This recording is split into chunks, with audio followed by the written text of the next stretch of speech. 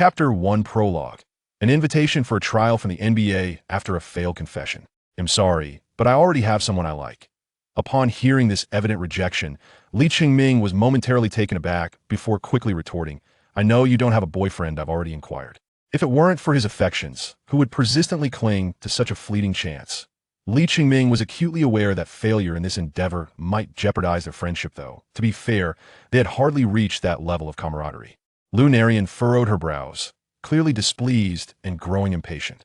Is my meaning not sufficiently clear? Must I articulate it further for you to comprehend?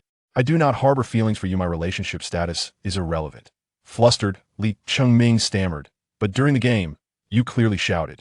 In his haste, he often accompanied his words with animated gestures, his corpulent form jiggling in a rather amusing manner. Yet, at that moment, Lunarian could only perceive him with disdain and revulsion. Without mercy, she shattered his self-deluded fantasies. I only joined the cheerleading squad because I lost a bet. When cheering, one must shout otherwise. How could you be so spirited? Can you distinguish between the court and reality? If it weren't for your need to score a championship, do you think anyone in class would even acknowledge you? Fat pig, what did you say? Li Qingming looked up, his eyes wide in disbelief, unable to fathom that his idol would utter such words in his presence. I've said enough. Just breathing the same air as he makes me feel nauseous. Step aside. With that, Lunarian moved forward, intending to push him aside, but at nearly 2 meters tall and weighing over 150 kilograms, Li Qingming was immovable for her slender frame. As she realized the colossal figure before her would not budge, a flicker of fear crossed her mind, and glancing around to find no one nearby, she began to feel a twinge of terror. Her gaze towards Li Qingming carried a hint of trepidation, almost compelling her to plead for mercy that a few soft words would suffice thereafter. She would ignore him completely, wishing never to see him again. Ideally, this would sufficiently crush his spirit, compelling him to transfer schools so she would never again have to encounter that repulsive mass. Unexpectedly, Li Qingming seemed to snap back to reality, raising his head to glance at her before abruptly turning and fleeing. His plump form bouncing as he ran was akin to jelly in motion, eliciting an involuntary laugh from Lunarian, albeit at her own expense. That I almost forgot, this fat pig lacks the courage to do anything. What is there for me to fear? Moreover, she felt justified in her stance. If it weren't for his incessant pursuit, she would gladly maintain the facade of tranquility, preserving her image as the goddess of the school. After all, she rather relished the adoration of devoted admirers wherever she went. In this moment, Li Qingming, after a frenzied dash, found himself panting heavily, his footsteps unconsciously slowing. Though out of breath, it was not due to fatigue, but rather an aversion to further movement. After all, the sensation of his ample flesh jiggling was far from delightful. Particularly disconcerting was the recent taunt from Lunarian, who had referred to him with a moniker that struck a nerve. Yes, he was indeed as plump as a pig, but must she prefix it with the word dead? Such harshness stung. After pausing to catch his breath, he felt a curious lightness. Sometimes he pondered the peculiarity of his physique. Logically, such weight should be burdensome, yet he found that when engaged in physical activity, he felt quite nimble. If it weren't for the discomfort caused by the excess fat, he would hardly need to breathe heavily at all. At that moment, a voice resonated within him. Host has triggered the keyword, dead fat pig, initiating the loading of the ultimate weight loss system. The ultimate weight loss system. Are you still troubled by your excess weight? Are you vacillating between temptation and dieting? Are you anxious about your inability to attract a girlfriend? Then why wait? Load this system immediately to relieve your worries. Li Qingming was startled by the sudden appearance of a virtual panel before him, nearly jumping in surprise, only to realize he was alone, and this was clearly visible only to him. Curiously, he scrutinized the panel, gradually comprehending its purpose. That IT was a future technology designed specifically to assist individuals in shedding pounds, while simultaneously empowering them to surpass their limits. For instance, it could enable one to become an Olympic champion or break a world record. Please select your sport. Li Qingming was lost in thought. The panel transformed, presenting a list of sporting options, along with a custom option. Choose a sport. After a moment of contemplation, he realized there was little to consider. Basketball was his forte. Yet, could playing basketball truly facilitate weight loss? Li Qingming harbored doubts, for despite his extensive experience on the court, he had not observed any diminishment in his size. If anything, he felt he was growing larger. Nonetheless, his size did not hinder his mobility on the court. Others often remarked on his exceptional talent. While he merely perceived that his opponents were lacking in skill, he hardly needed to exert himself to best them. This suited him well, as he was not particularly fond of physical exertion. Perhaps it was the comical image of a clumsy, hefty individual sprinting across the court that elicited laughter, and having endured mockery in the past, he was indifferent to. Whether the amusement stemmed from genuine humor or derision, he had no desire to attract such attention. Had it not been for the insistence of Lunarian and her classmates who sought his assistance in securing the championship for their grade to amend previous disappointments, he would have had no inclination to play basketball at all, preferring instead to practice in the solitude of his backyard court. This stems from his belief that maintaining physical activity and strengthening his body will enable him to live longer. He aspires to prolong his life, at the very least to fulfill his responsibility of providing for his parents in their twilight years. Had it not been for the fact that the goddess he had secretly admired approached him directly, he would not have developed the illusion that led him to declare his feelings after finally securing the championship. In truth, he had mentally prepared himself for rejection, having faced enough criticism about his appearance throughout his life, leaving him with little confidence. Even if Lu Nayun were to decline, Li Qingming would understand her decision. However, he never anticipated that the seemingly pure and simple class beauty, whom he believed regarded him with special favor, harbored such views of him privately. To her, he was merely a tool, akin to the others in the class, and she would naturally not care about his feelings at that moment. Li Qingming was indifferent to their opinions. His entire focus was captivated by the unexpected system that had emerged. No matter what, this impressive entity should not bring him harm, considering he was a worthless, overweight individual incapable of even finding a girlfriend. Selection confirmed. Basketball. Please reconfirm. Reconfirming. Selection. Basketball. Ding. The panel promptly updated. You have received a beginner's gift package. Would you like to open it? Click to confirm. You have obtained a trial invitation from the NBA's Orlando Magic. Yes, the most physically demanding basketball league on this planet. It is undoubtedly essential for overweight individuals aiming to shed pounds. You have updated your task log. Current task. Attend the Magic's trial reward. 1 point of calorie expenditure. Simultaneously, a red dot appeared, and out of curiosity, Li Qingming clicked on it, revealing yet another panel. Enter the marketplace. The host can exchange calories for currency to purchase items in the marketplace. Perfect shot card 1 coin. Guarantees a 100 shooting accuracy for open shots during a single game, limited to within 2 steps of the three-point line, using standard shooting. Form and actions, excluding lucky shots. Chapter 2. Journey to Orlando. Are you really going to leave? Yes, I have made my decision. Li Qingming nodded firmly in response to his mother's inquiry. He was uncertain whether it was Lu Nayun's provocation or the ambition instigated by the system that fueled his excitement, but he found himself eagerly anticipating this journey. The year was 2007, and like in previous years, the NBA would commence its draft following the conclusion of the finals. This year marked a significant draft, featuring hot prospects such as Greg Oden, Kevin Durant, and Al Horford, all of whom had excelled in college, naturally elevating their draft stock. Moreover, he was not the only domestic player participating in the NBA draft. Taekwon and Son, you were also contenders.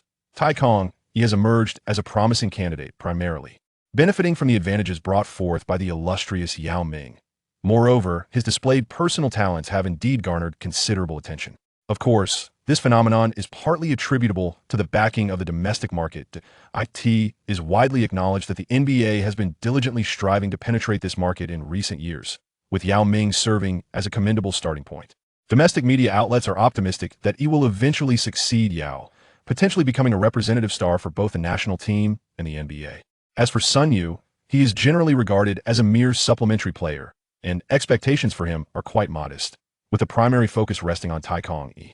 Many domestic fans speculate whether he might be selected among the top 3 picks, as the positions of Oden and Durant seem secure. Surely Horford could be swayed. With the media's enthusiastic support, domestic fans often exhibit a peculiar confidence in their players, even considering Durant to be somewhat less formidable. They believe Taekong's potential is limitless, far surpassing that of Durant, who is merely an earthling. Conversely, the truly formidable Yao Ming often faces excessive scrutiny. Amidst this, Li Qingming appears rather inconspicuous, with little coverage from domestic media. After all, he lacks notoriety, having received a trial invitation from the Magic only through the system. He has come at his own expense to participate in the draft. The Magic's popularity in the domestic arena is relatively modest, and at this time, the media is not as developed as it will be in the future. Consequently, fans seeking NBA information primarily rely on official sources, which naturally overlook a player like Li Qingming, who seems to have emerged from an obscure corner akin to a drifting weed.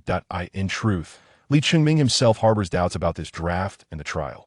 Although he dominated in college, clinching the class championship. It is widely understood how vast the chasm is between domestic collegiate competitions and the NBA. To put it succinctly, the NBA undoubtedly represents the pinnacle of competition, followed by the NCAA, European leagues, the G League, and then the CBA, regional leagues, and finally, domestic development leagues and collegiate competitions. At the very bottom of this hierarchy lie the class competitions within universities. Although Lee Chung-ming reigns supreme in this shallow pool, the leap across so many tiers naturally leaves him feeling somewhat insecure. Furthermore, he is not inherently a confident individual. The decision to take a leave of absence from school to study abroad can be deemed a rather audacious choice. Fortunately, his parents have been unwavering in their support. Even in the face of such a bold decision, they have encouraged him to pursue this opportunity, with his father even taking time off work to accompany him abroad. Due to the nature of his job, Lee's father frequently interacts with foreigners and is proficient in English, as well as possessing some knowledge of Russian and French. Raised under his father's influence, Lee Ching-ming is adept at foreign language communication, alleviating potential communication barriers that plagued Yao Ming in his earlier days. To establish oneself in the NBA. Merely speaking of tomatoes is insufficient. One must possess genuine talent. The challenge intensifies for foreign players striving to gain a foothold here, as it is evident that connections matter significantly. Lee Chung-ming accompanied his father to New York, where this year's draft will transpire at the Knicks' home, Madison Square Garden. Aspiring draftees will arrive here to complete their personal registration. Of course, certain criteria must be met to qualify as a foreign player. One must be under 23 years of age and have participated in professional leagues outside of the NBA, or alternatively, one can apply to the league's president's office either personally or through an authorized representative. Yao Ming, Yi Jinlian, and Sun Dasheng all enter the draft through legitimate channels, while Lee Ching-ming's fate will depend on the outcome of the upcoming tryout with the Magic. Only by impressing the managers and coaches during the tryout can Lee Chung-ming hope to be selected with a draft pick, thereby fulfilling his aspirations. However, even undrafted players can succeed. Securing a contract would still signify achievement. Lee Ching-ming maintained modest expectations in his heart, yet the results exceeded his anticipations. "It seems we have our work cut out for us this summer," remarked Otis Smith, the general manager of the Orlando Magic, as he and head coach Stan Van Gundy shared a lighthearted joke. Amidst the ongoing tryout at the Amway Center, the event attracted not only rookies but also overseas players returning in search of opportunities, as well as free agents whose contracts had expired. Smith, having taken the reins as general manager in May 2006, had successfully guided the team to the playoffs last season, albeit suffering a first-round sweep. Nonetheless, center Dwight Howard's impressive averages of 15.3 points, 14.8 rebounds, and 1.0 blocks hinted at his burgeoning potential. This season, he had recruited the former head coach of the Heat, Van Gundy, and was ambitiously preparing to make significant moves in the trade market. Rather than focusing excessively on the nearby Orlando training camp, the Magic opted to invite players for tryouts after the camp concluded, as they lacked valuable draft picks, and thus had diminished interest in rookies. Typically, lower-ranked rookies possess a high likelihood of being overlooked, including those free agents. If they could unearth even one or two hidden gems, it would be a considerable success. They did not genuinely expect to discover true talent among these individuals, as those unable to play or who were undrafted often had various justifications. While many spoke of comebacks, only a select few actually achieved them. "Wait, is there a player from China?" Van Gundy suddenly exclaimed, glancing at the roster while matching names to faces on the court, thereby drawing Smith's attention. Due to the influence of the Yao, the NBA continues to harbor significant interest in Chinese players. Otherwise, talents like Spacey and Sun Dasheng would not attract such considerable attention. Even those whose abilities may be lacking can serve as mascots or help in expanding the Chinese market. After all, no one would ever complain about an abundance of wealth. Stan Van Gundy's situation is particularly unique, as his brother, Jeff Van Gundy, recently departed from his role as head coach of the Houston Rockets just last month. This connection has fostered a favorable disposition in Stan towards Chinese players, and should the opportunity arise, he would be quite eager to observe the talents of the player. Known as Mr. Smith, here are the results of the physical assessment. The free agents have already participated in prior drafts, and a quick data check reveals that this evaluation is specifically tailored for this year's rookie players. Although there are official statistics, witnessing them firsthand is far more convincing. Since both individuals have shown interest in the Chinese player, they paid particular attention to his statistics. Name: Lee Ching-ming. Height: 6 feet 7 inches, 201 centimeters. Weight: 341. For pounds, 155 kilograms. Wingspan: 7 feet 1 inch, 216 centimeters. Standing reach: 273 centimeters vertical jump, 82 centimeters. These measurements are fundamental indicators of physical potential, largely reflecting static athleticism, yet they also suggest that this player possesses commendable physical attributes. This sparked a slight sense of anticipation in both individuals regarding Li Chiming. Chapter 3. Training match. In addition to physical assessments, trials undoubtedly include competitive play. After all, when selecting basketball players, physical fitness serves merely as a foundation. Other facets of evaluation must be discerned through gameplay. Having just navigated the tedious process of physical measurements, Li Chiming began to feel a twinge of restlessness. Although he was pleased to notice that he seemed slightly taller than during his last height measurement, the sight of the extraordinary physical stats of those around him instilled a sense of inferiority. Previously, when playing, his long arms allowed him to easily intercept passes and block shots. However, in this setting, his wingspan was not the most remarkable. Another player, of similar height, boasted a wingspan of 7 feet 2 inches, resembling an unrefined gorilla in his movements, as if he were still evolving. As for vertical leap and speed, Li Chiming's weight posed a significant challenge. Considering his bulk, his jump was commendable. Nevertheless, others consistently reached a baseline of 90 centimeters, with some achieving heights of 1 meter or even 1 meters. Li Chiming observed them, each one more exuberant than the last, and he felt a sense of numbness wash over him. With every assessment, it felt as though he was enduring another blow to his self-esteem. It was only when the competition was about to commence that he experienced a moment of relief. Surely, it was now his turn to shine, wasn't it? Though he lacked confidence, it was evidently his final opportunity. Li Chiming took a deep breath, raised his head high, and stepped onto the field. He was assigned to the second team, though the distinction between groups mattered little, as no one was familiar with one another. However, his complexion and appearance stood out amidst the crowd. As the competition was about to commence, there were no elaborate rituals. They simply flipped a coin to determine possession, after which both sides assumed their positions. Li Chiming was acutely aware that when it came to physical prowess, he could easily dominate his peers at school. However, in a league where extraordinary feats were commonplace, claiming to be anything but mediocre felt somewhat disingenuous.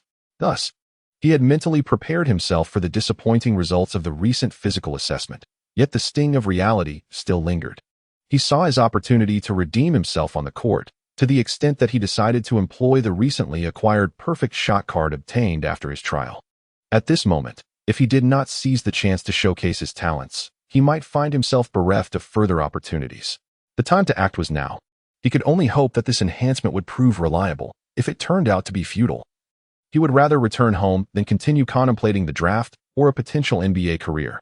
However, once the actual game commenced, Li Chiming soon realized that his optimism had been somewhat misplaced, as he found himself unable to receive the ball. Without possession, how could he demonstrate his abilities? Even with a perfect shooting percentage, he first needed the opportunity to shoot. Despite his commendable ball-handling skills, as a small forward, the absence of a structured play meant that the ball naturally resided in the hands of the point guard. In such scrimmages, players were primarily focused on their individual performances, and their rationale was well-founded. Without prior collaboration, it was challenging to anticipate teammates' movements unless one actively created space. Given Li Chiming's stature, expecting him to run without the ball was indeed asking too much. While he could execute spot-up shots, especially with his newfound confidence stemming from the perfect shot enhancement, these training games rarely involved double teams unless one penetrated the paint. Thus, after nearly 10 consecutive possessions, he finally managed to touch the ball for the first time. At that moment, he felt an overwhelming surge of emotion, and he couldn't help but harbor some resentment towards the point guard, who seemed to monopolize the ball. Yet, he understood that everyone around him was a competitor, and it was unrealistic to expect anyone to facilitate his success. He could only cherish every offensive opportunity to make his mark.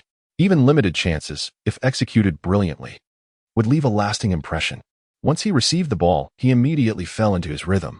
Fueled by a burning desire to retaliate after being scored upon twice on the defensive end. Positioned in the corner, he had been leaning against his defender, repeatedly signaling for the ball. After several attempts, it would be inconsiderate not to reward him with at least one opportunity, which he finally received. As he backed into his opponent, the defender assumed Li Chiming would attempt a powerful drive, given his imposing frame. However, in a moment of unexpected agility, Li Chiming executed a quick turnaround fadeaway jump shot, leaving his opponent unable to react in time to contest the shot. As Li Chiming ascended to the apex of his jump, he delicately flicked his hands, causing the ball to obediently and precisely drop into the net. Striking with a hollow thud, with a crisp swish, the sound of the net reverberated. Yes, Li Chiming clenched his fist and let out a roar, momentarily embodying the essence of a wolf king. On the sidelines, his father cheered with excitement, yet the reactions of others were rather tepid. Although the play was undeniably impressive, the sight of such a physique executing it appeared somewhat comical. Smith and Van Gundy had already shifted their attention to other players. As Li Chiming struggled to find opportunities on offense and was equally ineffective on defense. After observing for a while, they shook their heads and diverted their focus, acknowledging that their initial interest was merely due to his Asian heritage. Following the play, Smith couldn't help but chuckle, remarking, "I feel as though I'm witnessing Shaq playing in Kobe's style." Van Gundy laughed in agreement, noting the resemblance and imposing physique akin to O'Neal's, paired with a playing style reminiscent of Bryant's. It was astonishing to see a single individual embodying the attributes of the famed duo. This moment indeed captivated attention. However, no matter how exquisite the move, failing to score would render it inconsequential. Li Chiming was no Kobe. And even the most aesthetically pleasing execution could not transcend its inherent limitations, much like how others' well-defined calves could never claim the title of the most beautiful. Thus, the only measure was accuracy. Following a chaotic sequence from the guards, 2 minutes later, Li Chiming was granted a second opportunity in the same position. This time, it was a pass under duress. Unable to penetrate, he had been positioning himself to receive the ball. Leaning against his opponent, he had already contemplated his next move. And upon receiving the pass, he executed an immediate pivot. The defender, still attempting to stay close, was taken aback by Li's sudden, unyielding departure as he spun away, leaving only the echoes of his grace behind, while the defender remained, shouting in vain. At that moment, Li Chiming truly resembled a swallow. He soared into the air. Like a balloon, he plunged directly towards the hoop. The opposing center, initially poised to defend, was startled by this airborne deity and instinctively took a couple of steps back. With an astounding force, the rim bent alarmingly, raising concerns that it might be yanked down by Li Chiming's sheer strength. Upon his release and descent, the hoop even quivered slightly, leaving spectators in a state of stunned disbelief. Nearby, a gentleman of darker complexion couldn't help but wipe away the cold sweat, pondering whether Li Chiming had truly exerted himself when he had previously challenged him. Otherwise, the implications were too daunting to contemplate. What a magnificent play. At this moment, the only one cheering for Li Chiming was his proud father, whose excitement caused Li Chiming to question whether his father had been swapped out. Where was that unflappable old man he knew? Li's father would undoubtedly assert that one must show strength on foreign territory. If one performs well, they must make their presence known. This time, however, Li Chiming refrained from shouting and instead cast a scornful glance at the towering opponent beside him. Indeed, this time, it seemed as though the essence of the great shark had possessed him, resembling the prowess of Shaquille O'Neal. Van Gundy chuckled and, upon turning around, noticed Smith deep in thought, which stirred something within him as well. Chapter 4. A perfect hit perhaps due to Li Chiming's performances in the previous instances. His teammates began to harbor a bit more trust in him. Consequently, when their offensive strategies faltered, the guards became more willing to pass him the ball. There was no alternative. Had they been capable of scoring themselves, they would have chosen to do so. As no one wishes to forfeit their chances for another unless Li Chiming proactively called for the ball from the backcourt, which would have led to discontent among his teammates. In these scrimmages, the players were merely assembled on the fly, resulting in a lack of offensive synergy, and similarly, the defensive cohesion was even weaker. Otherwise, it would not have been so effortless for a single individual to toy with them. During such moments, players typically detest the act of defense, as there are no statistics to account for, making it difficult for others to discern their contributions. After all, if one solely focuses on defense, without teammates to assist, it is far from easy to completely restrain an opponent. Unless one possesses no offensive tactics whatsoever, they might gamble on their defensive prowess being recognized. In truth, Li Chiming required assistance on the defensive front. During his college days, his teammates bore the brunt of the defensive pressure while he executed explosive offensive plays. He had discernible weaknesses in defense. Having played in the paint during college, he now found himself occupying the small forward position here, magnifying his speed and agility deficits. Conversely, this shift also granted him an advantage on the offensive end, resulting in natural mismatches. With a lack of defensive coordination and no established system, Not to mention the absence of switches, the game devolved into man-to-man coverage, easily leading to isolated one-on-one matchups. The opponent he faced at the small forward position was an athletic individual, capable of dunking with ease, yet he was slender, and if Li Qingming focused, he might very well overpower him. Nonetheless, Li Qingming preferred to showcase his flair and was eager to test whether his shooting could indeed be flawless, thus employing every offensive technique at his disposal. Remarkably, during the NBA team's tryouts, he embodied the essence of his nickname, the flexible, hefty one, and without exceptions. Every shot he took found its mark. Indeed, with my prowess, I am invincible. By the conclusion of the match, Li Qingming had taken only 9 shots, yet astonishingly, all were successful. His repertoire included a spinning dunk, a fadeaway jumper, a backhanded hook, a step-back three-pointer, and a delicate layup, creating a veritable kaleidoscope of offensive artistry. As for assists, he recorded none, but this was to be expected. He had long grown accustomed to this toxic style of play, as there were simply no superior offensive options on his team. Unless the opponents opted for a double team, he was reluctant to pass. Otherwise, how could he have earned the moniker O'Neal of Shirching University? Although his team ultimately suffered a 7-point defeat, the disparity in overall team strength was evident. Yet Li Qingming's performance transcended the outcome. His scoring may not have been particularly high, but a perfect shooting percentage was undeniably remarkable, prompting contemplation of whether, had the team centered their strategy around him from the outset, victory might have been theirs. Regardless, his statistics would have certainly appeared more impressive. One could only wonder if he might have missed any shots. In any case, after this experience, Li Qingming found himself the focus of much more attention within the arena. Even during his conversations with his father on the sidelines, he could sense the occasional passerby casting glances in his direction. Simultaneously, the manager and head coach of the Magic were engaged in discussions about him. Although substitutions had commenced for the second match, after 2 minutes of lackluster performances from the players on the court, their interest waned, and instead, it was Li Qingming who lingered in their thoughts. While the feat of hitting all 9 shots may seem exaggerated, perhaps merely a stroke of good fortune, it was evident that he was not entirely relying on luck.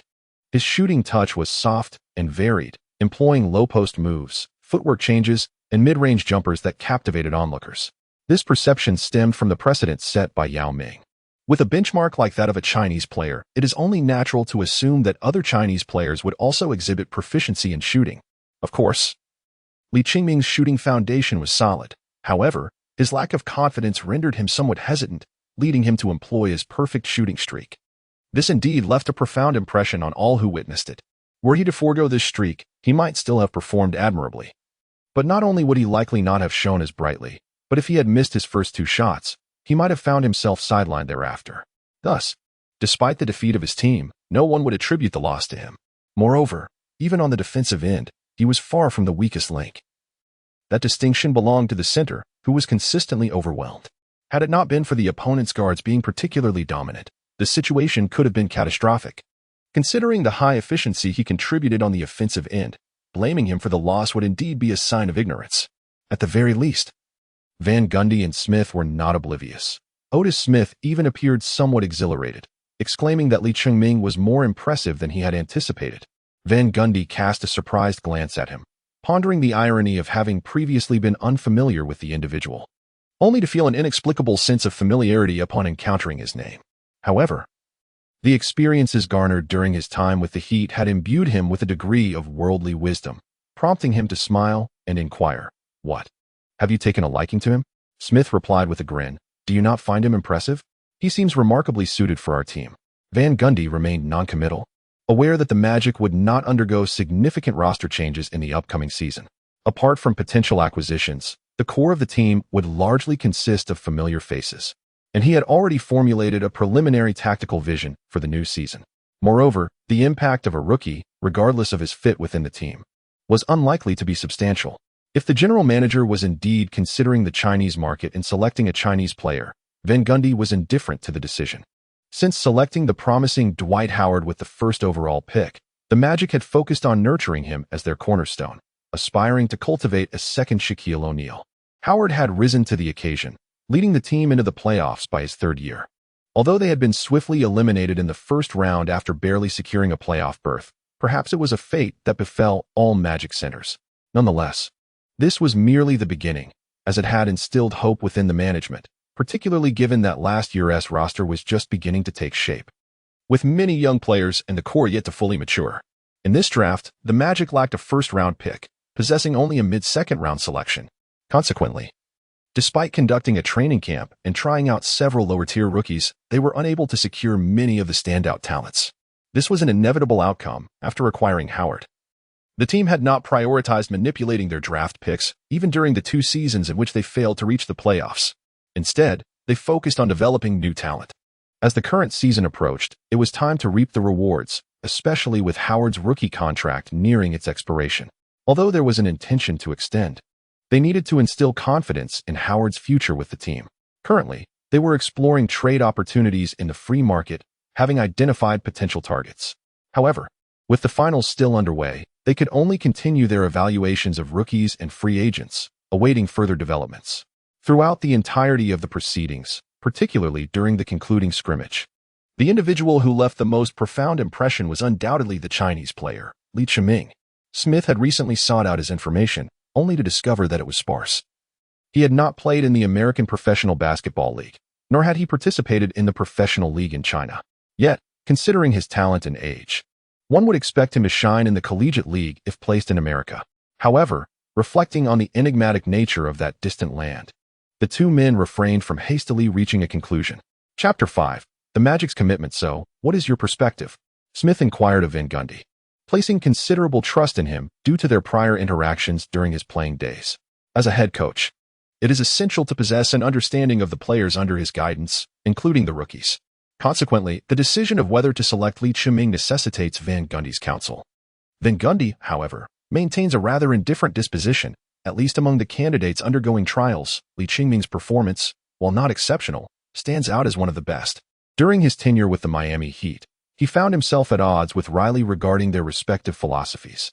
The Van Gundy brothers represent the old-school coaching archetype, steeped in a strong academic foundation, emphasizing defense and teamwork, which contrasts sharply with Riley's advocacy for an aesthetically pleasing offensive style of basketball. Riley, having once led the Lakers to their renowned Showtime era, possesses an inherent pursuit of offensive excellence. The previous year, he dismissed Stan Van Gundy, whom he had previously supported, and returned to coach the Heat, securing a championship in his inaugural season. Nevertheless, Van Gundy often feels as though he has been deprived of the fruits of his labor, leaving him somewhat disheartened. That said, this experience has imparted valuable lessons, enabling him to exercise a degree of compromise on minor issues within the team when the situation calls for it. He perceives Otis Smith's keen interest in Li Chiming, possibly stemming from the latter's prior performance on the court or his Chinese heritage. In any case, the young man undoubtedly possesses value. Furthermore, Van Gundy discerns some defensive qualities within Li Chiming. His defensive attitude is commendable, and he displays a certain level of awareness. Therefore, within his team strategy, there is certainly a place for him, provided the right synergies are established, allowing his defensive shortcomings to be masked by collective efforts. Moreover, he possesses confidence in his ability to develop defensive skills. The sole concern remains: could he be too overweight? This is, in fact, the sole aspect of Li Chiming that Van Gundy finds unsatisfactory. During his prime with the Lakers, Shaquille O'Neal weighed merely 155 kilograms. Yet he stood at an imposing height of 216 centimeters, significantly taller than Li Chiming. Furthermore, O'Neal did not appear as corpulent as Li Chiming, likely possessing a greater proportion of excess body fat. Van Gundy believes that it is precisely due to Li's physique that his defensive capabilities are hindered. Coaches specializing in defense impose stricter physical standards, as these are fundamental to executing defensive strategies, while simultaneously serving as a testament to a player's discipline and adherence to training. It is evident that Li Chiming's weight is conspicuously excessive, predominantly comprised of visible fat. Under such circumstances, it is difficult to persuade anyone of his self-discipline. On the other hand, attributes such as height and wingspan are not easily altered through training. Li has just turned 19, and while he may still grow, he is likely nearing his maximum height. However, the issue of obesity is one that can indeed be addressed. Despite the common assertion that exercise alone is insufficient for weight loss, especially fat reduction, the rigorous demands of the NBA, with its high caloric expenditure, should readily facilitate the reduction of his excess fat. Given his substantial weight, it is clear that he carries a considerable amount of fat. If he were merely left with muscle, it would be more acceptable. Thus, While this aspect is disconcerting, it remains tolerable. Van Gundy also considers that if he cannot overpower O'Neill or withstand Riley, is it plausible that he would be able to dominate a mere 19-year-old? The remaining question is whether they have any alternatives or if he is their only choice. Upon confirming Van Gundy's opinion, Smith chuckled and remarked, "In that case, let us keep him as one of our options and observe further." Naturally, he would need to inform Lee in advance, indicating their interest in him. Even if the draft pick does not end up being utilized on him, they could still invite him to participate in the Orlando Summer League, thus ensuring he does not feel slighted. Consequently, following the conclusion of the workout, Otis Smith instructed the arena staff to notify Lee Chung-ming and his father to remain.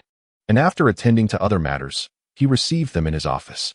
He was forthright, stating, "Barring any unforeseen circumstances, we intend to select you with our draft pick, albeit not at a very high position." Lee Chung-ming's face lit up with joy at once, yet his father remained remarkably composed. When confronted with such matters, he harbored no illusions of unexpected fortune. Instead, he was immediately wary of potential traps. After all, he had engaged with numerous Western merchants and harbored no favorable impressions of them. Nor did he entertain the notion that they adhered strictly to contracts, especially when the agreement at hand was merely verbal and hardly constituted a binding contract. In truth, the father and son had previously conducted some inquiries into matters related to drafts and were aware that the Orlando Magic indeed had only one remaining selection in the second round, specifically the 44th pick, a number that bore an ominous connotation. If a zero were to be added, it would be even more foreboding. Nonetheless, given Lee Chung-ming's current circumstances, securing such a pick was already commendable. Being selected would signify success.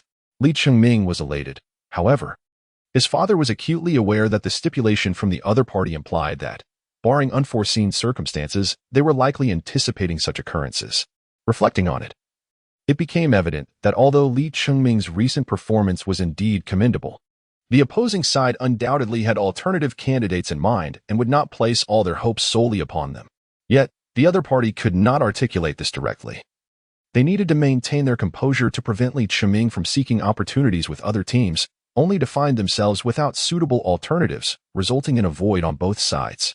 Unlike his son, who could easily be misled, he understood that they were merely an ordinary family without connections in this realm. They were not like players such as Yao Ming or those from the space era, who, having already shown domestically, entered the draft with considerable publicity and prestige. Their journey was far more arduous than that of Lee Chung-ming. Nonetheless, the fact that the other party expressed that Lee Chung-ming's performance had indeed impressed them brought a sense of solace to his father, assuring him that the trip had not been in vain. Even if his son might not pursue this career path in the future, the experience gained was invaluable. Thus, he graciously thanked Smith, made a commitment, and left a positive impression before elucidating his deductions to Lee Chung-ming on their way home. Lee Chung-ming, though lacking in life experience and possessing a somewhat naive understanding of society, is by no means foolish. Upon his father's explanation, he comprehends the situation. Despite his father's use of tentative language, an indication of his inherent meticulousness. "Father, the talent show is scheduled for the 28th, which is still half a month away. Perhaps we could take this opportunity to relax here, treating it as a leisurely trip." Lee Chung-ming was momentarily taken aback, rendered speechless. Mr. Lee inquired with curiosity, "What troubles you?" Lee Chung-ming suddenly proposed, "Why not try out for another team?" Although he had received an invitation from the system for a trial with the Magic, granting him this opportunity, he understood the principle of drawing inferences from others and realized that with this chance, he could create further opportunities for himself. Therefore, attending trials with other teams should pose no issue. His identity as a Chinese player would likely provide him with certain advantages, especially during this unique period. When Yao Ming was drafted, there were still reservations on both sides of the Pacific. But his successful example paved the way for the remarkable entry of Thai Space into the NBA. Otherwise, in various aspects, Thai Space could not be compared to Yao Ming. Even players like Sun Dashing and Lee Chung-ming himself felt they were somewhat benefiting from the legacy of their predecessors. However, beginnings are always difficult. Since this initial step has proven successful, further actions can be taken, albeit with some complications and a pressing timeline. Little did he know, Lee's father glanced at him and shook his head, saying, "Since we have already made a promise to the other party, it would not be right to break our commitment." Lee Chung-ming felt a surge of anxiety. "But Dad, didn't you say?" "Indeed, that is what I stated," his father interrupted. "Yet in truth, we find ourselves with limited options. Unless you can assure me that other teams will undoubtedly select you. Can you provide such a guarantee? Li Qingming was momentarily taken aback, then fell into a contemplative silence. Having exhausted all his persuasive tactics, he found himself at a loss, unable to fathom any alternative means to sway the manager's decision. Certainly, Mr. Li is acutely aware of the immense attention that this draft has garnered domestically. If they so desire, they might leverage the domestic media to create a favorable buzz. After all, promoting both the talents of Tai Kong-yi and Sun Dashing, while also highlighting the fortunate youth who received a tryout invitation from the Magic, should not pose a significant issue. This could potentially attract the interest of other teams. However, it is important to acknowledge that uncertainties abound. The head coach of the Magic is certainly not oblivious to the news and would undoubtedly have his own thoughts on the matter. Yet, given the previous circumstances, he could not afford to treat the situation lightly. Thus, while it may appear that they have choices, in reality, they find themselves with no alternative options. Ultimately, it is their lack of connections and the fact that Li Qingming has yet to attain a level of exceptional talent and skill that constrains them. Nevertheless, they can view this as a period of rest, holding on to the belief that there is always a way out of despair, and perhaps a new opportunity awaits them just around the corner. Chapter 6. The draft day time swiftly passed, and before long, the day of the draft arrived. During this period, Li Qingming had genuinely enjoyed his time in New York with his father, gradually finding peace within himself. At his young age, he had never contemplated entering the NBA until the sudden emergence of this system, despite the encouragement from Lunalian. Now, having ventured out, the sting of his failed confession had nearly faded. Returning home would merely result in a few chuckles at his expense, nothing of great consequence. Yet, he felt a twinge of regret, for he had perused the system's shop, realizing that many fine items awaited him. Should he succeed in the draft and officially join the NBA, he strongly believed he would soon embark on a prosperous journey.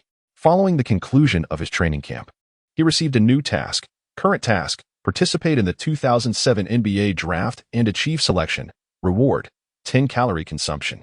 This was an immense temptation for Li Qingming, as the 10 units of energy could be exchanged for numerous valuable items in the system's shop, nearly guaranteeing his ascent should he secure this opportunity. Once chosen, even if the team did not invest heavily in nurturing him, he could still pursue other chances. After all, being selected and not selected represented two distinct realities. Once drafted, he could potentially become a valuable trade asset. While becoming a trade chip may not be a joyous prospect for a player, valuable entities always warrant scrutiny, providing a chance to showcase one's abilities.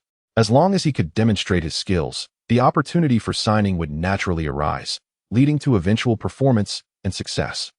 Though Li Qingming held no grand expectations and had mentally prepared himself for the possibility of not being selected, he felt compelled to witness the outcome.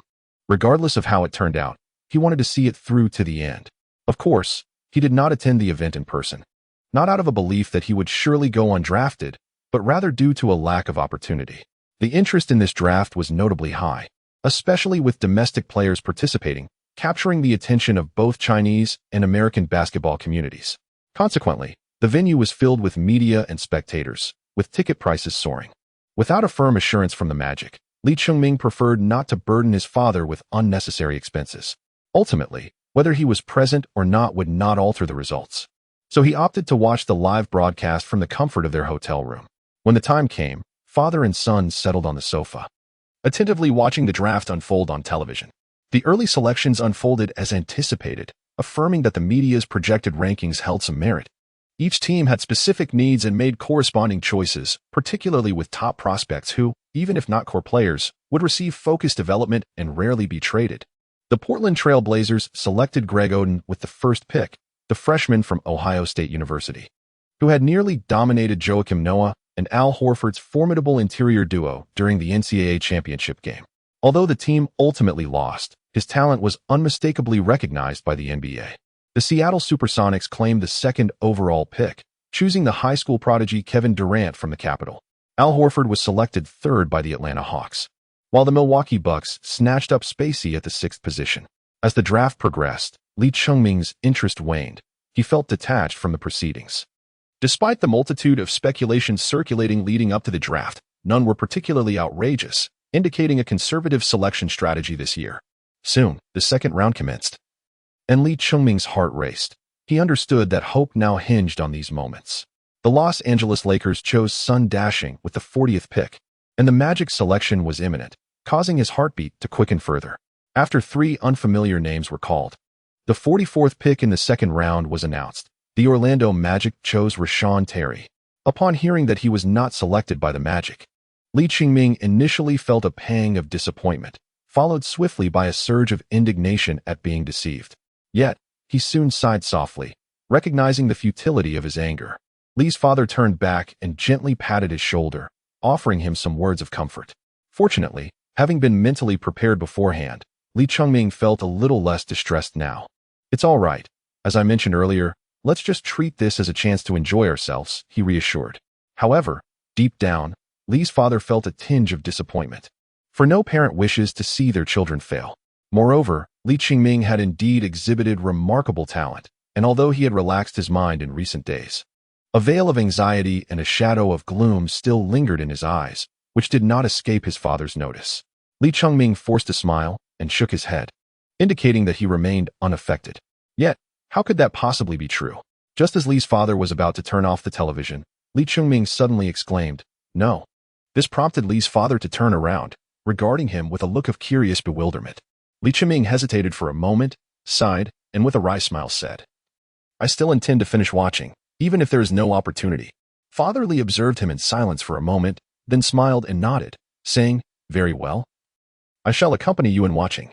Lee Ching-ming nodded appreciatively, feeling that his greatest fortune lay in having a father who understood him and even indulged in his madness, while his mother remained ever forgiving. Had it not been for such a nurturing environment, he might not have retained his optimistic spirit, which even extended to his steadily rising weight. In truth, the subsequent draft positions no longer seemed worthy of their attention. After all, they had only participated in a tryout with the Magic, and other teams were likely unaware of Lee Ching-ming's existence as a rookie. With the Magic opting not to select him, it was improbable that any other team would. The only conceivable scenario was that the Magic had engaged in pre-draft trades, a notion that both Lee's father and Lee Ching-ming pondered during their leisure time, yet they deemed it rather unrealistic. Perhaps the Magic truly believed that the player they selected better suited their needs. He might need to seek out footage of that player's games to discern the areas in which he excelled beyond his own capabilities. Lee Ching-ming, lost in thought, was suddenly jolted by his father's push. He snapped back to reality, eyes wide in astonishment as he gazed at the television screen.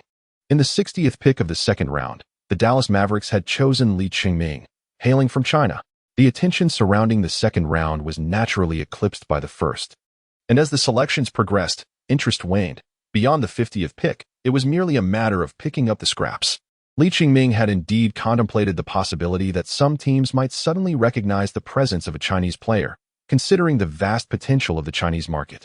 They might think that since the subsequent draft positions hold little value, it would be prudent to select him to tap into the Eastern market.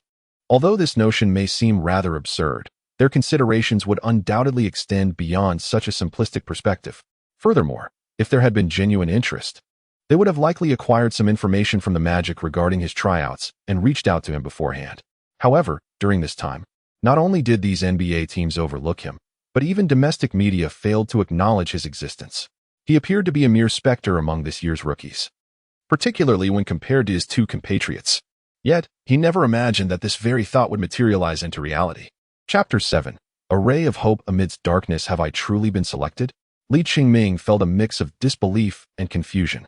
Initially devoid of hope, he inexplicably harbored a lingering desire for a so-called miracle. Coupled with his father's exhortation to see things through to the end, he remained to watch, unexpectedly finding a glimmer of hope in the most unlikely of circumstances.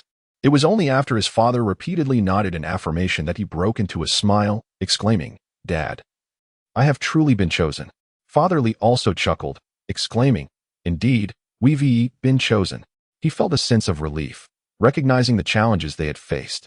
Although he had consistently reassured his son that there would be a silver lining, the actual outcome filled him with joy, both for his son and himself. For this journey had not been in vain. At that moment, his phone suddenly rang. To his astonishment, it was a call from Otis Smith, the general manager of the Magic. He paused for a moment, wondering if this was a call to demand an explanation. After all, the Magic had previously promised to select them but failed to uphold that commitment, and now the Mavericks had swooped in. Even if they presumed the player had gone to Dallas for a tryout, it seemed unreasonable to hold them accountable. If he had the audacity, Father Li would not hesitate to confront him, for given the circumstances, he no longer anticipated any further interaction. "Dad, what does he want?" Li Qingming noticed the name of the Magic's general manager and felt a mixture of anger and satisfaction. Having experienced little in this regard, his emotions were rather transparent. Especially in his youthful exuberance, he harbored a sense of indignation, feeling that one should not underestimate the ambitions of the young. He even began to envision himself excelling against the player selected by the Magic in the upcoming Summer League. Mr. Li cast a glance at him, gestured for silence, and then answered the call, eager to hear what the other party wished to convey. To his astonishment, the caller presented news that was both surprising yet, upon reflection, seemed quite reasonable. "Mr. Li, when you have a moment, could you arrange for young Mr. Li to report to the team? We are preparing for him to participate in the Summer League." Li Qingming observed his father's momentary stupor, a flicker of curiosity igniting within him regarding the cause of this bewilderment. However, his attention swiftly shifted to the system, as he realized he had accomplished his task. Although this undertaking appeared to bear little relation to his own self, seemingly a matter of mere fortune, he acknowledged that since his decision to venture to America, he had indeed exerted effort. Whether the Dallas Mavericks selected him due to his identity as a Chinese national or because of the reports of his performance during the trial with the Magic, it mattered not. He had been chosen. Even if he were the last pick, the completion of his task was what truly mattered. As he sensed the 10 calories expended, an instantaneous awareness of subtle changes coursed through his body. It was as if a flame ignited within his abdomen, an intense heat that brought with it a tinge of discomfort. Was this sensation a consequence of the caloric expenditure? Yet, during his previous trial, he had not experienced anything akin to this. Perhaps the earlier caloric burn had been insufficient to elicit such a response. Li Qingming suddenly felt a wave of nausea wash over him. He hurriedly rose to his feet and dashed into the restroom, where he leaned over the sink and retched for a while before regaining his composure. After splashing some water on his face, he was struck by another wave of astonishment. Upon noticing a peculiar stickiness between his abdomen and clothing, curiosity compelled him to lift his shirt and glance at his stomach, nearly causing him to recoil in shock. There, on his skin, he beheld a few dark impurities surfacing, which, though not abundant, appeared quite unsettling. Li Qingming hurriedly removed his shirt, contemplated for a moment, and then shut the bathroom door. He stripped off his trousers as well and decided to take a refreshing shower. After rinsing away the remnants of the magazine, he suddenly felt as though his body had become considerably lighter. As he gently touched his abdomen, he was surprised to discover that the flesh there seemed to have tightened significantly. This realization brought him a sense of joy, and it was only then that he seemed to recognize the effectiveness of this so-called weight loss system. Perhaps he should find a place to weigh himself tomorrow? His father called out to him from outside, prompting Li Qingming to quickly dry himself off and wrap a towel around his waist before stepping out. He was always quite casual in front of his father. Father Li observed him without much concern, or perhaps his attention was simply elsewhere. At that moment, his expression appeared rather peculiar, as if he had encountered something inexplicably strange. Li Qingming was certain that it was related to the recent call from the Magic team. "Dad, what is the matter? Did that foreigner say something harsh?" Li's father regained his composure, and after observing his son for a moment, he chuckled bitterly, saying, "You mustn't refer to him as a foreign devil anymore. He is the team's manager, you know." Upon hearing his father explain that the reason the Mavericks selected him with the 60th pick was due to a trade made with the Magic, he learned that the player chosen by the Magic was actually the one Dallas desired. In exchange for that pick, they acquired the Mavericks' final position pick along with a sum of cash. Moreover, the contract amounts for players are generally correlated with their draft positions. Thus, the signing bonus associated with the 60th pick would undoubtedly be significantly lower. This arrangement essentially equated to earning a double benefit. This shrewd general manager had undoubtedly made a wise transaction, knowing full well that Li Qingming had not auditioned elsewhere and that other teams would not select him, making the lower pick a more advantageous choice amidst a lack of competition. It also indicated that they had no other rookies they deemed more promising, as Li Qingming's physical assessments and training performances, along with considerations of his Chinese nationality, rendered him the most distinguished option available in that later round. Li Qingming gaped in astonishment, unsure of what expression to adopt thereafter. Li's father found the situation quite absurd. Just moments ago, the father and son were lamenting the management of the Magic, and now they were to collaborate with them. Nevertheless, this turn of events held its own merits. Since you had previously undergone a trial there, participating in the Summer League would allow the coach to better understand how to position you. As long as you perform admirably, you are certain to secure a contract. While luck may play a significant role, it is also a facet of skill. And Li's father felt increasingly confident in Li Qingming's potential to join the NBA. Li Qingming harbored no such concerns, for he could still procure items from the marketplace. He merely felt that life was indeed too dramatic. After experiencing great highs and lows, there was yet another twist. Subsequently, Li's father remarked, "By the way, I am certain that discussions about you will soon commence back home. However, until we officially secure the contract, we must remain vigilant. Let's head directly to report to the Magic team, and I will handle all other matters. You should focus solely on your game." Li Qingming had little concept of popularity, having only experienced it during university competitions. He casually nodded, already contemplating what he might redeem to enhance himself. Following the selection of Taekwondo by the Milwaukee Bucks, many fans in China, who previously had no impression of the city or the team, suddenly became aware of both, leading to a flurry of related information. However, many expressed disappointment, as the Bucks were neither a powerhouse nor a major market team, and certainly not a fan favorite, with their location being rather obscure. Nonetheless, this situation had its advantages. Taekwondo would have more opportunities to hone his skills, as there would be fewer competitors for ball possession. Amidst media hype, domestic fans began to anticipate the emergence of a second Yao Ming, placing high expectations on Taekwondo. In contrast, the attention on Sun Dashing, who was selected in the second round, was not as pronounced, primarily due to his association with the Los Angeles Lakers, a team renowned for its strength and popularity, especially with the presence of Kobe Bryant. To play alongside Kobe was a dream for many fans. In comparison, Li Qingming attracted almost no attention. However, when the media conducted a tally, they discovered that 3 domestic players had been selected in this draft, which unexpectedly heightened interest in Li Qingming. While Taekwondo was perceived as having been picked lower than expected and Sun Dashing's selection was anticipated, the question of who Li Qingming was perplexed many. Some even pondered over the peculiar nature of his name, speculating whether it indicated he was a Chinese national or merely of Chinese descent. Given the lack of information about him. Chapter 8. Who is Li Qingming? Historically, the attention on Chinese players in the NBA has been limited due to various factors, including the era and their relatively marginal roles. The arrival of Yao Ming as the first overall pick was undoubtedly a win-win for both the NBA and domestic fans. For the NBA, it marked a significant step in expanding into the Chinese market. For fans, it was a long-awaited opportunity to see a homegrown player take center stage in the highest echelons of global basketball.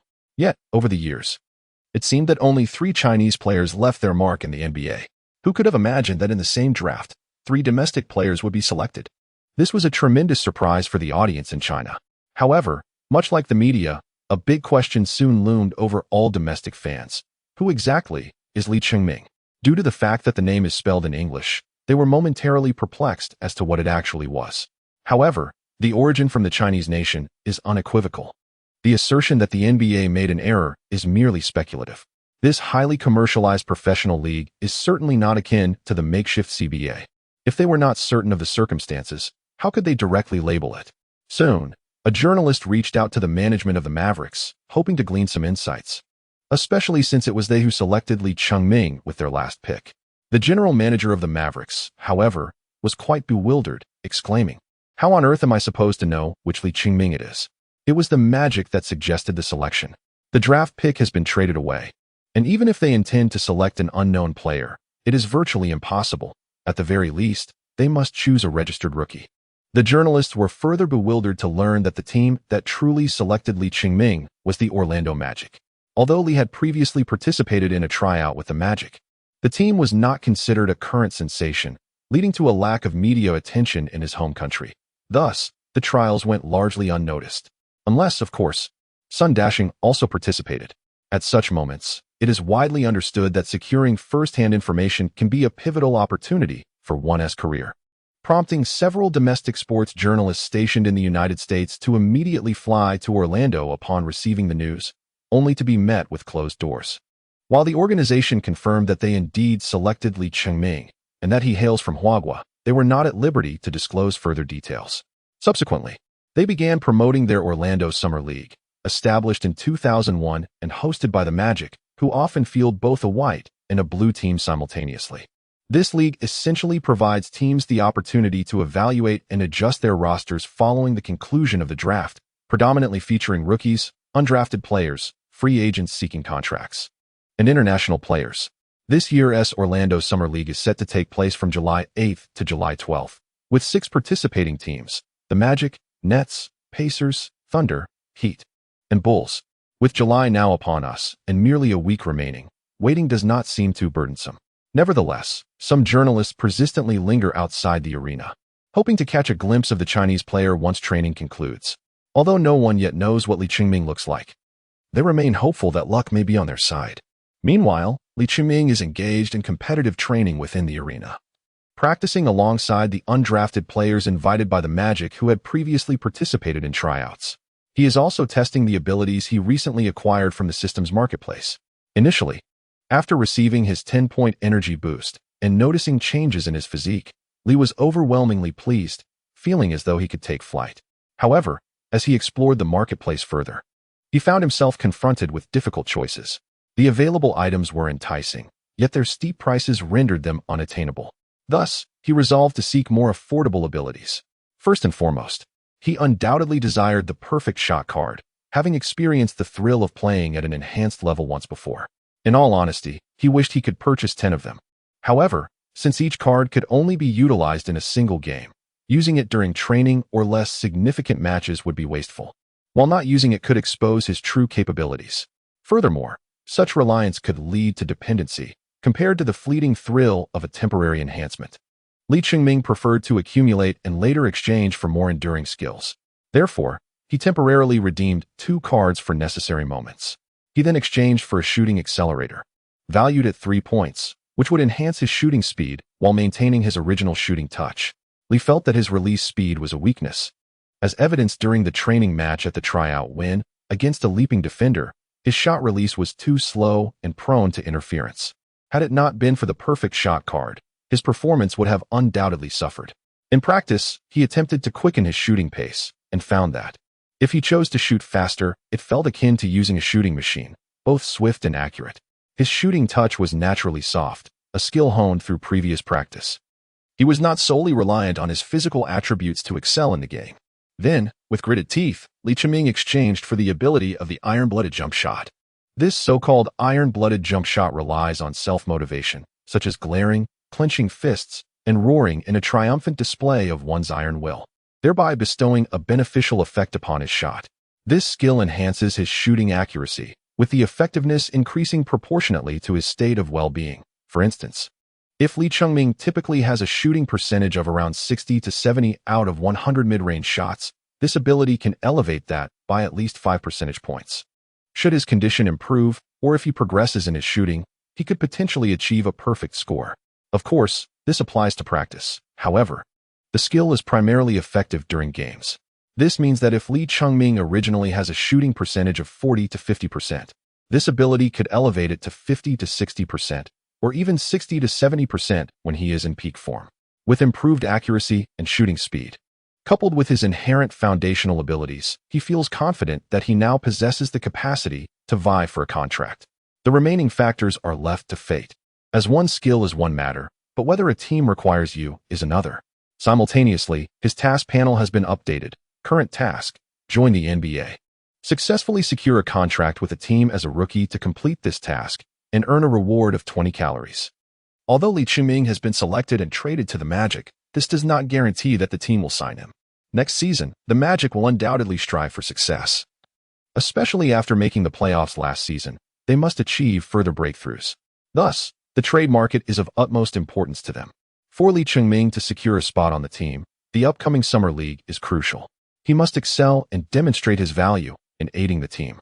In reality, he also recognizes the significance of commercial value, yet taking his father's advice to heart, he believes that establishing a solid foundation should take precedence before considering other matters. Otherwise, even if he manages to stay temporarily, opportunities in the future may be scarce. Without chances, he cannot complete his tasks, earn rewards, or further his development. Relying solely on training is too slow and uncertain.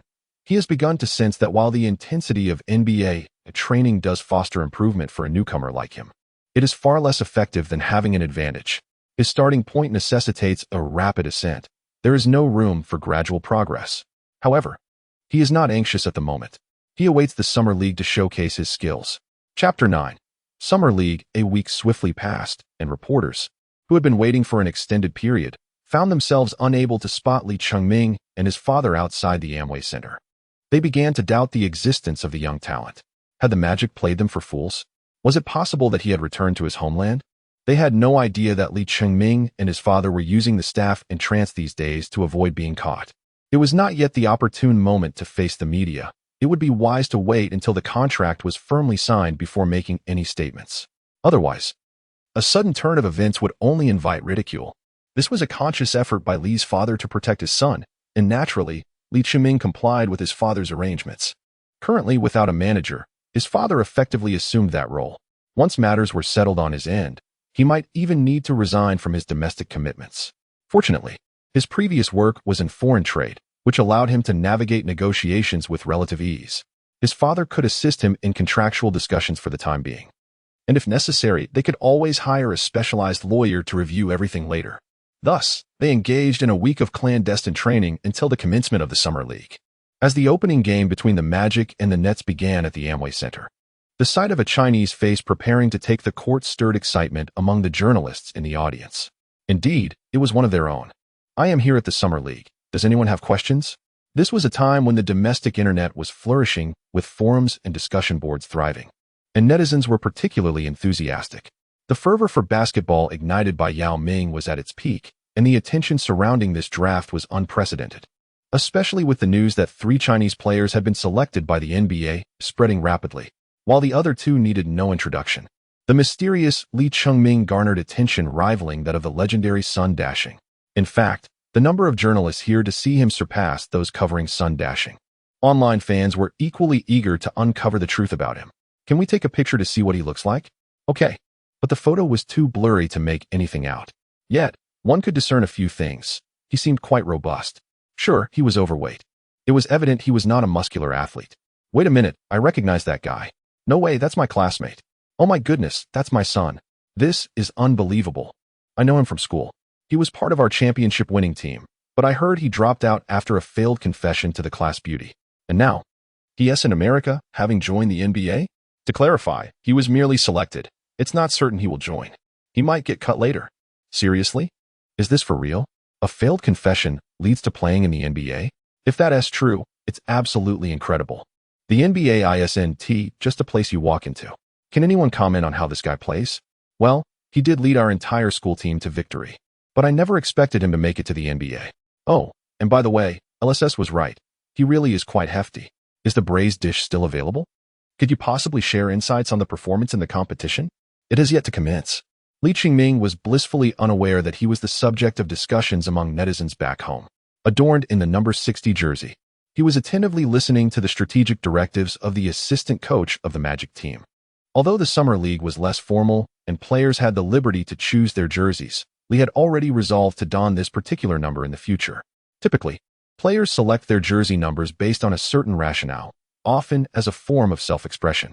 For instance, many choose the number 3 in homage to their idols, while others opt for the number 0 as a means of starting anew or to defy the naysayers. There are also those who embrace the significance of numbers like 6, derived from 2 multiplied by 3, or the statement that 2 equals 1 plus 1, or the notion of transcendence represented by 7 being greater than 6, and 24 surpassing 23. Lee Chungming initially contemplated the possibility of being selected as the 44th pick, envisioning a jersey number of 404. However, he recognized the improbability of this. Given the limitation of 2 digits, which might have resulted in the number 04 instead, he did not particularly idolize any specific basketball player, as his interest in the NBA was primarily centered around Yao Ming's team. If pressed to choose, he would undoubtedly select Yao, yet they belonged to different categories of players, thus he would not seek to pay tribute through his jersey number. Now that he had been chosen as the last pick, it seemed fortuitous to simply adopt the number corresponding to his selection position, imbuing it with sentimental value and serving as a personal motivation. The preceding 59 picks should brace themselves, as he intended to surpass them all. Furthermore, He could not recall any remarkably famous player associated with the number 60. Should he excel, he would undoubtedly become the emblematic figure of that number. He had no desire to emulate anyone else. He aspired solely to be the first version of himself. All right, team, let us take the court with fervor and strive diligently for our new contracts. After finalizing the tactical arrangements, the assistant coach chuckled, eliciting laughter from everyone present. Their opponents today were the Nets from New Jersey, and without a doubt, Lee Ching-ming took the starting position, accompanied by his teammates, sophomore J.J. Redick and James Augustine, along with Marcin Gortat, a Polish player who had just officially entered the NBA after being a second-round pick in 2005. The remaining player, a fellow named Dukiza, was an undrafted player serving as the point guard, while Lee Ching-ming occupied the small forward position. The Nets' starting five included two sophomores, Josh Boone, center, and Marcus Williams, point guard, as well as Sean Williams, selected 17th overall in the first round by the Nets, playing as power forward, supported by two free agents. Unlike official NBA games, the Summer League adhered more closely to NCAA rules, featuring two halves of play. As the referee's whistle sounded, the match commenced, with Boone, the opposing center, winning the tip-off, granting the Nets the first offensive opportunity. Gortat, being a white player with average athleticism, exhibited robust interior defense during previous practices, embodying the classic blue-collar center with a hint of finesse. Offensively, he leaned towards finishing plays rather than creating his own, possibly due to his recent arrival, as no scrimmages had been arranged during practice, making it difficult to gauge their competitive prowess. Lee Ching-ming himself had not showcased much of his skill set either, yet his shooting ability was sufficient to please the team. Initially concerned that his flawless performance during the tryouts was an anomaly, it was evident that even if he exceeded expectations, his shooting prowess remained commendable. In this current lineup for the Magic, there was no doubt that the offensive focal point was J.J. Redick. Although primarily a shooter, his precise shooting ability, combined with Gortat's screens, could effectively open avenues for the team offensively. Should the opponents fail to defend against the pick-and-roll effectively, Gortat's roll to the basket could deliver a significant blow. Conversely, Lee Ching-ming had not revealed much during previous training. Aside from his shooting, he had not demonstrated other strengths. Thus, the assistant coach did not assign him any specific tactical roles beyond creating space, recognizing his commendable three-point shooting. However, after Boone scored the opening basket for the Nets with a layup off the backboard, Lee Ching-ming received a pass from Dukiza after establishing position in the elbow area. This was not a deliberate attempt by Lee Ching-ming to occupy space at the expense of his teammates. Rather, it was instinctive muscle memory. Having played as an interior player in college, he was accustomed to establishing a low-post presence to facilitate team play. And this game marked his official debut in the NBA, at least in his eyes, leading to an excited overexertion. Fortunately, his teammates exhibited commendable tactical awareness. Gortat hailed from European leagues.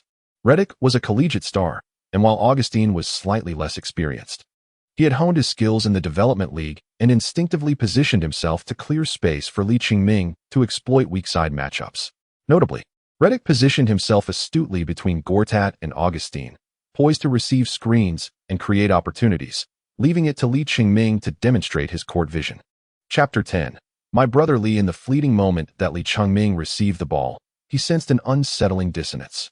The assistant coach had orchestrated a strategy to create offensive opportunities for Redick, and naturally, the initial play was intended for the team's primary sharpshooter to gauge the atmosphere, rendering any transition from Lee Ching-ming unnecessary.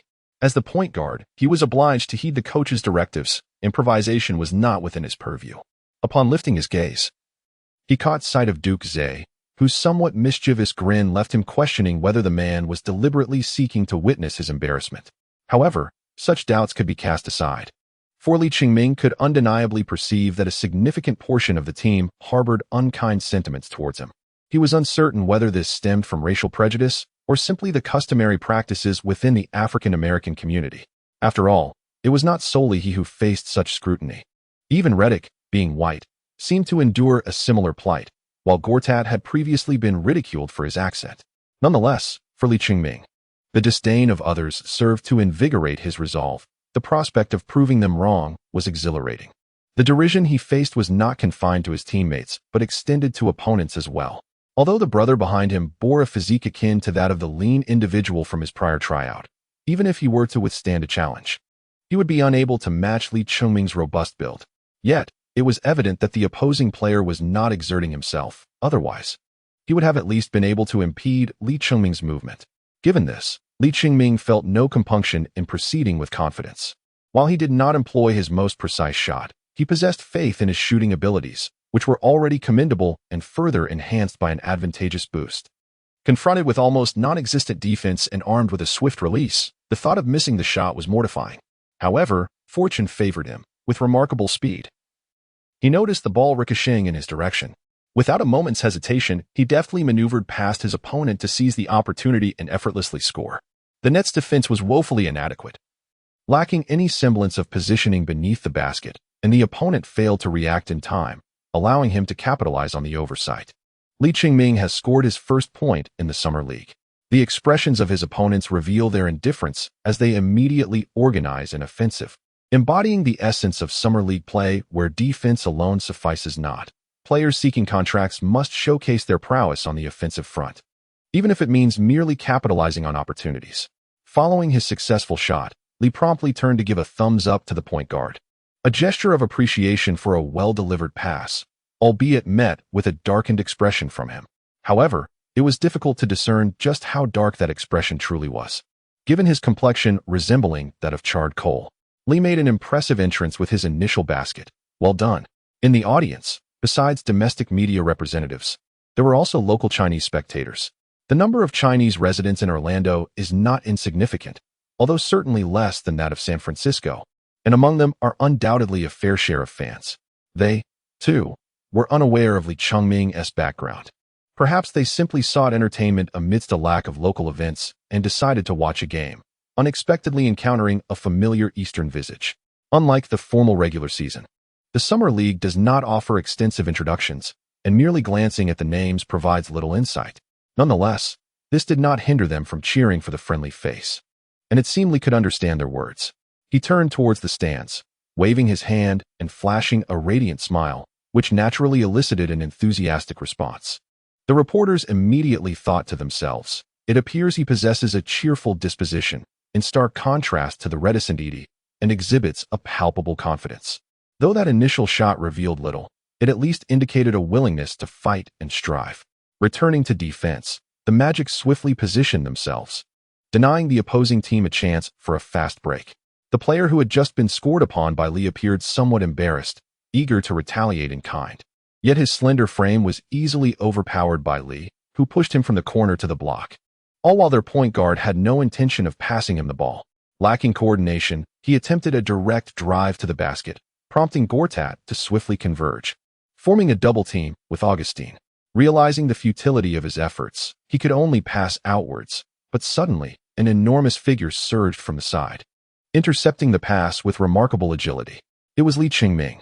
Upon witnessing the opposing player breach the basket and confront Gortat, while Augustine moved to assist defensively, the other adversary was inadvertently left unguarded, compelling Redick to follow the rotation. Although Redick's defensive prowess may be lacking, being primarily a shooter with three-point skills but minimal defensive capability, this is within the context of NBA-level competition. In the realm of Summer League play, despite potentially facing physical disadvantages, his experience gained from a year in the NBA undoubtedly endows him with a superior awareness compared to opponents and teammates who resemble mere streetball players. However, while Redick exhibited this awareness, Duke lacked such insight, failing to rotate accordingly, which allowed Li Chengming to accurately assess the situation. His defensive weaknesses lay primarily in lateral movement and pivoting, as his considerable size made control challenging. Nonetheless, his keen awareness is a testament to his innate talent. What a remarkable play. In the stands, a Chinese international student observed as Li Chengming charged towards the ball like a frenzied wild boar, with the Nets players momentarily unable to keep pace. As he crossed the three-point line, their attempt to obstruct him resulted in a clear path for him to steamroll through, prompting an involuntary gasp of astonishment. An immediate urge to post about this ensued. Perfect, first, capturing an image.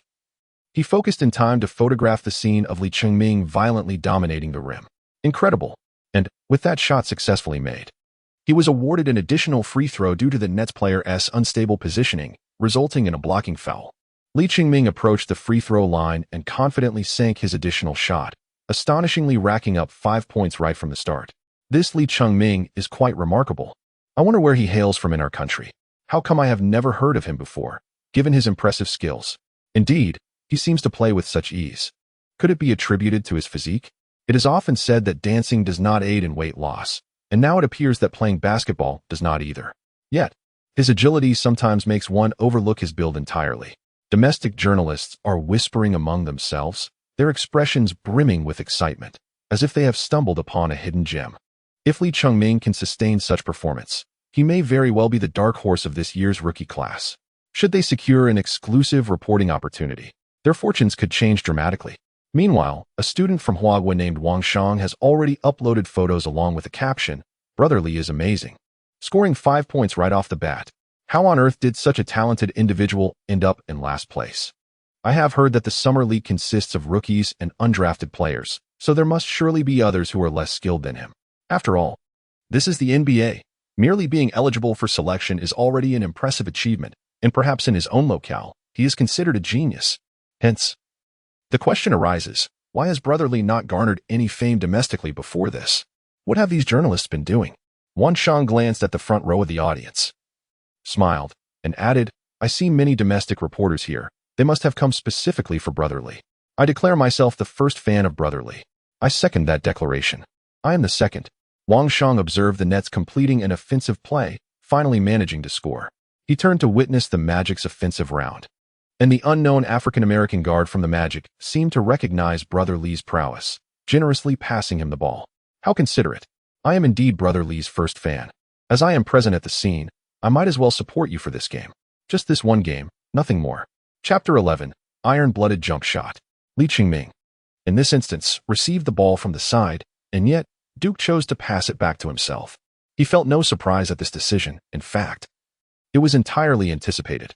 Though he possessed a certain naivety in matters of the heart, his intellect was undoubtedly sharp, likely surpassing that of his fellow players on the court.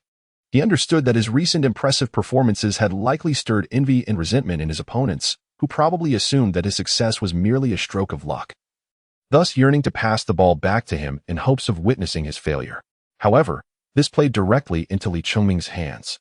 He had been apprehensive about waiting for a chance to showcase his abilities, reminiscent of his prior trial sessions, yet here he was, presented with opportunities right from the outset. This was indeed the moment for him to exhibit his current prowess, as his fundamentals were already quite solid. And the defender he faced was someone he could easily overpower physically, disregarding any potential switches in defense, intent on executing a one-on-one play. His opponent had become considerably wiser, recognizing the necessity of employing physicality against Lee Chung-ming, yet as soon as he closed in, Lee Chung-ming executed a swift spin. His corpulent physique served as an effective disguise at that moment, catching the defender off guard, who could hardly fathom that such a hefty figure could perform such a fluid maneuver. Was it truly as fluid as it seemed? Nevertheless, the reality was that Lee Chung-ming's spin allowed him to glide past his adversary, penetrating the lane and drawing in the help defense. He was not greedy for personal glory. Instead, he deftly distributed the ball to J.J. Redick, who had emerged beyond the three-point arc, utilizing Gortat's screen to receive the pass. The timing of their movements and the execution of the pass were impeccably synchronized, enabling Redick to catch the ball with ease. Like a well-oiled machine, he raised his hand and executed a seamless shot. The ball arced gracefully through the air, swishing through the net without even a ripple. A satisfied smile graced Redick's face as he pointed toward Lee Chung-ming, suddenly finding himself quite fond of this hefty fellow. Lee Chung-ming exchanged a fist bump with him, having observed his positional habits during previous team training sessions. After all, he had employed similar tactics in the past. The inside-out playstyle had become second nature to him, as he often drew double teams in low-post isolation before dishing out assists. The team's lineup needed at least 2 perimeter shooters to facilitate spacing. In fact, when he faced off against Sean Williams earlier, he recognized that he could overpower him and had a direct opportunity to showcase his skills. However, he opted to pass in order to foster camaraderie with the team's veterans. After all, they would soon be teammates, and for now, he could only curry favor with Redick, as the likes of Howard, Lewis, and Turkoglu were not within his reach. Subsequent offensive and defensive plays largely bypassed Lee Chung-ming, as the Nets realized their small forward could not contend with him and decided to seek opportunities elsewhere, for they had other options available. Duke Jia, having learned his lesson, chose to take matters into his own hands and refrained from passing to Lee Chung-ming. Otherwise, he would inadvertently provide him with numerous opportunities to shine. Even if he were oblivious, it was evident that Li Qingming was not as weak as he had presumed. Given the chance, he could indeed score. Of course, he likely still believed that Li Qingming's defender was too feeble, rather than recognizing his own capabilities. Duke Xia harbored considerable confidence in his skills, convinced that he could take on an entire team single-handedly. Some individuals possess such unwarranted confidence. Thus, the point guards from both teams unexpectedly engaged in a duel. But the result was a resounding defeat for Duke Xia. The Nets' primary ball handler, Marcus Williams, was initially the backup point guard of the home team. Having missed only 3 games in the previous regular season, averaging 6 minutes with 8 points, 1 rebounds, and 3 assists per game, seemingly an overqualified participant for the Summer League. Duke Xia had not even made it into last year's draft and had failed to secure a contract. Relegated to languishing in the developmental league, had the Magic attracted a competent point guard, the assistant coach would not have permitted him to step onto the court. Marcus Williams scored consecutively on 3 offensive possessions and assisted a teammate in sinking a corner three-pointer, while Duke Xia was thoroughly schooled by rookie Sean Williams, suffering 2 missed shots and 2 turnovers in a single possession. Were it not for Augustine snatching 2 offensive rebounds due to the Polish player's positioning, and Redick hitting another three-pointer, the Magic might have found themselves trailing by a larger margin. At the timeout, the Magic was down by 4 points, 13-17. Upon returning to the court, Duke Xia was immediately reprimanded harshly by the assistant coach. While it was acceptable to prefer taking shots, one must actually score. Being both inept and overly fond of playing around would inevitably incur consequences. Consequently, Duke Xia was benched, and Gortat was substituted out as well. Having not even touched the ball during the drills, now feeling dizzy from the exertion, Li Qingming and Redick remained on the court. But this time the assistant coach finally took the initiative to design tactics for him. Upon realizing that Li Qingming could be a significant asset for their team, it was essential to harness his abilities effectively. The assistant coach, overseeing the Summer League, saw this as an opportunity to showcase his capabilities. And with Li Qingming being a freshly drafted rookie, a commendable performance could lead to a contract, thus earning him some credit. However, upon resuming play, the Nets also made strategic adjustments, substituting a muscular small forward onto the court, clearly aiming to counter Li Qingming's defense, fearing that the Magic would exploit him. Once back on the court, Li Qingming finally received the ball in the elbow area. This time, establishing position proved to be more challenging. Yet, as his opponent approached him with a determined expression, ready for a duel, Li Qingming suddenly let out a loud shout, startling the defender into a momentary freeze.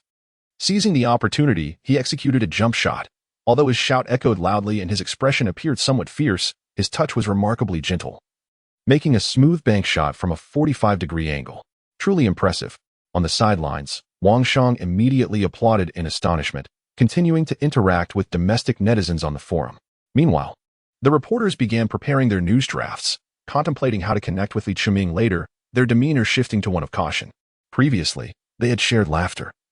But now they found themselves in competition, each viewing the others as rivals for performance bonuses. The Nets, too, began to take notice of Li Qingming, the assistant coach. Upon reviewing his brief profile, expressed curiosity as to why the scouts had overlooked him. An assistant explained that he had only participated in a workout in Orlando prior to the draft. The game continued with both teams displaying commendable offensive efficiency. Over the past 3 seasons, the Nets, led by Kidd, Carter, and Jefferson, had consistently reached the playoffs but failed to advance past the second round, leaving management disillusioned with the current roster and contemplating changes. Perhaps this season would see the initiation of trades. However, with no suitable deals in sight, the focus shifted to developing rookies, aiming for a strong performance in the upcoming regular season, whether as trade assets or for further cultivation. Thus, during this summer league, the assistant coach provided more opportunities for Marcus and Boone, who had recently begun training after an early season break. They delivered commendable performances, whether through pick and rolls or Marcus's long-range shooting, which had struggled in his rookie season with a sub-30% three-point shooting rate. The results of his training appeared promising. On the Magic's side, the newly introduced point guard, Johnson, a seasoned veteran returning home after playing overseas, displayed a steady playing style, focusing on facilitating for Redick while also creating scoring opportunities in the paint through screens. Li Qingming, instead of taking the lead, acted more as a decoy on the periphery, refraining from a direct assault. It was not until a minute and a half later that he once again received a pass from the three-point line. Still facing the same defender, he executed a series of between-the-legs dribbles, yet his opponent remained unfazed. Li Chiming, unperturbed, kept his back against the defender while keenly observing the positions of his teammates. Through his earlier performances, he had garnered the trust of Redick and his companions, prompting them to instinctively clear the area for him, thus creating an opportunity for a one-on-one play. The Nets, wary of recklessly double-teaming him, recognized that their previous defender was too frail to withstand the challenge. After all, this muscular powerhouse could not simply be brushed aside. At that moment, Li Chiming suddenly let out a thunderous shout, the veins on his forehead visibly straining. Despite having done so once before, it still took everyone by surprise. Yet, his opponent reacted swiftly, anticipating another attempt at the same tactic. This time, he was mentally prepared and no longer fearful. However, to his astonishment, Li Chiming, after his shout, unleashed his shot without hesitation. The defender immediately lunged to contest, but Li Chiming had already set his sights and disregarded the attempted block, launching the ball with precision. The instant the basketball left his fingertips, an overwhelming sense of certainty about its success surged within him. As expected, the ball swished through the net once more, the crisp sound resonating delightfully in the air. Yes, Li Chiming clenched his fists, rallying himself, while his teammates approached to pat him on the back and touzle his hair. Unbeknownst to them, following this play, the Magic had seamlessly equalized the score. Chapter 12, It's All About the Rookies. Li Chiming took to the court for over 6 minutes, with only a handful of attempts. However, out of his 5 shots, he missed the first but swiftly reclaimed it, subsequently hitting all his remaining attempts. The assistant coach was taken aback, recalling that during the previous tryouts, Li had achieved a perfect shooting percentage, which many had dismissed as mere luck. Even some of his seemingly unstable shots had found their mark, suggesting that his performance couldn't merely be attributed to chance. To the onlookers, his offensive efficiency appeared remarkably high. At the very least, his 2 recent jump shots were executed with finesse, clearly not the result of mere luck. Although the opponents applied pressure, he seemed unaffected, focusing solely on his own rhythm. Fans on the sidelines began to discuss this since the game's onset.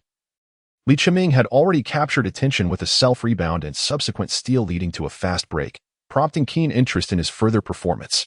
Those 2 successful shots instantly reignited their enthusiasm. Terrence turned to his companion and inquired, "By the way, doesn't he seem somewhat familiar?" After a moment of hesitation, his friend responded uncertainly, Garnett? Although unsure why, that name was the first to surface in his mind upon hearing his companion's words. Kevin Garnett is still regarded as one of the pinnacle stars in the NBA, famously known as the big ticket among fans of the Minnesota Timberwolves, having averaged over 20 points and 10 rebounds last season while securing the rebounding title for 4 consecutive seasons. However, the Timberwolves have been absent from the playoffs for 3 straight seasons, leading to widespread skepticism regarding his future. This offseason, Garnett's potential destination has garnered significant attention, especially since trading rumors arose even before the regular season concluded, with the Boston Celtics, who also failed to reach the playoffs, being the team most frequently linked to him. Though Li Chiming's current prowess may not yet equate to challenging Garnett, the latter has long been viewed as a paragon of tenacious play, with his shooting style exuding ferocity. As if he aims to overpower his opponents with every shot, Li Chiming indeed possesses a certain charm, particularly with his boisterous shouts, which appear to border on malicious mimicry. Nevertheless, the essence lies in his ability to score. No one pays heed to his vocalizations if he fails to make his shots, and in such cases, he would merely be regarded as a fool. Fortuitously, Li Chiming subsequently faced his opponents again and scored, disregarding the defense. After netting 3 consecutive points, when he missed the next shot, it elicited little surprise. After all, shooting is not an infallible art. As for the nature of his exclamations, as long as Li Chiming himself remains unembarrassed, the audience cannot impose that sentiment upon him. With merely 3 minutes left in the first half, he was substituted, having already accumulated the highest score of 13 points on 8 attempts, with an impressive conversion rate. As he made his way back, numerous spectators near the Magic's bench called out to him, hoping to capture his attention. From the first half's performance, he had undeniably emerged as the sole star on the court, eclipsing even the likes of J.J. Redick and Marcus Williams. His combination of exuberant shouts and shooting was both comedic and inspiring to the fans. However, upon glancing around and not spotting any familiar Asian faces, He chose to ignore their calls. Despite currently playing in the United States and within the NBA, he harbored a hint of rebellious sentiment towards these foreign players. Feeling little affinity for them. "Lee, you are performing remarkably well. Your prowess has surpassed my expectations." The assistant coach approached him, patting his shoulder in disbelief. Although he too was a foreigner, he was, after all, an assistant coach, and adhering to the adage of not striking a smiling face. Lee Chungming responded with a fist bump, saying, "Thank you. I too was somewhat taken aback. They seem rather weak." This statement caught the assistant coach off guard. Before he burst into hearty laughter. "Goodness, he is audacious. I am utterly enamored. This is America, not my homeland, where the virtue of humility is not as revered. Here, one is encouraged to showcase their capabilities, and the audience will only cheer in admiration." In the latter part of the first half, Lee Chungming did not return to the court, as Redick and Gortat were substituted and continued to play with the rotation. By halftime, they had established a lead of 6 points, scoring 50-44. Redick's performance today has been commendable, having made 4 three-pointers and accumulating 12 points. While Gortat contributed with 7 points and 7 rebounds, and Augustine added 5 points and 5 rebounds to the mix. On the net side, Marcus Williams managed to secure 10 points and 4 assists, effectively contributing to both his individual scoring and the team's cohesion. As for fellow rookie Sean Williams, his efficiency paled in comparison to that of Lee Chungming. Whether facing Gortat, Augustine, or the Magic substitutes, he failed to deliver a performance worthy of note. Whether it was due to his form or his struggle to adapt, he was under pressure, and during halftime, Lee Chungming boldly suggested he take on the power forward position to directly contest Sean. "While the other rookies may take their time, I shall seize the opportunity to dominate the 17th pick today." His stellar performance in the first half had garnered attention. Otherwise, Lee Chungming would not have taken the initiative to alter the coach's strategy. The assistant coach gave him a surprised glance but quickly understood his intent, considering it encouragement, and thus agreed, making adjustments to the lineup. In the second half, Lee Chungming returned to the court, this time positioned at the power forward spot, while James Augustine took a seat on the bench. The assistant coach decided to observe the outcome first. If Lee Chungming performed well, Augustine would remain with the bench unit. Should he falter, they could simply reinstate Augustine. Augustine had no objections, as he had been unable to find opportunities last year and had spent a frustrating season in the development league. He was grateful just to be playing this season and dared not contest for his position. Lee Chungming, alongside 2 other teammates, took the court with an evident determination. Dukazer had seemingly been sidelined due to previous performances. He had not yet earned the coach's tolerance for his whims and temperament. Upon entering, Lee Chungming positioned himself in the low post, calling for the ball. Johnson immediately lofted it towards him, and as Lee Chungming leaned back, Sean Williams felt as if a mountain of flesh was descending upon him, rendering him breathless. At 21 years old, Sean stands 208 centimeters tall and weighs 107 kilograms. Not exactly slender, but Lee Chungming outweighed him by nearly 45 kilograms, making the disparity in strength even more pronounced. Seeing that their younger teammate could not withstand Lee Chungming's might, Boone had no choice but to come over and assist with a double team. Rookies often find themselves flustered when faced with such pressure, especially when confronted by 2 tall adversaries who obscure their vision with their long limbs. Lee Chungming's thought process is remarkably agile, as he has long been accustomed to this style of play and has never relied solely on individual effort. One might say that his experiences of dominating his classmates in school have conferred upon him the ability to keenly observe his teammates and the dynamics on the court. Regardless of the quality of his vision, his awareness of passing and fundamental skills are undeniably proficient. As long as he can draw defensive attention, he can deliver the ball with precision.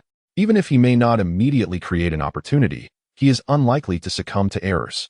Most importantly, his physique is quite formidable. Josh Boone weighs merely 2 kilograms more than Sean, yet Lee Chungming adeptly maneuvers between them, using his body to create space, and swiftly assists Gortat in receiving the pass, who then effortlessly scores in front of an open basket. The crowd has already begun to chant for Lee Chungming, and it appears that a star is being born even before the game concludes. To the spectators, it is evident that under the weight of his numerous advantages, not only does Lee Chungming excel individually, but he also elevates his teammates, placing him in a league apart from the others on the court. Chapter 13. A sole desire to win in truth. Lee Chungming has sensed a newfound lightness in his body since expending those 11 calories. Though he cannot ascertain whether it is merely a psychological effect, This newfound buoyancy emboldens him to attempt more dynamic movements. Although his sturdy, powerful legs are more than capable of supporting his weight, and his playing style is devoid of excessive flamboyance that might strain his ankles, the reality of his weight remains a constant factor. Li Chiming has always believed himself to possess a unique talent on a different plane. For an ordinary individual, such physical agility at his weight would be unfathomable. Nevertheless, he remains judicious in his physical exertion, as he harbors a profound fear of death. Except for his inability to resist food, he exercises remarkable self-restraint in all other aspects to preserve his life. Currently, he is liberating himself more on a psychological level. But as he completes tasks and expends more energy, he feels that achieving his ultimate weight loss goal is just around the corner. At that point, he imagines he might be able to truly let go, a thought that is both exhilarating and daunting. Keep an eye on number 60. Do not allow him to obtain the ball easily. The assistant coach of the Nets is beginning to feel a sense of urgency. Li Chongming's physique during this match appears somewhat exceptional, leaving him uncertain about which player could effectively counter it. Taller players lack his strength, and those who are as robust do not match him in weight.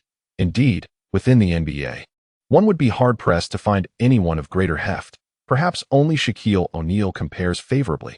However, their playing styles diverge significantly. The Big Shark relies purely on innate talent to dominate, although his technique is undeniably refined for someone disinclined to train. Why expend the effort to hone skills when one can simply bulldoze through with sheer physicality? Li Chiming is more inclined towards a technical style of play, with his physique merely serving as a foundation for his technical maneuvers. His imposing stature and impressive strength render him fearless in confrontations, coupled with his soft shooting touch. He can effortlessly release the ball or distribute it even when double-teamed. Much like Yao Ming, unless they are denied the ball, once they receive it, they become nearly impossible to defend against. Furthermore, the strategy of hacking their opponents cannot be employed, for his shooting finesse is so refined that his free throws glide through the net without even grazing the rim. Initially, upon seeing the Magic deploy such a hefty player, he questioned their judgment, pondering whether they were short on talent or merely attempting to attract an audience based on appearance. However, he soon realized that the true fool was himself. This player adeptly capitalizes on his physical advantages and possesses more than just brute strength, as evidenced by his relentless jump shots in the first half that remain etched in his memory. Moreover, one should refrain from hastily double-teaming, as this invites opportunities for the opponent and allows them to accumulate assist statistics. While the Summer League primarily serves as a training ground for teams, both the assistant coaches and players are undoubtedly eager for victory. Nonetheless, without double-teaming, neither Boone nor Xiaowei can adequately withstand Li Chongming's prowess. The Magic's assistant coach finally comprehended why Li Chongming confidently requested to play the power forward position. Augustine is merely a blue-collar player who, even when given the chance, cannot score beyond 20 points. In contrast, Li Chongming's consecutive plays exhibit far greater assurance than his previous jump shots. The assistant coach seemingly recalled the scenes from the trial session, where efficiency was not as pronounced, and the gameplay was relatively straightforward, merely jump shots that the Nets struggled to defend against. The trial games were merely a reference point. After all, in-game conditions play a significant role. Thus, fundamental physical data, along with various static and dynamic talents, are the most crucial references for the team to determine developmental value. It appears that the Magic did not uncover any other promising prospects during the trials, and lacking opportunities for upward trades, they had no choice but to settle for Li Chongming. To their surprise, they had indeed struck gold. Defense requires vigilance in positioning and quicker rotations. Keep an eye on the ball and its movement. Although the Magic thrived on Li Chongming's performance, the Nets were not easily subdued. Players like Ma Wei and Boone were also capable of securing spots in the Nets' rotation. Fortunately, the Magic boasted more than just Li Chongming, as Redick and Gortat also stepped up, with Augustine joining the fray during the rotation phase. On the other hand, the Nets had only Marcus Williams consistently performing well. Boone, being a blue-collar player, needed his guards to create opportunities for him. However, with Li Chongming positioned at power forward, the Magic's interior defense was somewhat compromised. Despite Li Chongming's agility, he cannot possibly compete with defenders in terms of mobility. He requires Gortat's assistance to cover for him. However, Marcus is not an obstinate player who refuses to pass the ball, leading to opportunities arising from open positions. Nevertheless, Li Chongming's performance was commendable, particularly as the Nets concentrated their defensive efforts on him.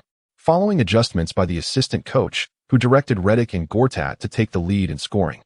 Lee became a decoy positioned on the sidelines, yet the Nets hesitated to disregard him. In this match, Lee Ching-ming played for 30 minutes and efficiently secured a team high of 24 points for the Magic, aiding them in a decisive 97-88 victory over the Nets.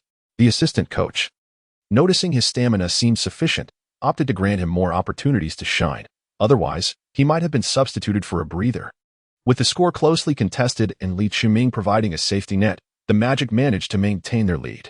Consequently, as the game progressed into its critical phases, the Nets resorted to intense double-teaming against him, attempting to prevent his shots entirely. They were even willing to leave Redick open.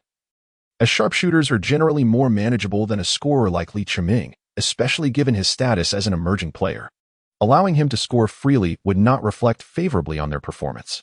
Lee Ching-ming did not force the issue, even though he felt he was in prime form, bolstered by his resilient jump shot and swift release. Despite facing 2 or 3 defenders, he possessed a reasonable level of confidence in his ability to score. However, he understood that such an approach was not the correct strategy. For Lee Ching-ming, personal statistics held little significance compared to the overarching goal of securing a victory. As long as the team triumphed, he would not mind ending the game scoreless, and might even relish the notion after all. Was it not pleasant to retreat to the corner for a moment of respite? This mindset inadvertently provided Redick with ample opportunities, as Gortat excelled at setting screens, often creating open shots with just a single pick, allowing Lee Ching-ming's passes to find their mark. Consequently, he was able to accumulate assists with ease, tallying 4 in the final minutes and amassing a total of 8 throughout the game, nearly achieving a double-double. Redick sank 6 three-pointers, scoring 22 points, while Gortat also recorded a double-double along with 4 assists, as Lee Ching-ming occasionally passed to him for ball movement. Gortat's basketball IQ was commendable.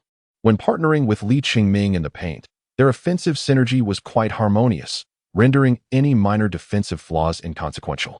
Lee Ching-ming's performance not only captivated the audience at the sidelines, but also earned the recognition of his coach and teammates. As he left the court, regardless of familiarity, many approached to pat his head as a gesture of goodwill, perhaps hoping to share in his good fortune. The assistant coach appeared particularly elated, continuously clapping him on the shoulder and whispering praises. Words of admiration such as "You were phenomenal," and "You were incredible," echoed in the air, though there was an underlying sense of something amiss. Chapter 14. Media Interview Post-Game. Lee Ching-ming garnered significant attention from domestic media, as neither side featured any lesser-known rising stars. The influx of American reporters was minimal. Instead, domestic journalists flocked to the scene. "Hello, I am a reporter from Old Wave Sports. Greetings, I hail from Penguin. I am a reporter for Basketball Pioneer, my name is." Lee Ching-ming observed numerous microphones being thrust before him, accompanied by a myriad of familiar and amiable faces, which uplifted his spirits. However, he recalled his father's prior admonitions and refrained from genuinely perceiving them as kin, maintaining a prudent demeanor in response to their inquiries. Upon noticing the arrival of the journalists, Mr. Lee swiftly positioned himself beside Lee Ching-ming. However, he refrained from interjecting directly to speak on his behalf, remaining ever ready to assist in smoothing over any awkward moments. After all, Lee Ching-ming would inevitably encounter such scenarios in the future, and it would be impractical for Mr. Lee to always intervene. Thus, it was essential to cultivate his ability to navigate interactions with the press from this point onward. While NBA teams typically provide training on how to handle media interviews, this is tailored specifically for the American press, which differs significantly from the media landscape in China. "May we conduct an interview with you? We have numerous inquiries we wish to explore," they suggested. This sentiment seemed somewhat disingenuous. Although Lee Ching-ming's enigmatic identity has piqued the curiosity of many domestic fans, their attitude towards Chinese players in the NBA, including the illustrious Yao Ming, tends to oscillate between skepticism and belief, often beginning with doubt before arriving at acceptance. Lee's father was acutely aware of this, and Lee Ching-ming also had a vague understanding. Though he would not confront it directly, with a smile, he remarked, "I hope I won't disappoint everyone." Immediately, an enthusiastic journalist exclaimed, "You have not disappointed us. Your performance today was truly exceptional. It is the first time a player from our country has showcased such brilliance in the Summer League. You should definitely join the national team." For a moment, it was difficult to discern whether the journalist was genuinely expressing emotion or merely performing. Initially, Lee Ching-ming found the praise quite gratifying, but his composure began to falter upon hearing the last statement. Just as he was about to respond, his father discreetly tugged at him from behind, reminding him to tread carefully. The national team was a sensitive subject, and it was best to refrain from engaging in that discourse. Although the men's basketball team, under the leadership of Yao Ming, had achieved commendable results in recent years, dominating Asia was still within reach. However, the expectations of the public were always exceedingly high, imposing immense pressure. Thus, Li's father at heart was somewhat reluctant for his son to become entangled with the national team. Of course, if the opportunity arose, they would first ensure that matters in the NBA were settled before proceeding. The subsequent questions were considerably more conventional, as this was Li Chengming's inaugural encounter with the media and his first public appearance. Previously, during the draft, he had not even released a photograph. Now, everyone was aware of his appearance and understood that he had come to pursue his dreams alongside his father, and who could have predicted that he would indeed succeed? It was a moment where dreams transformed into reality. Regarding family matters, his father responded, "We are quite an ordinary family. However, as parents, we strive to create a nurturing environment for our child. Our only concern might be that he is a bit overweight." This statement elicited laughter from the audience. In truth, on the court, this was not overly apparent, as he was surrounded by fellow players weighing around 200 pounds. Yet, there was a palpable sense that he was broader than others, albeit not particularly tall, which diminished his imposing presence. Consequently, the journalists formed a circle around Li Chengming, and he appeared to tower over them, as if he were a solitary figure encircling a group. The tallest among the journalists barely stood at 6 feet. This sensation was reminiscent of his previous encounters with Yao Ming. However, while Yu was taller, Li Chengming possessed a remarkable width, creating a distinct aura of authority and equal pressure. One inquisitive journalist asked, "This is not meant to be malicious, but considering Li Chengming's physique, could this impose any strain on his health?" This concern stemmed from the experiences of NBA correspondents who had been apprehensive due to Yao Ming's situation. Since his rookie season, the young giant has been plagued by a series of injuries. Last season, he missed 32 games due to a tibial fracture. While many of his injuries were sustained on the court and involved physical confrontations, there are also those who believe that his long-standing commitment to the game, coupled with his weight gain, contributes to his susceptibility to injuries. In his rookie year, Yao was slender and found it impossible to contend with the likes of Shaquille O'Neal. Gradually, he began to gain weight to enhance his competitiveness, which indeed made him stronger, but also heightened the risk of injuries. Li Chengming has yet to participate in a single regular season game, making it difficult to ascertain whether he will inevitably face injuries on the court. However, his physique and weight undeniably raise concerns. After all, obesity is often a precursor to various health issues, and given Li Chengming's considerable weight, it undoubtedly poses a significant burden on him. Mr. Li gazed at Li Chengming, who pondered for a moment before responding, "I appreciate this sister's concern for me. My family has always been attentive to this matter, so there should not be any issues for the time being." The pretense of youthfulness indeed bore its fruits, after all. He was merely 19 years old, and those present were at least a decade his senior. The reporters, amidst their utterances of brother and sister, seemed somewhat disoriented, contributing to a harmonious atmosphere throughout the interview. It was only upon the conclusion of the interview that the Li father and son departed, leaving some individuals to realize that they had not managed to extract much information. Well, they had gleaned the names of Li Chengming and his father, and they could swiftly ascertain their backgrounds in the country, making deception improbable, as it would be easily unraveled. However, this young man, he must have been instructed by his father. I reckon. Mr. Li exuded a composed demeanor, suggesting he was not to be underestimated. This child is quite intriguing. Whether or not his father is the source of his guidance, do you not find his personality remarkably cheerful? We observed him in the audience, engaging frequently with his coach and teammates, indicating that he certainly possesses no difficulties with communication, and his character is commendable. Such observations inevitably invoke thoughts of Yi Jianlian, as many are aware that Yao Ming's swift integration into the team was significantly influenced by not only the external environment, but also his personal willingness. Yet, Yi's disposition seems rather somber, at least from their interviews. It appears he hardly engaged even with domestic teams. How will he adapt in the NBA? Fortunately, the Bucks selected him with a lottery pick, ensuring he will be nurtured earnestly. As long as he can realize his potential, establishing himself in the NBA should pose no challenge. Even a relatively obscure figure like Li Chengming can shine in the Summer League. So one might wonder how effortless it would be for me to secure a place in the NBA. Meanwhile, Lee and his father revisited the content of a recent interview to ensure there were no oversights. With a sigh, Lee's father remarked, "It is no wonder that General Chen often says that dealing with the media is akin to waging war. One must remain ever vigilant." Lee Chiming inquired curiously, "Who is President Chen?" "He is your father's boss. Haven't you met his daughter? She is from the same department as you." "Oh, you mean Yao Minghua? But her surname isn't Chen."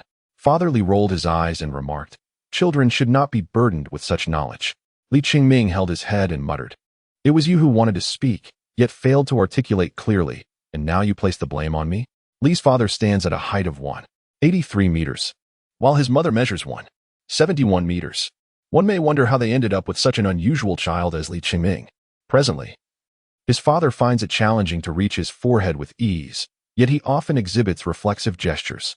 Each time this occurs, Li's father's expression softens considerably, and he gently remarks, "All right, let us not dwell on these matters.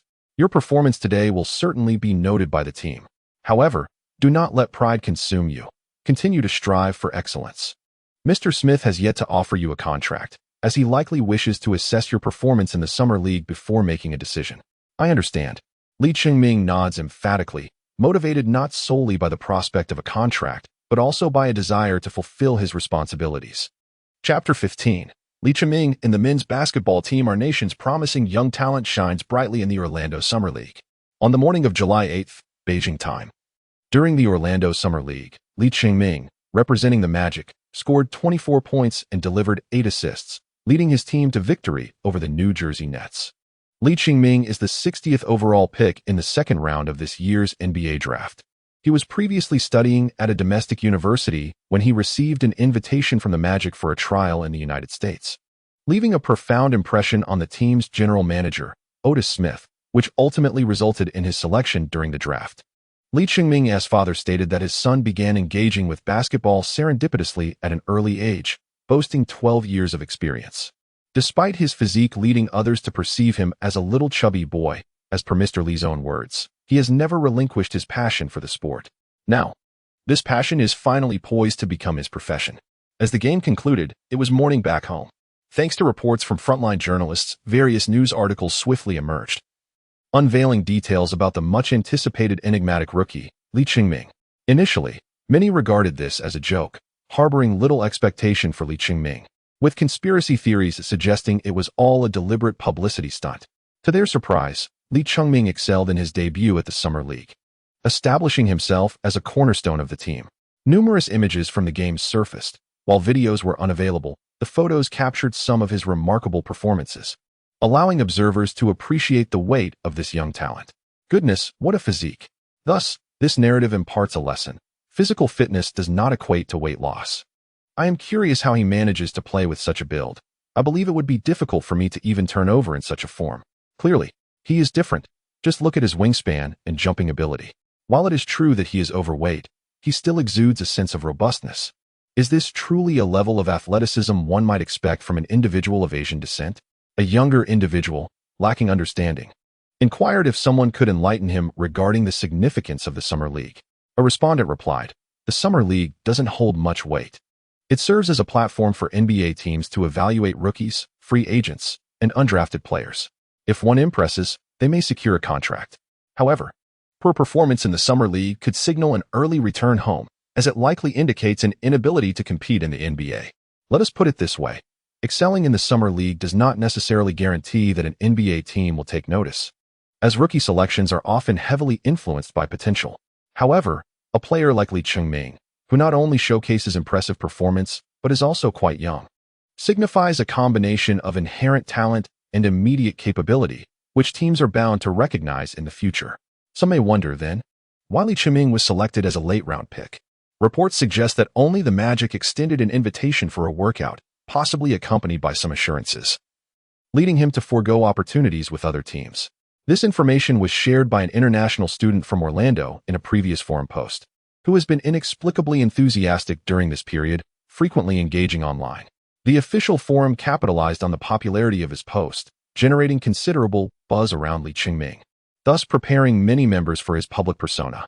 Yet, upon viewing clear photographs and detailed weight statistics, many were left astounded. Consequently, some have hastily dubbed him the Chinese Shaquille O'Neal.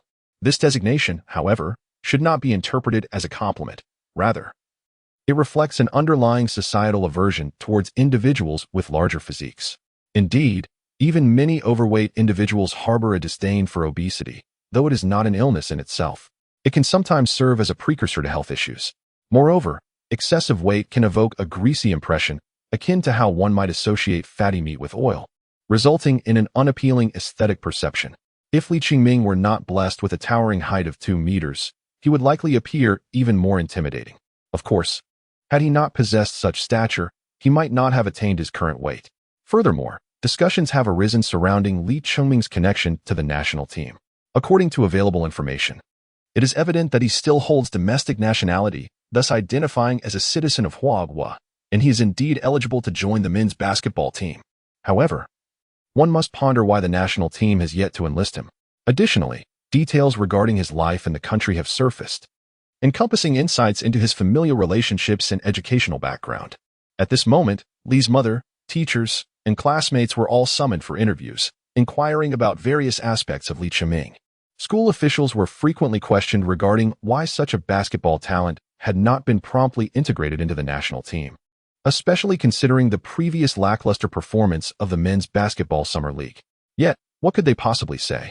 They were just as bewildered, after all. This year's NBA Summer League featured 3 events: the Orlando Summer League, the Rocky Mountain Summer League, and the Las Vegas Summer League. The first 2 consisted of 6 or 7 teams, while Las Vegas attracted a remarkable 22 teams, including China's national team. With the Beijing Olympics approaching next year, the men's basketball team announced a star-studded roster in March, encompassing the nation's finest talents, including veteran Wang Zhizhi, the cornerstone Yao Ming, and the rising star, Space E, among others. In May, the final roster was confirmed, and training commenced. Except for Yao Ming, most players were present, and after completing the 4 Nations tournament in June, they traveled to the United States in July to participate in the Summer League. Among the 3 Chinese players selected in this year's draft, apart from Li Qingming, Space E and Sun Dashing also joined the national team to compete in the Las Vegas Summer League. Prior to this, the men's team faced the U19 team of the United States in Dallas, which boasted young talents like Stephen Curry, Michael Beasley, DeAndre Jordan, and Patrick Beverley. The men's team suffered a defeat, committing 24 turnovers. Losing to the U.S. team, even a youth squad, is not a disgrace. In their second match against Wang Zhizhi's former team, the Dallas Mavericks, they battled until the last moment but were ultimately overturned, with the diminutive Jos Barria from Puerto Rico showcasing his prowess. After 2 consecutive losses, the men's team arrived in Las Vegas, where the Summer League commenced a day earlier than the Orlando event. On the previous day, the team faced the Memphis Grizzlies. Head coach Jonas fielded the strongest lineup, with Wang Zhizhi and Yi Jianlian starting alongside Zhu Fengyu, Wang Shipeng, and Lu Wei. Ultimately, the team suffered a narrow defeat, losing 77-86. Wang Zhizhi scored 27 points on 11 of 18 shooting, while Yi Jianlian added 23 points on 7 of 15 shooting, combining for 50 points, along with 14 fouls, as players are disqualified after 10 fouls in the Summer League. Starting point guard Lu Wei played for just over 8 minutes, with Sun Dashing taking on most of the primary ball-handling duties.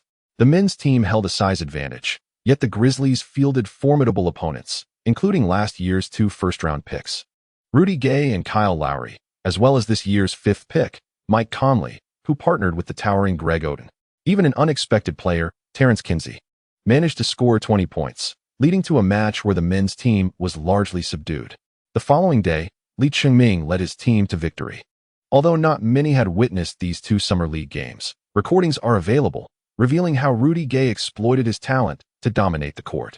This inevitably raises the question of how Li Qingming would fare against Gay if he were on the national team. While preventing Gay from scoring might be ambitious, at the very least, he could engage in a thrilling exchange of offensive prowess. Although the 2 have never faced each other, it is indeed difficult to ascertain who is superior. However, given Li Qingming's physique, strength, and style of play, it is certain that Guy would find himself at a disadvantage. Chapter 16. A triumphant streak. Of course, it is not entirely regrettable to feel this way, but there will always be those who disrupt the rhythm with their incessant doubts.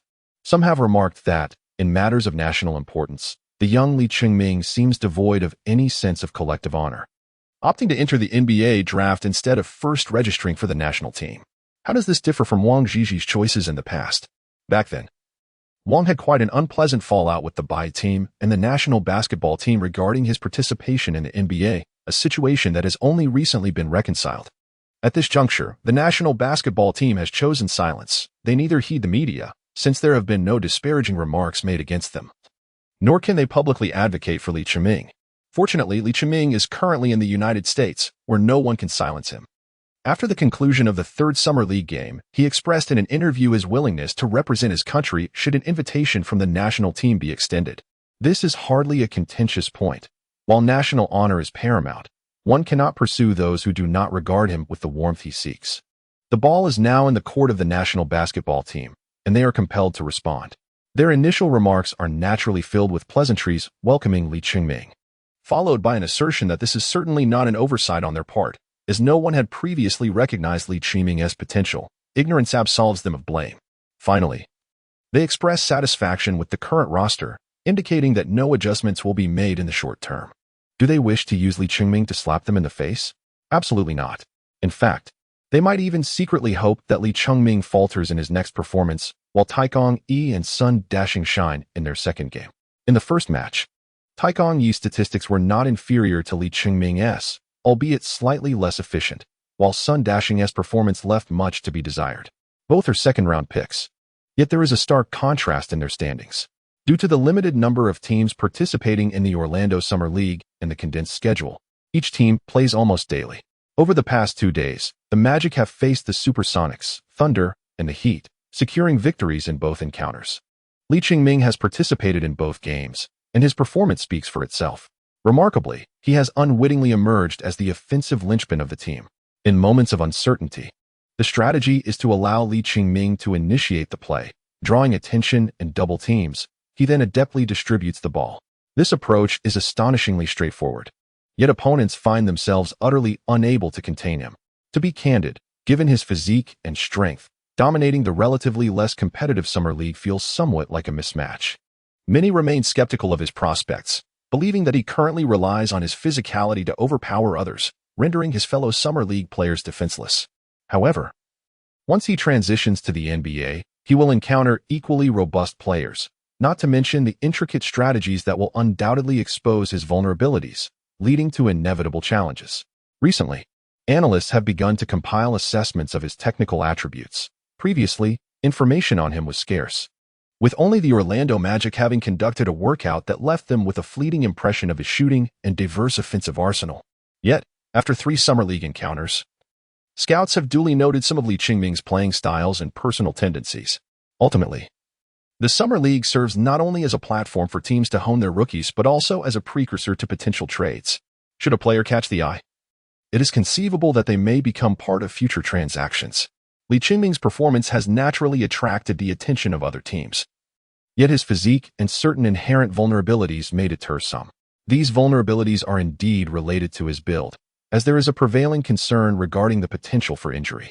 Although he employs a floor-oriented style of play, his weight places a considerable burden on his body. In terms of offensive skills, Li Chengming demonstrates solid technique and occasionally showcases some flair. However, his propensity to habitually drive to the left can be easily anticipated, which is his only significant flaw. Conversely, on the defensive end, he struggles when switched onto smaller, quicker guards, rendering him ineffective. This predicament is somewhat inevitable, despite his agility. The laws of physics remain unyielding. His imposing frame does not facilitate lateral movement or swift pivots. Should he venture to contest high positions and then attempt to recover defensively, he is unlikely to do so in time. Fortunately, Li Chengming can also adapt to the power forward position, where he can effectively guard the paint. The low post is indeed his domain. With his wingspan and strength, he can deter opponents from penetrating easily, even without jumping. Though his explosive power may be average, his anticipation and reaction time are commendable, allowing him to contribute impactful shot-blocking moments when he leaps at the right moment. The assistant coach, having observed him extensively, even muses about the possibility of having Li Chengming play exclusively in the paint. However, such a strategy would diminish his height advantage. After all, while standing slightly over 2 meters may suffice in collegiate competitions, It is considered marginal in the NBA, where a height of 206 centimeters is often deemed short. Although Ben Wallace is not particularly tall either, his leaping ability and explosive athleticism somewhat compensate for this limitation. Lee Ching-ming's playing style is predominantly grounded. Largely due to his physique, the demands of soaring through the air can be quite burdensome. Thus, he tends to avoid jumping whenever possible. Nevertheless, despite the evident advantages and disadvantages, Lee plays with remarkable intelligence, adeptly capitalizing on his strengths while evading his weaknesses. If an opponent seeks to confront him head-on, he resorts to finesse. If they opt for skillful maneuvers, he counters with sheer force. The recent matchups featuring Lee Ching-ming against the emerging talents of his rivals have certainly captured attention, particularly since, as a late-round pick, every improved performance by a rookie serves as a stark reminder of his position. The Miami Heat's rookie is Daquan Cook, selected 21st overall in the first round of this draft. Following a trade with the 76ers, he was sent to the Heat after being chosen by Philadelphia. Standing at a mere 192 centimeters, he is somewhat undersized for a shooting guard, compounded by average leaping ability. However, he possesses NBA-level physicality, with a robust build that made it difficult for Lee Ching-ming to easily overpower him during their encounters. After that initial confrontation, Cook ceased to defend against Lee. In this game, Cook played only 19 minutes, scoring 9 points and providing 3 assists on 3 of 8 shooting, along with an additional 4 turnovers. A stark contrast to Lee Ching-ming's impressive 28 points, 5 rebounds, and 4 assists. It is a source of regret for Lee Ching-ming that Kevin Durant did not participate in the match against the Supersonics. The Supersonics evidently hold this second overall pick in high regard. Had he not encountered the formidable Greg Oden, Durant would have likely secured the top pick in any other year. Naturally, they must exercise caution in nurturing such a promising rookie, especially since Durant's debut in the Summer League was nothing short of stellar, affirming their keen judgment.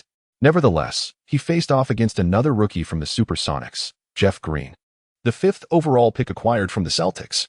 Standing at 206 centimeters, Green is a versatile forward, and although he weighs only 106 kilograms, he possesses commendable physicality. Yet he was still overwhelmed by Lee Ching-ming. In this match, the Supersonics positioned him at the power forward spot, directly pitting him against Lee Ching-ming, resulting in a mutual display of prowess on both offense and defense. While Green struggled to contain Lee Ching-ming, the latter also found it challenging to restrict Green, whose offensive repertoire is equally diverse, marking him as a mature player capable of contributing to an NBA rotation. Unlike the previous encounters with less astute opponents, Green demonstrated a notable basketball IQ. After struggling to score with his back to the basket against Lee Ching-ming, he opted to face up and handle the ball, leaving Lee Ching-ming slightly off balance. Crucially, Green's skills around the rim were impressive, and his 216 centimeters wingspan ensured that his shots were seldom disrupted by Lee Ching-ming. Had it not been for Lee Ching-ming's imposing presence in the low post, along with his superior playmaking ability after drawing double teams, he would not have amassed an impressive stat line of 17 points, 4 rebounds, and 9 assists, and the Magic might not have emerged victorious in this game. Of course, Gortat's performance was also pivotal. With Lee Ching-ming on the court and Redick taking a breather, the team relied heavily on the duo of Lee Ching-ming and Gortat. Chapter 17. Comparisons that frustrate. Following their 3rd consecutive victory, the Magic have emerged as the only undefeated team in the Summer League in Orlando, with the Bulls and Pacers, who they have yet to face, both having suffered defeats. At this juncture, the men's basketball team also commenced their 2nd Summer League game, opposing Liu Wei's former team. Liu Wei had previously played in the preseason for the Kings after the Athens Olympics, where his matchup against Yao Ming generated considerable excitement. However, this time, Liu Wei stood on the opposing side, without Yao Ming in attendance. This match held particular significance for Spacey, as he would be competing against the 10th overall pick of the same draft class, Spencer Hawes. In recent days, the pressure on him has been substantial, even surpassing that on Sun Dashing, and the reason is none other than the emergence of Lee Ching-ming. While one might attribute the initial game to the opponent's lack of seriousness or perhaps a stroke of fortune, the subsequent 2 matches revealed a different narrative. Despite the Magic's interim coach attempting to manage his playing time, he still delivered an impressive performance within those limited minutes, averaging 23 points, 5 rebounds, and 7 assists, with an astonishing shooting percentage exceeding 60%. He has undeniably emerged as the linchpin of the Summer League Magic, alongside another teammate, Redick, who also boasts an average of 20 points, both becoming the most radiant stars of Orlando's Summer League. Durant has also participated in 2 games, averaging 25 points, making them all popular candidates for the All-Summer League team. Meanwhile, domestic media has gone into a frenzy, incessantly sharing and disseminating news related to Lee Ching-ming, even sparking discussions about him during national team training sessions. Though Space E may struggle to articulate his emotions, it does not imply that he is devoid of them. Sun Dashing might be indifferent, as he can afford to languish, but Space E cannot. He is, after all, the sole hope of his village, with aspirations to surpass Yao Ming. Although he himself lacks the confidence to believe he can achieve that, he would be content with a second-place finish, though at present he is effectively in third place, as there is still De Ji to contend with. The sudden emergence of a rival threatens even his standing as third, a reality that no amount of indifference can withstand. He feels compelled to prove himself. However, in a bid to showcase his abilities, he faced a disheartening defeat alongside the national team. The score of 47-73 set a record for the lowest points in a single game in the history of the men's basketball team. Yi's performance was lackluster, going 0 for 7 in the first half and finishing with only 9 points on 2 of 14 shooting. De Ji, who shone in the first game, was similarly stifled, managing only 10 points and 7 rebounds on 2 of 4 shooting. In stark contrast, the opposing team's starting center combined for 38 points and 18 rebounds, thoroughly dismantling the men's inside game. The Kings did not boast any particularly outstanding individual performances. Their starting point guard, Pooljet, appeared competent, but his statistics were unremarkable. Their success stemmed primarily from an aggressive team defense and explosive talent in the paint, leaving the men's team utterly powerless. The repercussions of this game resonated back home, igniting a profound sense of crisis among many fans. After all, aside from Yao Ming, this is the strongest lineup that the country has to offer. Yet they struggled against a Summer League opponent. What will happen at the Olympics? Simultaneously, it inevitably pertains to Lee Ching-ming. The moniker Fat Brother is primarily imbued with a sense of warmth. Although those who initially coined it may not have had benevolent intentions, the fans of Lee Ching-ming have embraced it with pride, effectively neutralizing its pejorative connotation. Indeed, Lee Ching-ming has garnered a substantial following domestically. While many of these supporters are drawn to him out of patriotism for a homegrown athlete, his remarkable performances have certainly elevated their spirits, potentially transforming them into devoted fans over time. After all, affection and animosity seldom arise without cause. No one embarks on such fervent devotion without hesitation initially. Lee Ching-ming's prowess cannot be underestimated, though the disparities in performance are undeniably multifaceted. Some have attempted to defend the national basketball team, but such assertions seem unfounded. One might wonder if they have ever witnessed Fat Brother in action. Within the King's interior, he truly dominates effortlessly. I implore you to refrain from exaggeration. After all, he is but a player who could only compete in collegiate matches domestically. Once an obscure figure, he has now garnered attention due to a few commendable Summer League outings. Does this truly eclipse the achievements of legends like Yao Ming and Yi Jianlian? Such comparisons are utterly absurd, based solely on his seemingly effortless 3-game performance. Observing our national team evokes a sense of heightened hope followed by profound disappointment. Indeed, they are all second-round picks, yet he remains at the tail end of the pack. Who is Sun Dashing, and what caliber of play does he exhibit? It is simply incomparable. Let us cease this fruitless debate. They are not contending in the same league, nor against the same adversaries. What merit is there in comparison? The controversies among fans juxtaposed with the tangible results of the national team create an uncomfortable situation for those associated with the Blue Shoes. Fortunately, they have refrained from making reckless statements concerning Lee Ching-ming. Otherwise, they would find themselves facing considerable embarrassment now. Of course, having faced public scrutiny numerous times, they may not fear further ridicule. Yet, there lingers a sense of discontent towards both Yi Jianlian and Sun, as one might ponder why these seasoned professionals cannot even measure up to a collegiate player. This leads to the inevitable question, should Lee Ching-ming be summoned to join the national team? Such a notion seems untenable. That young man openly challenges the media abroad, exhibiting a complete lack of discernment. His father, too, has shown no initiative in reaching out. Does he expect them to grovel for his inclusion? Such aspirations are futile. Thus, let us take another look. In the 4th Summer League game of the Magic, the assistant coach finally opted to allow Lee Ching-ming to rest. In truth, it would not matter if he did not participate in the subsequent matches. If the objective was to assess the rookies, The previous 3 games had sufficiently met that goal. Although Li Qingming still has numerous areas in need of improvement, his long-standing defensive issues aside, his stamina poses a significant concern. While a single game might be manageable, the strain of consecutive back-to-back matches, even with limited playing time, takes a considerable toll on him. The intensity of the Summer League does not compare to that of the regular season. If he is already struggling now, how would he fare during back-to-back games in the regular season? Certainly, should he secure a position within the team, it remains uncertain how much playing time he could actually attain. The likelihood of any opportunity for consumption is dubious, but it is evident that this would impose a constraint on his potential. After all, attributes such as stamina and endurance are indeed latent physical gifts. Consider LeBron James, renowned for his resilience, as well as Michael Jordan and Kobe Bryant, each a paragon of fortitude.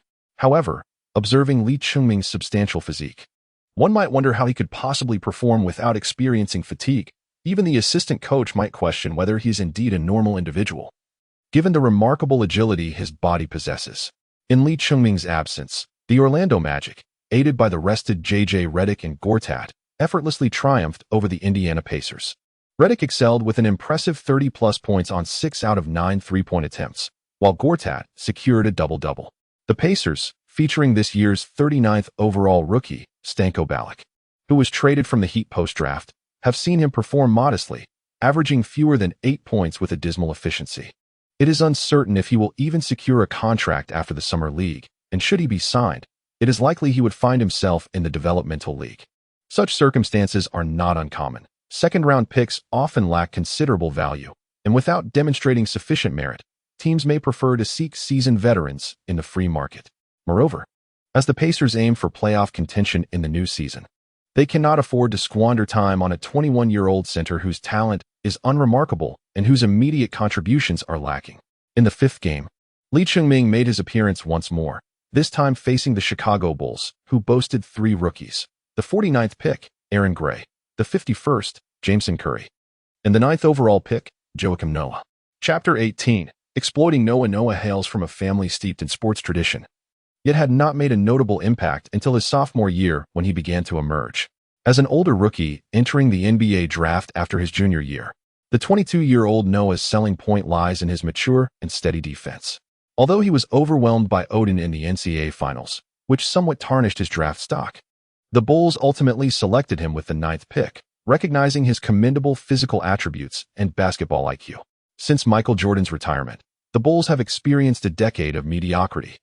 And even when they stumbled into the playoffs, they failed to advance past the second round last year, with players like Ben Gordon and Kirk Hinrich reaching their ceilings.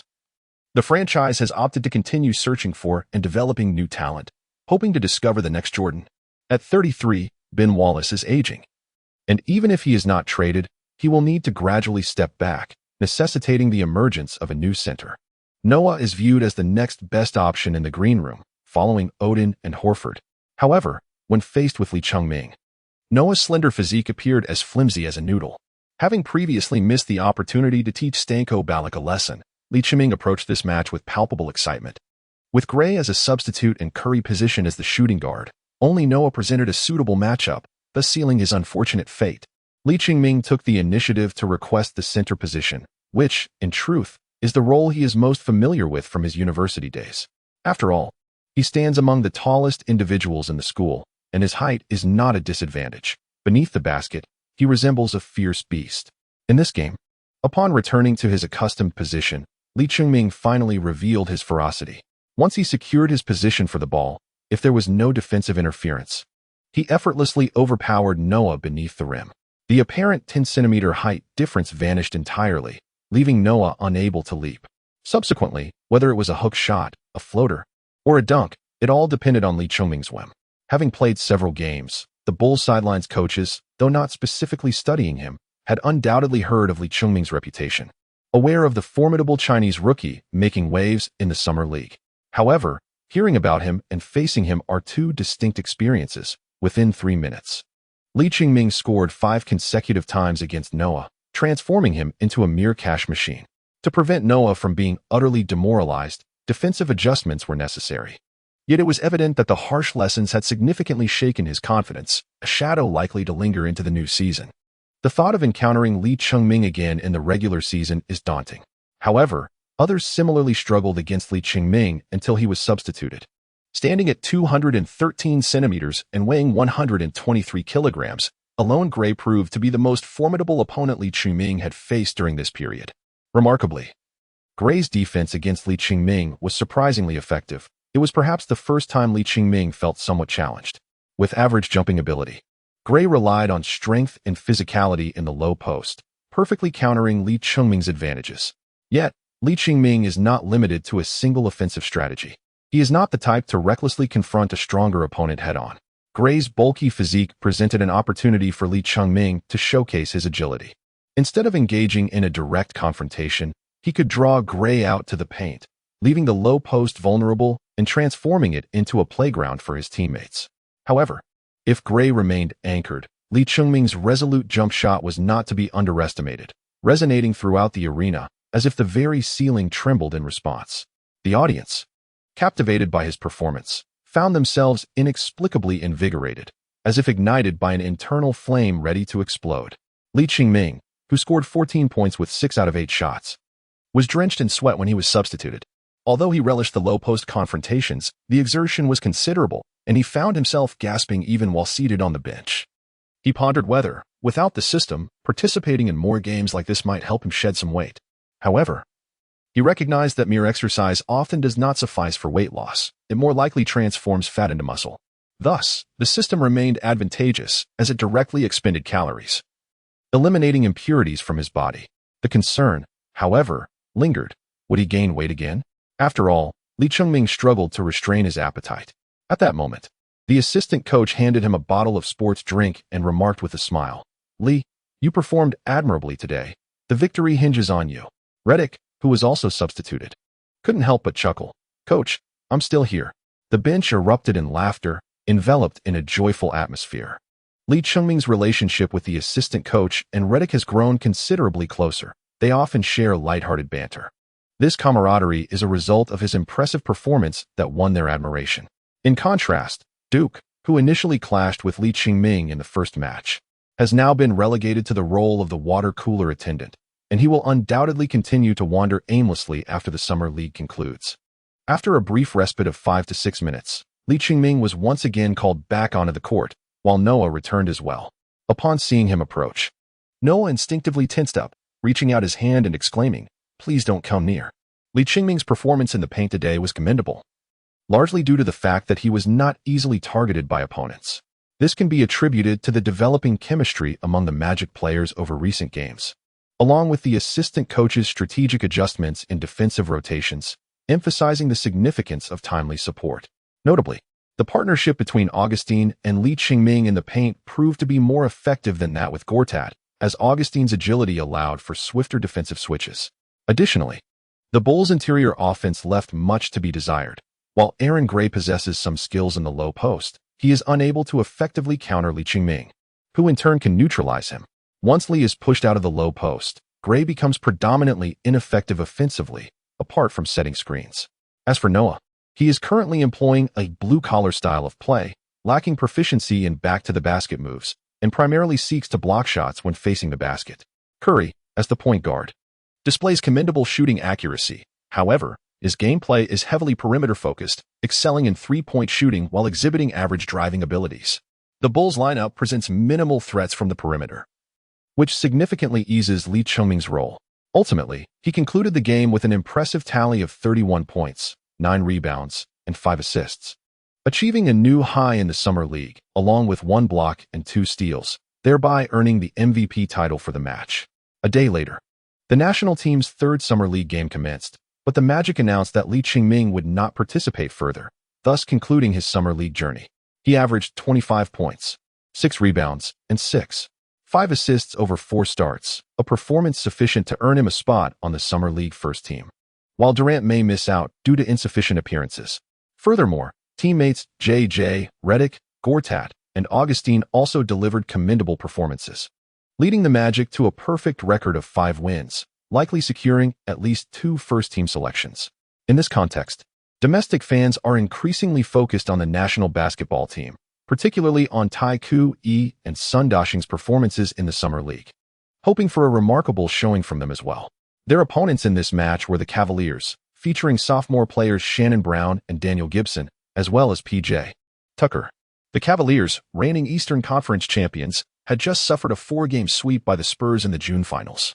Following the game, Duncan left a note for the Cavaliers star player, proclaiming, "The future is yours. The future undoubtedly belongs to the youth," as evidenced by Shannon Brown's impressive 26 points and Gibson's contribution of 14 points, guiding their team to victory in a closely contested battle. Chapter 19. Contract confirmation. With just 18.3 seconds remaining, the national team was leading by 2 points. However, Matt Walsh, a key scorer from the Florida Gators' NCAA championship-winning season, sank a crucial three-pointer, allowing the Cavaliers to take the lead by 1 point. In this critical moment, Sun Dashing passed the ball to Taekwondo, granting him the opportunity for a game-winning shot to prove himself. Even though he struggled initially, if he had succeeded in this decisive moment, post-game accolades for his composure would have flooded in. Yet, in the end, whether due to overwhelming pressure or sheer exhaustion, after executing his signature turnaround jump shot, the ball fell short. Jianlian missed what could have been his one and only chance for a game-winning shot. This moment evoked deep sighs from the national basketball team, while the Cavaliers bench erupted in jubilant celebration. Although merely a summer league match, for some, it could represent their singular moment of glory in life. The near-game winner, Matt Walsh, was enveloped by teammates in celebration, reveling in his well-deserved spotlight. Meanwhile, he appeared somewhat despondent. Daji approached him, offering a comforting pat on the head, and his teammates came over to gently tap his shoulder. They were acutely aware of the immense pressure he felt during this period, especially as the media incessantly drew comparisons between him and Li Qingming, a first-round lottery pick and national pride, against a once obscure player who was ultimately selected last. Who could have imagined these two could be placed in the same conversation? As for Sun Dashing, who was also in the second round, one cannot say much. He is currently averaging less than 4 points per game, with a shooting percentage of merely 30%. He has long been surpassed and lacks the qualification to be compared with the other two. Aside from the first game, Jianlian has also performed poorly, with a shooting percentage below 40, an average of 5 turnovers and 6 fouls per game, not to mention his on-court performance. Even a mere comparison of statistics reveals his significant shortcomings. The more his struggles become apparent, the more the media draws comparisons, leading to a growing perception among fans that he pales in comparison to Li Qingming. There are certainly players within the national team who are more deserving of replacement, yet, as a prominent player, Jianlian inevitably becomes a target for external scrutiny. Meanwhile, Li Qingming is criticized for prioritizing personal interests over collective welfare by not joining the national team. And the narrative has twisted to suggest that Jianlian has usurped Li Qingming's elusive national team spot. This mounting pressure on him is overwhelming and could potentially crush him. In such circumstances, his ability to withstand the pressure is commendable. Conversely, succumbing to it would be understandable given his age and experience, which have not yet reached a level of equanimity. It would be beneficial if the leadership from the Blue Shoes could step forward and divert some attention. Yet they remain silent, effectively placing the entire burden on the players, who, despite their thoughts, feel powerless. While it is natural for teammates in the national team to share a closer bond, even someone like Wang Zhizhi might be pondering how much better it would be if Li Qingming could stand alongside them in battle. Today, Li Qingming found himself on the bench for the Magic, watching his teammates secure a final victory, concluding their summer league journey with an impeccable record. However, many of them may not remain in the NBA and could fade from view in the future. Thus, Li Qingming embraced each of them in a show of camaraderie, embodying the leadership his father instilled in him. In fact, Redick, who found playing with him comfortable, struggled today without Li Qingming to draw defensive attention. He ran tirelessly and saw a decline in his efficiency, finishing with 17 points, but only a shooting percentage slightly above 40. Then, Li Qingming was cornered by reporters backstage. Initially, he did not grasp their expressions until he learned they were discussing the national team's summer league results, leading to a mix of amusement and disbelief.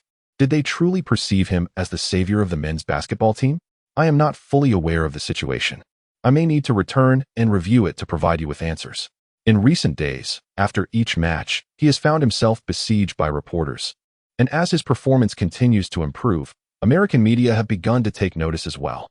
When faced with domestic journalists, His father has started to allow him to navigate these encounters independently, refraining from intervening. Nevertheless, he still offers preemptive advice regarding matters of importance, particularly since he has only recently begun to immerse himself in basketball discourse online, thus grasping many previously obscure issues. He is certainly aware of the controversies surrounding the national team's performance in the Summer League. In the past, there was no comparison to Lee Chiming, and there was a sense of reassurance, as they believed they still had the formidable Yao Ming as a backup. Domestic fans feel that merely holding their ground against Summer League teams is commendable, and if Taekwondo does not perform optimally, it is understandable given his youth. Perhaps, after a season of honing his skills in the NBA, he may flourish. After all, with the likes of Yao and Yi Jianlian leading the way, he still has time to develop. However, the emergence of Lee Chiming has dramatically shifted the public discourse. The more he excels in the Summer League, the more the underwhelming performances of the national team players come to light. Even Yi Jianlian, with all his experience, has found himself stifled, proving that seasoned expertise pales in comparison to raw talent. Without Yao and the others, can they truly overcome a Summer League team? This match was the closest they have come, yet Yi Jianlian failed to seize the opportunity for a game-winning shot. What? You say Lee Chiming didn't have a last-second shot either? He dominated the game entirely, thus rendering a buzzer-beater unnecessary. Not to mention the pressing question of whether to recruit Lee Chiming into the national team. The communication has been utterly lacking, as if the message were cast aside, eyes blind to the opportunity, or the connection severed altogether. Father Lee had little interest in speculating about the significance of the blue shoes. His primary concern was to safeguard his son. Consequently, he advised Lee Chiming to disregard any discussions of that nature. On this front, Lee Chiming proved to be quite reassuring, fully aware that any careless remarks could have repercussions for many individuals. Thus, even when journalists attempted to entice him, he remained unperturbed. Perhaps some of them meant well, hoping he would bolster the national team's strength. Yet such matters cannot be rushed. After the match, he received encouraging news from his father. The Magic had confirmed their intention to sign him. Although the contract amount was modest and only lasted for 2 years, with the second year being a team option, it was nonetheless a positive development. Unfortunately, as a second-round pick, he lacked the leverage of guaranteed rights. If his performance faltered, the team could easily part ways with him. Conversely, if he excelled, the team held the privilege of re-signing him at a lower rate, provided no other team presented a lucrative offer. It was anticipated that in his rookie year, he would earn at least $300,000 annually, a significant leap forward, as his father chuckled, shaking his head in disbelief. The Magic's interest in him indicated a genuine desire to nurture his potential. After all, during the Summer League, Lee Chiming had indeed showcased his value. While he still had far to go to become a cornerstone of the team, he could certainly alleviate some pressure during the rotation phase. Given his physique, he could likely contribute for a limited duration, which would suffice. The upcoming season demanded results, and the focus could not solely be on him. The amount of playtime he secured would depend on his training performance. The salary associated with rookie contracts is closely tied to draft position. For instance, a player like Spacey, being a lottery pick, could negotiate a 4-year contract worth approximately $13 million, with the first year yielding around $2.78 million, increasing incrementally thereafter. However, the latter 2 years remain team options, allowing the franchise to either exercise, relinquish, or extend the contract early, a scenario that ultimately favored the team. Previous instances of standout rookies departing once their contracts expired, leaving the team with nothing, had occurred. Moreover, being a second-round pick had its advantages as well. If a rookie excelled in the initial 2 years and the team opted for an extension, they could secure a more favorable contract sooner. To protect the interests of the franchises, the league implemented restrictions, such as the arenas rule, facilitating teams in retaining successful second-round picks. The future development of Lee Chiming remains uncertain, yet it is evident that he has made a promising start. However, the signing process will require some time, and consequently, the system has yet to respond. Chapter 20. The conclusion of the Summer League and moving into a new home on July 13th. Following the conclusion of the Orlando Summer League, the temporarily assembled Magic team announced its disbandment. Apart from Lee Chiming, who is on the verge of finalizing his contract, along with J.J. Redick, Marcin Gortat, and Jameer Nelson returning to the team, the other players must seek new opportunities. The roster of the Magic for the upcoming season is expected to remain stable, especially with the core players such as Dwight Howard and Hedo T. RKO Lue having matured. alongside the presence of capable role-players like Nelson, Dueling, and Arroyo, as well as the addition of newcomers like Gortat and Li Chiming. Moreover, just the day before, the Magic had announced an agreement with the Supersonics to acquire power forward Rashard Lewis through a sign-and-trade deal. After relinquishing a second-round draft pick and approximately $9 million in trade exceptions, the Magic secured Lewis with a lucrative 6-year contract worth $118 million, making him the 10th player in NBA history to achieve a billion-dollar contract. When Li Chongming received this news, he was still in the car on the way back. Exchanging a glance with his father, both at a loss for words. Dad, what do you think about me? Li's father certainly comprehended his implication. Previously, the two of them had been elated like foolish deer over a $300,000 annual salary, but now they realized that, in comparison to others, this was merely chump change of little significance. However, the others were established stars, while Li Chiming had barely begun his journey. Li's father, unwilling to dampen his son's confidence, could only respond with a wry smile. Then you must strive diligently, though this is indeed rather daunting. He had been unaware of the NBA's salary levels until he recently discovered that Yao Ming had signed a staggering 5-year, $75 million contract 2 years prior. Today, he was astonished to see even more outrageous figures. Were these individuals receiving money as if from a gust of wind? Nevertheless, having such a goal undeniably provides the most direct motivation. It was as if Li's father was now contemplating whether to resign from his current job to dedicate himself entirely to managing Li Chongming's career. Although lacking experience, he was eager to learn, and in many ways, being a manager resembled his previous work in foreign trade sales. Had it only been a matter of signing with the Magic, he might not have entertained this notion. But he had recently received numerous calls regarding endorsement contracts from domestic companies, leading him to reconsider his perspective. After all, Li Sheng was now a player who had entered the NBA. Regardless of how his path in the league unfolded, there would undoubtedly be a market awaiting him back home. It was reminiscent of the once coveted sea turtles, those returning with a gilded reputation.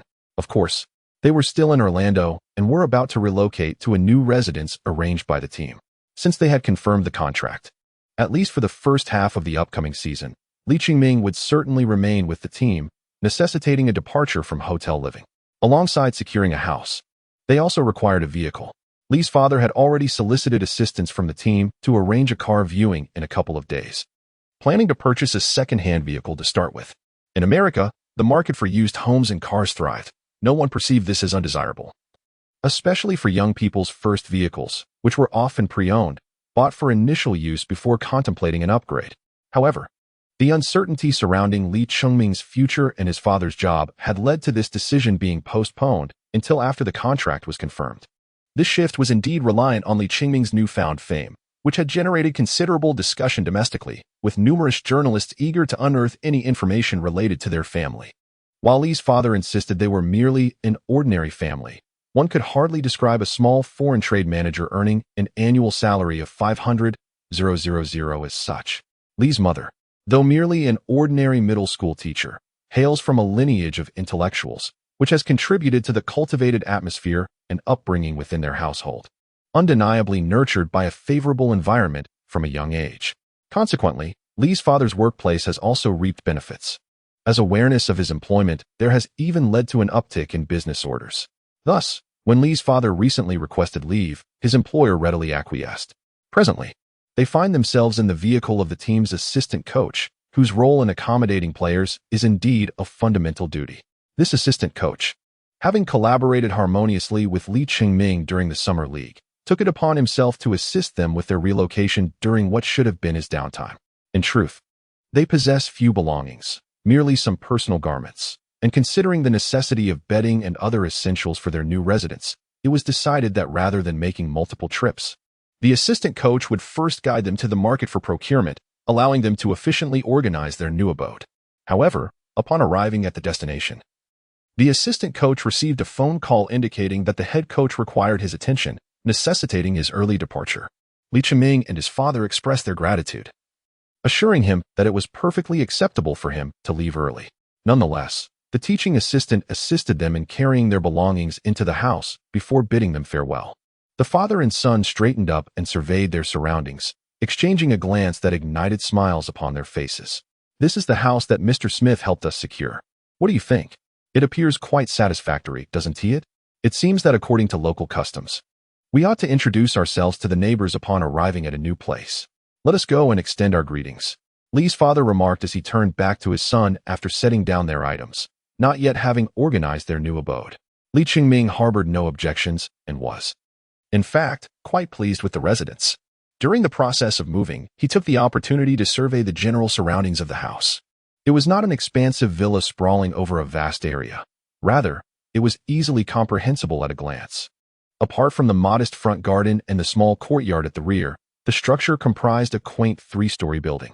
The ground floor housed the living room, while the second floor contained approximately 2 or 3 sitting rooms, culminating in what appeared to be a rooftop terrace. Overall, the environment was quite delightful. The Li family's circumstances, while modest, are certainly not lacking by domestic standards. Though their residence is compact, it boasts a small basketball court in the backyard, which served as the foundation for Li Qingming's early passion for the sport. This half-court allows him ample opportunity to practice and play at his leisure. Their initial visit, however, is to the neighboring household of the McGildens, a family of 7, comprising both young and old. Upon their arrival, they observe the matriarch tending to the garden, while a girl of about 8 or 9 frolics with a small dog nearby. Intrigued by their conversation, the girl rises, dashes over, tilting her head to gaze at Li Qingming for a moment before suddenly making a playful face at him. Li Qingming was initially listening to his father converse with Mrs. McGilden. It was evident that Mrs. McGilden had recognized Li Qingming. After all, as a resident of Orlando, one might not be an ardent basketball enthusiast. Yet one cannot remain oblivious to the existence of such a prominent basketball team.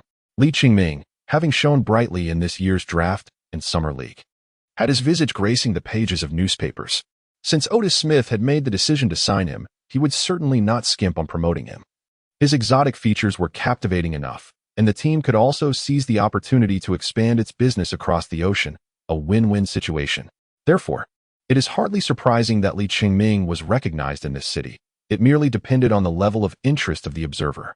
The McGilden family, evidently, had a keen interest in basketball, with Mrs. McGilden articulating her thoughts eloquently, primarily to express their warm welcome to Li Qingming and to convey her hopes that he would aid the Magic in achieving greater success in the upcoming season. Wishing him all the best in his endeavors, Li's father expressed his gratitude for her blessings and subsequently extended an invitation to their family to attend the housewarming banquet that evening. He was aware that such customs existed abroad. In fact, they were also present domestically, albeit primarily among close friends and relatives. However, in foreign lands, this occasion served as an opportunity to meet new neighbors, which he found rather delightful. At that moment, Li Qingming caught sight of the girl's playful grimace, which ignited his own youthful spirit, prompting him to mimic her expression. To his surprise, the girl, seemingly provoked by his antics, appeared to grow somewhat irritable, sticking out her tongue in a manner reminiscent of a Shiba Inu. This only made Li Qingming laugh, and just as he was about to retaliate, he felt a gentle tap on his shoulder from his father. Mr. Li, with a hint of irritation, inquired, "What are you doing?" Mrs. McGilton, having noticed her daughter's inappropriate behavior, turned to reprimand her. "Sheila, have you forgotten what I told you?" Before the girl could respond, Mr. Li placed a hand on his son Qingming's shoulder and smiled at Mrs. McGilton. "I apologize. This young lad is quite impolite and may have startled you." "Oh. Allow me to introduce my daughter, Sheila." "Hello, Sheila." In response to Mr. Li, the girl displayed remarkable courtesy, even lifting her dress to perform a curtsy, which elicited laughter from the adults, including Qingming. He found it impossible to remain upset in the presence of such an adorable girl. It would have been utterly petty to frown over a mere grimace. Consequently, Mr. Li encouraged his son to apologize, and he readily accepted his fault. Meanwhile, Mrs. McGilton urged Sheila McGilton to extend her apologies as well. The girl, who preferred gentler approaches, sincerely said sorry to Qingming, and their minor conflict dissipated instantly. Later, as Qingming and his family prepared to tidy the house, Mrs. McGilton brought her family to assist. Even before they had the chance to enjoy the housewarming feast, the two families were already harmoniously coexisting. The McGiltons had 2 sons and 1 daughter. Their eldest son, John McGilton, aged 16, was currently in high school and had a keen interest in basketball, passionately supporting the Orlando Magic. Thus, he was the most delighted about the Li family's arrival, eagerly pulling Qingming aside to teach him how to play. Sheila was the second daughter, only 9 years old, and surprisingly, she was a child model, already contributing to the household at such a tender age. The age differences among the three siblings were quite significant, with a younger brother still in infancy. Mr. McGilton operated a photography studio alongside his parents, and it was through assisting in promotional photos for their studio that Sheila's modeling career was noticed by an advertising agency, marking the beginning of her journey. Chapter 21, Rivals? With a new home and new neighbors, 2 days later, Mr. Lee purchased a second-hand car with the assistance of a teaching assistant, and the father and son settled in Orlando. At this juncture, even if the contract were confirmed by the end of the month, there remained over 2 months until the commencement of the new season. They could easily take a trip back to their homeland to arrange matters at home. However, as Lee Ching-ming himself stated, he was resolutely determined to remain in the NBA. Even with a system in place, it was one that required a firm push to progress. He understood that personal effort was indispensable. During the previous summer league training, he had already sensed a significant disparity between his prior individual practice and the structured training provided in a professional league. Until now, he had largely relied on his physical talents and instinctive basketball intelligence. His tactical acumen was somewhat lacking, primarily due to the absence of formal training in that area, resulting in a reliance on self-taught experiences, which made him vulnerable in high-pressure situations. Therefore, during the extended off-season, he decided against returning home and instead planned to remain in the United States to seize training opportunities. After all, every offseason in the NBA saw stars hosting various training camps, and teams also made their own arrangements. What Lee Ching-ming needed to do now was to immerse himself in professional environments, sharpening his understanding of the game. Should the need arise, he could seek assistance from the team. As a signed player, he had that privilege. He believed that this approach would significantly aid his prospects within the team, a notion supported by his father's insights. The team's head coach, Stan Van Gundy, was an academician who placed considerable emphasis on tactical knowledge and defense. Thus, it was imperative for him to seize the opportunity to address his shortcomings. After all, now that he was part of the team, he could not play solely according to his own style. The coach would not tailor strategies specifically for him, necessitating his adaptation to the coach's directives. This enhancement of his awareness and understanding was crucial. Moreover, as the new semester approached in a little over a month, Lee Yong had no intention of returning either. He planned to ask his mother to handle his leave of absence, which was reasonable considering that pursuing a career in the NBA far outweighed the significance of attending university. However, he did not directly drop out of school, as he might need to return to complete his courses someday. If he were to truly withdraw, his father, Mr. Lee, might not hesitate to break his legs. As for staying here, Mr. Lee certainly could not leave. He was unwilling to leave his son alone in this place, even if they had just made acquaintance with a decent neighbor. Upon learning about Lee Ching-ming's aspirations, the team was naturally delighted. For a young player's desire to improve is beneficial for the team. Although this was meant to be a holiday, the management and coaching staff were still occupied with numerous tasks in preparation for the new season. Furthermore, with Lee Ching-ming's presence, there was now an additional opportunity to tap into the Chinese market, which would require his involvement. However, there was no immediate need for him to return. He merely needed to assist in filming a promotional video. Speaking in Mandarin would suffice. Hello everyone, I am Lee Ching-ming, the Chinese player of the Orlando Magic. I hope you will pay more attention to the Magic and my performance in the future. It was just a brief statement, and the debuting Lee Ching-ming, devoid of any nervousness, impressed the director with his composure and bravery. Ah, did you deduce that from his physique? Lee Ching-ming felt a profound sense of joy. For throughout his life, he had seldom received positive commendations from others. Even on the sports field, he occasionally heard remarks such as that chubby fellow. Suddenly, I found the air abroad to be remarkably sweet. Before Lee Ching-ming could finish his words, his father gave him a sharp rap on the head and, with an irritable glare, said, "What do you mean by that? Is it the country's fault that the air quality is poor?" Lee Ching-ming hastily clarified, that is not what I meant. I was merely expressing my astonishment. Father Lee solemnly advised, "It is best not to entertain such thoughts. You must understand where your roots lie. Do you comprehend?" Lee Ching-ming humbly accepted the situation. He merely intended to exaggerate a little, never anticipating such a vigorous reaction from his father. Nevertheless, he could empathize with his father's feelings. After all, while he was in the restroom, his father had received a phone call from Reddick, who audaciously invited him to a strip club. This instilled in Lee's father a profound sense of crisis, fearing that his son might easily be led astray. Despite Lee Ching-ming having been raised with utmost care and his ability to remain composed in the face of ridicule, he was acutely aware of the myriad temptations present in this extravagant world. and his resolve might not be as steadfast as he presumed. His physical weight was substantial, but not the weight of his heart. By the way, manager Smith mentioned that Dwight Howard's training camp was about to commence, and he suggested that Li Qingming should consider attending. Really? Upon hearing about the training camp, Li Qingming's eyes sparkled with excitement. He was fervently eager to enhance his skills, fearing that opportunities might be scarce. He felt that merely practicing alone at home or engaging in monotonous drills at the gym could not compare to the rapid improvement gained through practical exchanges with others. Mr. Li, observing his son in this manner, nodded with a sense of satisfaction. Let us wait for another week. After all, we are in Orlando. During this time, you should train at the gym. Perhaps Howard will report to the team in the meantime, and you might have the opportunity to become acquainted with him. Li Qingming nodded, his thoughts drifting to the individual he had only heard of by name, known by the moniker Beast, rumored to be the premier center in the league following the great Shaquille O'Neal. What, then, becomes of Yao Ming? While Li Qingming diligently toiled in the training facility of the Magic, the Las Vegas Summer League continued unabated. However, the national men's basketball team's journey in the Summer League was destined to conclude prematurely, due to the multitude of participating teams. A preliminary round was conducted before advancing to the knockout stage. After suffering a defeat to the Cavaliers, the men's team subsequently fell to the Knicks and the Celtics, each loss exceeding a 20-point margin. Yi Jianlian, in one game, recorded a dismal 0-for-6 shooting performance, managing only 3 points and 9 fouls, followed by a game of 7 points and 5 rebounds, averaging a mere 12.4 points over 5 games with a shooting percentage of merely 25. If the sky is deemed his limit, it seems that Li Qingming has already transcended the atmosphere. No, the hefty fellow is too burdensome.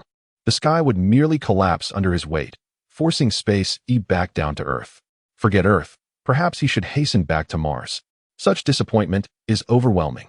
The pressing question arises, are the NBA scouts blind? How could he land at 6th place while my chubby friend languishes at the bottom? Perhaps they see potential in Space E? Nonsense. Clearly, age plays a role for E, but Li Qingming is merely a freshman, a sprightly 19 with no discernible flaws. Furthermore, if we speak of potential, Li Qingming's prospects are far more promising. After all, aren't heavy-set individuals often considered to be sleeping giants? Unsurprisingly, Space E bore the brunt of the team's criticism, enduring relentless mockery.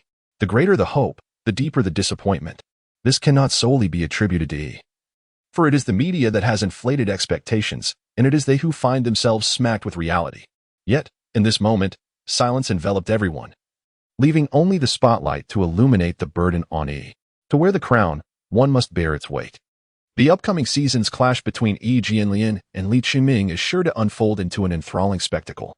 Domestic sports media believe this rivalry will ignite more discussion than that of E against Yao, considering they are of similar age, both part of the same draft class. In competing in the Eastern Conference, perhaps they will become fierce adversaries? Chapter 22. The Beast training camp as time swiftly passed. July 23rd arrived, and the illustrious basketball star Dwight Howard inaugurated his training camp in a practice facility of the Orlando Magic. Li Qingming enrolled to participate, finally encountering the legendary Beast. Howard, the first overall pick in the 2004 draft, has been renowned for his formidable physical prowess since his debut. He rapidly ascended within the Magic, solidifying his position as a cornerstone of the team and leading them to the playoffs last year, thus validating his prodigious talent during his rookie season. Now, one stands as the team's leader while the other is merely a fledgling. Their meeting was akin to a fortuitous encounter between the Golden Wind and the Duel. Yet they seemed worlds apart. Howard's purpose for hosting this training camp was twofold: to broaden his influence, a common endeavor amongst celebrated athletes, and to attract aspiring professional players alongside gifted individuals from high schools and universities. Should he unearth a few talents, he might cultivate a new generation of disciples.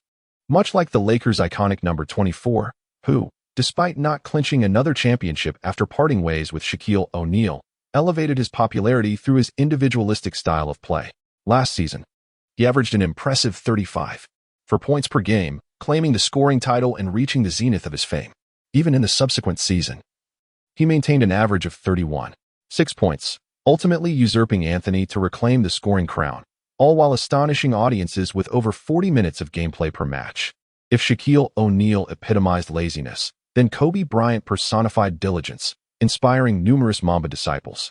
However, when Howard beheld Li Qingming, guided before him by an assistant coach. He recalled hearing from J.J. Redick about a new rookie joining the team. This was their first encounter, and after a moment of observation, Howard suddenly laughed and remarked, "I believe you should attend Shaq's training camp."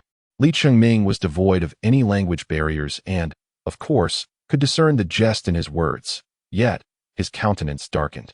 After all, it was their first encounter, and to make a jest about one's weight felt rather impolite to him. Initially, he felt quite pleased to meet the team captain and an illustrious star of the league, but in an instant, that sentiment soured. Howard, oblivious to the shift in atmosphere, continued unabated. "No, Shaq doesn't care much for these training camp antics, unless you're willing to share your menu with him." Lee Chung-ming wore no smile, but rather felt an urge to unleash his frustration upon this oblivious individual. Fortunately, the assistant instructor discerned the tension and promptly intervened. "Well, Dwight, perhaps it would be prudent to refrain from unnecessary chatter. Your time is quite precious, isn't it? Let us arrange a session for Lee. He certainly lacks the inclination to indulge in your silly anecdotes." Dwight nodded in agreement, then turned to call for attention, suddenly slapping his forehead and exclaiming, "There's a rule for participating in my training camp. You must first pass my challenge." Indeed, Dwight would partake in the camp himself, occasionally sparring with the trainees. This not only fulfilled his desire to teach, but also assisted in maintaining his own physical condition. Another reason for organizing this training camp was his upcoming participation with the United States national team in this year's FIBA Basketball World Cup, a critical step toward qualifying for the Olympics next year.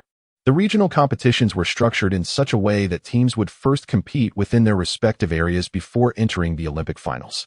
Given the competitive nature of European and American basketball, it would be exceedingly difficult for teams from Asia to break through. While it was unlikely that the U.S. team would struggle for the championship under normal circumstances, the internal training regimen included one-on-one matchups and practice games. Poor performance in such settings could be somewhat embarrassing for the stars involved, thus necessitating a strategy to maintain peak form. Although Dwight had his share of issues in matters of the heart, his discipline was evident in his muscular physique, a stark contrast to the laziness of others. Upon seeing Lee Chung-ming, Dwight seemed to recall his past encounters with an annoying rival from his youth, and eagerly dragged Lee into a one-on-one showdown. The assistant thought to question this newfound rule, but was promptly halted by Lee Chung-ming. With a wide grin that revealed his perfectly aligned teeth, Lee appeared earnest. "All right, this suits me just fine," he affirmed with a nod, energizing Dwight further. However, Dwight appeared to overestimate his own skills while underestimating Lee's resilience and swift reactions. During his first attempt to score, as he collided with Lee, he intended to showcase his agility by maneuvering past the young player. To his surprise, Lee had seemingly anticipated his move, standing firm and even pushing forward. In a moment of distraction, Dwight found himself stripped of the ball by Lee's long reach. After securing the ball, Lee paused momentarily, staring at his hand as if it possessed some extraordinary magic, before glancing back at Dwight and tossing the ball back to him. "Let us do this again." Had it not been for the veil of his skin tone, Howard's expression would undoubtedly have been one of deep discontent. For Lee Chung-ming's earlier demeanor was nothing short of provocative. The Magic's tendency to select players mirrors this, often choosing centers who possess an affable smile, yet harbor an inflated sense of self-worth. Although Howard soon donned a grin, seemingly unperturbed by the recent exchange. The moment he found himself facing Lee Chung-ming with the ball, his expression swiftly darkened, signaling the onset of his seriousness. At this juncture, a considerable audience had gathered, astonished to witness Howard engaging in a one-on-one duel with an unfamiliar Asian face. "Who is that guy?" one questioned. "Hey, I recognize this lad. He is the rookie from the Magic this year," someone exclaimed. "Dwight, show that kid what you're made of. Get in there." This outburst came from the mischievous onlookers, a rather sizable group, with no malice intended, merely reveling in the spectacle, particularly eager to witness Howard's potential misstep. Initially, the assistant coach observed with a degree of trepidation. But upon witnessing Lee Chung-ming successfully defend against Howard's attempt, realization dawned upon him as he cast a bewildered glance at Lee, murmuring, "Perhaps this is for the best." Dwight could certainly use a lesson. Howard, however, did not share the sentiment of needing to learn a lesson. In fact, he was rather obstinate, eager to showcase his prowess in front of Lee once more. Previously, he had mistakenly assumed his failure was a mere accident, oblivious to the fact that Lee had already anticipated his movements and effectively thwarted his advance, executing a timely steal. It could be said that he lacked the foresight to consider this, as his talent seemed solely concentrated in his physicality. Nonetheless, he possessed enough acumen to realize that a frontal assault was ill-suited for a center of his stature. A post-up maneuver was far more appropriate. Yet, as he pressed against Lee, attempting to grind his way inside, Howard soon recognized that he had severely underestimated his opponent, finding himself unable to budge him an inch. The spectators, observing the standoff between the two, speculated that Howard was merely toying around, as neither party seemed to move. Given Howard's reputation for antics, one jested, "Dwight, are you posing as a statue? Move already."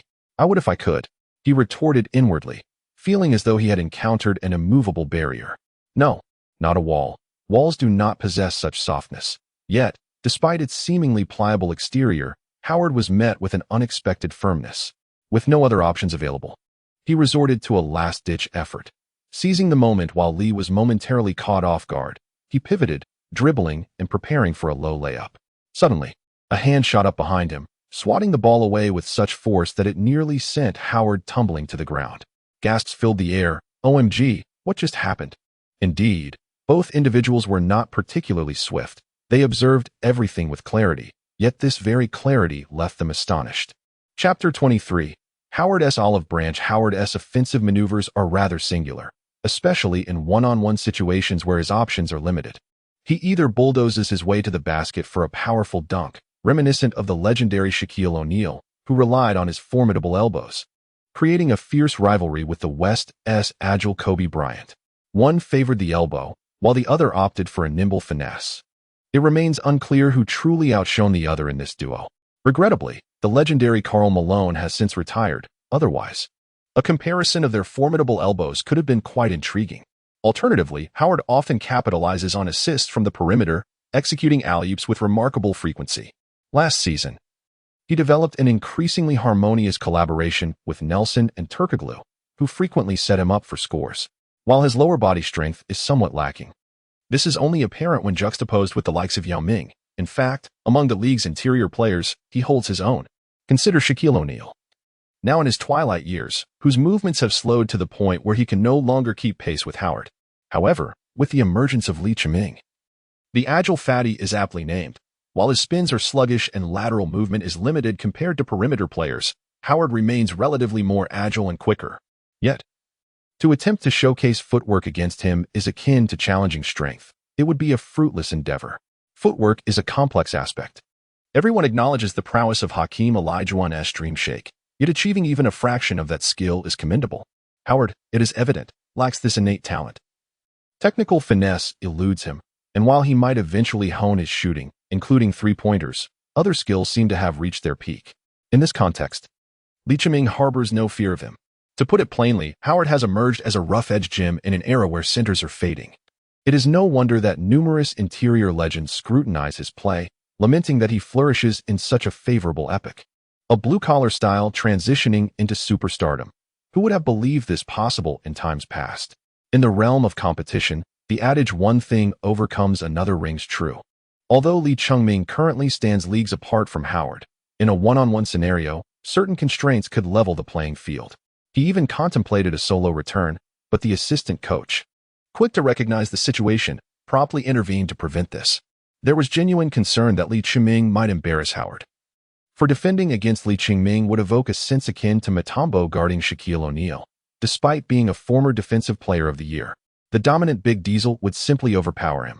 Howard's strength appeared to pale in comparison to Lee Chiming's, particularly in terms of lower body strength.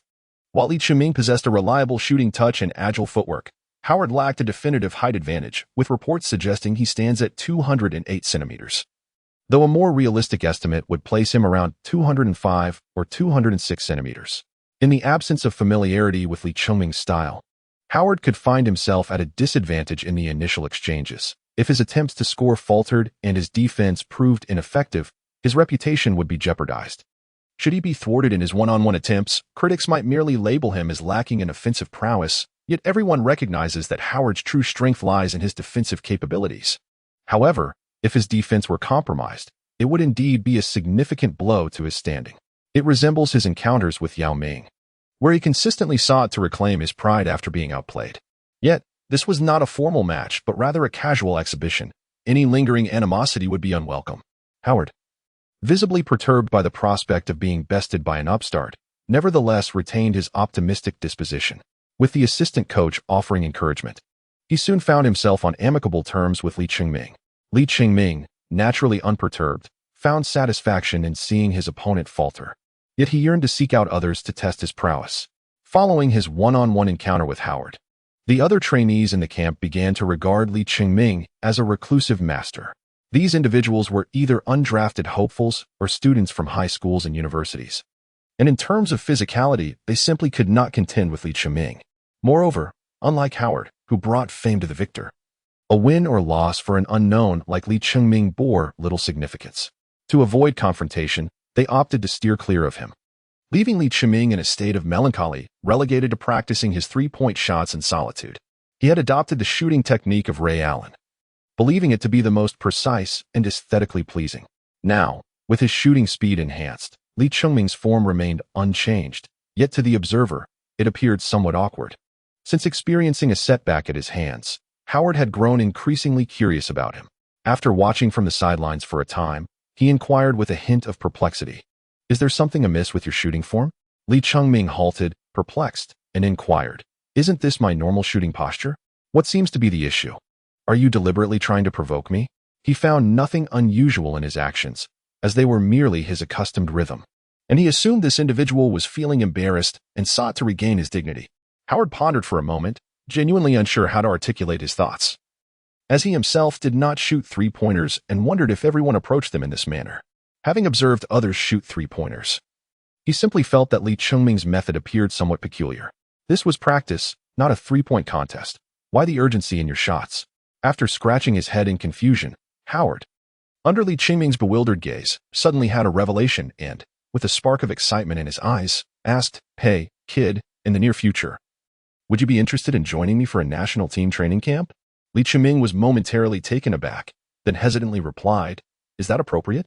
Howard is participating in the national team training, which is essentially the training for the American team. To be candid, Li Qingming felt a flicker of temptation, as the presence of NBA stars there far surpassed that of any training camp. However, he pondered to himself, "I haven't even participated in my own country's national team. So how can I attend the American team's training? If word of this gets out, the media would have a field day, and my father would be the first to disown me." Howard chuckled heartily and said, "What do you mean by appropriate? Do you think I'm inviting you to join? It's merely to serve as a practice partner, and it would be a wonderful opportunity for you to broaden your horizons." Li Qingming possesses quite a bit of cleverness. He swiftly realizes that Howard harbors ill intentions, not towards him, but rather towards his teammates in the national team. This character, likely feeling humiliated after being bested by Li, momentarily finds himself at a loss, unsure of how to regain his dignity. In such circumstances, it is often best to drag more people down with him, as shared embarrassment diminishes his own. He might assume that the other members of the American basketball team would also be naive enough to seek out Li Qingming for their own detriment. However, when faced with other stars, it remains uncertain whether they would indeed suffer.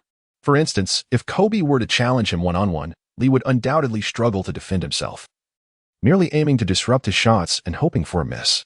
Yet, one-on-one encounters are not solely about enduring. They provide opportunities for offense as well.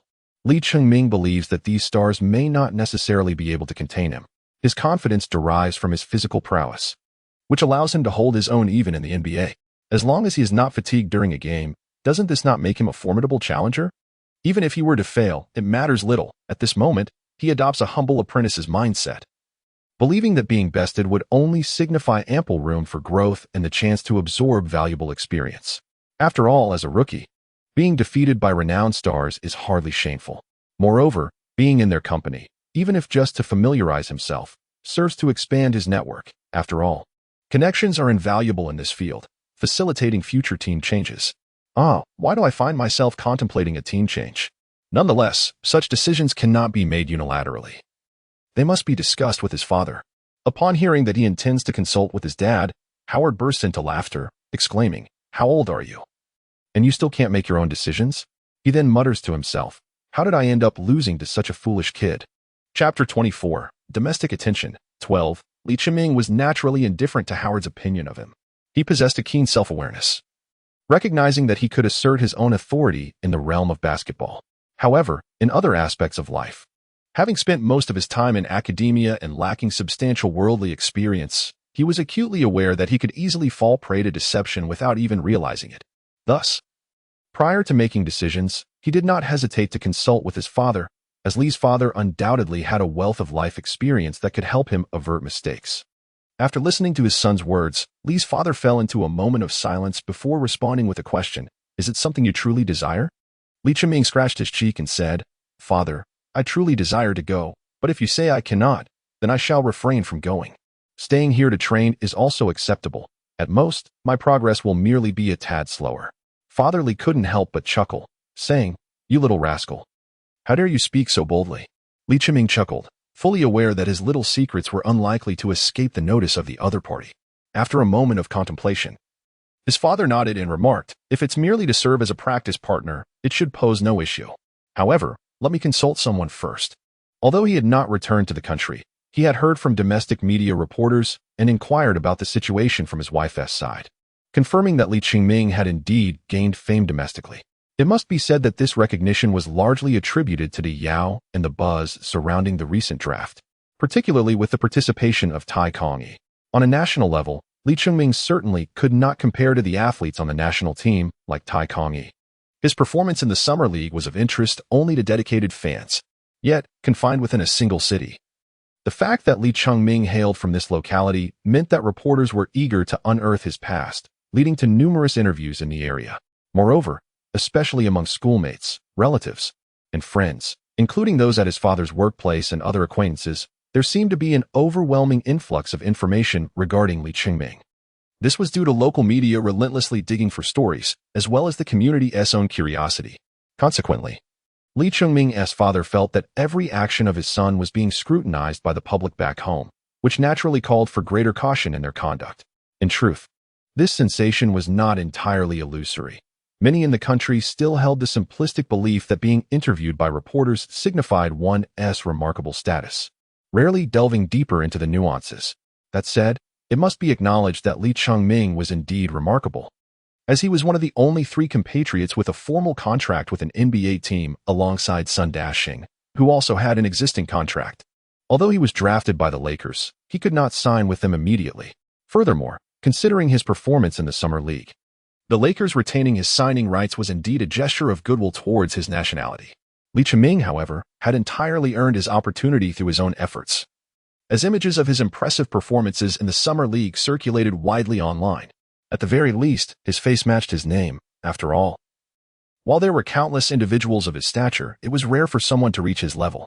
Moreover, Lee Chiming was not unattractive. His physique was simply robust, and he belonged to the category of individuals who would undoubtedly look striking if they were to slim down. Indeed, should he shed some weight, he would certainly be quite lean. Lee Chiming awaited news from his father, who soon responded that he could go, but he must also exercise caution upon arrival and avoid leaving any incriminating evidence. Naturally, Lee's father would accompany him, yet during training, he could not remain by his side at all times. Hence it was imperative to offer his son sound advice. Additionally, to preclude any misunderstandings, Lee's father proactively reached out to several media outlets, intending to elucidate the circumstances surrounding this incident. Among them was even a reporter from the CCTV sports channel stationed at the NBA, who, despite the off-season typically being uneventful, found an opportunity with Lee Chiming's sudden emergence at the draft. Previously, when the men's basketball team participated in the Summer League, they had to rush there, only to see the team exit early. This time, they swiftly connected with the Lee family in Orlando, confident that with the contract secured, they would not face any subsequent embarrassment. Lee's father planned to enlist their assistance in conveying the news back home, and they were more than willing to oblige, as this was also considered internal information for them. However, they intended to align with Lee Chiming's actions, ensuring that the news would only be disclosed after he had joined Howard for training with the U.S. national team. In truth, Lee's father's concerns were somewhat excessive. Although there was significant controversy surrounding Lee Chiming's absence from the national team, these media outlets were well aware of the situation. They viewed players like Lee Chiming, who were ambitious and seized every opportunity for improvement, as exemplary. If feasible, they would even advocate for sending the younger members of the national team to train alongside the U.S. national team. These sports journalists working in the U.S., to some extent, shared a mutual fate with domestic players. Barring a few exceptions, Most hoped for the success of these athletes, believing that their own reporting could lead to career advancements. When Li Chiming arrived in Las Vegas with Howard, preparing for the U.S. national team, the news was promptly relayed back home. The online community, upon learning this, found the situation rather intriguing, with comments suggesting that Fat Brother had managed to elevate his status within the team. I heard a rumor, though its accuracy is uncertain, that it seems Li Chiming outperformed Howard at the training camp. Given the somewhat closed nature of the camp, unless information was deliberately leaked, the outside world would not have access to any footage, leaving only rumors to circulate. I haven't read much, so don't deceive me. You might as well claim that Howard is Li Chiming's illegitimate son in the U.S. The absurdity of the claims escalated. Meanwhile, on the pedestrian street in City XX, Lu Nayan was shopping with her best friend, relishing the leisurely holiday, though she appeared somewhat distracted. Lu Nayan, her friend suddenly pulled her back to reality, and she almost collided with a nearby pillar. Turning back with a sheepish smile, she heard her friend ask, "What's wrong? You're not having second thoughts, are you?" She was fully aware of what the other party was alluding to. It had not been long since the holiday, and after winning the championship at the class competition, Li Chiming had become a figure inundated in the news. It was only at this moment that all the classmates, teachers, and school leaders realized that this young man had actually ventured to the United States to participate in the NBA draft, and, more astonishingly, he had been selected. Subsequently, numerous journalists began to seek interviews, with many teachers and classmates willingly participating. She, of course, was no exception. Yet, while she outwardly claimed that her relationship with him was merely average, deep down, she felt an inexplicable sense of loss. After all, it appeared that Li Chiming had genuinely achieved fame, becoming a dazzling star. If only she could somehow be associated with him. She was, by nature, a girl with a strong sense of vanity. Otherwise, she would not have deliberately exploited Li Chiming's fondness for her to tease him. In truth, it was not merely a figment of his imagination. She had indeed given him subtle hints. However, as a green tea girl, she was all about saying one thing while doing another. "Huh, you think too much," she scoffed inwardly. Yet, in the face of her best friend's inquisitive gaze, Lu Nayan could not bring herself to admit the truth. Although she was undeniably affected, especially after witnessing the news of Li Chiming officially signing with the NBA's Orlando Magic, which reportedly offered an annual salary exceeding $300,000. Moreover, he seemed to have gone to Las Vegas to serve as a practice partner for the national team. Even though she was not well versed in basketball, she recognized names like Kobe, and she understood that in the basketball realm, talent spoke volumes.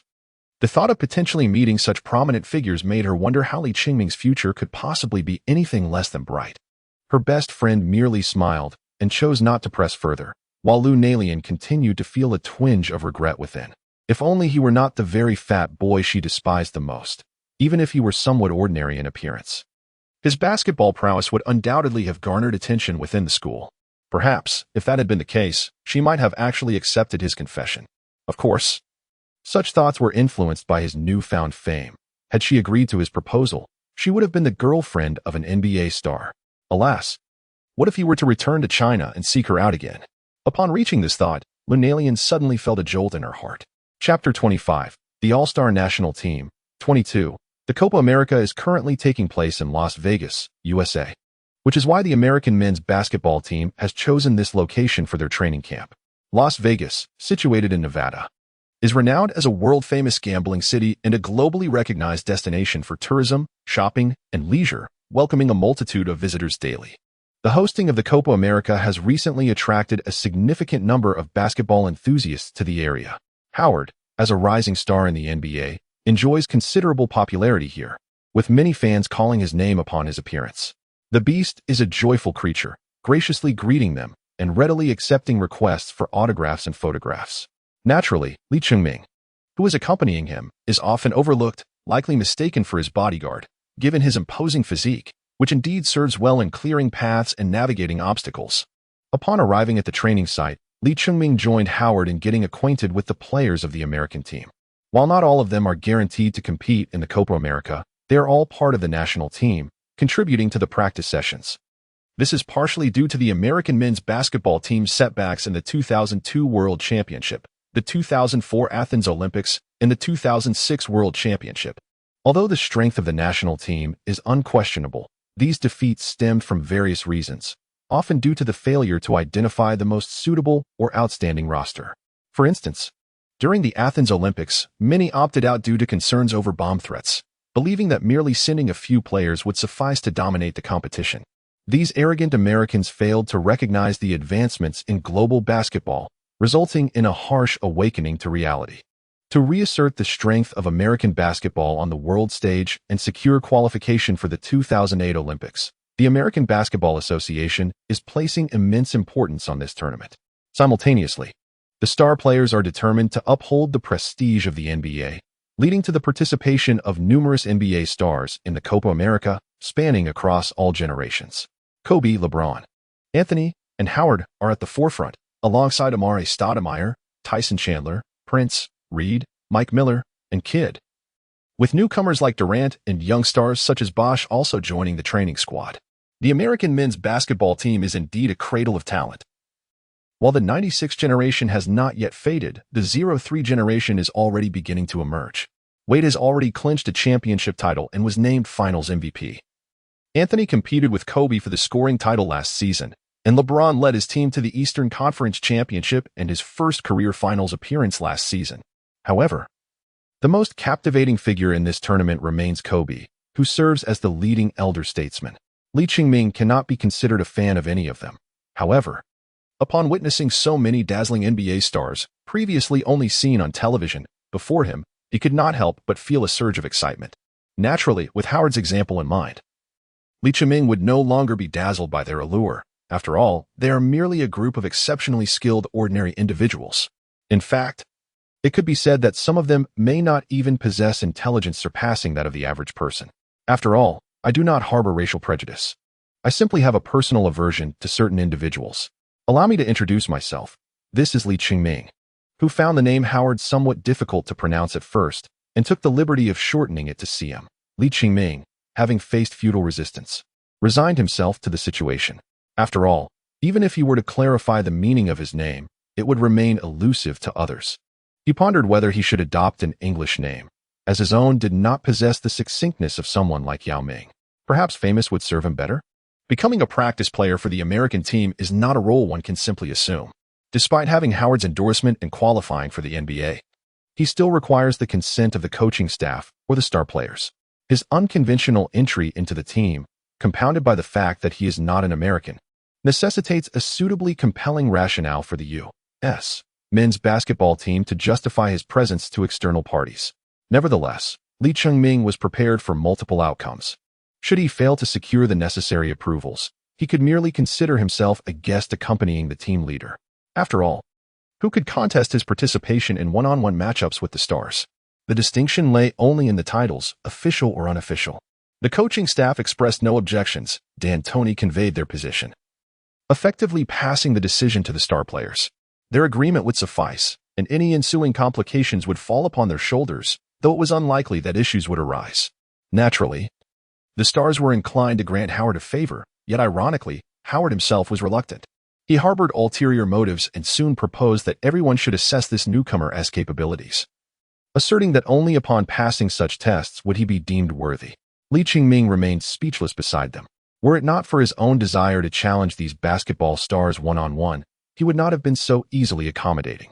This indeed piqued the interest of many onlookers, as Howard's demeanor suggested that this rookie possessed considerable prowess, and Lee Ching-ming's physique further intrigued them, clearly embodying the attributes of a low-post behemoth. Indeed, the emphasis lies on the term behemoth. Tayshaun Prince took the initiative as the first to step forward. Standing at 206 centimeters with an impressive wingspan of 218 centimeters. Yet weighing only 98 kilograms, he appeared rather slender next to Lee Ching-ming. Prince, a first-round draft pick in 2002 and one of the formidable bad boys of the Detroit Pistons, was a key small forward during their championship year. Though he may not have shone brightly within the illustrious roster of the U.S. national team, he is nonetheless a quietly formidable player. When faced with Lee Ching-ming, uncertain of his opponent's capabilities, Prince initially adopted a triple threat stance. As Lee Ching-ming retreated slightly at Prince's probing step, he suddenly executed a crisp jump shot from beyond the arc, swishing it through the net. For players of NBA caliber, aside from those who do not specialize in shooting, many are far more accurate in practice than one might anticipate. Lee Ching-ming was neither surprised nor disheartened upon witnessing this. When it was his turn to launch an offensive, he unhesitatingly opted for a strategy that capitalized on his physicality, easily overwhelming Prince with a couple of gentle nudges. After creating some space, Li Chiming let out a thunderous shout and took his shot, not allowing any time for interference, and he made the basket with unwavering precision. Initially, the bench players, who viewed Li Qingming's defensive prowess with a degree of skepticism, were suddenly captivated by his offensive display. One observer remarked, "He may not be able to defend against Taishan, but Taishan cannot defend against him." Howard chuckled softly, then muttered, "We should find a big man. He's easier to defend in the paint." Consequently, a center from the Suns, Stoudemire, was brought in. He was a rookie from the same draft class as Yao Ming, narrowly defeating Yao for the Rookie of the Year award. Last season, he made a comeback from injury, averaging over 20 points per game, a scoring capability far beyond that of Prince. His style of play, which included pick-and-rolls with perimeter players, was formidable, and he possessed a solid arsenal of self-created shots, including floaters and step-backs. However, his primary strength lay in his explosive athleticism, which rendered his attacking style in the paint and with his back to the basket entirely distinct. Naturally, facing a defender like Li Chiming, it was inconceivable for Stoudemire to rely on post-up moves, as he simply could not withstand such pressure.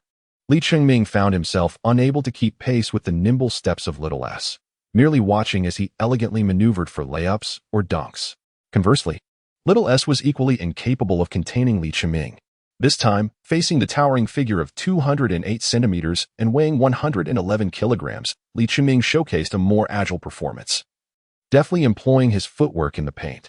As a power forward known for his aggressive style, Little S exhibited significant defensive vulnerabilities, particularly his propensity to leap. Averaging over 3 fouls per game, his defensive recklessness was evident. Once he took flight, Li Chingming seized the opportunity, possessing myriad ways to send the ball soaring through the hoop while the airborne Little S could only watch helplessly. Overall, Li Chiming emerged slightly victorious in this contest. At the very least, he managed to defend against them, while they struggled to contain him. When Little S hesitated to jump, Li Chiming would take advantage and launch his shot. His boisterous jump shot was both amusing and exasperating, for its peculiar appearance belied its accuracy. It was not until facing his third challenge that Li Chiming began to show signs of fatigue. Durant, in this American squad, was evidently a subordinate, stepping onto the scene as this year's second overall pick, summoned by the American Blue Shoes, with aspirations of engaging in fierce competition during the offseason. Little did he anticipate that his first matchup would be against a fellow rookie, a late second-round pick no less. In the Summer League, Durant participated in 2 games, his playing time coincidentally overlapping with Li Chingming's absence, yet he had witnessed Li Chingming's prowess firsthand. Thus, in contrast to other stars, he possessed a deeper understanding of Li Chingming's defensive weaknesses, which allowed him to gain the upper hand in their duel. Li Chingming finds himself particularly helpless when confronted with such an opponent. In one-on-one encounters, players with superior shooting skills inherently hold an advantage, especially when their athleticism surpasses his own. Durant's attributes, his towering height and lengthy wingspan, coupled with his precise shooting, enable him to release the ball with ease as long as he creates even a modicum of space, rendering him exceptionally challenging to defend against. Although his shooting speed may not rival that of Li Chiming, the latter's defensive footwork equally struggles to keep pace. Furthermore, Durant's offensive repertoire is remarkably diverse, encompassing various techniques such as crossovers, step-backs, and even fadeaway jump shots. How on earth can one contend with such prowess? Li Chingming was acutely aware of his opponent's weaknesses in offense, particularly their lack of back-to-the-basket play. Additionally, his height and high dribbling center of gravity rendered him somewhat unstable. However, these observations were more effectively exploited in the heat of competition, and Li Chiming was not the ideal defender. His speed lagged behind, leaving little hope for him to effectively contain his adversaries. Nonetheless, while he faced challenges defensively, he could seek redemption on the offensive end. Durant's slender physique left Li Chingming apprehensive, fearing he might topple with a mere gust of wind.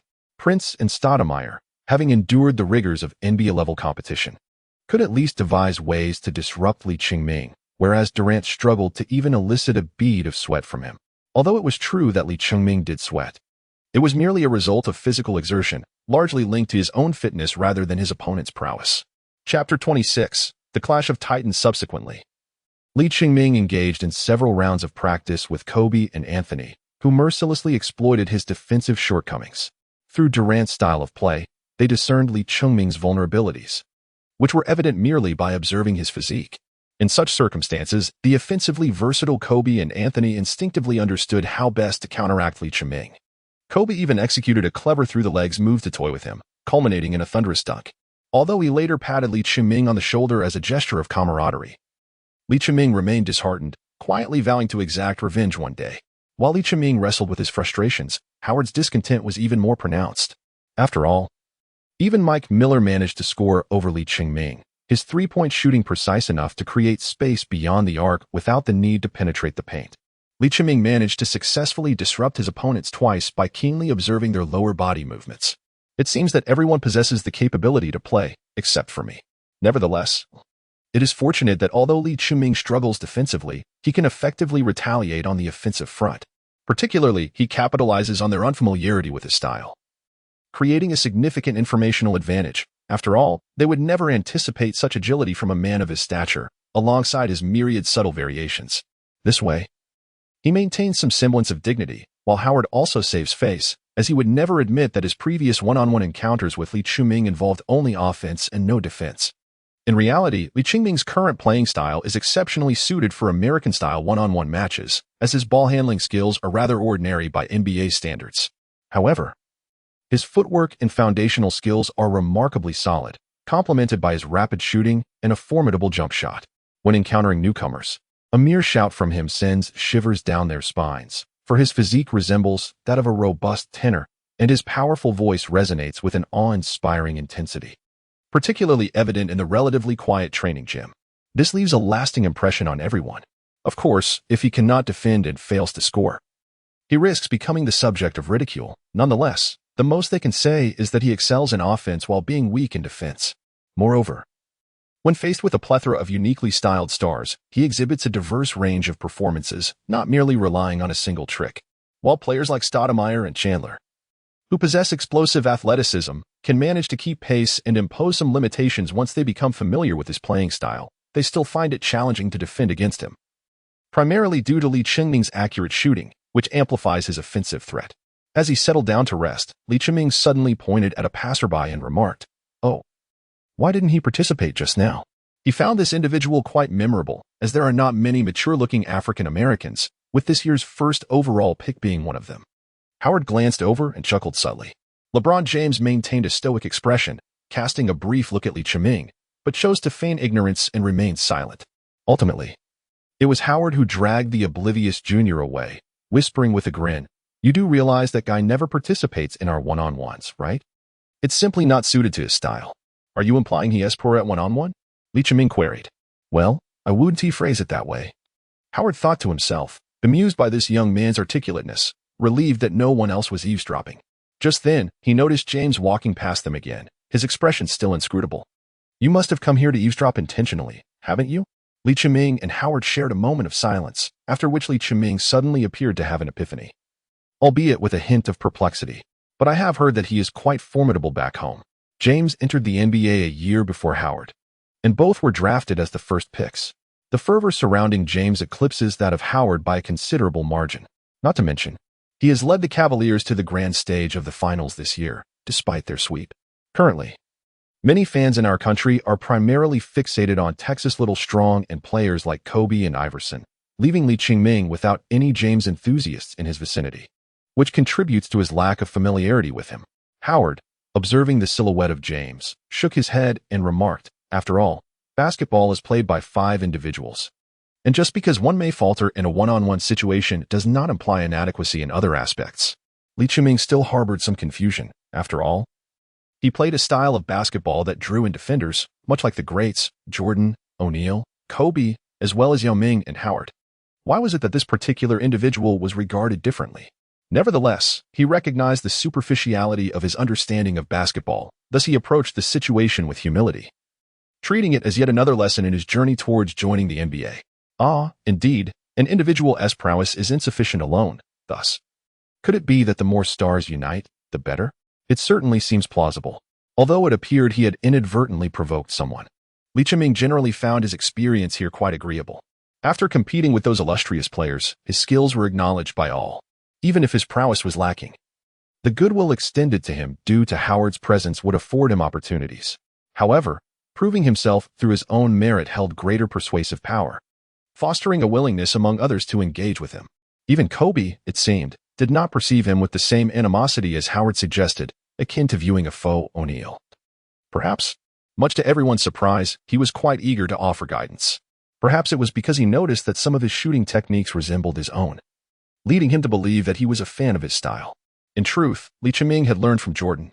This training camp proved to be immensely beneficial for Lee Chiming, as he grasped numerous skills from the stars and recognized the substantial gap between himself and these elite players.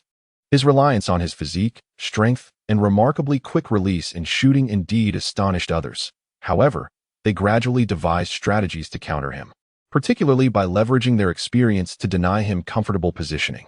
Tactics such as pulling the chair away at the right moment could even leave Lee Chiming feeling as though he was losing his balance during his shot, as the absence of a stable base could lead to a distortion in his subsequent actions. Naturally, Lee Chiming would also evolve. He would absorb this experience and strive not to repeat his mistakes next time. However, given that his encounters with each player were limited to only a few rounds, it was improbable that he could fully assimilate everything immediately. Thus, overall, he still appeared somewhat inexperienced, particularly on the defensive end, where he seemed rather cumbersome. In one-on-one situations, he lacked teammates to alleviate the defensive pressure, and if he could still manage to contain opponents like Howard, it would surely be a source of embarrassment for them. Indeed, if Howard could cleverly utilize his leaping and running advantages, he would not have faced such humiliation against Lee Chiming as before. Additionally, Lee Chiming's performance against the American team's interior players was crucial. Being a practice partner involved not just one-on-one matchups but also simulating the rules of international competitions, where there are no NBA regulations such as the 24-second shot clock, 3-second violations, or 5-second back-to-the-basket calls. After all, many of the rules in the NBA are designed for game balance, limiting players who might otherwise exploit certain advantages, such as Shaquille O'Neal and Charles Barkley, and primarily to enhance the spectacle of the game. However, international competitions are purely focused on athleticism. Apart from the American team, other nations often lack such dazzling stars, and their strategy is to maintain team cohesion to counter the American team's strengths. In the days that followed, Lee Chiming had the opportunity to witness a classic blue-white scrimmage of the American team during their internal training, with one team donned in blue jerseys and the other in white. This particular scrimmage was distinct as it was broadcast live across America, serving as a prelude to the upcoming America Cup. The teams were led by Kobe and LeBron James, with Kobe's squad also featuring Anthony and this year's second overall draft pick, Durant, while Howard was on James's white team alongside Kidd and others. As the match commenced, the white team swiftly seized the initiative, with Kidd and James connecting multiple times. However, Kobe soon emerged, showcasing his unparalleled skills in both penetrating and shooting from the perimeter. The white team momentarily surged ahead by a significant margin, yet the blue team gradually clawed their way back. Clad in his iconic number 10 jersey, Kobe appeared to be invincible, causing his teammates to pale in comparison, as did their opponents.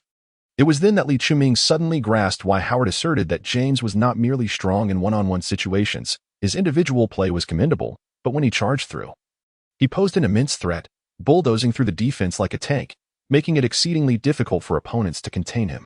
Once he drew defensive attention, he was adept at assisting his teammates, and his style of play captivated Lee Chiming, prompting deep contemplation. Nevertheless, James was not without his flaws. His shooting seemed to possess a certain imperfection, perhaps due to inconsistency, leading him to primarily take shots within the paint, rarely attempting mid-range or three-point shots. Such vulnerabilities were swiftly capitalized upon, as the blue team imposed restrictions, forcing him to receive the ball in unfamiliar positions, and once he attempted to break through, they compelled him to pass. Simultaneously, leveraging Kobe's breakthroughs and three-pointers, the blue team steadily whittled down the score difference. Kobe was in exceptional form during this match. Had it not been for his timely interventions, the blue team might not have been able to keep pace with their opponents. However, midway through the third quarter, when Kobe executed a steal and surged toward the front court, evading Kidd and preparing for a reverse dunk, he was thwarted by James, who delivered a spectacular block that prevented what could have been a pivotal moment in equalizing the score, thus creating a classic moment in the game. Witnessing this remarkable block, Lee Chiming couldn't help but rise to his feet in applause, just as James, exuding an air of confidence, passed by and cast a fleeting glance in his direction. Lee Chiming was momentarily taken aback, only to suddenly realize the gravity of the situation. How petty. This dark fellow holds a grudge. Was it merely a few words exchanged? Moreover, you're wearing a Kobe jersey. What does that have to do with me? Go Kobe. Go blue team. What would youth be without a touch of fervor? All Li Qingming could do was cheer for Kobe, treating him as an idol while fervently hoping that the blue team would triumph over the white team. Eager to see what that dark fellow would have to say then. True to form, Kobe did not disappoint him. In the final moments of the game, with the blue team trailing by 3 points, he first disregarded LeBron's defense to sink a game-tying three-pointer. Subsequently, he scored again, this time under LeBron's watchful eye, to take the lead. Following a free throw from Chris Bosh, Kobe once more found the net, but the white team capitalized on a fast break to score. With just 20 seconds remaining, the blue team was down by 1 point. In a dramatic turn, Kobe faced off against Prince and delivered a crucial near-buzzer beater, sending the crowd into a frenzy. This match was broadcast live across the nation, essentially turning into an all-star game, even more intense than the actual event. The white team still had 6 seconds left, providing them with a glimmer of hope. Yet, under Kobe's relentless defense, LeBron missed his chance for a game winner. Li Qingming watched intently, recognizing that Kobe had actually afforded LeBron the opportunity to shoot. However, LeBron hesitated, opting instead to drive into a crowded lane, leading to an unconventional shot that resulted in a predictable miss. In that fleeting moment, Li Qingming felt that even he could have executed that game-winning shot. A mere step back or a turnaround jumper would suffice. His conviction that the opponent was not as formidable as perceived grew stronger. If he were to take the court, he would instantly release a three-pointer the moment he caught the ball, for the interior was congested with defenders, making it impractical to penetrate. There would be no time for a back-to-the-basket play, and Kobe was positioned at a sufficient distance to hinder him. However, Kobe's defense was evidently tailored to the individual. Had it been Li Qingming, he might not have afforded such leeway, thus rendering the outcome unpredictable. Kobe! Kobe! The crowd and the bench erupted in cheers. Yet Li Qingming found a sense of calm amidst the fervor. As Dwight Howard exited the court, he gently patted his shoulder, although Howard was evidently disheartened by the loss. A sudden thought seemed to bring a smile back to his face. Li Qingming found it somewhat perplexing and, upon inquiry, discovered that he had placed a wager with Kidd before the match, resulting in the team's defeat but his own victory. How much did you bet? 10,000. He replied with a chuckle. No need to elaborate. It must have been a knife. Li Qingming, it is not that I do not comprehend the realm of the affluent, but rather that I find myself bewildered by the world of this outrageous phenomenon. On August 23rd, the America S Cup in Las Vegas has finally commenced. As one of the practice players for the U.S. team during this period, Li Qingming happened to return to Orlando with nothing to attend to, thus accepting the invitation to watch the game live, seated in the front row beside Howard as a friend of the family. In addition to this, he continues to fulfill his role as a practice player, and in comparison to his previous work, his progress has astonished the coaching staff. Although his initial starting point was low, highlighting his immense potential, Li Qingming's ability to learn has left many in awe. While his defensive skills have not seen significant improvement, largely due to physical limitations, particularly his weight constraining his mobility, he still manages to keep pace with opponents in reaction time and can anticipate their habits. Although this only results in occasional successes, conversely, his offensive capabilities appear to have sharpened, and he seems to have gained a bit more speed, his physique feeling lighter. With the U.S. men's basketball team having finalized its roster for the upcoming America's Cup, the interior players Chandler and Howard are primarily focused on defense, making Li Qingming's role as a practice player even more crucial, allowing for rigorous testing of their defensive skills against international interior players. Howard has finally come to appreciate the prowess of Li Qingming's offensive game. While he might find ways to evade Li's defense, he truly struggles to withstand Li's offensive onslaught. The two began to exchange insights, gradually discovering strategies, particularly noting that Li Qingming's initial movement often serves as a feint, making it prudent not to jump at that moment as it is likely a deceptive maneuver. Every player has their habits, and Li Qingming tends to feint on his first move. If the opponent falls for it, he strikes directly next. If not, he continues to probe. However, generally speaking, both players still find it challenging to defend against him. Even though Chandler stands taller, his slender frame limits his ability to withstand Li's physicality, relying instead on his height, wingspan, and athleticism to interfere. Yet once Li Qingming drives to the basket, his diverse offensive arsenal becomes overwhelming. This perplexed Howard, who felt that during their training camp, Li Qingming had not showcased such skill. Unbeknownst to them, during his time as a practice player. Lee's father had returned to Orlando to secure a formal contract for his son, totaling $750,000 over 2 years, with a first-year salary of $350,000. Concurrently, the system rewarded Lee Chiming, enabling him to purchase an item immediately. At this juncture, Lee focused on 2 skills, Earthbound Titan and Rock Solid. Both skills are rated at 10 points, one enhancing low-post offense and the other low-post defense, making them formidable assets. Earthbound Titan, 10, a buff skill enhancing low-post strength, increasing power by 5, accuracy by 10, and footwork by 15. Rock Solid, 10, allows the user to withstand any opponent's back-to-basket attacks, forcing them to jump, shoot, or pass, with a certain probability of interference, blocks, and steals. After careful consideration, Lee ultimately chose the former. He had previously discussed this with his father. Recognizing that to establish himself on the team, showcasing offensive capability was paramount, particularly if he could create opportunities for his teammates, aiding the coach's tactical arrangements and ensuring his place on the roster. Competing against Howard and Lewis, as well as Turkoglu, would be a formidable challenge. Thus, being a 6th man to score would be a commendable role. The system's cards, like the perfect shot card, are effective for a single game and expire thereafter, functioning as consumables with extraordinary effects. For instance, the term open shot does not necessarily imply a completely vacant position. Creating space for a shot also qualifies as recognized by the system. These skills, however, are permanently effective, with the caveat that similar types cannot stack. For example, there are advanced versions of these skills available in the shop, Earthbound Yama and Unyielding, which require 20 points each, a sum Lee cannot currently afford. Should he acquire them later, they would completely replace the current effects rather than accumulate. Now equipped with a skill enhancing low-post strength, Lee Chiming can further exploit his physical advantages, especially given his improved footwork, making him appear increasingly agile. Moreover, his recent training has indeed led to tangible insights, making his evolution as a player entirely reasonable. Even on the defensive end, he has shown some progress, at least in speed, aided by the energy consumption leading to a lighter physique.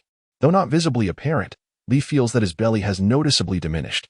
His enhanced offensive capabilities have escalated the challenge for Howard and others in terms of interior defense, prompting them to take their roles more seriously. Consequently, when facing players from various American nations at the America's Cup, Lee Chiming experiences a newfound confidence, feeling that they may not be as formidable as anticipated. Although these players exhibit diverse styles, some power-oriented, others speed-focused, with blue-collar defenders like Chandler, and offensive cores like Stoudemire who balance shooting and pick-and-roll, none pose as significant a threat in the paint as Lee Chiming does. This isn't to say that Lee's skills now completely overshadow theirs. Rather, Howard, Chandler, and Stoudemire find themselves particularly wary of Lee's aggressive low-post tactics. To be frank, how many interior players are unafraid? In the days when the formidable Shaquille O'Neal dominated the league's paint, other teams were compelled to deploy a physical barrier to counter his presence. This exemplifies sheer intimidation. It remains uncertain whether Lee Chiming will eventually ascend to such heights.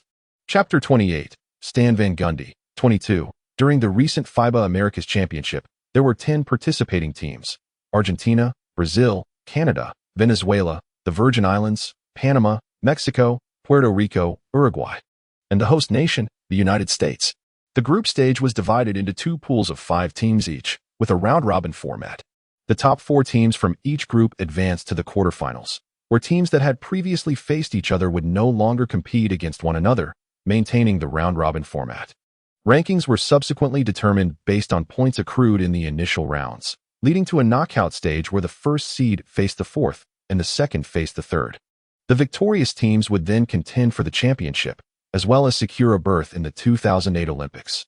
From the outset of the group stage, the United States team surged ahead, encountering virtually no opposition, culminating in the final on September 3rd, where they triumphed over Argentina with a score of 118-81, securing the championship and qualifying for the Olympics alongside Argentina.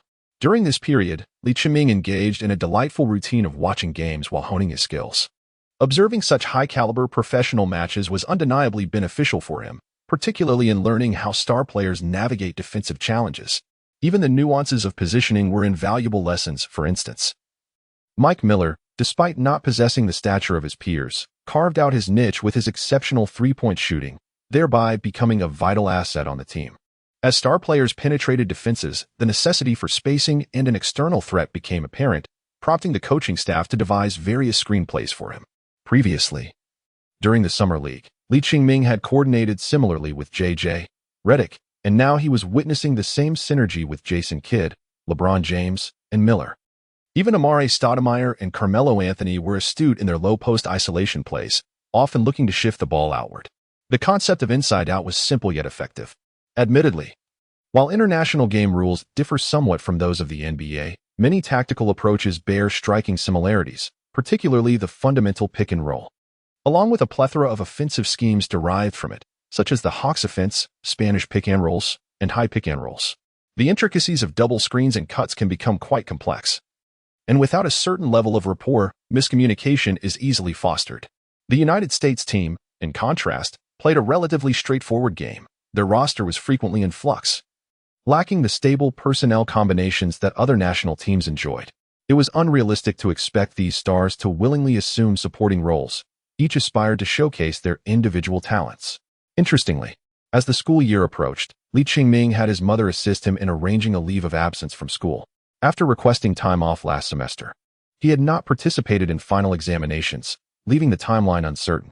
Ordinarily, one would expect the school not to indulge such requests. However, circumstances had changed, and Lee Ching-ming now possessed a legitimate rationale.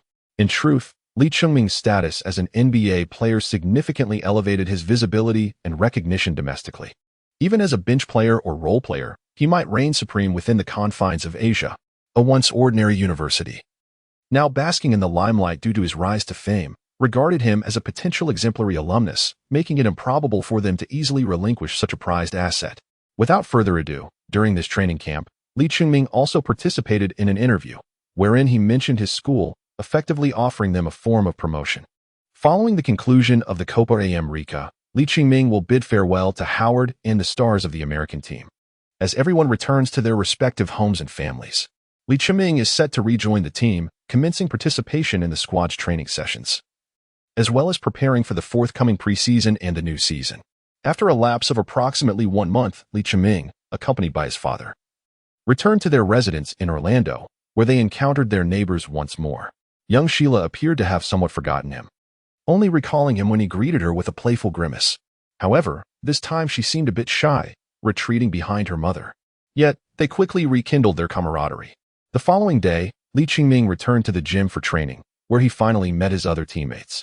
This included the Turkish player Hito T. RKO Liu, starting point guard Jameer Nelson, the newly acquired player Mr. Lewis, as well as Bogans, Arroyo, Gortat, Dueling, Ariza, and of course, those he had previously collaborated with during the Summer League, such as J.J., Redick, Gortat, and Augustine. Additionally, there was the head coach Stan Van Gundy. "Hello, sir." Upon receiving notification that coach Stan Van Gundy wished to see him after the first day of training, Lee Ching-ming approached his office with a flutter of apprehension. Van Gundy looked up, briefly met Lee Ching-ming's gaze, then returned to his notes, casually inquiring, "How do you feel? Are you able to adapt?" Not too bad." "You spent the entire off-season training with Dwight?" "Yes, sir." Van Gundy finally broke into a smile, saying, "You have surprised me somewhat." The most astonishing aspect was, of course, Lee Ching-ming's weight loss. Van Gundy had previously expressed his primary concern regarding Lee Ching-ming's overweight physique, which, while offering certain advantages, ultimately proved to be a liability. Given Lee Ching-ming's physical attributes, which were not lacking by NBA standards, both in static and dynamic qualities, he should have been considered above average. However, Van Gundy did not expect that during what should have been a period of indulgence, Lee Ching-ming would exhibit such restraint and achieve notable results. Lee Ching-ming then took the physical assessment report from his hands. With the arrival of the new season, the team must conduct physical evaluations for each player. After such a lengthy break, who can ascertain where they have indulged themselves, whether they have deviated from their physical form or carry potential injury risks? These are matters that the team must address.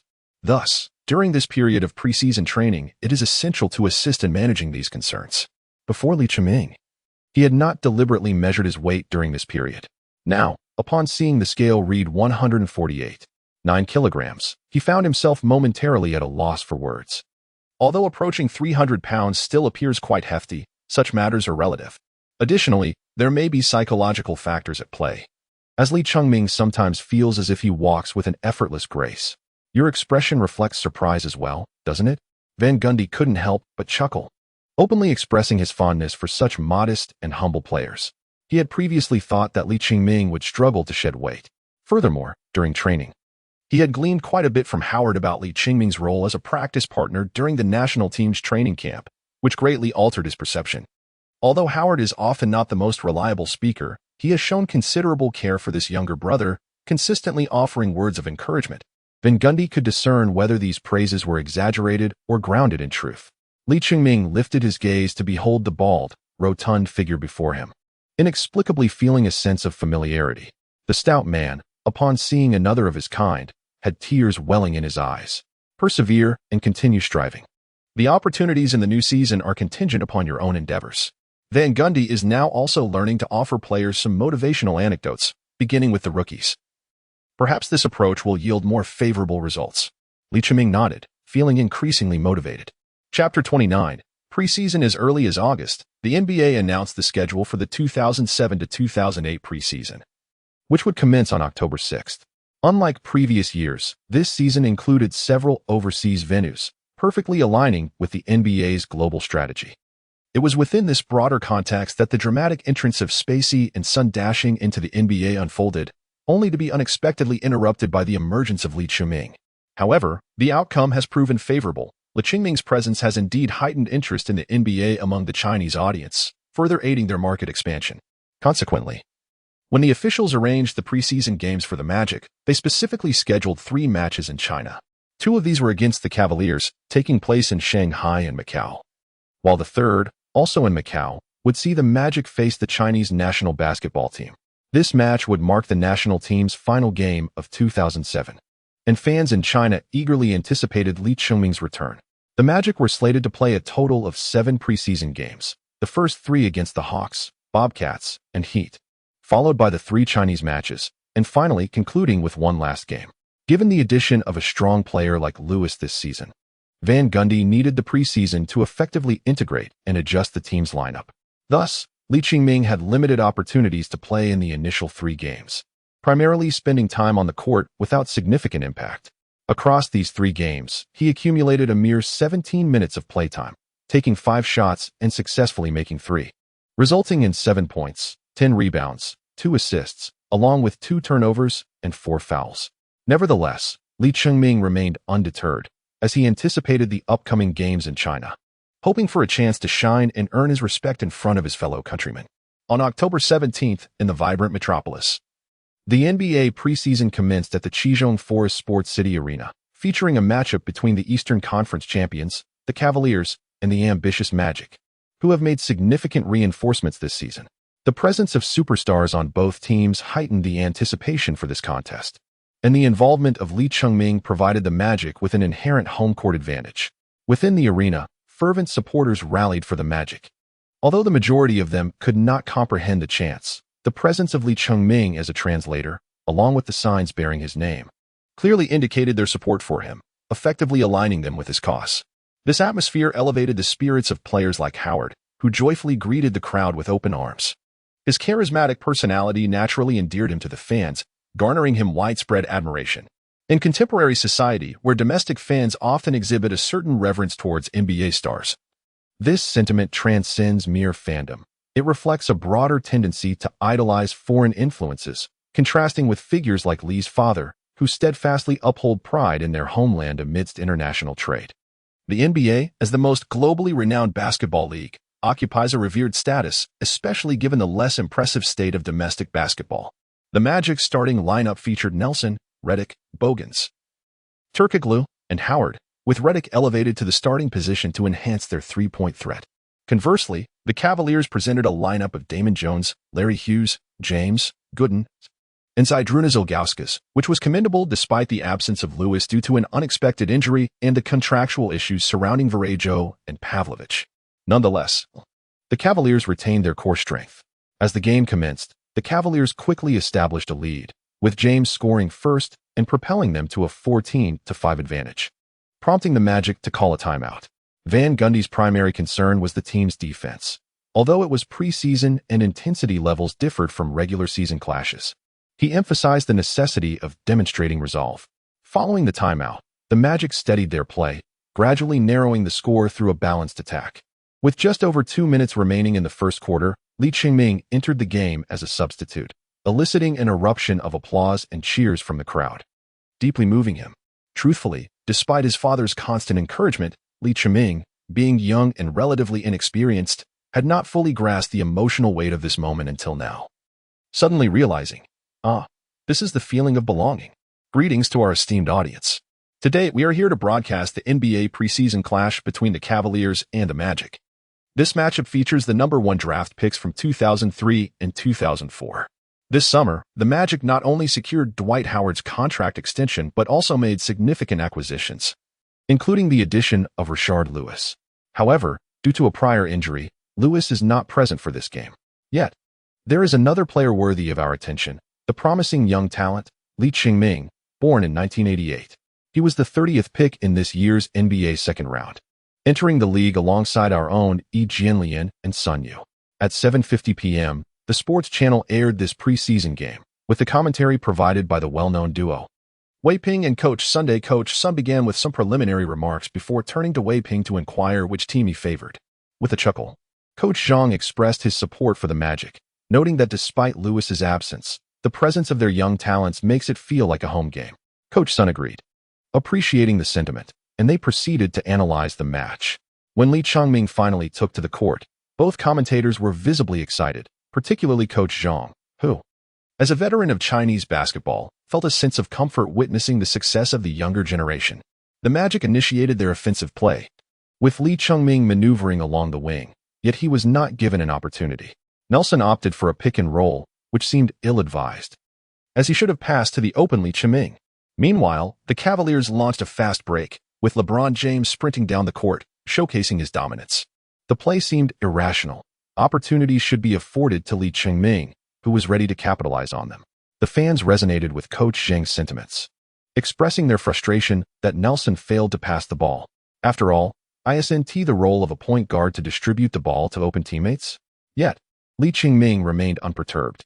His position on the team was still uncertain, as the final roster had yet to be determined, and even if he made the cut, he would likely occupy the 14th or 15th spot. Coaches like Van Gundy do not readily grant ample opportunities to rookies. Instead, they must prove themselves step by step within limited chances. What if opportunities are scarce? In Van Gundy's system, one must begin with defense, demonstrating a strong work ethic and a humble attitude, as these are qualities he values in players. However, during the first 2 minutes on the court, Li Qingming merely ran back and forth, without even touching the ball. Even with his patience, he might begin to question whether Nelson harbored any reservations about him. A glance in his direction would have sufficed. Inexorably, during the intermission, the game continued without respite. Coach Van Gundy opted for substitutions once again, relegating Li Qingming to the bench, where he could only catch his breath and sip water in frustration. Although the match was held in the home arena of the Huagua team, the atmosphere on the sidelines suggested a desire for Li Qingming to take to the court more frequently. However, Van Gundy remained steadfast in his convictions, undeterred by external pressures. This Orlando Magic team was relatively unfamiliar to him, and he relied on the preseason to acclimatize himself to his players, thus granting ample opportunities to the veteran members of the roster.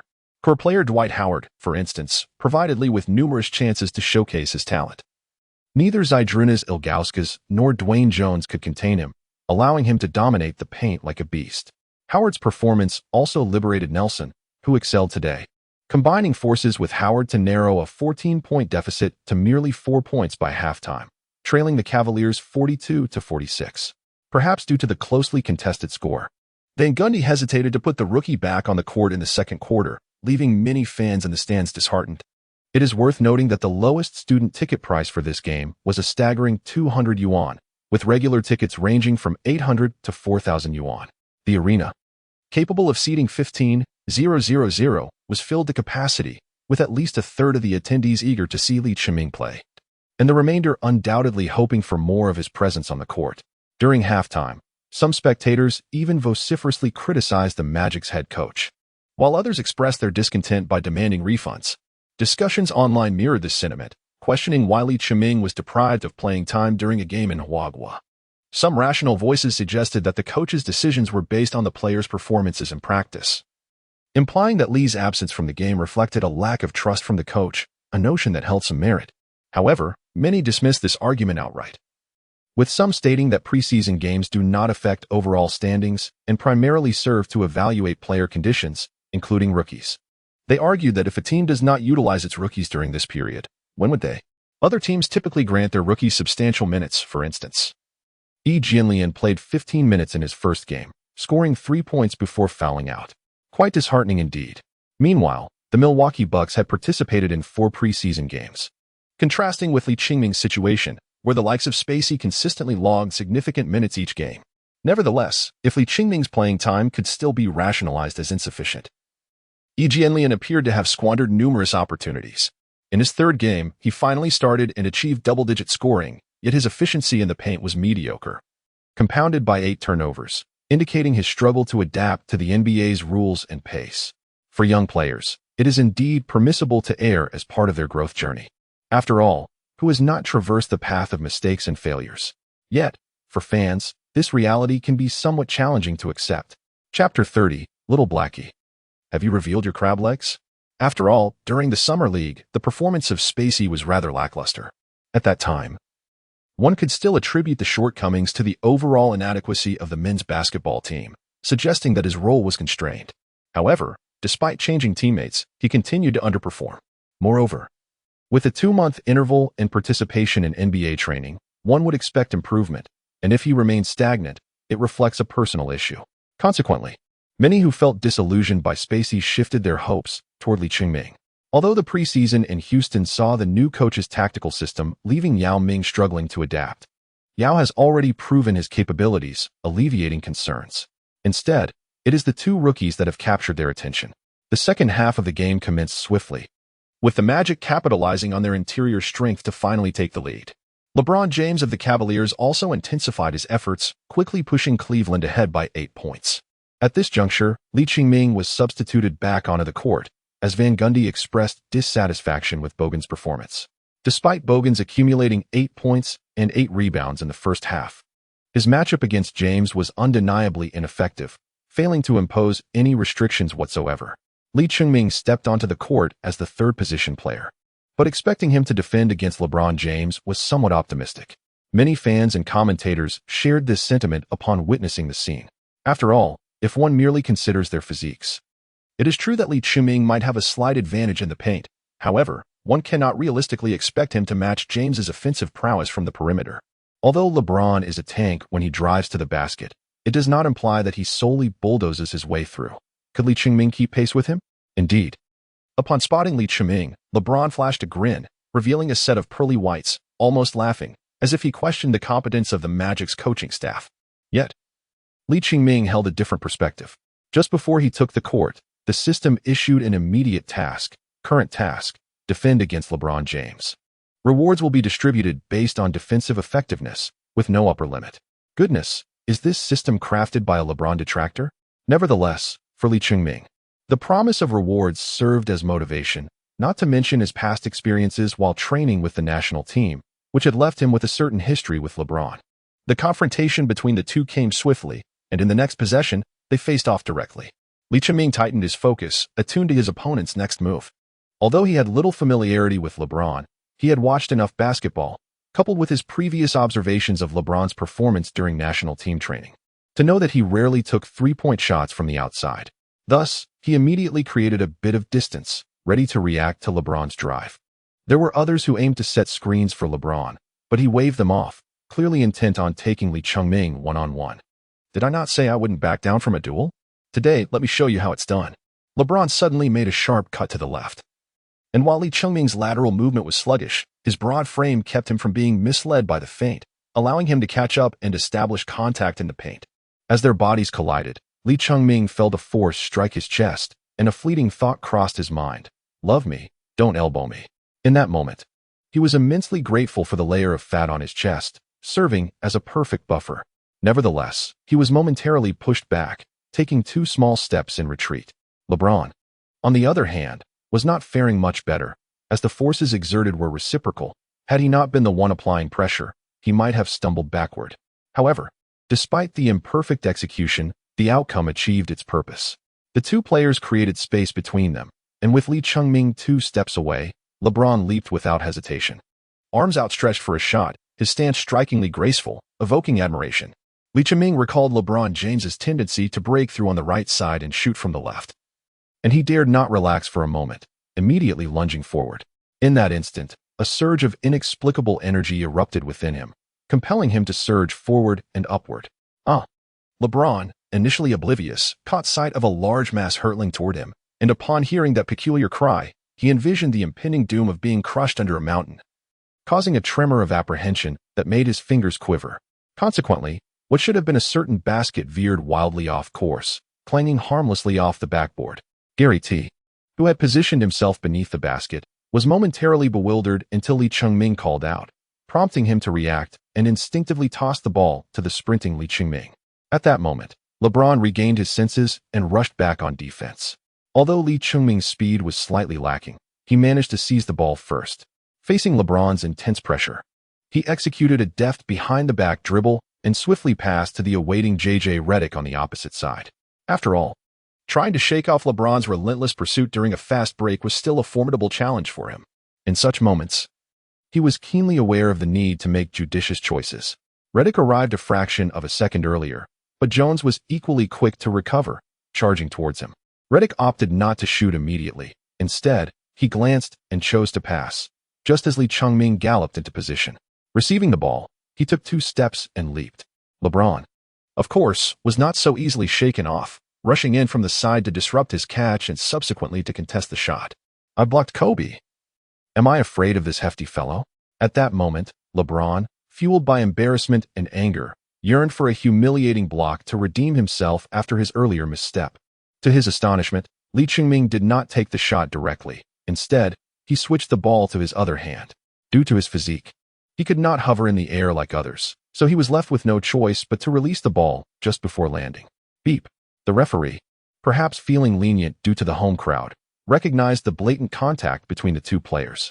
Had it not been for the ball's trajectory, he could have easily called a technical foul on LeBron. Unexpectedly, as the referee's whistle blew, the ball traced a peculiar arc, striking the rim and bouncing up before ricocheting off the backboard and falling into the net. Wow! This seamless interplay of defense and offense ignited the atmosphere in the arena. Especially after a long wait, the crowd had been eagerly anticipating Lee Chungming's performance, and he delivered spectacularly upon his arrival. Impressive, fat brother. Oh, Lee Chungming, keep it up. Lee Chungming brings glory to our nation. On the sidelines, Howard and others were vociferously cheering, with some even disregarding the referee's warnings as they rushed onto the court, seemingly eager to deliver a few playful taps on Lee Chungming's head. After all, this was a shot made against James, and its significance was undeniable. While Kobe was currently the most prominent figure in the league, James's momentum was by no means negligible. The league had already begun to hype up a 24-23 scenario last season. Unfortunately, a group of Western players were unable to provide much assistance to the snail shell, leaving Duncan, the Navi 1, to deceive and bully the 23-year-old old man James. Now, witnessing the rookie Lee Chungming score such a stunning 2-1 against him was certainly a moment worthy of celebration. Of course, it was James. Had it been anyone else, they would have been knocked off their feet in the air during the confrontation with Lee Chungming. The fact that James managed to maintain his balance was quite remarkable. Although he felt a twinge of anxiety at that moment, when Lee Chungming was descending and almost bearing down on him, he did feel a sense of fear. Thus, he pushed against Lee Chungming's abdomen slightly to create some separation, for the outcome could have been quite uncertain otherwise. Chapter 31. The Weakness of Lee Chungming, 22. At this moment, Lee Chungming wore a radiant smile upon his face. Initially, he had rejected the system's task. After all, how could he simply accept the challenge of defending against James without first assessing his own capabilities? Yet, to his astonishment, he discovered that he could indeed hold his ground, at least to some extent, regardless of whether James would continue to target him in the forthcoming plays. This initial success was enough for Lee Chungming to feel a sense of accomplishment. On the other side, James was understandably infuriated. As he rose to his feet, Lee Chungming could scarcely believe the intensity of the glare directed at him, momentarily fearing that James might confront him directly. However, James, being the epitome of sportsmanship, would never stoop to engaging in conflict on the court, especially not with a novice like Li Chiming. In honor of the king's glory, he chose to overlook Li Chiming's audacious display of disrespect. Disdainful. This is merely a gift bestowed upon you by Wang. Feel free to accept it. Casting a fleeting glance at Li Chiming, James urged his teammates to continue their offensive. The Cavaliers maintained their lead, and they could not afford to lose their composure. Nevertheless, Li Chiming's recent play significantly bolstered the Magic's morale. A well-executed offensive and defensive maneuver can easily invigorate spirits. Thus, during critical moments, the presence of stars is essential, for they not only score but do so with flair. Moreover, it is noteworthy that Li Chiming, as a rookie, managed to outshine the core player of the opposing team, James. Remarkably, the Magic held their ground even in the absence of Howard and Nelson, preventing the score from widening and even narrowing the gap slightly. By the end of the third quarter, the Magic trailed the Cavaliers by a mere 3 points, with a score of 69-72. During this period, Li Chiming contributed a mid-range jumper and successfully sank 2 free throws, accumulating 7 points and establishing himself as a key player. As the fourth quarter commenced, Van Gundy deliberated and ultimately decided to keep Li Chiming on the court, shifting him to the power forward position. Upon returning to familiar territory, he did not immediately receive an opportunity to showcase his skills, as Turkoglu erupted for 6 consecutive points, one of which was facilitated by Li Chiming, who secured an offensive rebound and assisted Turkoglu, leading to a smooth jump shot. The Magic seized the lead and maintained it until Li Chiming exited the game with just over 7 minutes remaining, holding a temporary advantage of 77-75. While the Cavaliers could only rely on Shannon Brown's solitary three-pointer during a lengthy 4-minute stretch. To be candid, even Van Gundy was somewhat taken aback. For Li Chiming had not become a liability defensively. Instead, his ball movement exceeded expectations. During prior training sessions, Li Chiming had struggled with passing vision when facing defensive pressure, particularly when shifting the ball from the weak side to the strong side. Without a transitional play, his attempts to distribute the ball often resulted in turnovers. After all, NBA players possess a tactical acumen and awareness that is markedly superior to that of college students, with a professional understanding of spatial dynamics and passing lanes.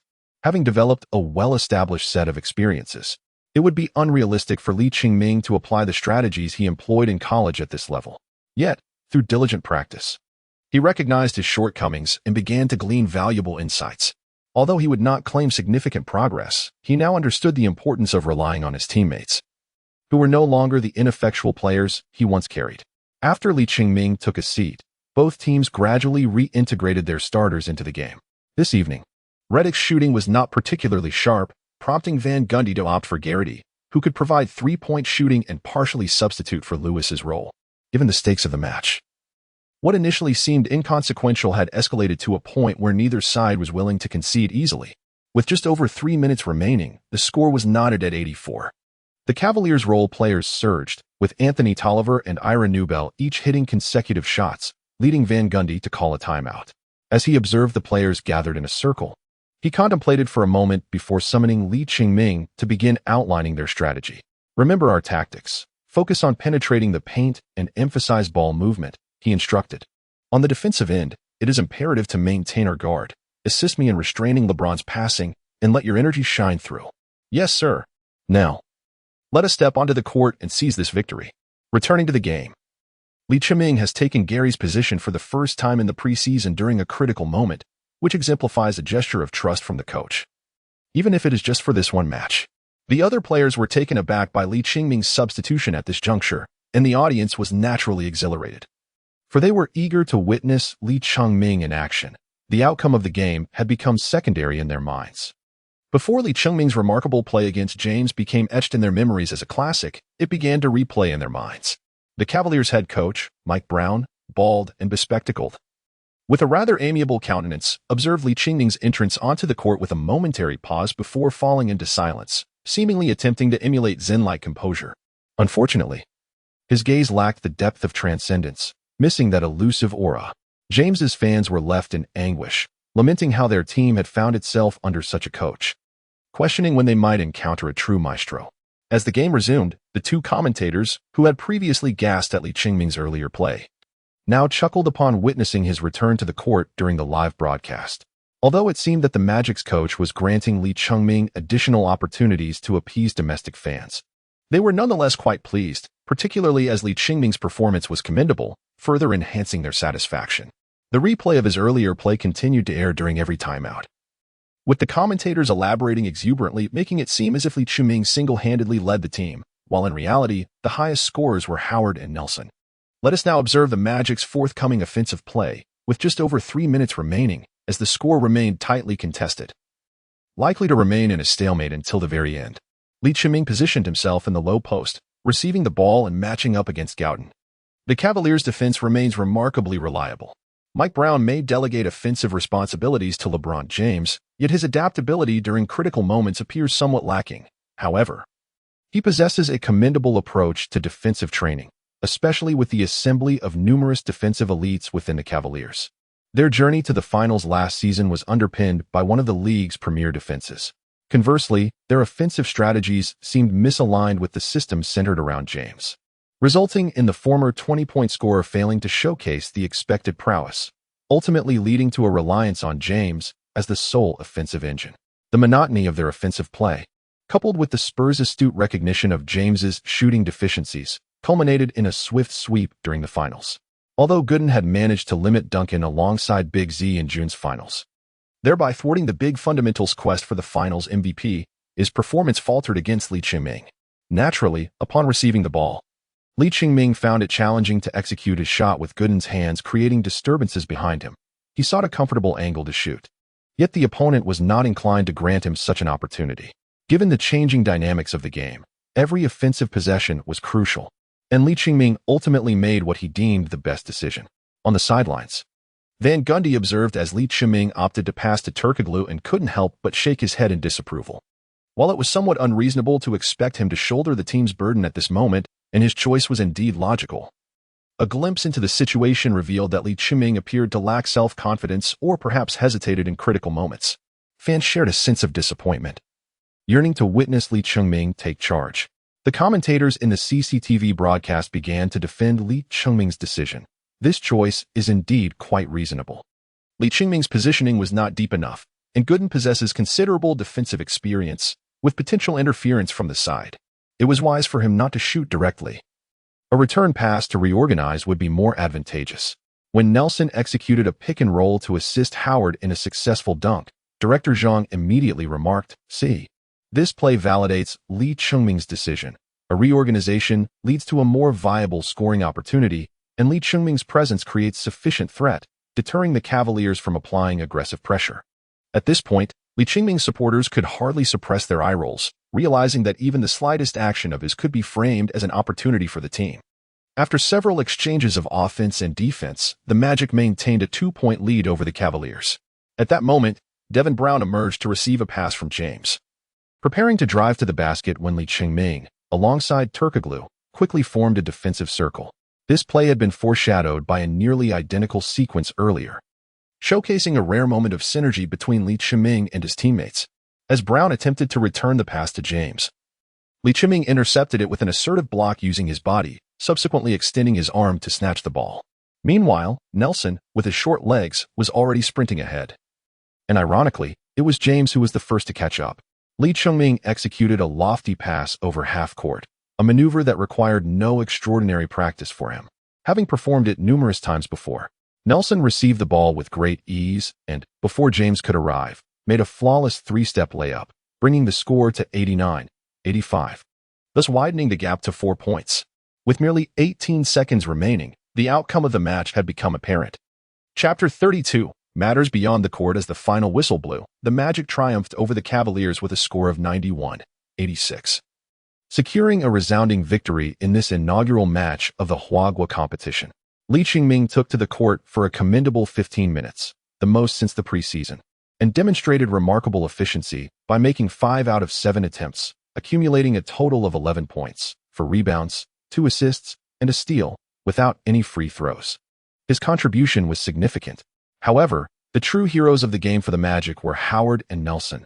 Howard dominated with an impressive 31 points and 14 rebounds, overpowering the Cavaliers' interior defense, while Nelson added 24 points and 6 assists.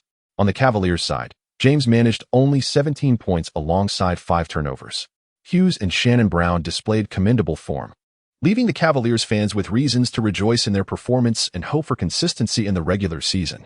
After the match, Lee Chiming naturally basked in the advantages of playing on home soil.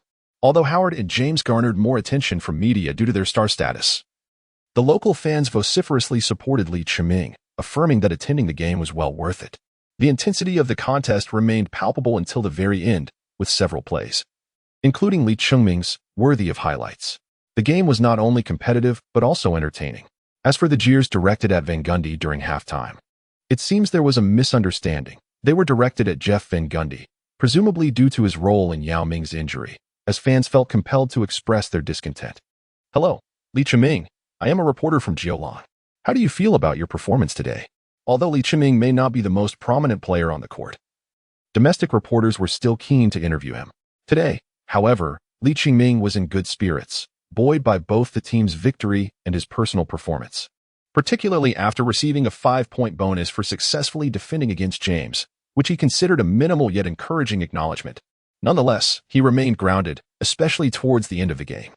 Although the coach did not explicitly state it, he realized that his reluctance to be more assertive might have diminished his standing in the coach's assessment. There was a sense of injustice on his part, as he believed he was merely striving for rationality rather than exhibiting timidity. He recognized that perhaps he hesitated to take on responsibility. Had there been no double teaming, he ought to have taken the initiative. This hesitation might stem from experience, as he felt flustered, and his teammates were unlikely to redirect the ball back to him for another attempt, considering he was not yet the focal point of the team. I think it was decent, he remarked. When asked to grade his performance, he contemplated a score of 6, indicating it was merely passing, but decided on a 7, acknowledging significant room for improvement while also giving himself a pat on the back. Inevitably, questions regarding his relationship with Yi Jianlian arose, as domestic media seemed eager to promote them as the rising stars of the younger generation, a notion that Lee Chiming found somewhat awkward. Lee Chiming remained steadfastly consistent in his approach to such matters, opting not to comment, but instead extending his best wishes. I have just observed your conversation with another Mr. Lee. Do you hold an affinity for his films? It is noteworthy that the sidelines of today's competition are equally resplendent with stars, rivaling the brilliance on the field itself. The likes of Edison Chun, Jay Cho, and the distinguished artist known as Black, not to be confused with another, graced the event, alongside the renowned women's football player Sun Won and the saxophone virtuoso Kenny G, all present to witness the spectacle. Lee Chiming was also beckoned by journalists to pose for photographs, which served as a splendid promotional opportunity for both parties, creating an atmosphere of warmth and camaraderie. Lee Chiming, naturally, had no qualms about continuing to show his support in front of the journalists. I truly enjoy it. I have seen nearly all the film's classic characters like Wang Fei-hung, Chen and Fang Shiyu are all timeless. This sentiment is genuine, for if one does not appreciate the works of Li and Ching, then what other action films could possibly hold one's interest? Despite the declining quality of their recent productions, once the interview concluded, Lee Chiming sought out his father. Or more accurately, was sought by his father, who began to recount the matters currently under discussion. Lee's father was not merely accompanying Lee Chiming to play basketball. He also had the responsibilities of a manager to attend to. While in the United States, although Lee Chiming garnered some attention during the Summer League, his popularity within the team paled in comparison to that of the senior players, and he could hardly compete with the fervor surrounding rising stars like Durant. His only notable achievement was assisting in the production of a promotional brochure for the neighboring McGilton's photography studio. However, the situation was markedly different back home. Even the yet-to-be-signed Sun Dashing received numerous commercial offers after being selected. Thanks to Lee Chiming's visibility from the Summer League, the U.S. national team's training, and this recent match in China, his popularity was rapidly approaching that of the illustrious Spacey. Thus, upon returning, Lee's father received a plethora of offers, albeit cautious ones, reflecting the fact that Lee Chiming had only just entered the market, resulting in relatively modest proposals. Mr. Lee is equally aware of this situation. Not only is he knowledgeable, but he has also consulted industry experts to understand the market trends and regulations. In such circumstances, it is challenging to demand a high price. The options are either to observe Lee Chiming's future development, delaying negotiations until the value appreciates, or to sign a short-term contract. This scenario presents distinct advantages and disadvantages for both parties.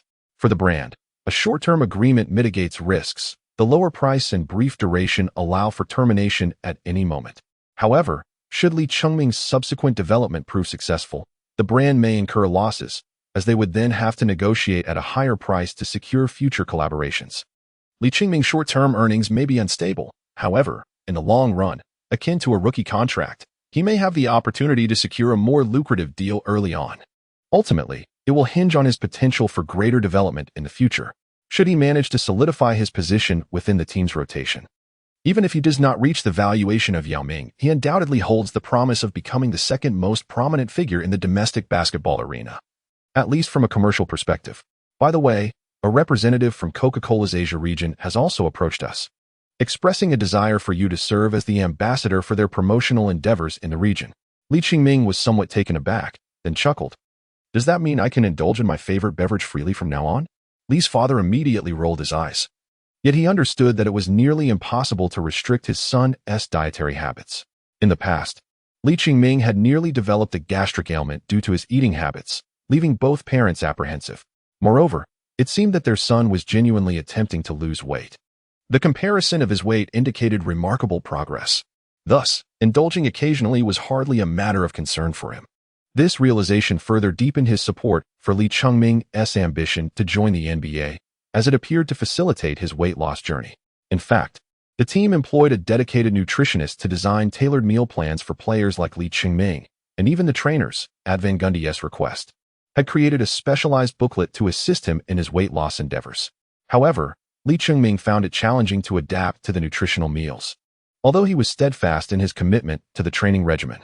Contrary to popular belief, athletes do not strictly avoid certain foods, as their rigorous training demands substantial caloric intake.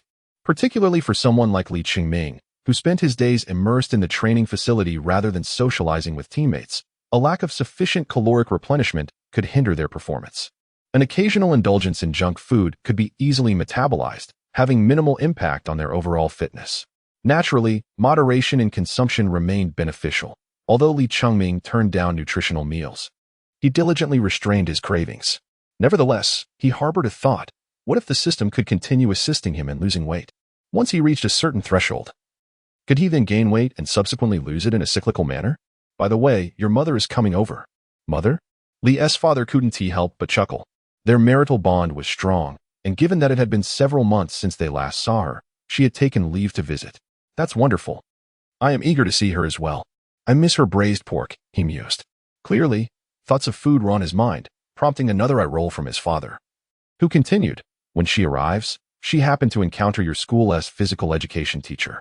He inquired about when we might have some free time to return. What for? Li Chengming wondered. The significance of an NBA player to a physical education teacher was evident. It could elevate his status immensely. Thinking of the teacher led him to reminisce about school and subsequently, Lunalian. However, at this moment, Li Chengming felt little emotional turbulence at the mention of her name. Merely a sense of nostalgia. In fact, he owed her a debt of gratitude.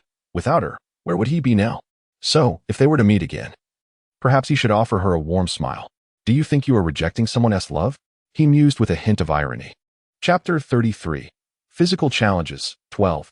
Having lingered in the enchanting city of Magic for merely 2 days, and spending only half a day with his mother, the Magic team resumed their journey, arriving in Macau. Here, they were set to engage in 2 more matches, the first of which would pit them against the illustrious Huahua men's basketball team. This time, the team bore the distinguished title of Huahua men's basketball all-star team. However, the likes of Yao Ming and Yi Jianlian were notably absent. The starting lineup featured Lu Wei, Wang Lei, Zhu Fengyu, Wang Gu, and Wang Zhizhi. While it may seem misleading, one must note that Wang Gu is, in fact, an American, and the bench also included O'Donoghue, both of whom are stars from the CBA, thus representing a unique approach to competition. Of course, the NBA preseason does not adhere to any stringent rules, especially in the context of a friendly match in Huahua. The arrangement of a CBA star team is entirely acceptable. The starting 5 for the Magic included Nelson, Bogans, Turkoglu, Li Chengming, and Howard. Van Gundy appeared eager to provide Li Chengming with an opportunity, and given that preseason matches differ fundamentally from the rigor of regular season games, they serve primarily as a platform for assessing players and experimenting with lineups. It should also be noted that the Huahua men's basketball team is considerably weaker, as even with foreign players, they only compete against CBA imports and do not garner much respect from NBA coaches. The match commenced at nearly 8 in the morning at the Venetian Sports Arena. Finally granted a starting opportunity, Li Qingming exhibited a sense of excitement. Although the preseason was deemed insignificant by the system, resulting in no notable response, the fact that he was playing before his fellow countrymen imbued these two games with profound meaning for him. Regrettably, at that moment, Yi Jianlian was still participating in the Bucks preseason matches, and since the two teams would not confront each other directly in the preseason, the anticipated showdown between Li Qingming and Yi would have to wait until the regular season. In the opening exchanges of the game, Wang Zhizhi found his rhythm and helped the Huahua team to a 9-3 lead. Brimming with courage, Li Qingming found himself without a chance to shoot. The CBA team's power forward, Wang Ge, standing at 208 centimeters and weighing 115 kilograms, exhibited impressive agility, even delivering a stunning block against Howard. In truth, Howard's lapse in concentration, coupled with his limited vision, led to a missed opportunity. Had he passed the ball to Li Qingming, the latter would have faced an open basket. Van Gundy called a timeout, during which the spectators and commentators were abuzz with excitement. Although the presence of Li Qingming, a local hero, was palpable, the Huahua team undoubtedly commanded greater emotional support as the sentiments of the crowd leaned in their favor. The commentator remarked that while Li Qingming had the potential to shine in this match, the hope for victory remained firmly with the Huahua men's basketball team. However, this vision is evidently unattainable. During the timeout, Van Gundy devised a strategy primarily aimed at countering the opponent's three-point shooting. Today, the national basketball team demonstrated remarkable accuracy from beyond the arc, while the Magic's interior defense struggled, unable to contain Li Qingming. Howard focused solely on the paint, neglecting perimeter threats, and Nelson and Bogans lacked the requisite size to create sufficient disruption. Consequently, Van Gundy decisively substituted Li Qingming for Garrity. Li Qingming sat on the sidelines, appearing somewhat dejected. He felt as though the aftermath of his brief appearance had triggered a chain reaction. The coach had initially held high hopes for him. Yet now he found himself relegated to the bench. If only the team had centered their strategy around him. He was confident he could have handled either Wang Ge or Deji. However, how could the team possibly rally around a novice like him? With his lack of impact on the offensive end and no contribution on defense, it was only natural for him to be taken out of the game. Moreover, once he was off the court, the Magic began to close the gap. Although Wang Ge hit a three-pointer from the top of the arc right after the timeout, Gary T's effectiveness on the perimeter seemed hardly superior to Li Qingming's. However, he quickly made his mark on offense, sinking 2 consecutive three-pointers that brought the Magic to within 3 points. Subsequently, the Magic gradually regained their rhythm, with the starters making their contributions. By the end of the first quarter, they had turned the tide, leading 24-18 thanks to Augustine's layup. Naturally, Li Qingming's imminent substitution sparked much discussion. Some fans speculated that the national basketball team had simply started off too strong, and it was no wonder he struggled. The commentators in the broadcast remarked, Li Qingming is strong on offense but weak on defense. Regrettably, he hasn't yet had the chance to shine offensively today. Hey, kid, keep your spirits up. Howard turned back after assisting Augustine with a towel, offering words of comfort to Li Qingming. Li Qingming gazed at the joyful creature before him, a warm smile gracing his face, and his spirits lifted significantly. Although critics from the outside remarked that the Beast, as the team leader, often lacked the necessary gravitas and was too lighthearted, Li Qingming found the atmosphere within the team quite refreshing. Meanwhile, Coach Van Gundy appeared oblivious to Li Qingming's performance, nearly calling out to him in a nonchalant manner to prepare for the second quarter. Kiss, make sure to pass the ball to Li more, otherwise he might take offense, the coach remarked. Upon hearing this, Li Qingming was momentarily taken aback, only to realize the laughter of those around him was directed at him. A smile crept onto his face as he glanced at Van Gundy's plump visage, and he couldn't help but scratch his head and grin foolishly, the earlier gloom dissipating like mist. All right, let's get out there, lads. Clearly, Van Gundy had not given up on Li Qingming. He merely sought to test him, allowing him to play while the team was ahead, thus relieving him of any pressure. In essence, he played both the good cop and the bad cop, clearly outlining Li Qingming's role. As Li Qingming re-entered the game, it was the men's basketball team's offensive opportunity. Alas, Deji's attempt failed to materialize. Now, let us observe the Magic's attack. Bogans initiated a lob pass to Li Qingming, who faced off against Odich. Despite the half-head height difference, Li Qingming's physique held its ground, and Odich seemed unable to cope. Previously, Li Qingming had not showcased his skills, and the Huahua Star team had not taken him seriously. Odich, who had once briefly played in the NBA, harbored a sense of envy and was determined to teach this rookie a lesson. Lee Chungming's physique did not deter him. But after being collided with twice, he immediately felt a twinge of apprehension, an unavoidable sense of trepidation. What made this young man so formidable? Anyone who faced Lee Chungming head-on for the first time would experience this sentiment, even the stars from the American national team during their training camp. Furthermore, Lee Chungming, in yesterday's balanced encounter, chose a cautious and reasonable approach, yet in a situation of advantage, his demeanor was no less impressive than anyone else's. Thus, upon sensing his opponent's retreat, he became even more invigorated. He forcefully leaned back, causing Odich to feel as though his footing was precarious. In that very instant, Lee Chungming pivoted and shouted, simultaneously launching his shot. Lee Chungming's fervent jump shot, success. Oh, how he dominated Odich with ease. For the commentators, although representing the Chinese star team, Lee Chungming felt like one of their own.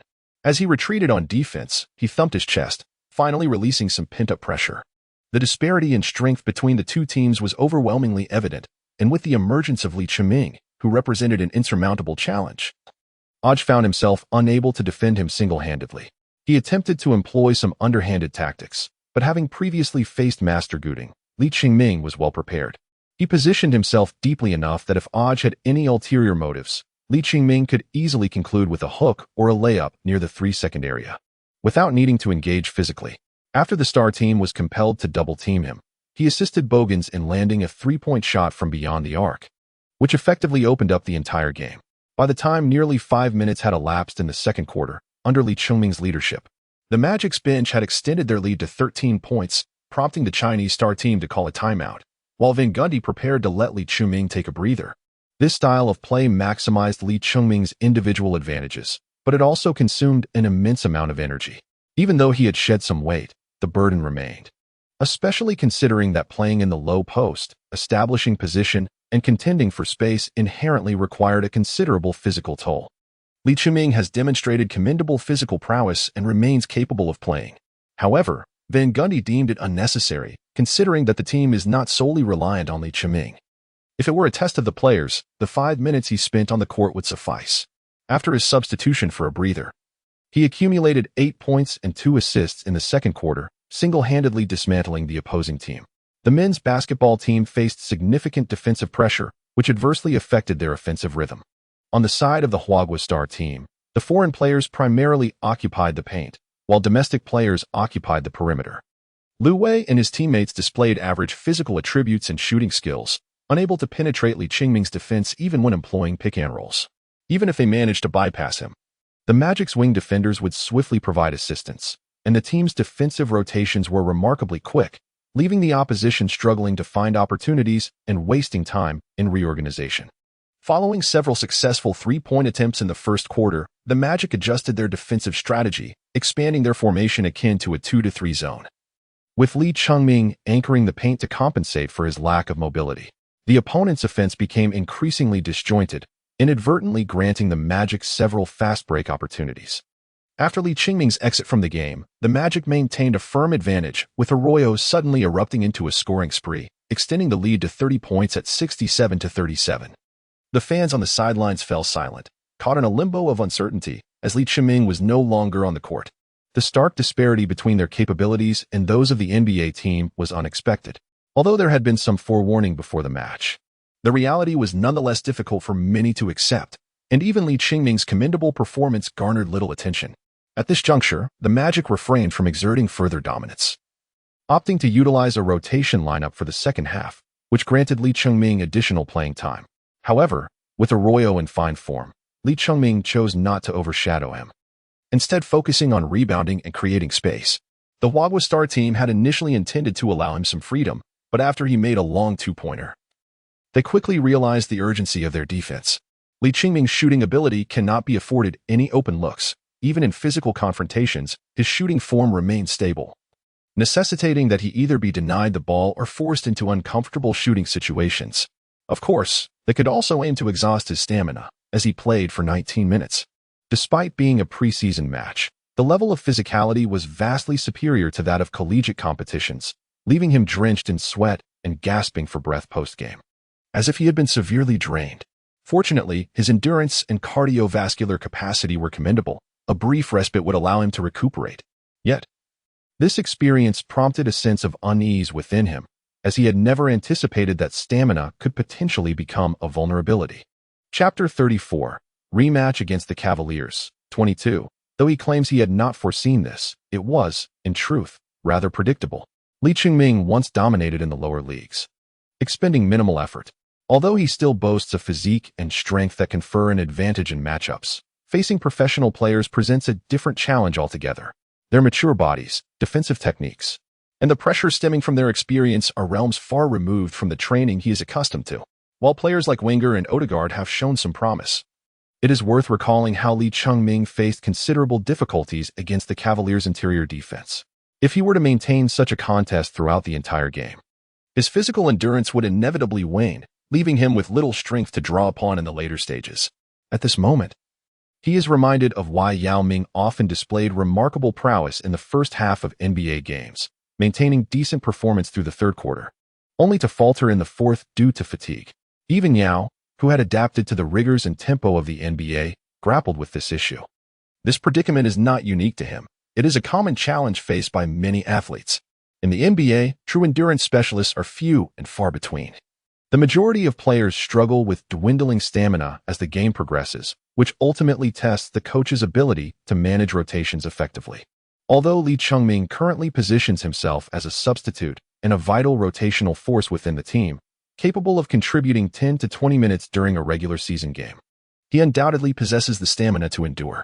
However, his aspirations must extend further into the future. Fortunately, he will not always bear the same burdens, as his weight gradually decreases. His physical exertion will correspondingly diminish, potentially enhancing his endurance. After the match, Lee Ching-ming engaged in conversation with members of the national basketball team, relishing the warmth of familiar dialects, particularly enjoying the company of a fellow townsman, albeit from a different city, yet still fostering a sense of camaraderie.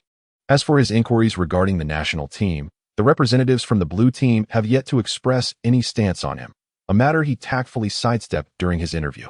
The following day, still in the same city and arena, the final match of the Huagua tournament unfolded, pitting the Magic against their long-standing rivals, the Cavaliers.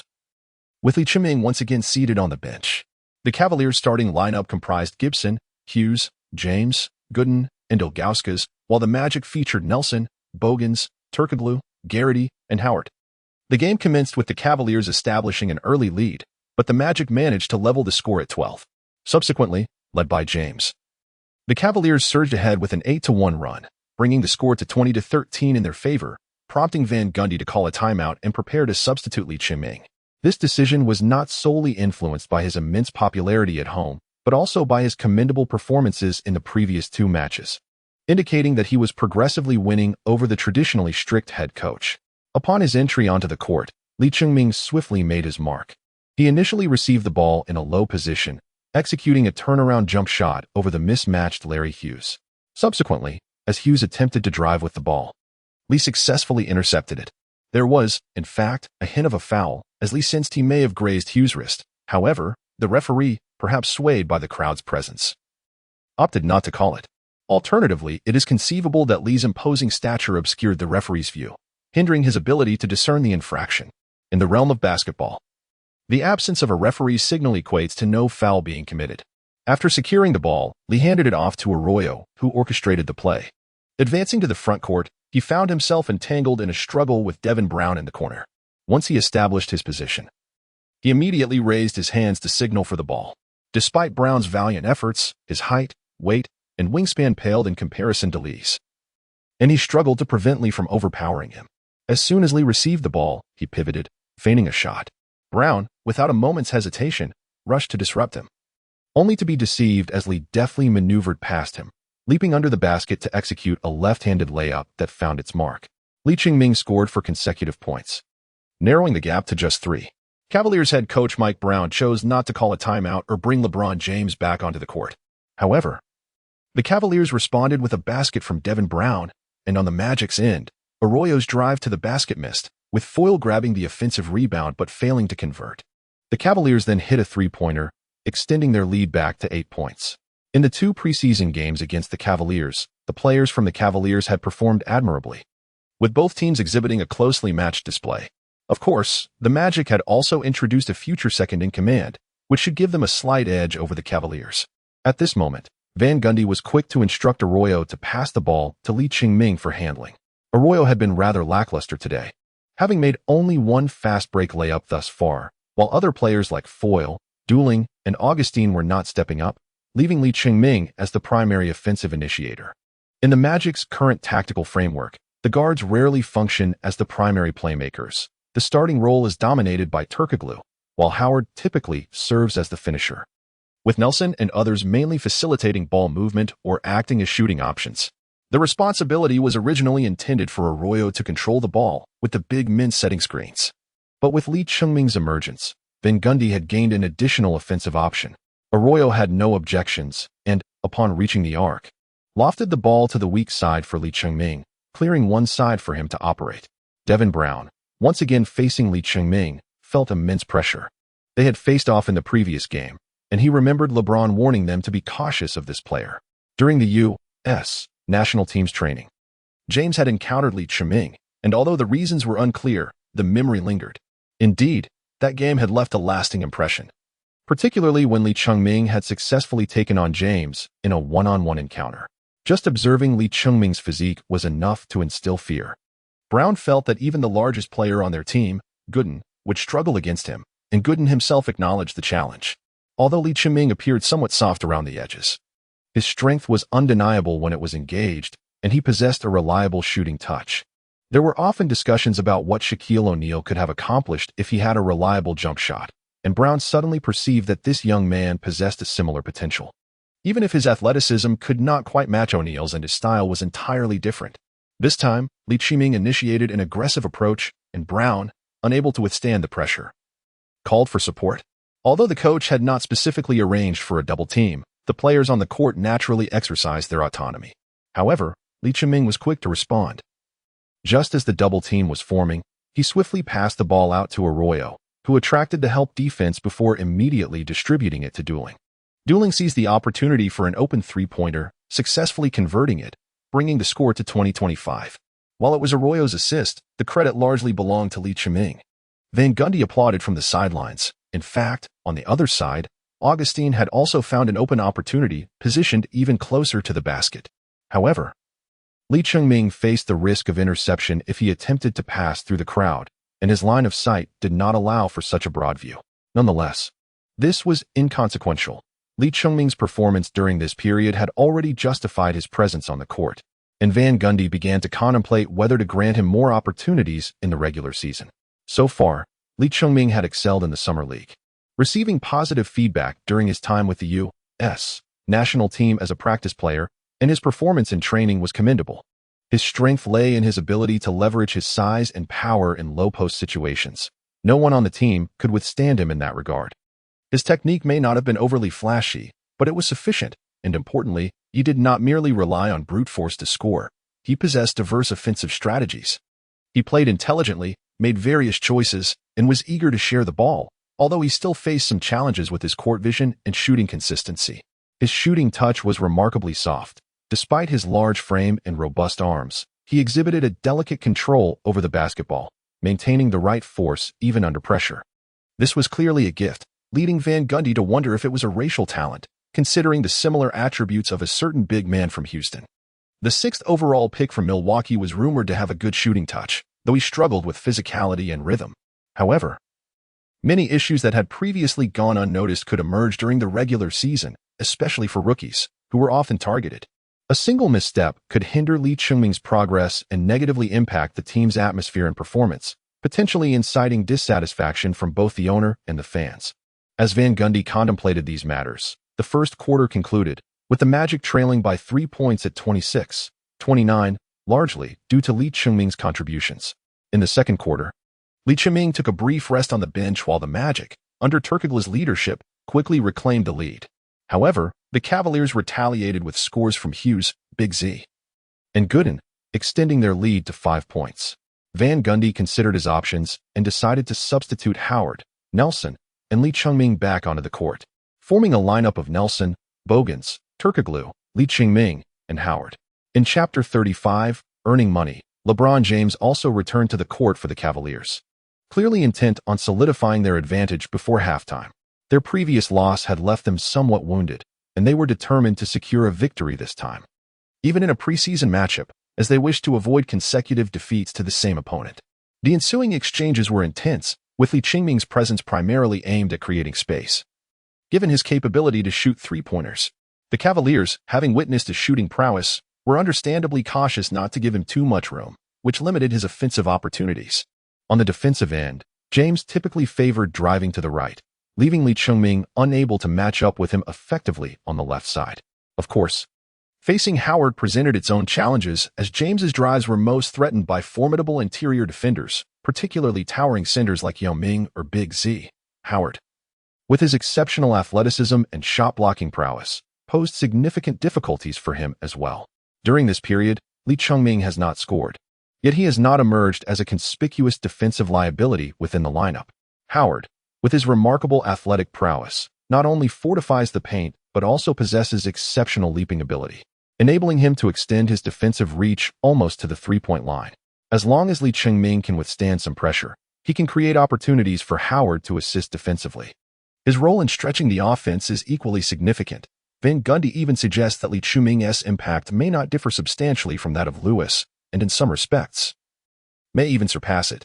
This is because Lewis struggles with low-post offense and cannot alleviate the burden on Howard in terms of primary defense. Of course, Lewis's shooting accuracy currently exceeds that of Lee Ching-ming, and he possesses advantages in mobility. Each player has their strengths and weaknesses, and it ultimately depends on the opponents they face and Lee Ching-ming's future development. If he can indeed attain a level of play comparable to sharing minutes with Lewis and Turkoglu, it would significantly bolster the Magic, bringing tactical enhancements that excite the academically inclined Van Gundy. At the end of the second quarter, when Lee Ching-ming exited the game, the Magic were still ahead by 5 points. However, the tide swiftly turned as Big Z and James executed a series of successful plays, with James sinking 2 free throws to equalize the score at 46. The first half mirrored the previous game, showcasing a fiercely competitive spirit, leaving the outcome of the second half in suspense. During halftime, a local performance was scheduled, featuring the popular Karen Mok, who sang "I'll Be Fine." Yet, her most profound connection to the NBA is not through Yao Ming, who introduced her to the league, but rather through Andre Miller. Lee Ching-ming recalled hearing about this matter during his school days, and now witnessing it in person, he found it wasn't exactly as he had imagined. There are instances where certain elements appear unrelated at first glance. However, once connections are established, preconceived notions take hold, leading one to perceive an increasing resemblance as one continues to observe. That rascal Howard, ever irreverent, inquired whether Lee Ching-ming possessed the other's contact information. Lee Ching-ming pondered to himself, "Am I to have contact information and still offer you a discount?" Although the aesthetic appeal was not to his liking, those long legs were certainly captivating. Lee's father, "Oh no, my son is truly going astray." Nevertheless, Lee Ching-ming merely entertained such thoughts. His current focus lay not on women, but on enhancing his own abilities and solidifying his position within the team.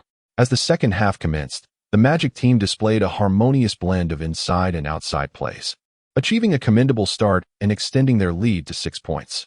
The two teams exchanged scores fiercely. The Cavaliers showcased remarkable resilience, and with just over 3 minutes remaining in the third quarter, LeBron James executed a dunk, followed by a three-pointer from Hughes, narrowing the gap to 3 points.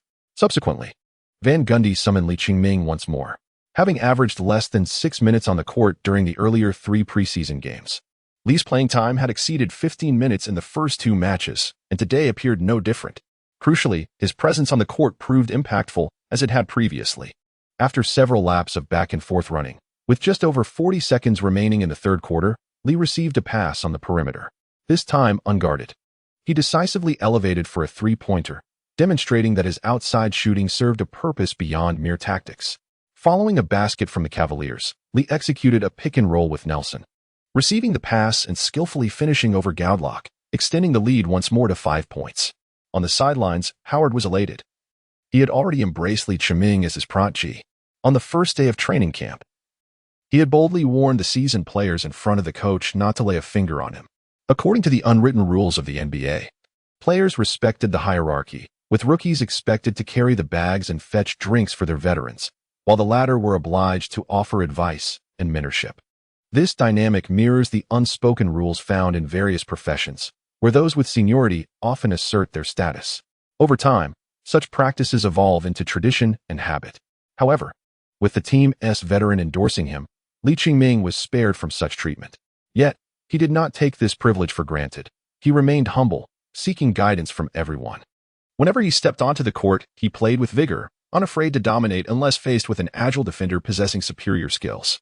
Nonetheless, those who made it to the NBA were all elite players, each possessing their unique strengths in offense, making it a challenge for Li to defend against them.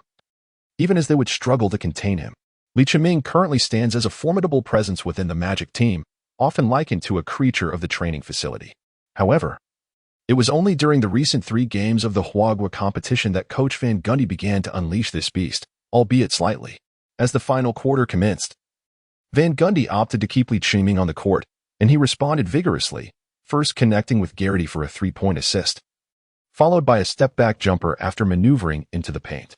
With just over 8 minutes remaining, Redick and Bogdanovich each sank 3-pointers, allowing the Magic to extend their lead to 12 points through a relentless offensive rotation.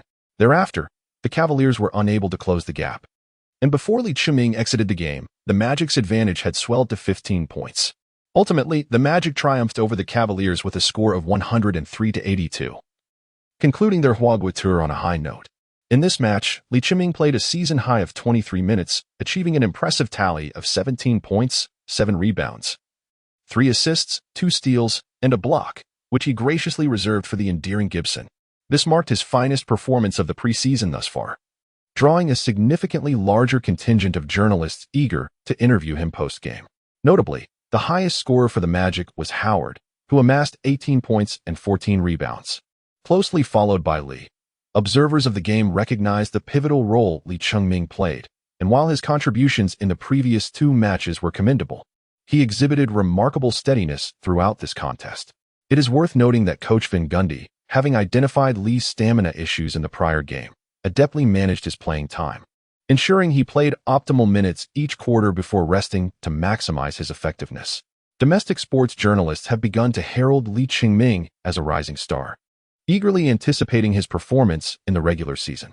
Although the preseason carries an element of entertainment, Li Qingming has undeniably showcased his capability to make a mark in the NBA, arguably surpassing his counterparts in the Spacey League.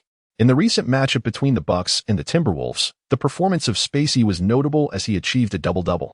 However, his inconsistency remains a concern, leading him back to the bench. In contrast, Li Qingming, despite varying minutes on the court, has consistently showcased his abilities whenever given the opportunity. The last 3 games have particularly underscored this, revealing that he has adapted to the NBA's rhythm more swiftly than Yi Jianlian. Journalists naturally inquired about his assessment of his performance and whether he had been following Yi's situation, seeking his thoughts on the matter. In front of the compatriots from Hong Kong and Macau, Li Qingming exhibited humility, attributing his success to the chances afforded by his coach and teammates, while expressing his hope for Yi to have the time needed for improvement, wishing for mutual growth. Such sentiments resonate with many, including fans from both sides, as they share the aspiration that their homegrown players excel in the NBA, hone their skills, and ultimately contribute to their homeland. With the Olympics approaching next year, Li Qingming's current form makes it difficult to envision a scenario where he would not be selected for the Olympic team. Should this occur, the Blue Shoes would find it challenging to maintain their current silence. Moreover, if Li Qingming were to join the national team, it would significantly bolster their forward positions, rendering the prospect of contending for a top 4 finish in the Olympics not merely a dream. Interestingly, the most promising news for Li Qingming post-game came from his father, as they negotiated a 2-year contract with a priority for renewal, starting with a substantial $2 million in the first year. During Li Qingming's return to his homeland, his father received numerous offers, the majority ranging from $500,000 to $1 million per year, which corresponded to the typical market value for a newcomer. Naturally, this being the initial exploratory phase, exorbitant figures were improbable. However, the initial offer of $2 million caught both father and son by surprise. After consulting with several acquaintances, Li's father swiftly confirmed the deal, wary of the possibility of the other party having second thoughts. Although Li Qingming currently enjoys significant popularity domestically, the veracity of this acclaim remains uncertain. The commercial value of sports and entertainment figures is intricately linked to their national recognition, with a pronounced polarization in this regard. Icons like Yao Ming and Lu Xiang command the highest tiers of commercial value, while lesser-known personalities struggle to gain traction even within their localities. Presently, while Li Chiming is not comparable to those in obscurity or niche sports, he remains distant from the upper echelons. Just months prior, he was virtually unknown, and his industry recognition might even fall short of that of Sun Dashing. Another factor at play is his image. Li Chiming possesses a benign appearance, not particularly intimidating nor unattractive. One might even describe him as having delicate features if his face were to be rendered smaller. Yet, individuals with a heavier physique often face discrimination. Despite the growing demographic of overweight individuals representing a substantial potential consumer base, many are reluctant to purchase clothing due to the lack of suitable sizes, highlighting a significant oversight by retailers in catering to this market. While some visionary individuals recognize this potential, they may not view Li Chiming as a compelling figure for endorsement. This situation is akin to centers not being marketed for footwear. Even a player of Shaquille O'Neal's stature cannot compete with the shoe contracts of his peers, let alone that of a rookie like Kevin Durant. When the public engages with star athletes, they typically gravitate toward those of more relatable heights, around 1.9 to 2 meters, which are perceived as more accessible. Additionally, playing style contributes to popularity. Perimeter players tend to garner greater appeal.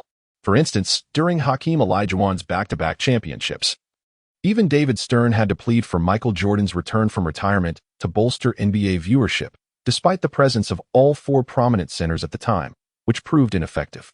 Li Chiming's image limits the scope of potential endorsement products, primarily aligning with junk food items such as chips and soda. However, when executed effectively, the profit margins for such food products can be substantial. Engaging him in a contract serves primarily to enhance brand visibility, particularly as there are few well-known puff snack brands in China currently. If they can establish a strong initial impression, they would consider themselves successful. Thus, a contract of $2 million per year appears to be a prudent investment. Li Chiming felt as though his eyes were bulging, jolted back to reality by a gentle pat on the head from his father. When Li's father first learned of the staggering figure, he was not much better off in terms of composure, considering his own annual salary was far modest. Although Li Chiming's yearly income has now surpassed $2 million, this sum represents a fixed salary. The endorsement contracts provide an additional financial boon. These contracts involve granting permission for his likeness to be utilized in commercial endeavors, which necessitates his participation in promotional activities. This may include photo shoots, video advertisements, and casual displays of his image in daily life, though such appearances are generally not obligatory, as they do not constitute essential needs. This is merely the beginning. Regardless of future outcomes, Li Chiming's endorsements will establish a baseline for his worth. As long as he maintains his relevance, his value is destined to ascend, with no possibility of regression. As for Coca-Cola, Father Li chuckled. So that's a hefty blade, perhaps worth $1 million? This is the Asian market, not the trivialities of our domestic affairs. Goodness. Your confidence makes me wonder if you are now more audacious than I am.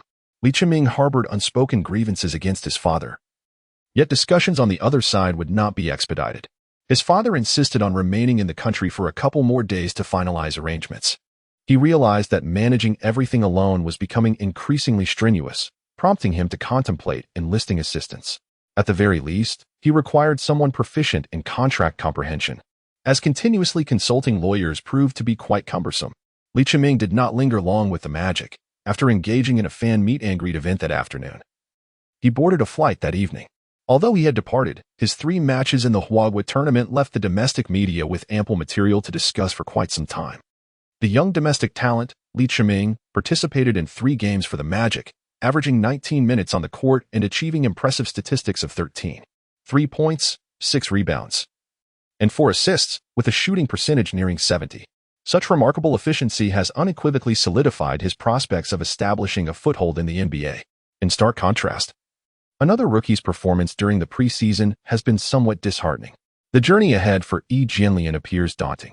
Previously, when Li Chiming's limited participation in the first 3 preseason games yielded unimpressive statistics, some individuals attempted to elevate Yi while undermining Li, a scenario that was predictable.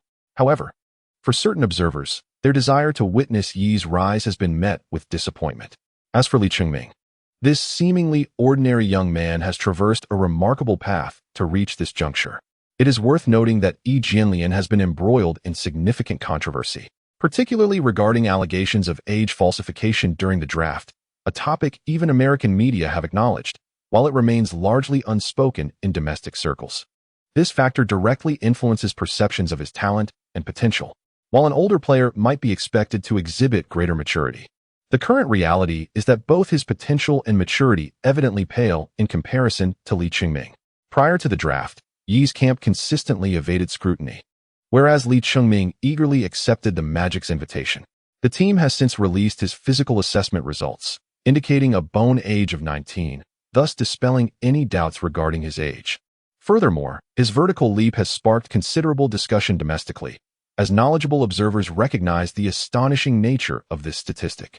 Weighing over 300 pounds with a vertical jump exceeding 80 inches, what manner of athlete is this? This sharply contradicts the earlier narrative that portrayed Li Qingming as possessing merely average physical attributes. The average vertical leap in the NBA measures at 28 inches, approximately 71 centimeters. While a leap exceeding 80 inches may not be deemed extraordinary, one must take into account Li Qingming's height and weight.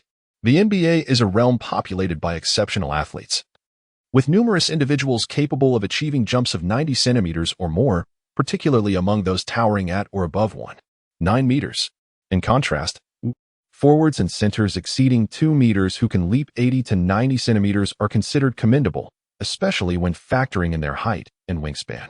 For instance, Yao Ming's vertical jump of 62 centimeters is regarded as rather average, while Li Qingming's weight and jumping ability seem to defy the typical physical attributes associated with individuals of East Asian descent. Could he indeed be the Sean O'Neill of China? Thus, one might ponder whether Li Qingming could surpass a 1-meter vertical leap if he were to shed some weight. However, I find this unlikely. He currently exhibits a more grounded style of play, hesitating to leap significantly during games. Even with weight loss, he might only reach a jump of around 90 centimeters, which, while commendable, would not place him among the elite. Moreover, Li Qingming's wingspan is remarkable, his static athleticism seemingly eclipsing that of the legendary Yao. It is perplexing why domestic media does not amplify his achievements. Yao Ming, with a wingspan shorter than his height by a centimeter, would surely be dismayed. While Yao's wingspan has already astonished, the fact that Li Qingming, despite a notable height disparity, nearly matches it is striking.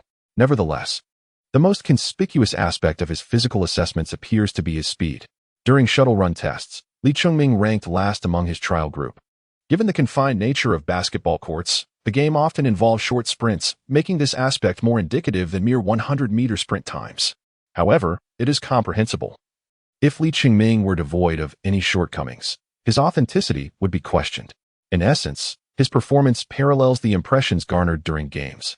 Although he demonstrates commendable agility, his physique imposes limitations, hindering his speed and lateral movement. Consequently, he struggles to defend against quicker perimeter players, and technical players may exploit his defensive lapses. Nevertheless, his potential remains formidable. I suddenly sense that the future achievements of Fat Brother may well exceed those of Spacey. Chapter 37. The gathering at the McKeelton residence. Despite Li Qingming's impressive performances in the Summer League and preseason, which could be described as explosive, the fact that he has not yet faced off against his counterpart directly leaves some to speculate that, as a lottery pick and a key player in the team's development, Yi Jianlian's future prospects may surpass those of Li Qingming.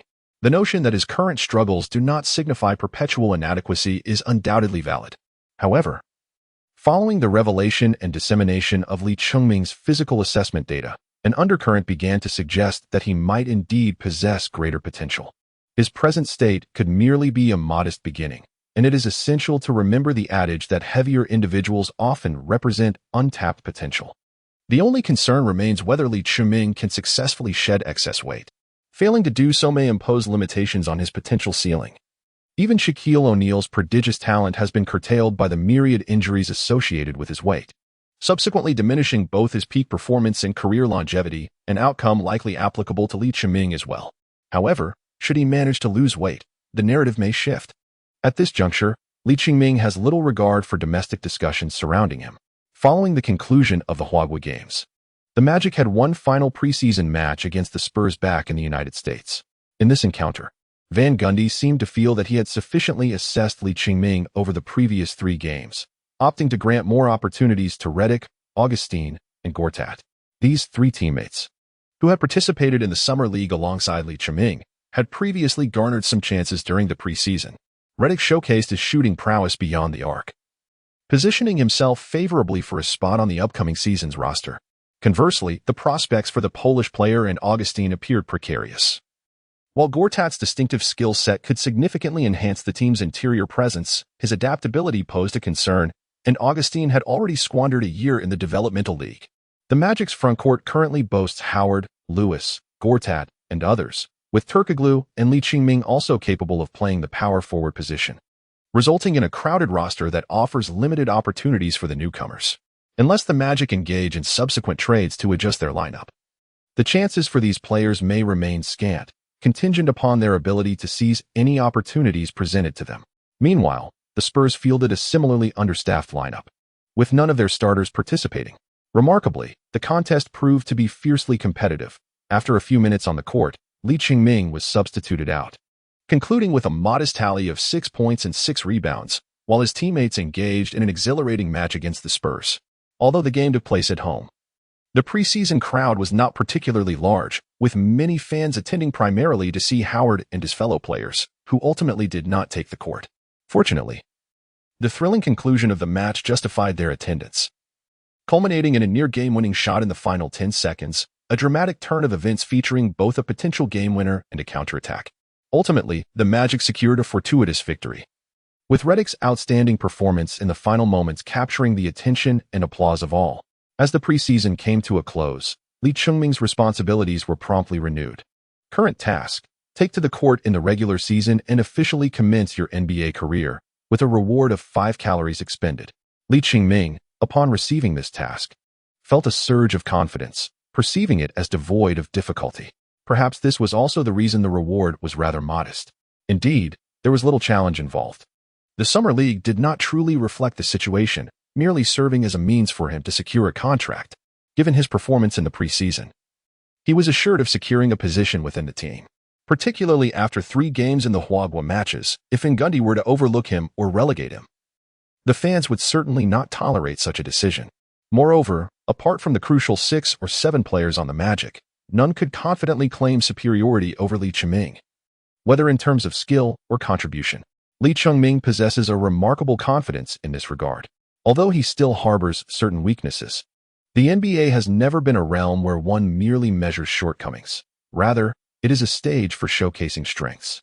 If his defensive prowess currently hovers around 60 points, his offensive capabilities surely exceed 75, with his low post aggression reaching upwards of 80. The crux of his style guarantees a degree of consistency, even during off-shooting nights. He possesses alternative methods to score, albeit with slightly diminished efficiency. This distinction sets him apart from the likes of Spacey. Clearly, Yi Jianlian has yet to discover a method to optimally utilize his physical attributes, while Li Qingming has already begun to exploit mismatches to his advantage. Even in situations devoid of mismatches, he remains formidable. Engaging in one-on-one confrontations with star players poses no challenge for him.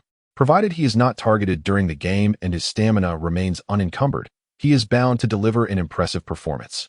Regrettably, this scenario remains an idealistic one, and Li Qingming is uncertain whether Van Gundy intends to afford him such opportunities. Upon returning to his residence, he finds himself alone, as his father's itinerary seems to have changed, leaving him the sole occupant of their home.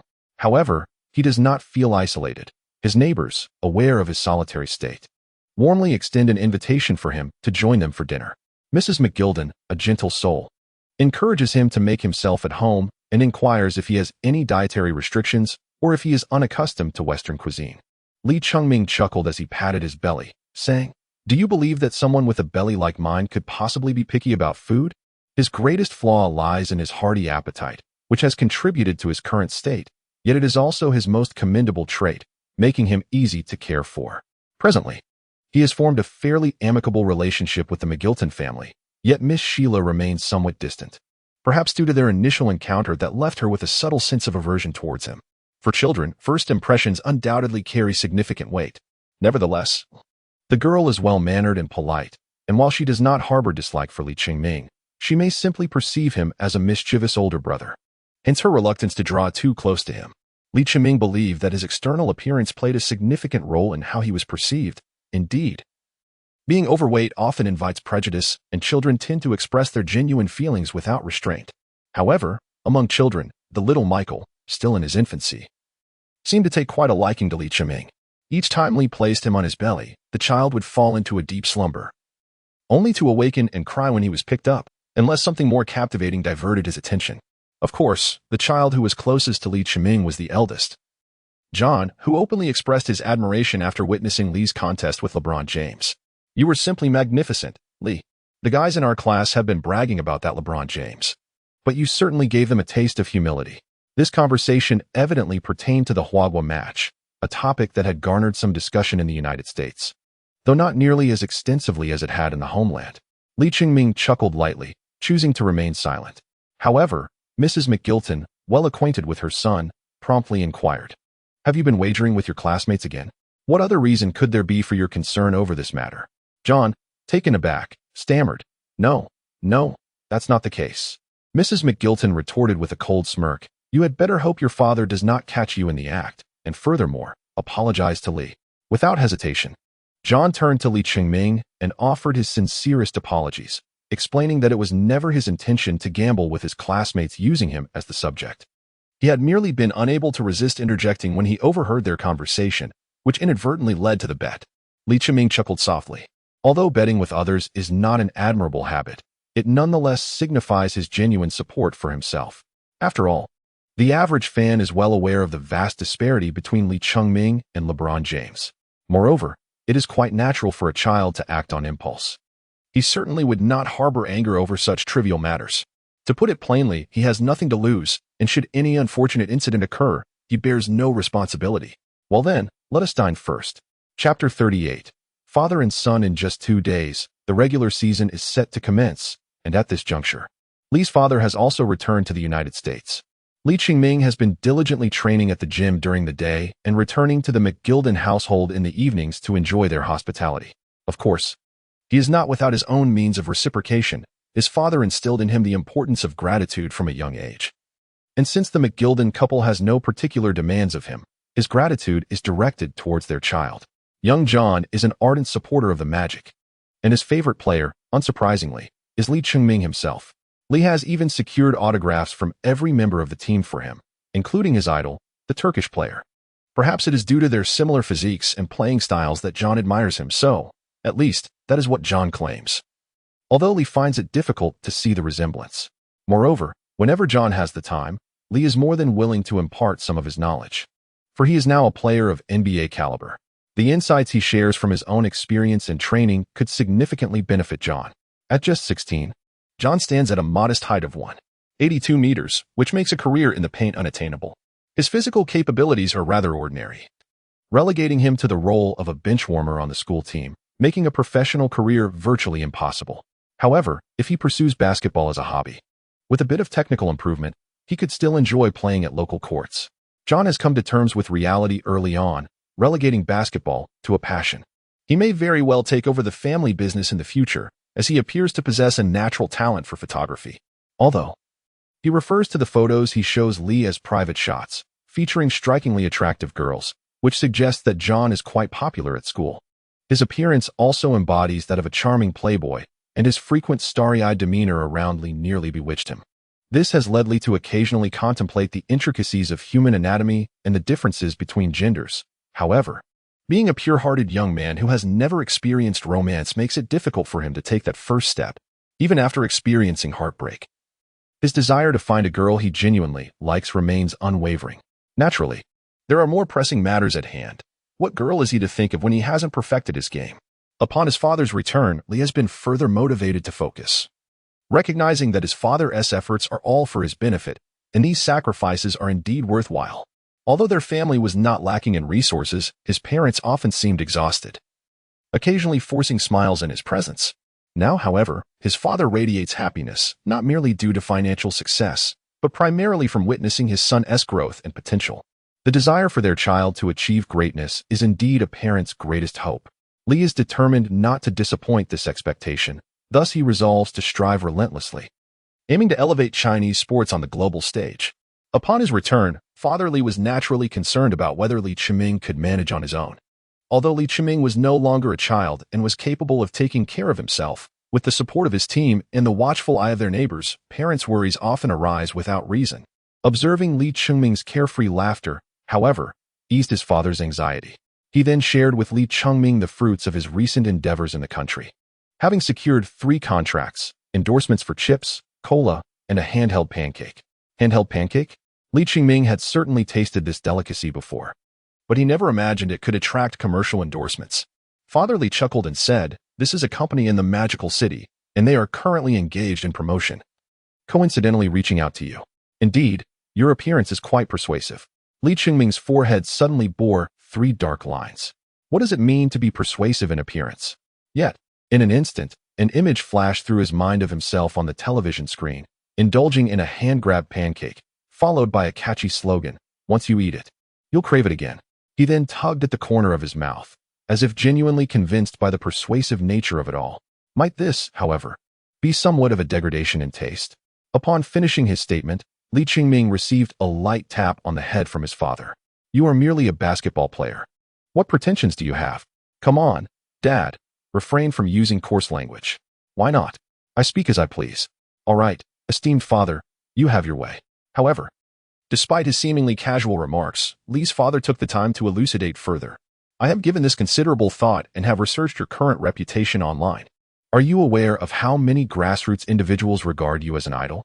In this era, grassroots culture is flourishing, particularly with the rise of the internet, which has given birth to a plethora of grassroots internet celebrities. And you, Li Chengming, as an ordinary person who has self-financed a trial with the NBA, resemble those dreamers from humble beginnings striving for success in the big city." Li's father continued, "Thus, I do not intend to elevate you to lofty heights. Such matters are the domain of the media. We ought to remain grounded and never lose sight of our origins." Li Chengming understood that the latter part of the conversation held greater significance. His father remained consistent, always imparting the lesson that one must prioritize being a good person before undertaking any tasks. Li Chengming could only nod in agreement, recognizing that even if he did not grasp it the first time, his father's persistent reminders would eventually ingrain the wisdom within him.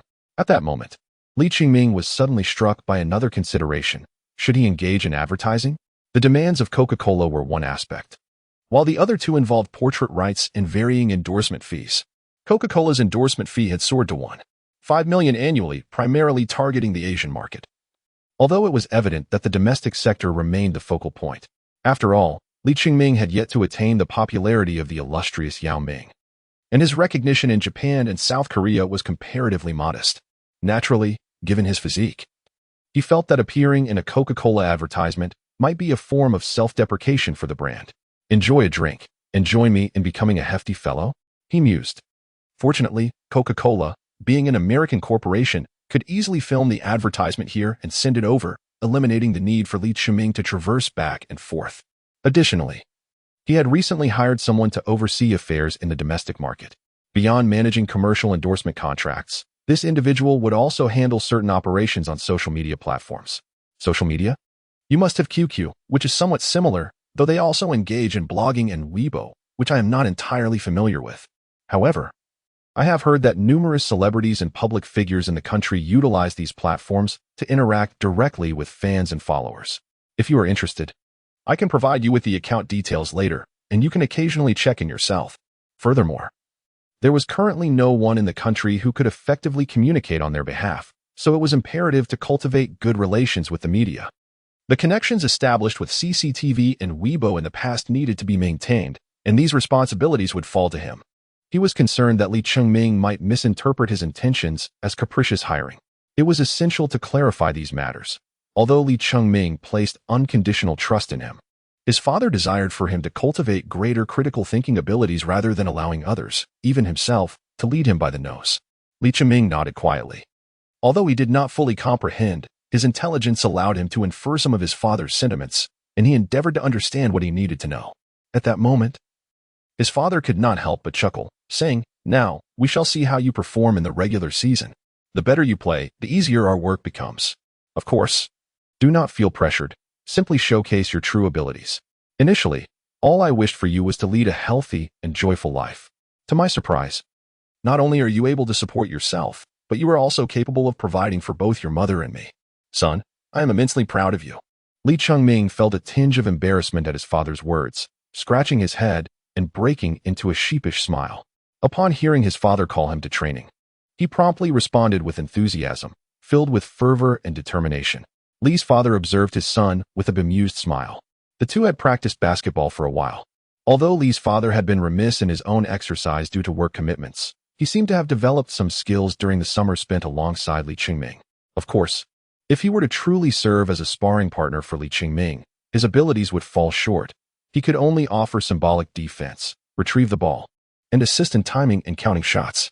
While Li Chengming did not practice in this manner during team training in private, he now focused on shooting the ball as swiftly as possible, striving to maintain accuracy within that rapidity.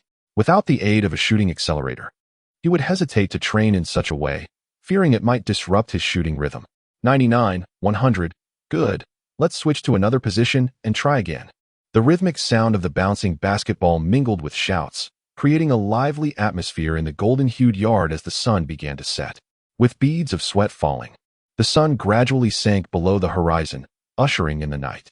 Chapter 39, Warm-Up, 12. Is this how little regard you have for us? On this weekend, the McGildens were naturally enjoying a day of rest at home. Li's father had invited them over for a barbecue to express gratitude for the care they had shown Li Chengming. After a hearty meal, Li Chengming joined John to watch TNT's evening program, which primarily focused on predictions for the upcoming NBA season. In fact, during the off-season, even before the conclusion of the finals, media outlets had begun to extensively speculate about the new season. With the changes brought about by the draft and the trading market, these forecasts became more frequent, realistic, and varied, encompassing team records, rankings, player performances, and statistics. Specialized websites even introduced comprehensive predictions, and in certain places, betting lines were established. Li Chengming remains largely indifferent to matters outside of his own sphere, which primarily concerns two topics: the upcoming season's prospects for the Magic and the performance of the rookies. This year's draft carries significant expectations due to the presence of players like Odin and Durant. Although it may not be regarded as an exceptionally strong draft class compared to years such as 96 or 03, the media has expressed considerable optimism regarding the top prospects. Even the currently underperforming Spacey is viewed favorably, given that his draft comparison is with Nowitzki, albeit influenced by a degree of domestic media hype. If he can reach even 60 to 70% of Dirk's capabilities, that would suffice for him to establish a foothold in the NBA. Although American media may not hold the German powerhouse in high esteem, he remains the star player for the Mavericks and a key figure in the playoffs. However, last month, Odin underwent minimally invasive surgery on his right knee, and it is highly likely that he will be sidelined for the season, casting a shadow over his career before it has even begun. Consequently, the spotlight has shifted to the second pick, Durant. A long-standing adage in the draft states that both the first and second picks must possess a certain caliber, and previously, many speculated that Durant might be the one lacking. His slender physique raised concerns about his ability to withstand physical play, but with Odin's injury woes, this may inadvertently benefit Durant. As for the subsequent picks, including Horford, Conley, Noah, Jeff Green, and Spacey, they all appear to have promising futures. Yet, the media has little favorable commentary regarding the second-round selections, including the two from China and Pau Gasol's brother, Mark, from Spain. Particularly in the case of Mark and Li Chengming, both of whom are regarded as somewhat overweight. Despite their solid fundamental skills in the post, they do not garner much optimism. Nevertheless, Li Chengming's situation is somewhat more favorable than Mark's, not only because the latter has yet to enter the NBA, but also due to the media's assessment of his preseason performance, which suggests he could fulfill a backup role for the Magic in the upcoming season, albeit based on modest expectations for the team.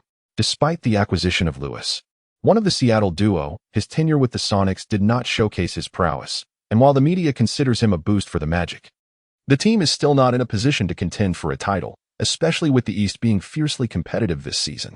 The Celtics, Cavaliers, and Pistons are projected to be the top three, with the Magic even ranked behind the Wizards. This is understandable, as the previous season saw the Magic barely scrape into the playoffs in 8th place, and aside from Lewis, there have been no significant reinforcements. Some players have even departed. This has led Magic general manager Otis Smith to contemplate trades to further strengthen the team, as merely reaching the playoffs is evidently insufficient for him. In the West, the Spurs led by Duncan and the Hornets spearheaded by Paul are at the forefront, while the media suggests that Kobe might lead the Lakers into the playoffs. However, unless there are changes to the roster, substantial achievements seem unlikely, and the team could even be at risk of missing the playoffs.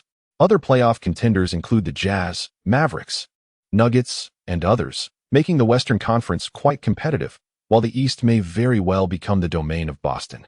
In terms of individual players, Kobe is naturally the first to be mentioned. Although the Lakers have struggled in recent years, Kobe has performed exceptionally well. There is a consensus that should the old man bus execute a well-considered trade akin to that of the Celtics, the Lakers could potentially rebound. Ironically, as long-standing rivals, the Lakers have observed the Celtics gathering momentum, prompting increased trade rumors in Los Angeles. This may be an effort to retain Kobe or a genuine desire to take action and not fall behind their old adversaries.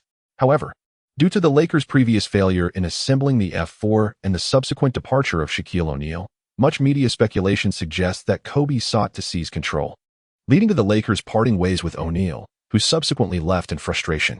Last year, he secured a championship with the Heat, a small vindication against the Lakers and Kobe. This assertion stems from O'Neal's diminishing prowess. This finals appearance has been marred by significant controversy over his free throws. Even Dwayne Wade, the first FMVP from the 0-3 class to win a championship, has earned a rather unflattering nickname in his home country. Kobe's reputation has suffered since the legal troubles in the dissolution of the F4, compounded by his rebellious nature, which does not endear him to the media. Therefore, even though his popularity remains high, his standing is less than favorable. Were it not for his association with the Lakers and the support from various Los Angeles media outlets, he would likely be subjected to the same level of criticism that O'Neal faced upon his departure from the Lakers. Of course, Kobe has substantiated his individual prowess over 2 scoring titles, yet the shadow of not having claimed a championship without the Big Shark still lingers. Thus, media predictions suggest that unless the team undertakes significant changes, he may focus primarily on his personal statistics in the upcoming season, with the scoring title likely within his grasp. The assist title is expected to remain with Nash, the previous season's leader, although Paul and others are also in contention. As for the MVP race, Duncan, James, Nash, Paul, Howard, and even Kobe are all viable candidates, with numerous strong teams boasting prominent figures, rendering the NBA a battleground of champions. Additionally, numerous individual statistics and awards, including Rookie of the Year and All-Rookie Team selections, are expected to be tallied. Yet Lee Chung-ming is notably absent from these considerations. Clearly, apart from local Orlando media support, few outside of that sphere hold high hopes for him.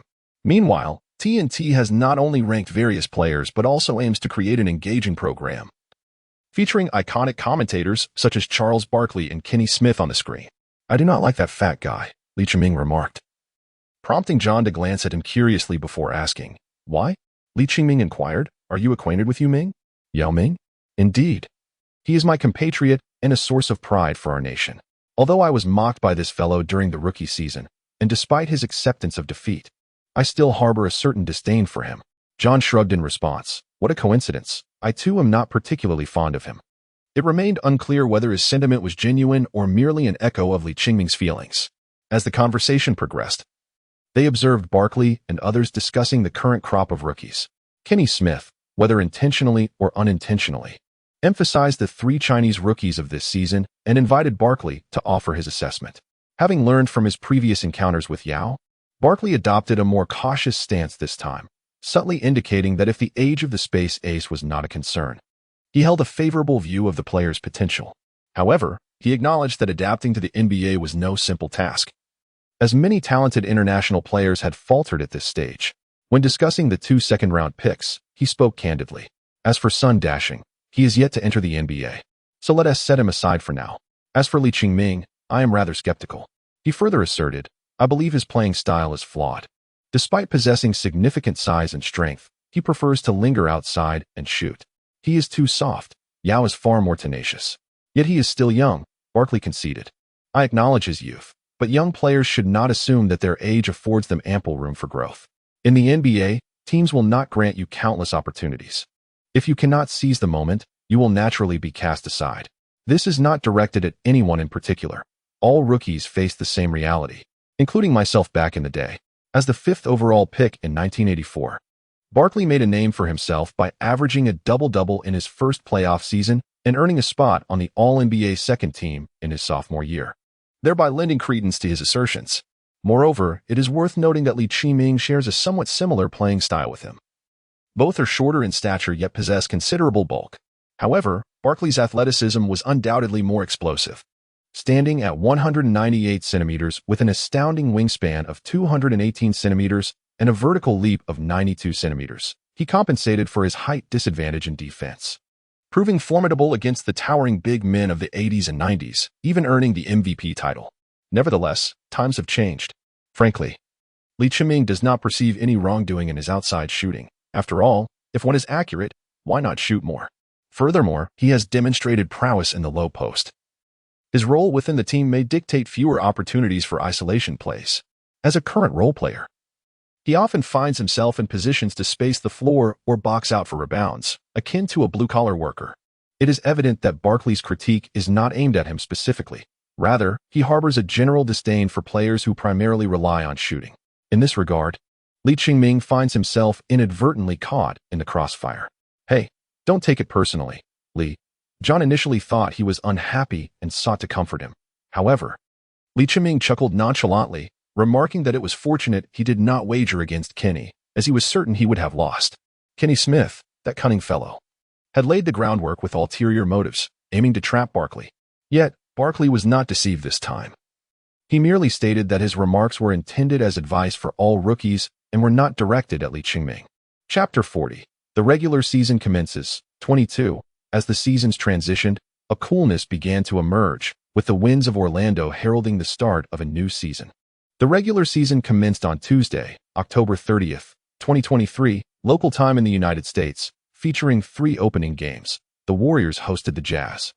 The Rockets faced the Lakers at Staples Center, and the Spurs squared off against the Trailblazers. The excitement of the first day of matches was palpable. Domestic fans felt indifferent towards the Warriors. However, the Jazz had eliminated the Rockets in the previous season's playoffs, which left a bitter taste among fans, especially after the Rockets had led the series 2-0 before ultimately succumbing in a decisive Game 7. Many fans expressed their discontent towards the Jazz, criticizing them for the way Yao Ming was overwhelmed by Boozer, when in fact, Yao had been matched against Oker, a center who thrived as a perimeter shooter. So, who was Yao Ming's interior partner?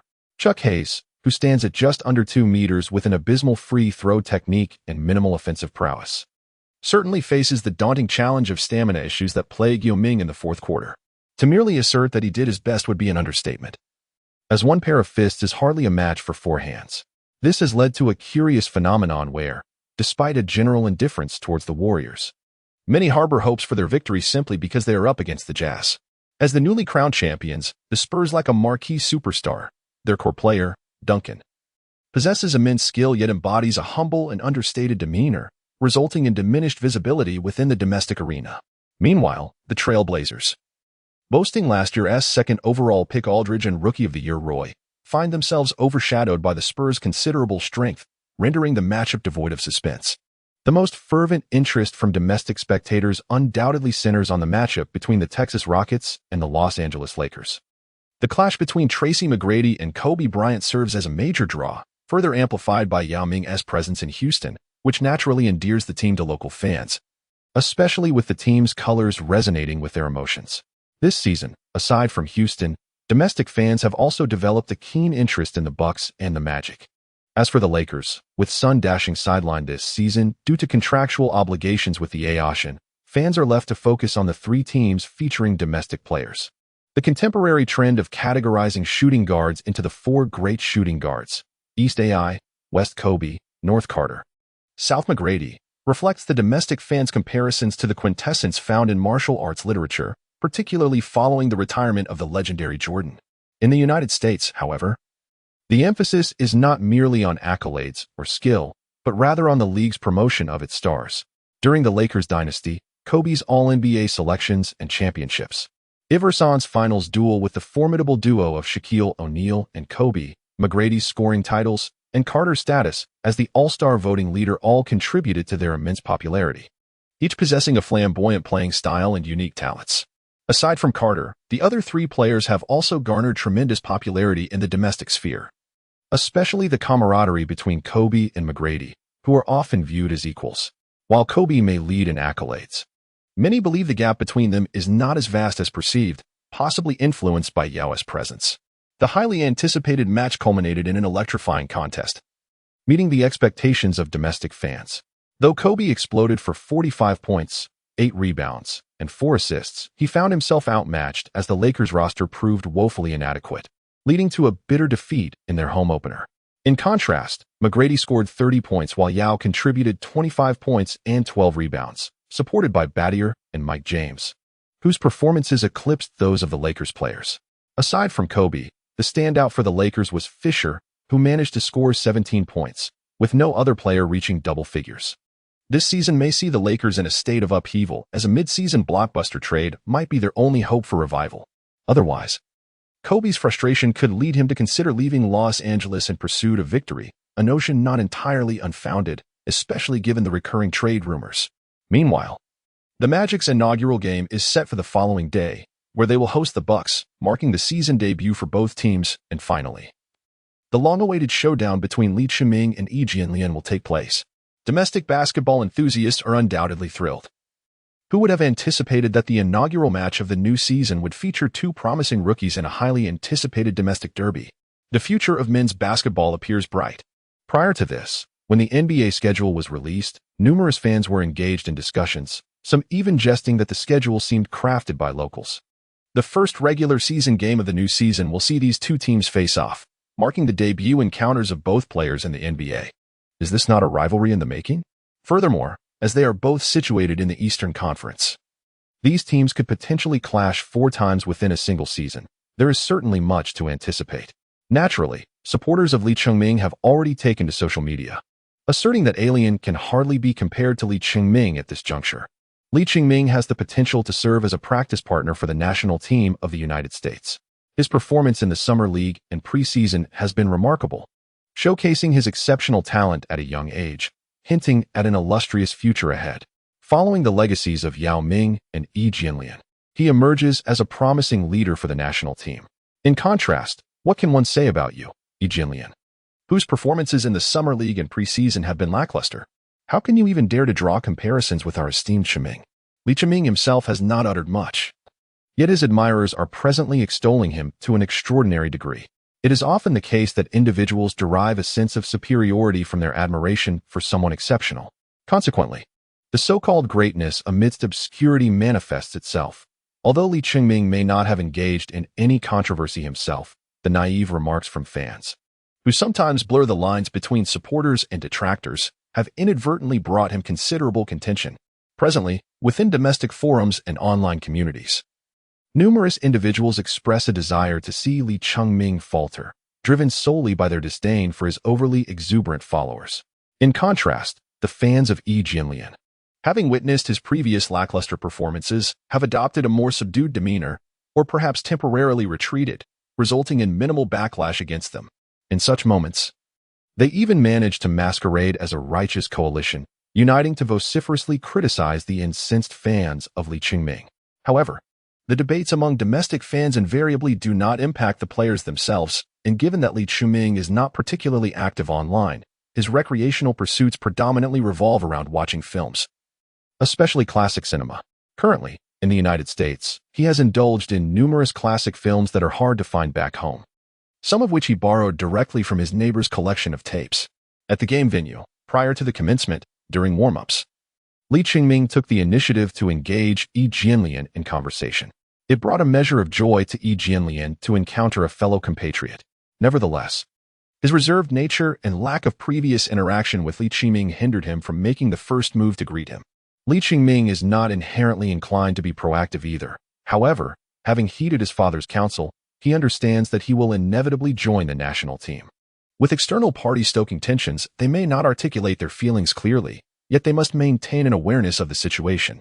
It would be unwise to offend anyone before even joining, particularly after his prior performance in the Summer League, which had cast a shadow over the other members of the national team. Some individuals may refuse to reflect on their own shortcomings, instead attributing blame to those who excel. When Li Chengming extended an invitation for Yi Jianlian to visit his home post-game, Yi Jianlian pondered for a moment before politely declining, suggesting, "I think I shall return with the team." Li Chengming responded amiably, "That's acceptable. Next time, I shall visit you, and you must graciously host me." Once again, observing the expression of Yi Jianlian, Li Chengming furrowed his brow, sensing a certain reticence in his demeanor. Upon returning to the team, he noticed that Yi Jianlian hardly interacted with the others on the bus. Slowly, it dawned on Li Chengming that this individual might be struggling with a language barrier. Initially, when he greeted him in English, it appeared that Yi Jianlian did not comprehend, prompting Li Chengming to switch to Mandarin. Upon hearing Mandarin, Yi Jianlian seemed somewhat exhilarated, as if a weight had been lifted off his shoulders. Moreover, if Li Chengming were not merely a substitute, the Bucks might have suspected him to be an undercover agent gathering intelligence.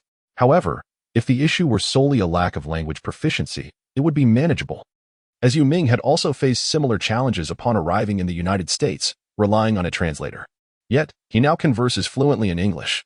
What is concerning is if Yi Jianlian's introverted nature or reluctance to adapt might hinder his progress. One cannot expect the world to adjust to them. In an instant, Li Chengming felt rather pessimistic about Yi Jianlian's prospects in the NBA. Nonetheless, this was not his concern, and he had no means to interfere. For the choice ultimately rested with Yi Jianlian himself, and no one could dictate his future. Furthermore, Li Chengming had yet to secure his own position within the team, leaving little room to concern himself with the affairs of others. Chapter 41. Brave and tenacious in the final 4 games of the preseason. Aside from limited opportunities against the Spurs, Li Chengming performed commendably. However, this was the first game of the regular season, held at home, and naturally, Coach Van Gundy favored a cautious approach. The starting lineup for the Magic was predictable, with the return of the newly acquired and fully recovered Lewis. While the shooting guard position remained somewhat uncertain, starting in this game was Keith Bogans, a 196-centimeter swingman, a rookie from 2003 who began his career with the Magic but spent time with the Hornets and Rockets before returning to the Magic last season. His primary role on the court was to create space for three-point shots. In this lineup, apart from Howard, every player possessed a reliable three-point shot, with Nelson being the least proficient at 33.5 from beyond the arc last season, while the other 3 players boasted percentages above 38, well above the league's average efficiency. As the first quarter commenced, Lewis, Bogans, and Turkoglu all made successful three-point attempts, with Howard's presence in the paint creating ample opportunities for open shots from the perimeter. After a minor injury during the preseason, Lewis had thankfully recovered after more than half a month of rest, and he displayed a fiery shooting touch in his first game, seemingly announcing his return to Magic fans, who were visibly excited along the sidelines. The Bucks managed to stay competitive in the first half through the explosive performances of Reed and Bobby Simmons, but in the second half, the Magic quickly utilized their three-point shooting prowess to widen the score gap, while the Bucks struggled to respond. With their outside shooting faltering and an unwillingness to challenge Howard in the paint, they found it difficult to penetrate. The Magic dismantled the Bucks in just 3 quarters, with Howard barely breaking a sweat. Lewis showcased his impact in his debut, scoring 26 points on 9 of 13 shooting, displaying excellent synergy with Howard. Had it not been for Nelson's subpar performance, they could have easily led by 10 points at halftime. The Bucks roster appeared decent on paper, featuring Bogut at center, Mo Williams at point guard, and the versatile Michael Redd, whom Lewis had encountered during training with the national team, alongside small forward Desmond Mason. As a fellow number 1 pick, Bogut certainly possessed talent, yet there remained a noticeable gap in skill when compared to Howard. On the offensive end, he struggled to make an impact in the paint, as Howard effectively contained him, and defensively, he was unable to challenge Howard either. In this game, under Howard's defense, Bogut attempted only 9 shots, making 2, and managed a meager 4 points and 11 rebounds, though he did contribute 4 assists. The Bucks' offense was uninspired, often resembling a disorganized backcourt, where even Yi Jianlian, who performed efficiently with 4 out of 5 shooting for 9 points, received insufficient support, ultimately fouling out and revealing his vulnerabilities in his inaugural game. Li Chengming did not receive the opportunity to face his counterpart in the space exchange. As domestic media and fans had anticipated, he only found himself on the court during garbage time. Unfortunately, this is his current standing within the team. Rookies often lack the privilege of playing time. Excelling in the preseason holds little significance. Defensive weaknesses are not critical in the grand scheme, as Coach Van Gundy has deemed it necessary to place him further down the rotation. Coaches often do not solely base their lineups on talent, they also consider the compatibility of the roster. Lee Ching-ming has yet to reach a point where the team must revolve around him, even though his style of play would be most effective as a focal point. Thus, Van Gundy prefers to utilize other functional players. After all, the team's goal this season is to advance further than last year's performance, aiming for at least the second round of the playoffs. The regular season record is equally crucial, as it determines their playoff matchups and home court advantage. Consequently, inexperienced rookies like Lee Ching-ming are unlikely to receive ample opportunities, unless he were to exhibit extraordinary prowess, such as landing punches against Lewis or delivering kicks to Howard. He might find himself in trouble for intentional harm. The Bucks, being a team in disarray, are primarily focused on development this season. Their record is of little consequence, as nurturing rookies takes precedence. Moreover, Alien, being a lottery pick, rightfully deserves more chances. Fortunately, there was an abundance of garbage time today. The outcome was practically decided after 3 quarters, allowing the starters to play a brief stint in the fourth before being substituted for the team's third-string lineup, which included Lee Ching-ming alongside Redick and Ariza. In fact, had the player roster not been limited to 12, Van Gundy might have considered bringing in Gortat and others for a trial. He's also contemplating alternatives for Howard's backup, as Gary T is still somewhat lacking. Should Howard exit the game, the Magic's interior defense would face challenges. Lee Ching-ming is evidently not the answer. Otherwise, he might have been the most suitable candidate. It is an unwritten rule in the NBA to rest the main players during garbage time, as everyone is aware of one another's circumstances and chooses to show mutual respect.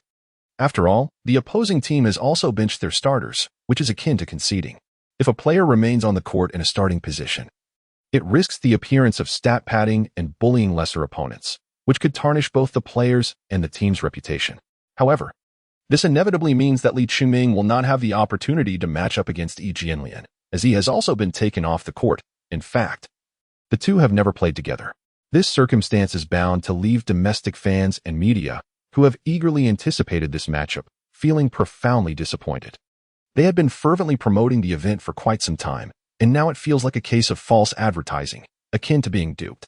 Even though highlights may show Yi performing adequately and Lee Ching-ming displaying tenacity during garbage time, the lack of a true competitive spectacle, especially after having just witnessed the Lakers match against the Texas team, which was a complete one-sided affair, renders this game rather uninteresting.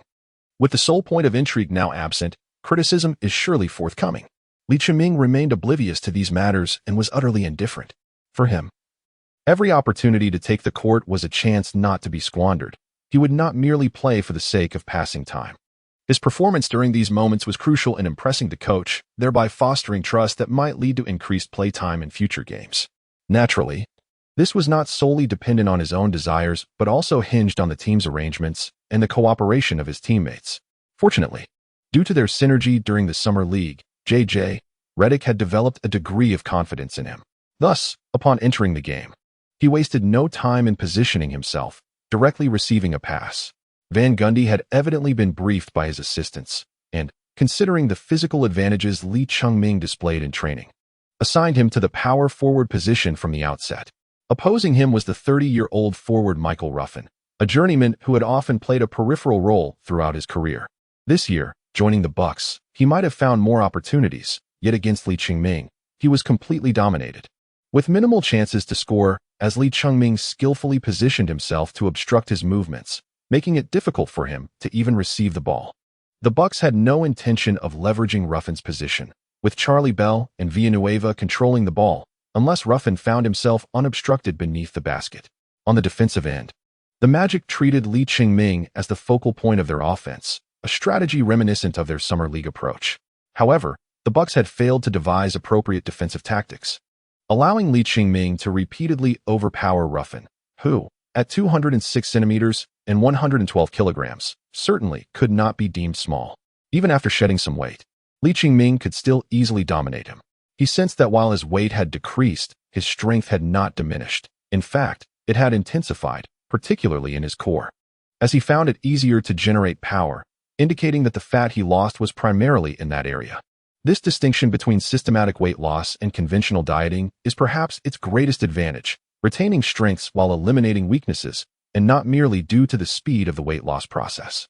As the game progressed to its conclusion, Lee Chungming attempted only 4 shots, successfully making 3, with one foul-inducing attempt that the officiating crew chose to overlook.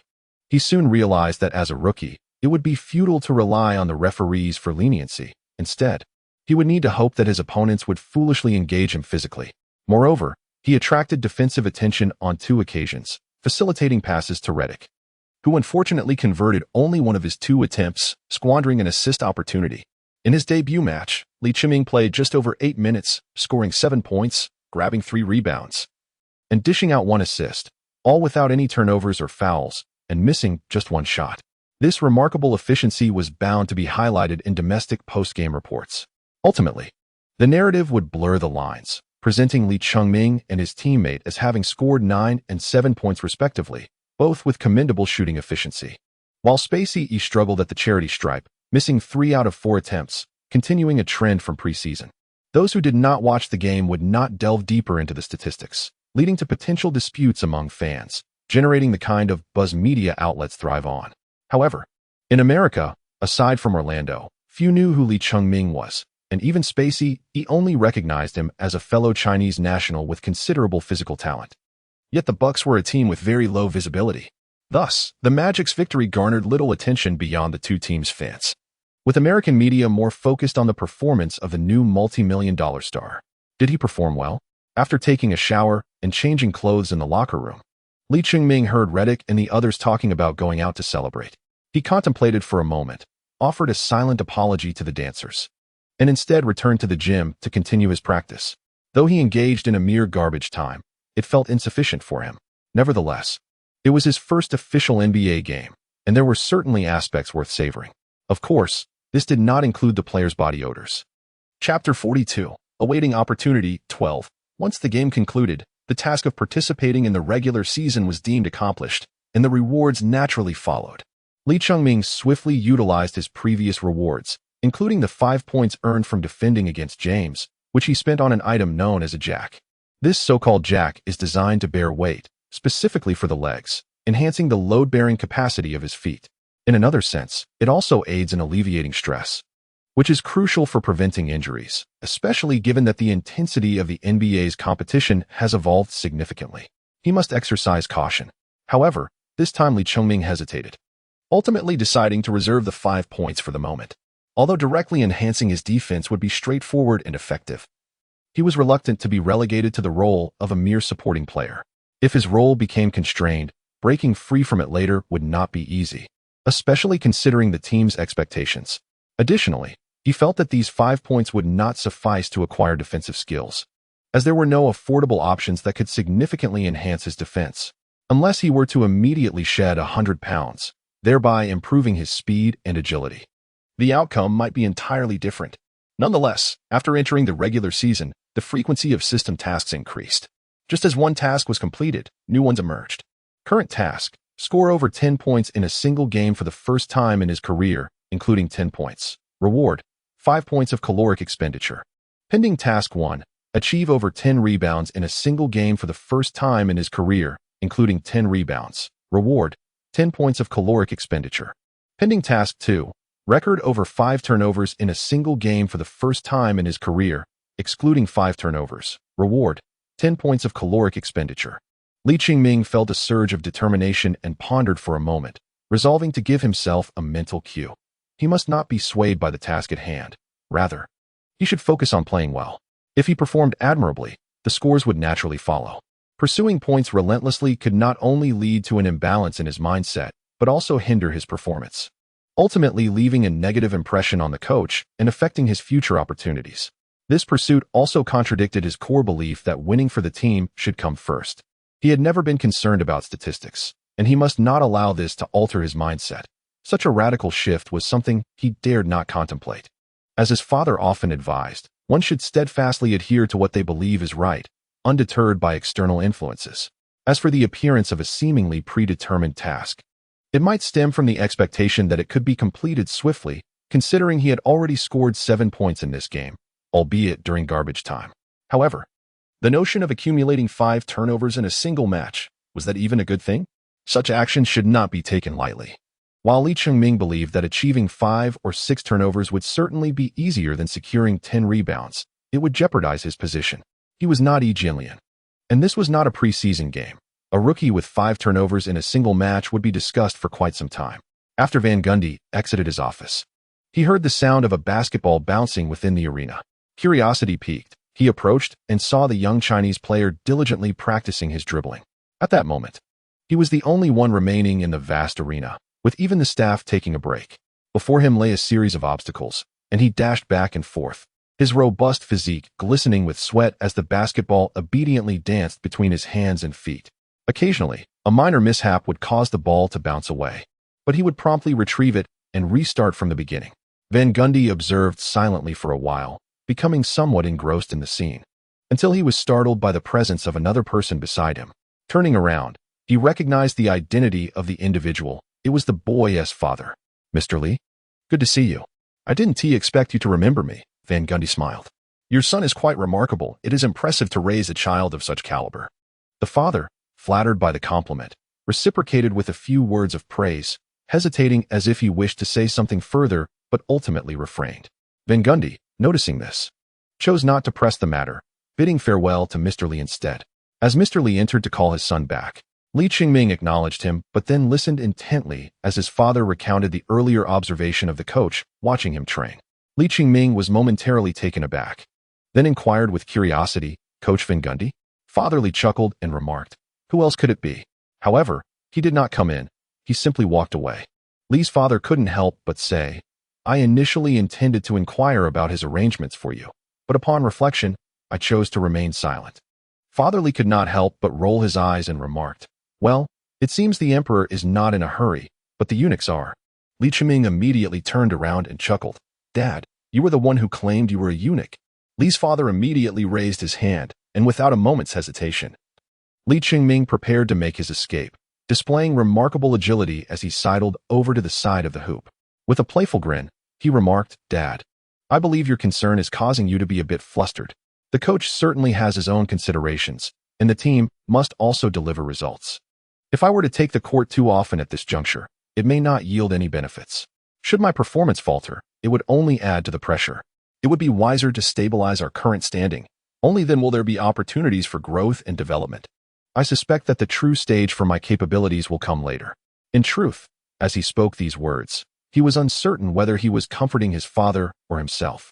Li's father sighed, for he understood the truth of the matter.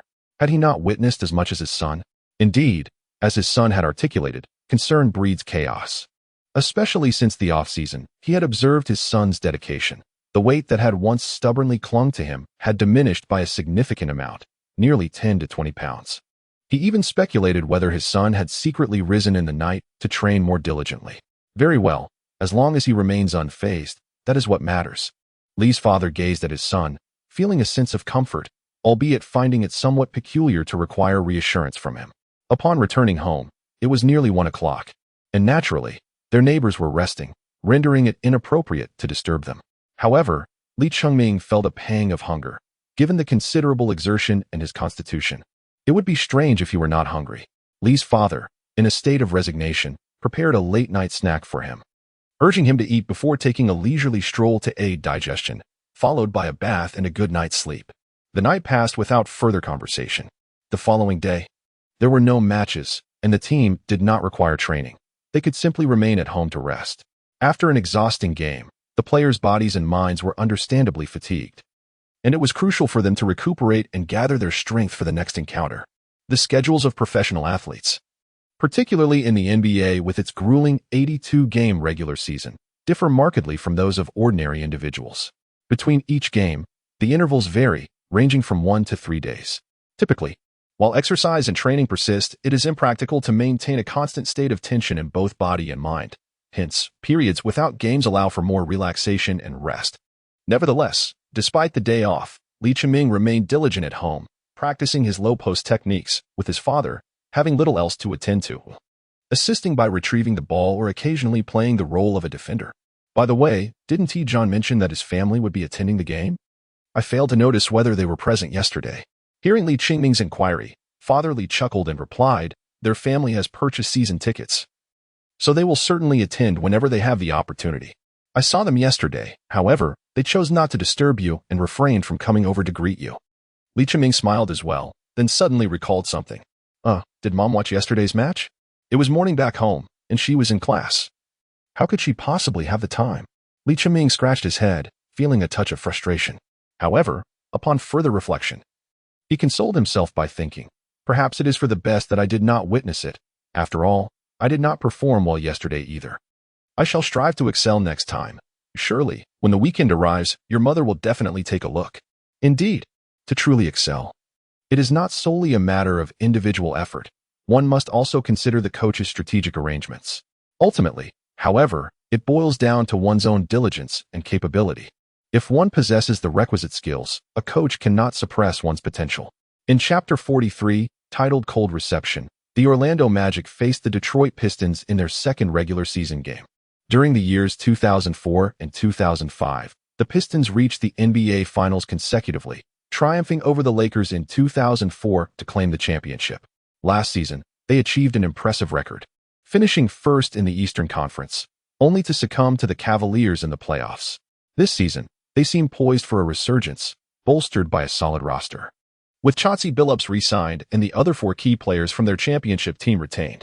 Additionally, they have promising rookies such as Stuckey and Afflalo, whose collective prowess, while lacking a singular superstar, is formidable, enhanced by years of teamwork, making them a significant rival for the Magic. In this match, the Magic ultimately fell short. Bojan Bogdanovic excelled, sinking all 4 of his three-point attempts, while Rashard Lewis frequently penetrated the paint, earning 10 free throw opportunities. However, Hito Trko Lue and Dwight Howard struggled, leaving the team trailing by 9 points at halftime. In the third quarter, there was a glimmer of hope for narrowing the deficit, yet a series of turnovers thwarted their efforts, largely due to the pressure exerted by the Pistons. The Pistons are renowned for their distinctive playing style, epitomizing tenacious defense in the league, not merely the kind of gritty play associated with a high-arcing shot. Their championship season truly demonstrated the adage that defense wins championships. Admittedly, such defense can detract from the entertainment value of the game. Their finals against the Spurs was once deemed the most unappealing in history, leading to low viewership that prompted the league's commissioner to consider disbanding both teams. In this contest, the Pistons effectively restricted Howard, who not only displayed inefficiency, but also accrued 5 fouls. Had he not been benched in the fourth quarter due to a substantial deficit, he might have faced disqualification for fouling out. This match was held at the Magic's home court, where the influence of home court officiating was negligible, underscoring Howard's struggles. On the opposing side, the dynamic duo of Wallace and McDyess combined for an impressive 28 points and 14 rebounds, despite their own 8 fouls incurred in efforts to counter Howard. Ultimately, the Pistons' victory was anchored in their backcourt performance. With Richard Hamilton sidelined due to injury, both Billups and rookie Afflalo shone brightly, while the bench player Ronald Murray led the team with a remarkable 19 points. The Pistons boasted 6 players scoring in double figures, demonstrating a well-distributed offensive threat. At one point, Coach Van Gundy considered giving Li Chiming a chance to play, as Lewis struggled defensively against Wallace, and the Pistons relentlessly attacked the interior. However, it was likely that Lee's inexperience would render him susceptible to the seasoned players, so this idea was ultimately abandoned. Lee once again found himself on the court during garbage time, a stark contrast to the previous game where he entered during a period established by his own team's efforts. This time, it was a result of the opponent's dominance. With just half a quarter remaining in the fourth, the Magic trailed by over 20 points, having scored almost nothing in 5 minutes. Van Gundy, filled with dissatisfaction and resignation, opted to replace the starters. Li Chiming played for merely 6 minutes in the fourth quarter, managing to score only 7 points. Nevertheless, he also secured 5 rebounds and provided 4 assists. On 2 occasions, he collected rebounds and executed long passes akin to a quarterback, assisting his teammates in scoring. During those 6 minutes, the team surged with a remarkable 17-9 run. Alas, the substantial deficit created by the starters proved insurmountable, and they ultimately succumbed to a 13-point loss. During the moment when Li Chiming's team was attempting to close the gap, the fans were filled with excitement, almost believing that a miracle could be achieved. This game was held in the home arena of the Magic, and the contrast to the previous match was akin to heaven and hell, a stark dichotomy. After the game, some fans expressed their dissatisfaction. arguing that the head coach surrendered too soon and questioned why he did not utilize Lee Chungming earlier. Such is the nature of fans. They often overlook the fact that Lee Chungming was contending against the Pistons substitutes and that the opponents, having established a significant lead, were evidently playing more relaxed, treating the match as a practice opportunity.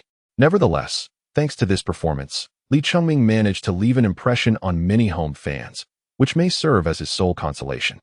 After all, despite his commendable performance, the team's loss left him feeling disheartened, and he sensed that the coach might be targeting him.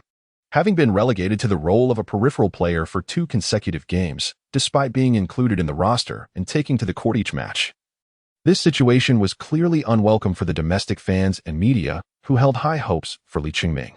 However, they could still continue to watch and see how things unfold. Van Gundy's decision to bench the starters early was not without reason. His team faced a back-to-back schedule over the next 2 days, with no time to rest before heading to the capital to challenge the Wizards. The Wizards were regarded by many during the offseason as superior to the Magic, owing to their more illustrious roster on paper. The trio of Agent Zero Gilbert Arenas, Karen Butler, and Antoine Jamison, all capable of scoring over 20 points, is indeed a rare combination not only in the Eastern Conference, but throughout the entire league. Last season, they were swept in the first round of the playoffs by the Cavaliers, largely due to the absence of 2 key players, leaving Jamison to shoulder the burden alone. He delivered an impressive average of over 30 points per game, yet could not secure a single victory for his team. Arenas, having emerged as one of the league's top 3 scorers over the past 3 seasons, enjoyed a rise to prominence akin to that of Kobe Bryant. However, a debilitating injury in April abruptly halted his ascent. Although he has since returned to the court, his initial performances raised questions about his form. With a dismal shooting percentage of 12.5 from beyond the arc in the first game and a mere 26 in the second. In this matchup, the Wizards and Magic were both engaged in back-to-back games. However, the Wizards had suffered a substantial defeat in Boston prior to returning home to face the Magic. Both teams found themselves in a similar predicament, with the Magic eager to avoid consecutive losses and the Wizards determined to stave off a 3rd straight defeat. Yet, it appeared that both teams were affected by the grueling back-to-back schedule, as evidenced by their lackluster offensive efficiency in the first quarter, which only began to improve when the bench players entered the fray. Lee Chungming was substituted onto the court at the 10th minute of the first quarter, playing as a small forward, stationed on the wing for spot-up shooting. This marked his inaugural appearance during the first quarter rotation of the regular season. Initially, he presumed that the coach was rewarding his efforts, yet after a few laps of back-and-forth running, he felt disheartened. Aside from during free throws, he scarcely touched the ball. With Arroyo resting today, Duran took control during the substitute phase, merely playing by himself. Other than a slight cooperation with Howard, he seemed oblivious to the presence of his teammates. The scoring on both sides was lackluster, with the Magic leading by a mere point at 19-18. Van Gundy likely recognized this issue, as he substituted Lee Chungming out again in the second quarter, bringing in Turkoglu, who was in fine form this game, effectively facilitating both inside and outside plays, thereby orchestrating the team's offense. Under his leadership, the Magic surged with a 9-3 run, prompting the Wizards to call a timeout. Today, Arena's efficiency remained low. He missed 3-pointers, failed to draw fouls while driving to the basket, and committed consecutive passing errors, revealing a hint of anxiety in his demeanor. Originally, Wizards coach Eddie Jordan had planned for him to lead the team in the second quarter, yet he was swiftly overwhelmed by Turkoglu. Seeing him substituted with a disgruntled expression, the commentators lamented that Arenas might still be affected by his injuries, as he had not yet fully recovered. After all, he previously scored with such ease. It was inconceivable that he could plummet so drastically at his age. A single game could be attributed to personal form, but 3 consecutive games certainly indicated a physical issue. However, Arenas, with his resilient character, would never openly display his struggles. Meanwhile, on the Magic's bench, Lee Chungming felt indifferent. Regardless of whether it was injury or some other reason, at least he still had the opportunity to find his rhythm. While he himself had yet to step onto the court, feeling quite frustrated. When would he be able to dominate the court like Dwight? In Chapter 44, concerning advertisements, the bench, and the media, the Wizards, buoyed by Butler's explosive performance, managed to reclaim the lead in the third quarter, while the Magic's offense faltered, scoring only 14 points in the period. Van Gundy merely cast a glance at Lee Chungming without uttering a word. In truth, the Magic were not playing poorly. They simply could not find the basket, particularly with Bogan's missing numerous 3-point opportunities, yet he dared to keep shooting. Li Chiming, during his brief stint on the court, appeared to be yearning for an early exit as he engaged in a relentless series of sprints lasting over 3 minutes. Meanwhile, the Wizards, despite their 3-star players struggling to find their rhythm, dared not take it lightly, for they were acutely aware of the potential for an explosive performance from any one of them, which could spell trouble. Van Gundy recognized the need for a strategic shift, acknowledging that his team had a discernible advantage in the paint. However, his third-quarter tactics aimed at drawing double teams to create opportunities for outside three-pointers proved ineffective. In the fourth quarter, they finally found their rhythm, with Turkoglu exhibiting a steadiness far surpassing that of Nelson. Lewis contributed with points, and Howard dominated the boards, their interior synergy becoming increasingly harmonious, ultimately allowing them to secure a surprisingly comfortable victory. The Wizards were no pushovers, so the outcome was within the realm of expectation. However, the initial favorable conditions nearly led to a collapse, indicating a need for further cohesion among the coach and players. For Li Chiming, the experience was bittersweet. His initial sprints in the first quarter, followed by an uncredited third quarter, and ultimately being absent during the final push for points left him feeling discontented. Despite the win, post-game, domestic media, undeterred, sought to interview him, to which he mustered a semblance of enthusiasm, fortunate that no particularly irksome questions were posed, as he feared losing his composure. After all, what is youth if not a time of fervor? Following the game against the Wizards, the team enjoyed a 2-day respite. However, upon returning home, Li Chiming found no rest as Coca-Cola approached him for an advertising campaign. Although his playing opportunities had been scarce, his status as one of the few Eastern faces in the NBA bestowed intrinsic value upon him. Moreover, his father pointed out that domestic fans continued to hold high hopes for him, influenced, in part, by the media. Currently, the situation was not due to Li Chiming's lack of talent, but rather a deficiency in playing time that hindered his ability to showcase his skills. The same sentiment applied to Yao Ming, where the media seemed to have established a tacit understanding. Historically, during Yao's era, domestic sports journalists habitually defended their players, attributing losses to external factors rather than the player's shortcomings. Now, with the emergence of Yao and Li Chiming, the narrative persisted, with claims that the coaches failed to devise suitable strategies or that teammates neglected to pass the ball effectively, or even deliberately offered him challenging passes. Li Chiming's situation is even more absurd.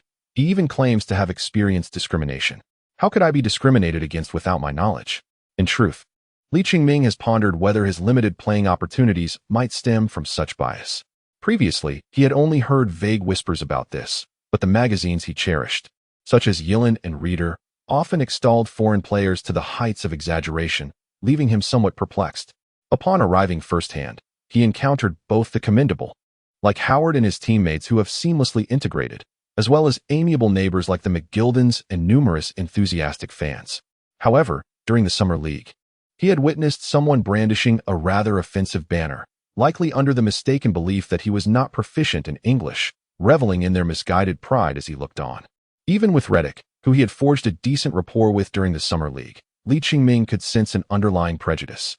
It seemed they could separate the individual from the group, holding the view that while they may harbor disdain for Chinese individuals, a personal friendship exists. Naturally, he chastises himself for such thoughts, recognizing them as mere excuses. Ultimately, if he were as formidable as Yao Ming, would they dare to discriminate against him so freely? The advertisement this time is rather straightforward. The cola commercial, much like the beverage itself, lacks depth and has never aspired to any. Its sole purpose is to deliver the desired effect. After all, everyone indulges in it for that moment of refreshing bliss. And even Li Chiming himself regards it as a drink of joy. There is little to discuss regarding the advertisement shoot. Due to Li Chiming's inexperience and lack of on-screen presence, what was intended to be a brief commercial ended up consuming a significant portion of the day. Naturally, this advertisement is destined for the Asian market, as Li Chiming is merely a minor figure in the United States, unworthy of grand displays. Moreover, this aligns with the stipulations of the contract. Should they attempt to launch Li Chiming's presence in the U.S., legal action would surely follow. After a day of rest, another game loomed on the horizon. In the match against the Timberwolves, Li Chiming played for 7 minutes during a timeout, managing to score 4 points and secure 2 rebounds from 2 attempts, alongside a single turnover. However, this marked the beginning of a back-to-back series of away games. First in Minnesota, followed by a trip to Toronto to face the Raptors. Historically, Canada boasted two NBA teams, but after the Grizzlies relocated from Vancouver to Memphis in 2001, only the Raptors remain. Toronto hosts a significant Chinese population, particularly among students, so it was heartening for Lee Ching-ming to see many young, friendly faces holding signs in support. When he waved, he was met with enthusiastic cheers. Perhaps due to the back-to-back nature of the games, Coach Van Gundy granted Lee Ching-ming more opportunities to play. He participated at the end of the first quarter and the beginning of the second, as well as during the substitute periods of the third and fourth quarters, accumulating 11 minutes on the court. He took 4 shots, all of which found their mark, including a three-pointer and 2 free throws, totaling 11 points. Unexpectedly, he completed the task with ease. The match posed little pressure on the Magic, although the Raptors are no pushovers. Containing the duo of Bargnani and Bosch in the paint is a pipe dream. Bosch, a player from the 2003 draft class, pales in comparison to the likes of LeBron James, Carmelo Anthony, and Dwayne Wade in terms of achievements and exposure, though he excels as a face-up big man among the new generation of power forwards. Without the benefit of home court officiating that allowed him to send Howard to the bench in the first quarter and granted him 14 free throw attempts, his stats would not have appeared significantly better than Bargnani's. Bargnani, the number 1 pick of the 2006 draft, is incredibly slender, epitomizing a player who operates on the perimeter, seldom venturing into the paint. With 18 attempts, only a few were taken in the restricted area, and 7 three-point attempts yielded a dismal success rate. While Howard struggles to defend traditional centers like Yao Ming in the post, he is less intimidated by face-up players or those who shoot from the perimeter, as he can rely on his athleticism to disrupt their shots. However, a notable issue arises when he is dragged out of position, making it challenging for him to recover and secure rebounds. During the 3 minutes that Lee Ching-ming shared the court with him, he seized the opportunity to grab 2 rebounds, effectively boxing out Bosch. At last, Lee Ching-ming delivered an impressive performance, significantly boosting his spirits. Post-game interviews revealed his beaming demeanor, reflecting the joy of a recent success.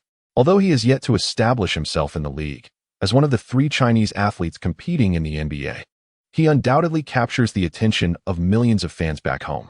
In truth, the nation is eager for recognition on various fronts, particularly in areas where it is perceived as lacking. However, after another day at Madison Square Garden in New York during the game against the Knicks, Lee Ching-ming found himself without an opportunity to play, nearly leading him to believe that his previous performance had displeased the coach. He had been keen to participate in this game. Despite the Knicks being notorious for their struggles, New York is a major city, and Madison Square Garden is regarded as a basketball mecca. No one wishes to miss the chance to shine in such a grand setting. Lee Ching-ming is certainly no exception. Even now, he still harbors the dream of achieving fame through a singular performance. However, today was destined to be devoid of any role for him, as the Magic effortlessly secured their 4th consecutive victory. 4 out of the 5 starters scored over 20 points, with Howard impressively achieving a double-double and Nelson contributing 10 assists. Clearly invigorated by their performance, Bogan struggled with his 3-point shooting, making only 1 out of 5 attempts. And Lee Ching-ming couldn't help but feel he would have fared better in his place, convinced that he wouldn't have squandered so many opportunities. In truth, the Knicks boasted a roster of formidable players, including Eddie Curry, Randolph, Marbury, Quentin Richardson, and Crawford, with capable substitutes like David Lee. However, it seemed that while the statistics were appealing, the focus was solely on offense, with little regard for defense, rendering their chances of victory questionable.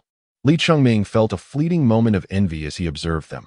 After all, given the chance, he too could produce impressive statistics, yet if victory eluded him, the disappointment would be equally profound. In this world, it is indeed rare to have the best of both worlds. After several games, Lee Ching-ming found himself relegated to the status of a fringe player. In such a position, discussing performance seemed futile, as opportunities were scarce. Initially, the domestic media held high hopes for his performance, especially following his commendable showings in preseason games. The last match, in which he had limited playing time, was not indicative of his abilities. Expectations were that the head coach, having evaluated him, would afford him more chances once the regular season commenced. However, to his dismay, Lee Ching-ming discovered that he was fortunate to accumulate even single-digit minutes on the court, which was undeniably disappointing. Meanwhile, fans of Yi Jianlian seemed to revel in his situation, recognizing that although Yi's circumstances were not vastly improved, they were certainly better than Lee Ching-ming's. as he at least had guaranteed playing time. Chapter 45. Impactful presence on the court as a lottery pick. The talent of Spacey is undeniably evident. The Bucks, focusing primarily on development this season, were naturally inclined to grant him ample opportunities for growth. Particularly in the third home game against the Bulls, Jianlian played for 33 minutes, scoring 16 points. Although his efficiency remained subpar, his contribution to the team's victory marked a promising beginning. Subsequent games yielded a mix of wins and losses. Yet Yi's playing time stabilized around 30 minutes, with his performance being commendable, albeit marred by foul troubles. To be frank, Lee Chiming found himself feeling a tinge of envy upon learning of Yi's situation. He didn't even seek 30 minutes, a mere 10 or 20 would suffice, as he was confident his performance would not disappoint and would indeed benefit the team. Yi, for his part, seemed content. He had always possessed a clear understanding of his role and had never aspired to be a dominant force, preferring instead to focus on steady improvement. However, his fans and the domestic media expressed dissatisfaction, noting that while the management and coaching staff appeared competent, there were evident issues with the team's players, particularly the backcourt duo. While the Bucks' strategy was inherently centered around their backcourt as the offensive initiators, one couldn't help but wonder about Mo Williams' shooting, questioning whether he had inadvertently disabled his passing key. There is also Reed, known as Michael, yet he does not bear the surname Jordan. With such a lack of efficiency and an abundance of attempts, one must wonder about his audacity, particularly on the same day that the Magic faced the Suns. The matchup between the Bucks and the Texas team finally offered domestic fans the opportunity to witness a true Sino-American derby. The performance of Spacey was commendable, showcasing his most efficient game to date, only to be overshadowed by the struggles of Xiao Mo and Reed.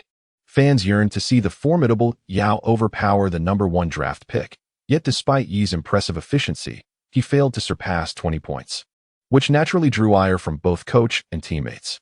As for the outcome, Houston supporters seemed to be in greater numbers, but the ease of victory left them feeling somewhat unsatisfied. After 5 games, the Bucks recorded 2 wins and 3 losses, a result that, while not ideal, is still acceptable for a team in the midst of rebuilding.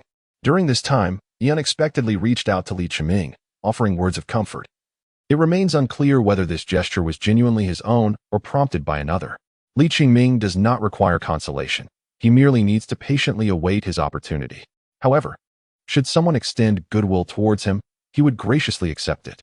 After sharing a moment of mutual encouragement with Jianlian, his spirits were notably uplifted. Although the fans of both players currently find themselves embroiled in disputes online, there exists no significant discord between the two. It is merely the media and certain fans, driven by unclear motives, who delight in contrasting them. The Orlando Magic's schedule since the onset of the season has been particularly grueling, with a stretch of 4 consecutive away games, culminating in a match against the Suns that marks their 3rd consecutive back-to-back game. The NBA's scheduling is intricate. While it may appear random, the challenges faced by each team vary considerably. The Magic, for instance, cannot be deemed favored by the league, and in fact, may even be somewhat disadvantaged. Despite the overall stability of their roster, the addition of an all-star caliber player like Lewis necessitates a period of adjustment at the season's outset. Nevertheless, it seems Lewis has integrated remarkably well.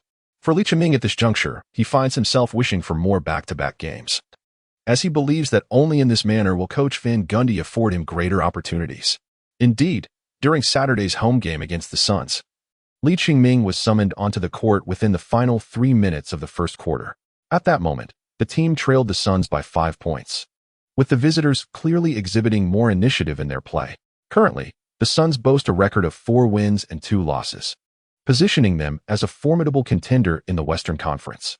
Their roster features 2-time MVP Steve Nash, the player known domestically as Little Overlord, Amare Stoudemire, the Brazilian dynamo Leandro Barbosa, the versatile Sean Marion, and the former Jordan Prot G. Grant Hill, with the crafty scorer Diaw coming off the bench, making their lineup quite competitive.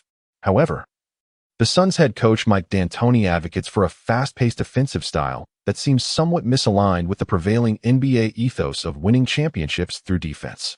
This has rendered their aesthetically pleasing offensive play potent in scoring, but consistently hindered their progress in the playoffs.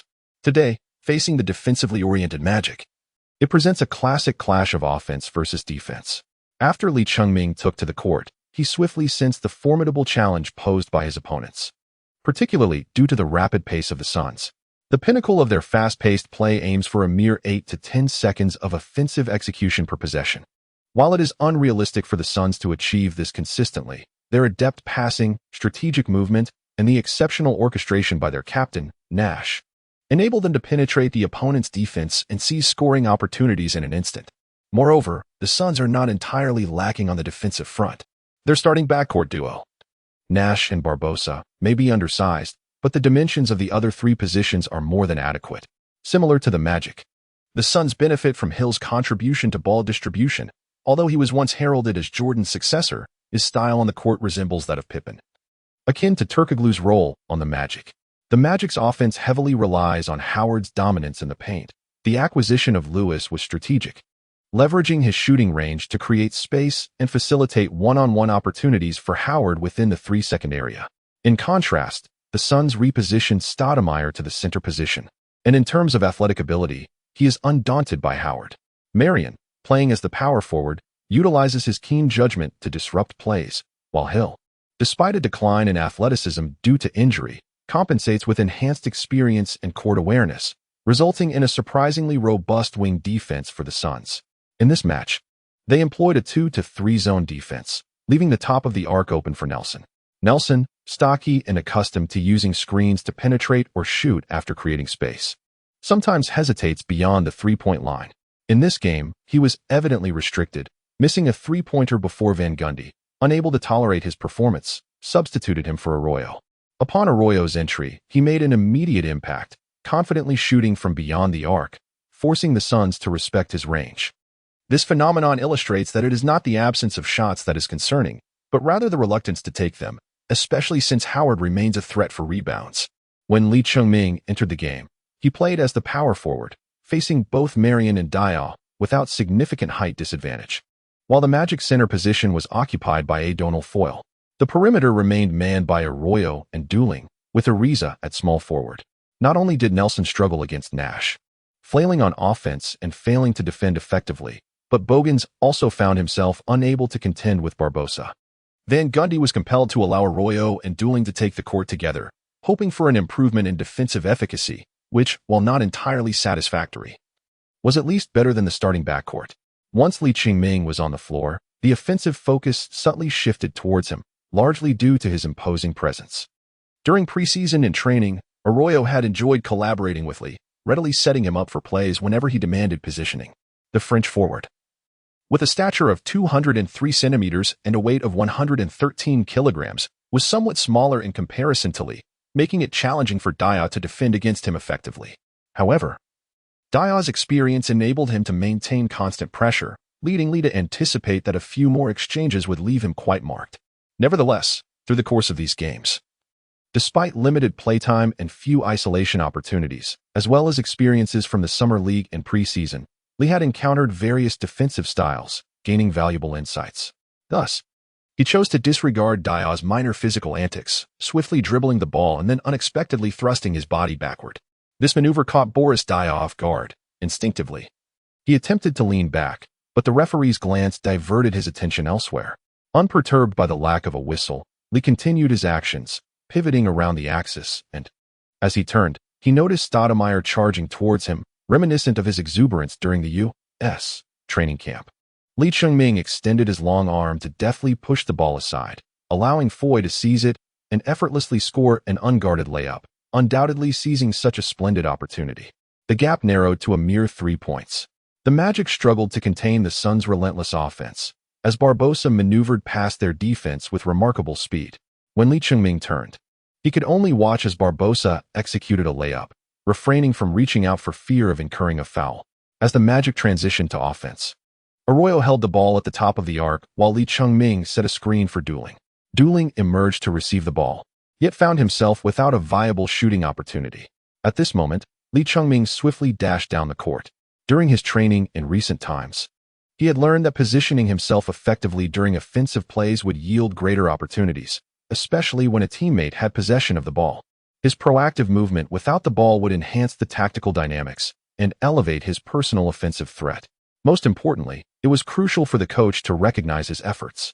He created a chance, and although Durant's passing vision and awareness were lacking, it did not imply that he was incapable of making simple passes. As Li Chengming received the ball while in motion, he charged forward like a wild boar. This sudden advance startled Marion, who, sensing the impending pressure, instinctively took a step back. Initially, he had intended to engage in a one-on-one duel, but upon witnessing Li Chengming's retreat, he quickly adjusted his approach. In midair, Li Chengming executed a delicate floater.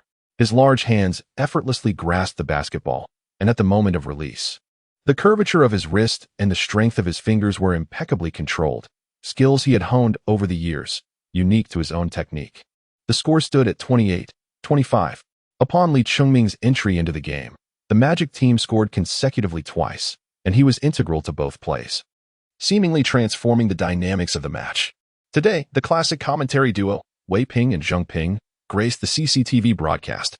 Having regrettably missed the opportunity to commentate on the highly anticipated Huaguo Derby featuring Space E and Yao Ming the previous day, they turned their attention to Li Chengming's game to uplift their spirits. However, they were also aware of Li Chengming's recent struggles, having seemingly faced neglect from the coach. Hence their intention to celebrate his performance whenever he took the court. This was not an arduous task for them, as commentary was their profession. To their surprise, upon his entry, Li Chengming indeed made an impact, providing ample opportunity for them to extol his virtues. Coach Zhang remarked with a smile. Li Chengming appears ready at any moment. If we examine his previous performances, whenever the ball reaches his hands, he seizes the opportunity. He continued, for a rookie player, there's no need to demand overly rational plays. What you need is practice and the ability to learn from failures. Once Coach Zhang concluded his lengthy discourse, Coach Sun sighed in agreement, stating, indeed, I believe Yi Jianlian should take a page from Chengming's book. Sometimes being overly rational is not beneficial. Countless viewers rolled their eyes, pondering whether the notion of rationality was merely a matter of their own commentary. As the commentary unfolds, the match continues unabated. With just over a minute remaining, both sides initially miss their shots. Following a screen in the low post, Li Chengming receives a return pass, feigns a move, and then decisively drives to the basket. Dior finds it challenging to withstand his robust advance, a maneuver Li Chengming has undoubtedly learned from observing the great LeBron James. In earlier times, he preferred to employ finesse in his gameplay, largely influenced by his peers who, while playing, would mock him for relying on physicality, suggesting he lacked skill. In his youthful exuberance, Li Chengming could not tolerate such remarks, which motivated him to refine his techniques. However, his physique limited certain movements. For instance, executing a back dribble proved more daunting than a between-the-legs maneuver. Nonetheless, he could still perform a change of direction, albeit not with the sweeping grace of Kevin Durant. During a training camp with the national team, he marveled at Durant's extraordinary agility, a feat attributed in part to his height and long legs. Yet few could replicate his skill. Despite his prowess, Li Chengming lacked confidence in his ball handling during official NBA games, often relying on his physicality. However, physicality requires technique, and LeBron provided him with a guiding light, teaching him how to effectively utilize his body. After muscling past Dior for a couple of steps, he perfectly timed his dribble and, using Dior as leverage, pivoted to execute a left-handed layup under the basket. In basketball, players often practice using their non-dominant hand for dribbling and layups, a skill invaluable on the street courts, and even more so in formal competitions. By alternating hands, players can confound defenders and expand their offensive options.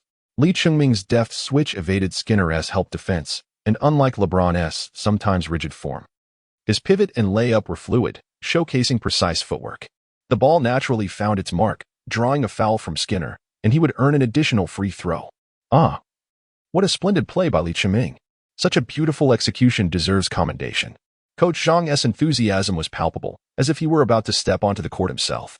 Though Coach Sun may not have excelled in his playing days, he offered insightful commentary. Li Chengming has astutely leveraged his size and strength to outmaneuver the Suns' two big men. I believe the Suns must devise a strategy to counter him. Otherwise, they may struggle to contain his prowess. D'Antoni stood at the sidelines, arms crossed, his expression inscrutable and unmoved. It seems unlikely to expect him to make defensive adjustments, even in the playoffs, not solely due to his inability to coach defense. After all, that task can be delegated to assistant coaches, but rather because of his coaching philosophy.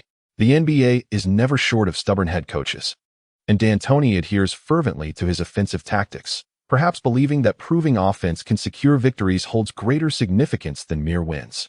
In stark contrast, Van Gundy places greater emphasis on defense, yet he is not inflexible. The decision to substitute Li Qingming was initially an experiment, but unexpectedly, Li Qingming's entry indeed transformed the dynamics of the game. It must be noted that against a team like the Suns, Li Qingming's tenacious low-post style may not guarantee victory, but it certainly complicates matters for them. Moreover, this approach also allows Arroyo to capitalize on his strengths. He merely needs to engage in pick-and-rolls with Li Qingming or await opportunities to catch and shoot. On the defensive end, they did not suffer significantly. In fact, teams that favor a fast-paced style do not merely chase speed. They require a sense of rhythm, and the Suns' rhythm is dictated by Nash. With Nash absent from the court, they struggled to execute their offensive plays. Although Barbosa possesses notable individual talent, his shooting guard style lacks the organizational finesse. Furthermore, Barbosa thrives in a fast-paced or chaotic game. As a Brazilian lightning bolt, he finds comfort in exploiting his speed advantage. Currently, the Magic are persistently using half-court sets.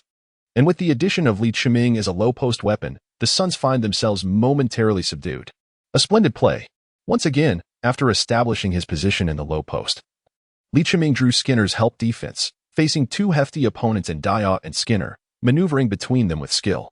Although Foyle was open, Li Qingming could not discern him from his angle, and failing to spot any viable passing opportunities, he resolutely decided to drive to the basket. With a pivot, he astonishingly used sheer force to push both defenders aside, charging through their flailing arms to attempt a shot at the rim. Though the ball did not find its mark, the referee's whistle had already sounded. Such an evident foul demanded recognition, lest the home crowd of Magic fans express their discontent. Meanwhile, Coach Sun, witnessing this play, was filled with excitement, proclaiming as Li Qingming approached the free throw line. Li Qingming played that brilliantly. From his perspective, failing to see the passing lane could lead to a misjudgment and a potential steal, so it was wiser to take it himself. At the very least, he could draw a foul. Coach Zhang, smiling, added, "I believe he was indeed aiming for the basket. Just observe his shooting form. Had he not been fouled, that shot would surely have gone in." Although the Magic team has not afforded Li Qingming many opportunities to showcase his talents in recent games, they have nonetheless released some training videos featuring him. In one particular clip, Coach Zhang recognized a specific move, leading to this discussion. Wei Pingbryant's fondness for low-post scoring techniques is well documented. He has always supported Kobe and Yao Ming, both of whom have mastered these skills. Naturally, the styles of a center and a guard differ significantly, and Li Qingming embodies a unique blend of both. He possesses the ability to execute step-back jump shots akin to Kobe, while also expertly employing various techniques such as hooks, floaters, and layups in the paint. Coupled with his nimble footwork, he proves challenging to contain in one-on-one situations. From a technical standpoint, Li Qingming's basketball skills are relatively fundamental. They lack flamboyance. However, his basketball intelligence is commendable, allowing him to adapt seamlessly to changing circumstances on the court and switch his playing style at will, thereby enriching his arsenal of skills. Li Qingming executed 2 successful free throws, propelling the Suns' offensive play. Diot advanced to a high position to set a screen for Barbosa, who unexpectedly launched a three-pointer from beyond the arc, and to the astonishment of all, it found the net. The fervent shouts of defend from the crowd abruptly ceased, replaced by a collective sigh of disappointment. Unlike industrial cities such as Orlando, Detroit, and Houston, this locale, blessed by its proximity to the ocean, enjoys a perpetually mild climate, establishing itself as a renowned tourist destination. The economy is steadily flourishing, with a robust employment rate, thus ensuring a vibrant basketball market. In recent years, the Magic have markedly improved their performance, particularly with the emergence of Howard, the latest #1 draft pick, which has invigorated local fans' enthusiasm for attending games. This season, the Magic made significant acquisitions and started off strong, elevating the expectations of their supporters. Following a home loss to the Pistons, the team surprisingly secured 4 consecutive victories on the road, which was somewhat unexpected. Naturally, home fans yearn to witness their team's triumphs on their own turf. However, the game commenced with the team struggling under pressure, leaving a lingering sense of dissatisfaction until Li Qingming entered the fray, alleviating some of that tension. The atmosphere became lively once more, with fans passionately cheering or booing. Chapter 47. The next game begins in deficit 22 upon his entry onto the court. Many fans recognized Li Qingming, with several individuals of Asian descent displaying signs of support for him. Presently, Li Qingming has become a notable figure within the Chinese community in Orlando, where enthusiasm for the sole professional team in the city runs high, and he is seen as a source of pride for the local Chinese populace. Since the dawn of the millennium, the Asian population in Florida has surged by 40, with the Chinese demographic increasing by 20, now totaling nearly 60,000 individuals, comprising immigrants and international students residing, working, or settling here. Orlando is home to a Chinese Chamber of Commerce that previously extended an invitation to Li's father, who visited but found little of interest due to a lack of common ground, ultimately deciding against sending Li Qingming there. Nevertheless, this has not deterred the Chinese and broader Asian fans from idolizing Li Qingming. They eagerly attend his games during their leisure time, offering encouragement from the sidelines even when he is not on the court. This support resonates deeply with Li Qingming, motivating him to strive not only for his own success but also for the fans who have consistently backed him. As the first quarter drew to a close, the Magic were left with just 4 seconds, and although Arroyo rushed the ball up the court, he was unable to take a shot before the buzzer sounded, with the Suns maintaining a 2-point lead at 35-33. Li Qingming has already accumulated 7 points, 1 rebound, and 1 assist. In the second quarter, Van Gundy chose to keep Li Qingming on the court.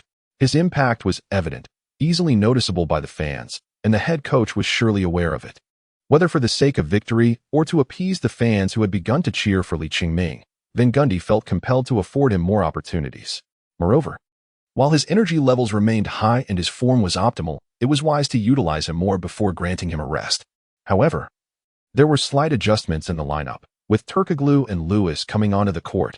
Lewis was positioned at the center, while the backcourt consisted of Nelson and Bogans. On the Suns' side, Nash remained on the bench, and Stoudemire took charge of the team, bearing the brunt of the offensive pressure. Lewis, facing Stoudemire's aggressive play, would not be as vulnerable defensively. It sufficed for him to merely disrupt and wear down Stoudemire's stamina. Offensively, Lewis continued to employ the same tactics as when Howard was on the floor, creating space with long-range shots, with Li Qingming still serving as the tactical fulcrum. During this period, as well as in the preseason, the Magic had conducted numerous intra-squad scrimmages, and Van Gundy had already assessed Li Qingming's performance in various lineups. He did not encounter integration issues. However, his offensive capabilities were maximized only through isolation plays. Compared to Lewis, he was less effective in spot shooting and off-ball movement, and when it came to pick-and-roll situations, he fell short of Howard's prowess. Moreover, he could not orchestrate the offense as effectively as Turkoglu, indicating a lack of irreplaceability in the team structure. In the Magic's offensive framework, low-post play was not indispensable. Most of the time, Howard's presence in the paint sufficed, as the team boasted ample shooting options. By attracting defensive help, they could execute an inside-out strategy, which was the multifaceted approach Van Gundy sought to implement. While Howard was a formidable force in the paint, the Magic's success hinged on the shooting abilities of other players. Thus, when scrutinizing the situation, Li Qingming's primary challenge lay in developing synergy with Howard. Since his most comfortable position was occupied by Howard, it forced him to stretch the floor from the perimeter. Although he possessed range, it was not particularly consistent, making the sacrifice of offensive potential rather regrettable. Additionally, defensively, he lacked the agility of Lewis, finding it challenging to make an impact against Stoudemire. Nevertheless, in Howard's absence, Li Qingming posed a significant threat down low, especially after demonstrating effectiveness and drawing double teams, a capability that was not far inferior to Howard's. During the intermission, it was clear that D'Antoni had devised a strategy, prompting Li Qingming to lean back slightly after receiving the ball, which immediately drew Hill in for a double team. Li Qingming passed the ball to Turkoglu, who took a step forward. As Marcus Banks approached, he delivered the ball to Dueling. Dueling's three-point attempt missed, but Stoudemire secured the rebound, and the Suns swiftly advanced in a fast break. The Magic's defense faltered, allowing Hill to score with a layup, extending their lead to 5 points. Subsequently, Arroyo held the ball at the top of the arc while Lewis set a high pick. Li Qingming, battling against Marion under the basket, raised his hand for the ball. Arroyo drove past Stoudemire, and Barbosa, fearing a pass to Li Qingming, did not turn back and instead passed to Lewis on the perimeter. Lewis received the ball comfortably, took a moment to adjust, and successfully sank a three-pointer, marking his first of the game. Despite his struggles, Lewis, as a shooting specialist, faced the challenges typical for players of his caliber. Barbosa then attempted a three-pointer, but missed. Li Qingming, having established position, saw Stoudemire jump prematurely, merely grazing the ball. It fell again into Lewis's hands, who passed to Turkoglu for a fast break. Arroyo received the ball up court and scored, bringing the Magic back to a tie. From that point, the teams exchanged leads, yet the Magic could not surpass their opponents. When Li Qingming left the court, the score stood at 45-45, with Li contributing 2 points through a resolute jump shot. However, he excelled in rebounding, positioning, and providing defensive assistance, fulfilling every role beyond scoring. Notably, Marion, realizing he could not match Li Qingming's physicality, began to guard him from the front, complicating Li's ability to receive the ball. This strategy, while limiting Li's impact, benefited the team, as Marion is the Suns' defensive linchpin, crucial for their defensive integrity, with Stoudemire and Nash representing offensive prowess yet defensive frailty. Marion's focus on Li left him less able to assist elsewhere. Consequently, the Magic's offense became noticeably more fluid in a 4-on-4 scenario. However, once Li Qingming exited, the dynamic shifted dramatically, as the Magic quickly fell behind and struggled to close the gap. This was not solely due to Li's absence. The Sun starters returned, and under Nash's orchestration, they mounted a counterattack, forcing the Magic to adapt to their rhythm. Howard performed admirably, arguably being the only starter to excel. While the Suns struggled to contain him, Howard's strongest asset remained his ability to dominate the paint. When the Suns opted for single coverage, Howard, unlike O'Neal, had limited offensive moves and found it challenging to overwhelm his opponents, particularly when matched against other capable scorers. Barbosa's accuracy from beyond the arc today surpassed even Howard's scoring efficiency in the paint. On the defensive end, with Nash's passing, penetrating the Magic's defense while evading Howard's presence proved to be within reach. Since Van Gundy's arrival, the Magic have gradually constructed a defensive system around Howard. But such progress takes time.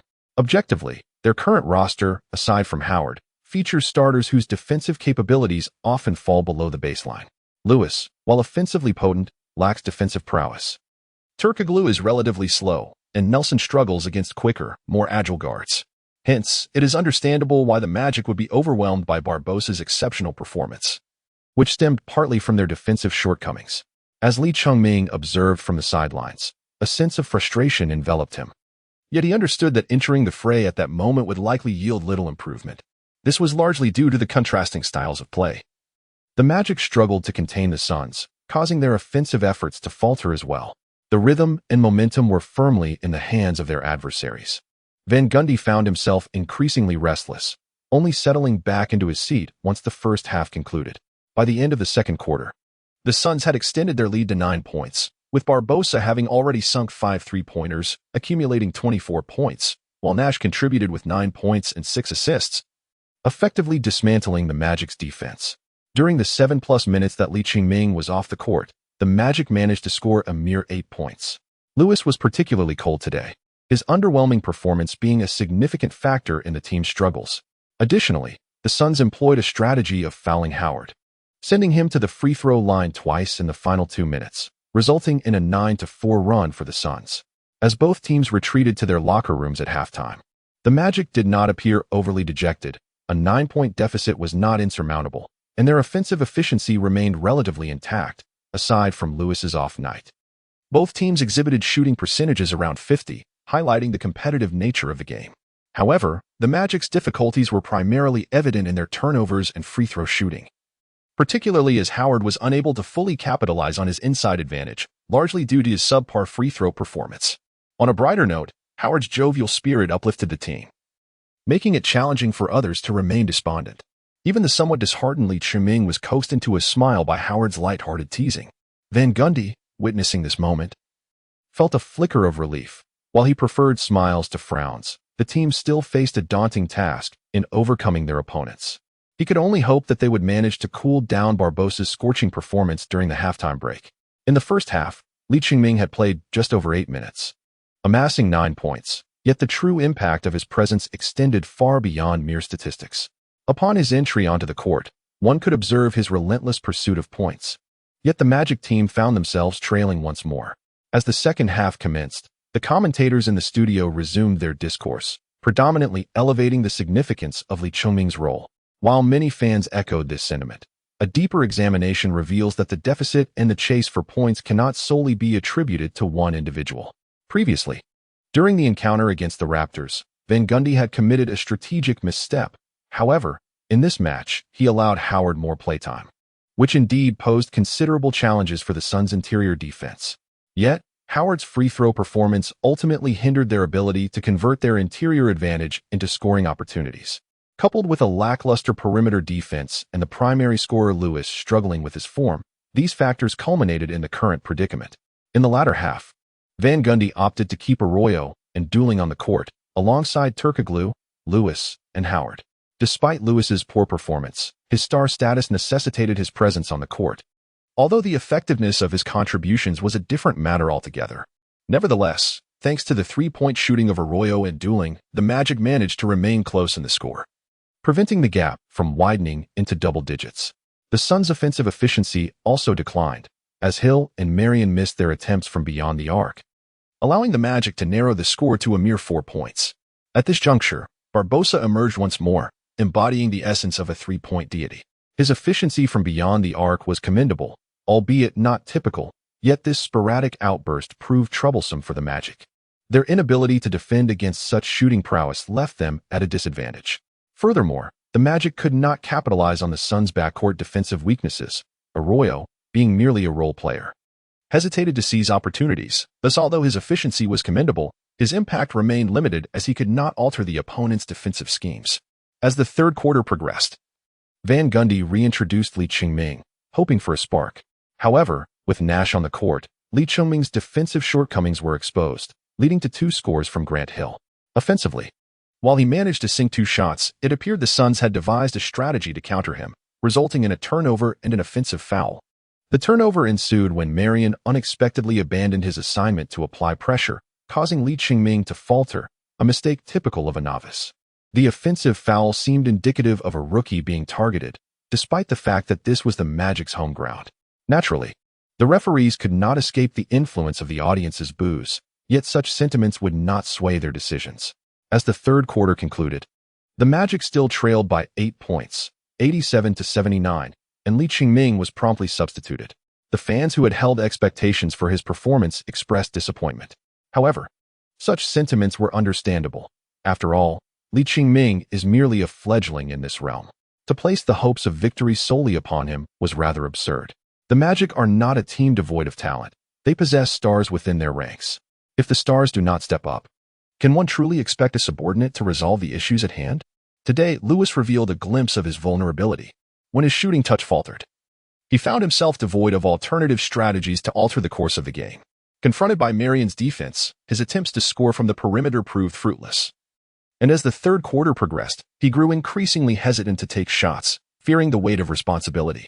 As the fourth quarter commenced, Ariza, benefiting from a back-to-back situation, surged unexpectedly, scoring 5 consecutive points and narrowing the deficit. However, the Suns swiftly regained their composure, with Barbosa executing a remarkable drive for a layup followed by a powerful three-pointer, bringing his total to 33 points. His current trajectory suggests he is aiming for a remarkable 40. With 7 minutes remaining in the fourth quarter, the Suns extended their lead to 11 points, prompting Van Gundy to call a timeout. While the players retreated to the bench, he stared contemplatively at the tactical board for a moment. He then turned to observe the weary starters before him. Having just completed an arduous away game yesterday, they found themselves embroiled in another grueling contest today, especially against a notably fast-paced Suns team. The strain was most palpable on Lewis, who had played 40 minutes the previous day, laboring against Randolph. Nelson and Bogans were similarly fatigued, as defending against the Knicks guards was no small feat, although Turkoglu was less affected due to his style of play. His stamina was also a concern. The only player who still seemed to possess energy was Howard, yet he too was subjected to the opponent's strategies. A tactical foul during a critical moment could prove detrimental. Among those who still had energy, Van Gundy pondered whether their presence could affect any change at this juncture. It was then that his gaze fell upon a pair of eyes that captured his attention and stirred something within him. Those eyes belonged to Lee Ching-ming, who had excelled in the first half and played a pivotal role in keeping the score close during the second quarter. His gaze betrayed an unmasked desire, making him the most passionate player on the bench at that moment, although his few minutes on the court during the third quarter had not altered the game as tied. that was not necessarily a reflection of his capabilities. Thus, Van Gundy lingered on him for a moment before suddenly calling his name. Li Chiming initially remained oblivious until Reddick nudged him, prompting him to regain his focus and realize the coach was calling his name. "Yes, sir," he responded. "In a moment. You will take the court," Van Gundy, while examining the tactical board and drawing a few lines, instructed. "Lee, be prepared to receive the ball on the weak side. Dwight, I need you to create a bit of space for Lee." Howard grinned, naturally having no objections. In truth, as teammates who regularly trained together, they were all acutely aware of Li Qingming's capabilities. His weaknesses and shortcomings were as evident as his advantages in matchups. Offensively, he could dominate others, yet defensively, he might become an easy target for opponents. However, at this juncture, what the Magic desperately required was to break open the game on the offensive end, especially with Lewis underperforming. Van Gundy had already contemplated substituting him, allowing Lee to take a brief stint on the court. If the outcome proved unfavorable, he could easily revert to Lewis. Indeed, Van Gundy did not harbor any disdain for Li Qingming, yet one could argue there was a degree of intentional scrutiny, as evidenced by his decision to bench Lee during the previous game against the Knicks. In essence, it was a form of misguided protection akin to that of a paternal figure. He had devised a strategy for Lee, intending to refrain from rushing his development and avoiding the cultivation of detrimental habits. Thus, he would grant Lee opportunities while simultaneously applying pressure to prevent him from ascending too rapidly. This approach would ensure that, prior to reaching a certain level of skill, excessive attention would not impede Lee's growth. Nevertheless, circumstances often dictate otherwise. If he continued to suppress Lee, it could lead to discontent among teammates, particularly Howard, especially during times of deficit when opportunities needed to be sought. Hence, after a brief moment of hesitation, Van Gundy made his decision. Li Qingming was back on the court. At this moment, taking the court signifies an unspoken understanding. After all, if one were to abandon the match, Howard should also be benched.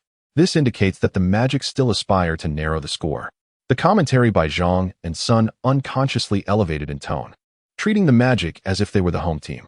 Li Qingming entered the game in the power forward position, which means his speed would not be a significant disadvantage. However, this presents a challenge for Howard, who may find himself in a one-on-two defensive situation. The Suns place a strong emphasis on mobility in their offense, and the combination of Marion and Stoudemire boasts exceptional agility, ranking among the best in the league, thus targeting Li Qingming's defensive weaknesses. Nevertheless, Li Qingming's role was not primarily defensive. In the first offensive possession, Nelson gestured for Li Qingming to set a screen. As Li Qingming moved out, Marion immediately followed him. But after the screen, he had no choice but to switch defenders. Nelson quickly passed the ball to Li Qingming in the paint, where he found himself matched against Barbosa. The height difference was considerable. Li Qingming disregarded the presence of Barbosa and took the shot, but unfortunately, it did not find the net. This was not due to a lack of determination, but rather the result of having been on the bench for an extended period, causing his shooting touch to cool. Fortunately, Howard was positioned beneath the basket, and he leaped before Stoudemire, gently tapping the rebounding ball into the hoop, securing a second-chance opportunity. Although Li Qingming's attempt did not succeed, Howard capitalized on the second chance. The domestic fans, who had been nervously watching, could not help but roll their eyes at the commentator's remarks. Yet they had grown accustomed to this flavor, even as they listened to others cough. Chapter 49, a 1-point difference, 22 defend. Defend. With the team trailing by 9 points and 7 minutes remaining in the game, many fans could no longer contain their enthusiasm, rising to cheer on their team. Li Qingming's entrance onto the court ignited a flicker of hope in some, signifying that the team had not yet surrendered. The Magic successfully thwarted an attempt. Hill's jump shot fell short, and Howard secured the rebound. However, the Suns swiftly transitioned to defense, leaving no opportunity for a fast break. He passed the ball to Nelson, who advanced it past half-court. Arroyo, using Li Qingming's screen, slipped along the baseline to receive a precise pass from Hedo Turkoglu, managing to score just before the defense could recover. The score stood at 94-87 as the Suns initiated their offense. Nash gestured for attention while keenly observing the situation in the paint. Though Barbosa was exceptionally accurate from beyond the arc today, he was the only reliable scorer for the Suns at this juncture. Thus, it was prudent to penetrate the interior whenever possible. Barbosa continued to maneuver around screens, while Stoudemire set a pick for Nash. Nash deftly maneuvered around Stoudemire, shaking off Arroyo, paving a clear path ahead. At that moment, Li Chiming unexpectedly released Marion, who surged forward. Nash instantly distributed the ball, but Howard's attempt to disrupt the play was futile. Yet, Marion did not seek personal glory. Instead, he launched the ball upward. And from seemingly nowhere, Stoudemire soared, executing a spectacular one-handed dunk with ferocity. Li Chiming nearly became a mere backdrop, watching as the little overlord roared in frustration after missing an easy shot. In the next round, Howard received the ball under the basket, with Li Chiming being blocked by Marion. However, even Stoudemire could not impede Howard, who ultimately had to be fouled. Stoudemire had already accumulated 4 fouls, and while he had received assistance from teammates before, this time Howard was fully engaged, leaving him with no alternatives. Howard approached the free throw line again, and his expression reflected a sense of bemusement. Indeed, he managed only 1 successful shot out of 2 attempts, bringing his total to 5 successful free throws out of 12, resulting in a mere 41% success rate. This is free throw shooting, the fundamentals of the game. Van Gundy stood on the sidelines, hands on hips, shaking his head in resignation. In the Suns' offensive play, Barbosa received the ball in the corner, matched up against the newly switched Li Chiming. With a quick change of direction, he managed to shake off Li Chiming momentarily. Yet, Li Chiming exerted himself to catch up, forcing Barbosa to pass to the approaching Marion, who attempted to rise against Nelson but was thwarted. Seizing the opportunity, Li Chiming secured the rebound. After claiming the rebound, he executed a long pass to the awaiting Turkoglu, earning an assist. The Magic trailed by only 6 points, with Li Chiming determined to close the gap. The crowd was electrified as Li Chiming, though originally selected by the Mavericks, was a rookie specifically sought after by the Magic. Witnessing the promising performance of this rookie, who represents the future of the team, was indeed a source of great joy. At this point, the two coaches expressed a tinge of envy towards the American basketball system, wishing for a similar structure back home. A small section of the audience began to chant "Li," though Li Chiming lacked the energy to acknowledge it. D'Antoni paced nervously on the sidelines, hesitating to call a precious timeout. In this moment, Nash stepped up, executing a near-fall shot that surprisingly found its mark, leaving Li Chiming in awe of his exceptional agility. Speaking of which, his wife must be quite fortunate. Spread out. Spread out. Arroyo advanced with the ball, nodding in response to Van Gundy's call, passing to Turkoglu on the wing before making a swift run down the court. Meanwhile, Nelson, using Howard's screen, attempted to maneuver out, but the Suns' defenders were equally alert, quickly trailing behind. Turkoglu scanned the court for opportunities, but ultimately passed the ball to Li Chiming in the low post. Howard remained on the opposite side, cautious not to stray too far from the basket, as his shooting range diminished significantly outside the paint. Marion crouched low, exerting all his strength to hold his ground against Li Chiming, who undoubtedly felt the pressure as Marion's grip tightened around his waist. Li Chiming found it difficult to exert force, so he simply turned to face the basket. Marion, having just exhaled in relief, suddenly saw Li Chiming take a step forward and raise his hand. Marion was not easily deceived, yet the brilliance of a feint lies in its duality. When one believes it to be a ruse, it can indeed become reality. Thus, by the time Li Chiming truly leapt to make his shot, it was too late for Marion to interfere. The resounding roar of Li Chiming echoed with immense power, accompanied by the smooth swish of the net as the ball cascaded through, prompting a wave of excitement among the fans. Marion felt a sense of helplessness. If Li Chiming merely possessed strength, it would be manageable, but his shooting accuracy and remarkable speed rendered Marion's attempts futile. Even if he could keep pace, it would only serve to intimidate him. Yet, given Li Chiming's habit of roaring while shooting, it remained uncertain who was truly intimidating whom. After Nash successfully penetrated the defense with a screen, Howard received a pass from Turkoglu, nearly completing a dunk over his opponent. Following this, Barbosa received a pass from Nash and executed a drifting shot, which found its mark. Li Chiming, having pulled to the perimeter, received a pass following Howard's defensive draw and made a three-point shot. His shooting form was exceptional today, instilling him with confidence as he released the ball without hesitation. However, the Suns committed a turnover, sending the ball out of bounds, only for Nelson to reciprocate with yet another mistake, marking his 5th of the game. Van Gundy decided to substitute him out during the next dead ball, bringing in Dueling to continue partnering with Arroyo in the backcourt. With Nelson's lackluster performance, Dueling was capable of shooting from the perimeter and could also bolster the defense. After both teams struggled with several missed shots, it was Li Chiming who broke the deadlock, scoring with a hook shot while leaning against Marion from the short corner, narrowing the gap to 3 points. Finally, D'Antoni called for a timeout. As the players retreated to the sidelines, Lee Ching-ming heard someone in the stands continuously calling his name. Initially taken aback, he confirmed he wasn't mistaken and couldn't help but smile. Yao Ming had his own song. He wondered if there could be a song for him as well. However, compared to Yao, his name was certainly more challenging for the Americans to pronounce. During the timeout, Van Gundy pulled over a chair to the opposite side of the bench, allowing the players to rest while he outlined his strategies. He emphasized the importance of providing Lee with opportunities to isolate and shoot, as he was in excellent form today, hoping they wouldn't mind being rescued by a rookie. The remark left Lewis feeling somewhat awkward, had it not been for his poor shooting today. Such discomfort might have been avoided. Standing by the water cooler, Reddick and Augustine cast envious glances at Lee Ching-ming. As the moment to enter the game approached, Van Gundy made a pivotal decision to substitute Ariza in, aiming to enhance the team's size on the court. Moreover, Dueling had already spent considerable time on the floor in the past 2 games, while Ariza possessed superior stamina. The Suns often executed a pick-and-roll strategy, featuring Nash and Stoudemire.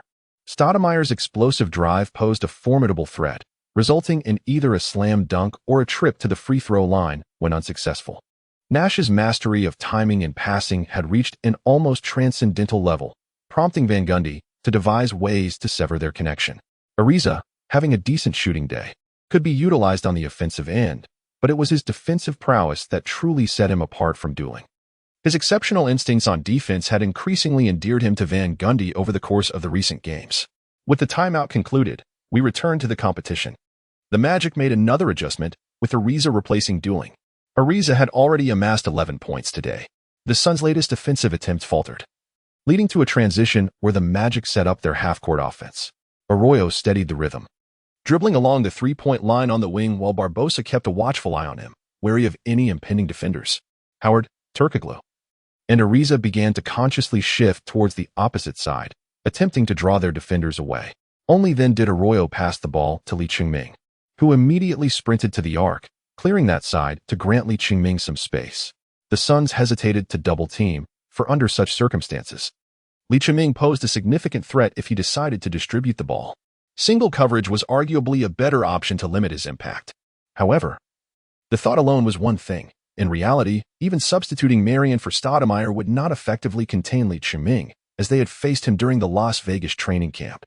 Lee Ching-ming had gleaned some insights from previous experiences. This time, he positioned himself deep in the paint. Marion was cautious about exerting too much force, aware that a foul call could be disastrous. At this juncture, Lee Ching-ming had the upper hand. Leaning back, he found Marion unable to withstand his force. Just as he prepared to push off, Lee Ching-ming suddenly pivoted, causing Marion to lunge forward. In a fluid motion, Lee Ching-ming spun around the pivot and glided to the basket, gently depositing the ball into the hoop. Following a pick-and-roll with Nash, Stoudemire received the ball and charged toward the basket, only to be thwarted by Ariza, who surged in from the side to block the shot.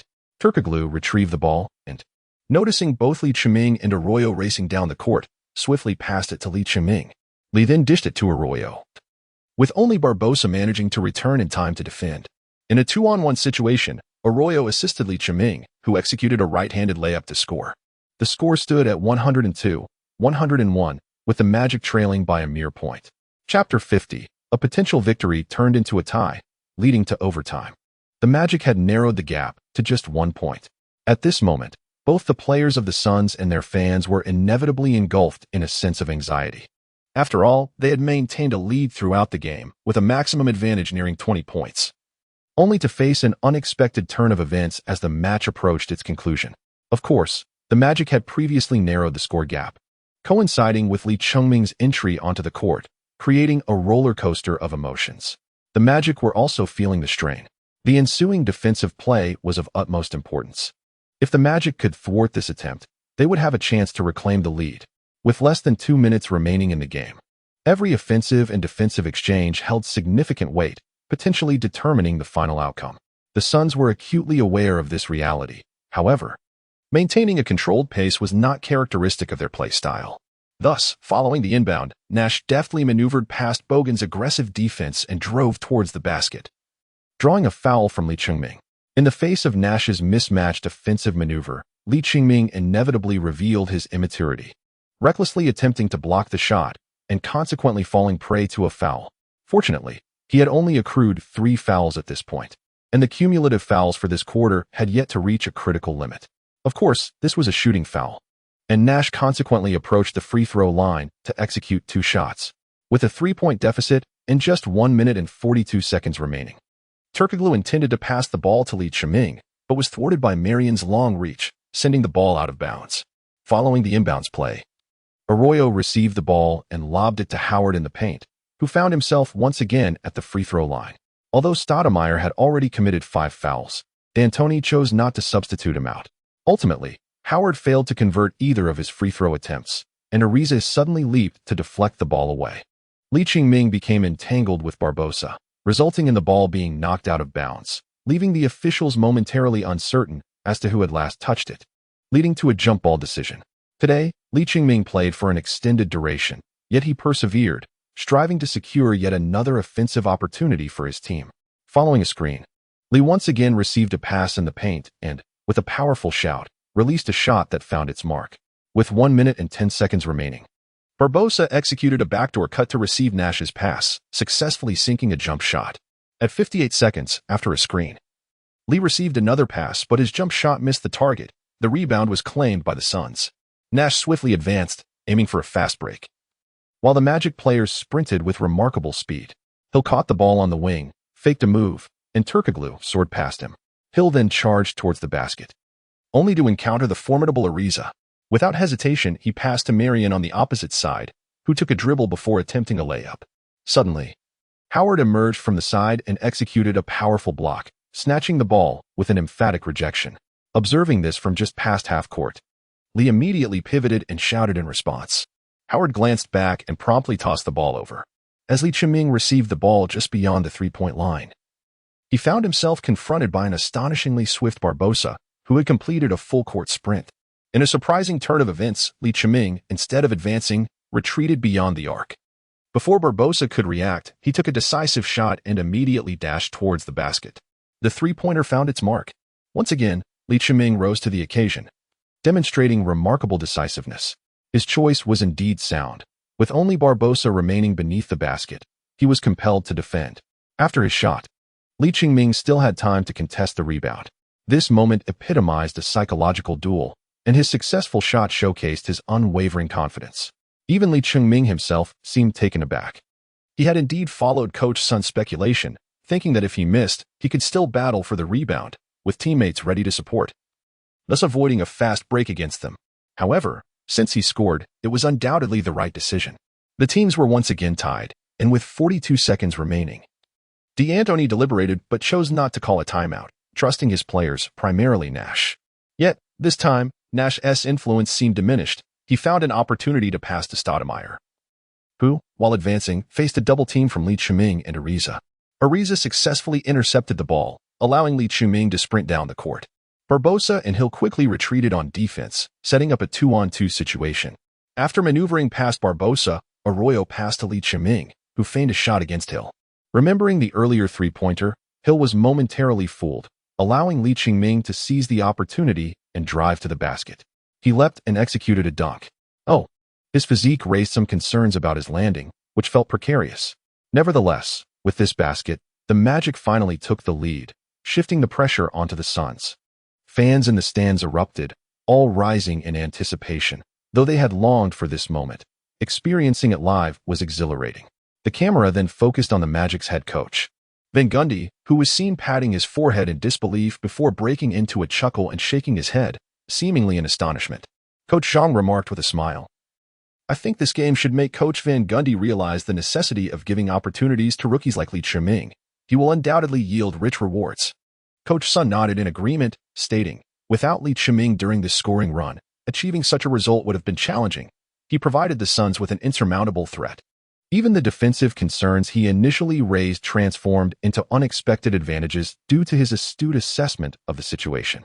With only 30 seconds left in the game, which typically would involve 2 possessions, the Magic now led by 2 points, necessitating a strategic reassessment from the Suns. Consequently, D'Antoni utilized his final timeout. As Li Qingming exited the court, He was met with the exuberant cheers of the fans, and the calls of Li resonated even louder. His teammates approached, playfully patting his head or exchanging fist bumps and shoulder taps. The NBA, once predominantly ruled by African Americans, had seen white players face discrimination upon their entry. However, the league has gradually embraced internationalization, with an increasing presence of players from various ethnic backgrounds, though the influence of African Americans remains paramount. Within this community, there exists a rich diversity. Figures like Jordan and Duncan, hailing from middle-class families with solid educational backgrounds, contrast with LeBron, who emerged from a single-parent household in the projects, as well as Allen Iverson, Anthony, and Garnett, who have connections to their neighborhoods and gangs. Naturally, a multitude of perspectives has been introduced, evolving into a distinct culture. For instance, the fist bump has taken on numerous variations. Although its significance may have waned, it has become essential to learn if one wishes to connect with others. Li Qingming, of course, had also learned this tactic, and in such moments, its application significantly enhanced the camaraderie and recognition he received from his celebrating teammates. Aside from emphasizing the defense against Nash and Barbosa, Van Gundy had little else to convey. The timeout swiftly elapsed, and upon returning to the court, the Suns executed an immediate front-court inbounds pass. Unbeknownst to many, Nash was nearing the 20-point mark, while the Suns had their share of underperformers, with Hill and Marion exhibiting lackluster form. Were it not for Barbosa's explosive performance, they might not have even reached this point in the game. Once again, Nash and Stoudemire executed a pick-and-roll, diverting the Magic's attention away from Nash. After receiving the ball, Stoudemire found Barbosa, who was left unguarded by Ariza, and passed it to Hill. Hill, without hesitation, dished it out to Barbosa on the perimeter, and the Brazilian sank another three-pointer, reclaiming the lead by a single point. This offensive play unfolded rapidly, leaving the Magic ample time for their own offensive maneuver. However, it was expected that the Suns would deploy the hack-a-Shaq strategy, and as Howard stepped to the free-throw line, an unsettling atmosphere enveloped both the coaches and fans. Even the commentators from CCTV remarked that if the Magic were to lose this game, it would likely be attributed to Howard's free throws. From their perspective, they naturally hoped for a victory for the Magic, represented by Li Qingming, and if defeat were to occur, a scapegoat would certainly be sought, one who would not be Li Qingming. The earlier deficit had little to do with him. As a key player, he was instrumental in the subsequent scoring surge. Now, having earned a chance to potentially force overtime, the prospect was squandered by Howard's free throw misses, igniting frustration even within Coach Van Gundy. Typically jovial and lighthearted, Howard's demeanor was now grave.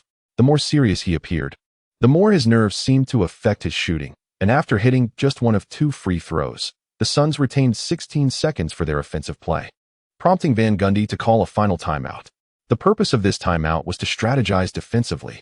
With the two teams now tied, the Magic needed to exercise caution to avoid unnecessary fouls, which would equate to giving away free points.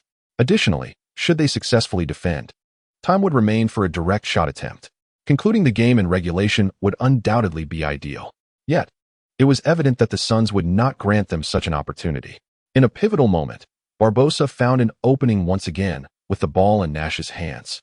He seized the fleeting moment with precision. After receiving the pass, Barbosa found Ariza unable to close the gap in time, and Howard, wary of fouling, hesitated to contest the shot.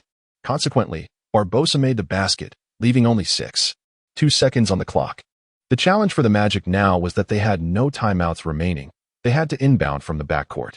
With just over 6 seconds to navigate the Suns' relentless press and advance to the frontcourt, scoring was no small feat. Moreover, the Suns might opt to commit another foul, though it seemed unnecessary given their lead. After all, one could not guarantee that Howard would convert both free throws.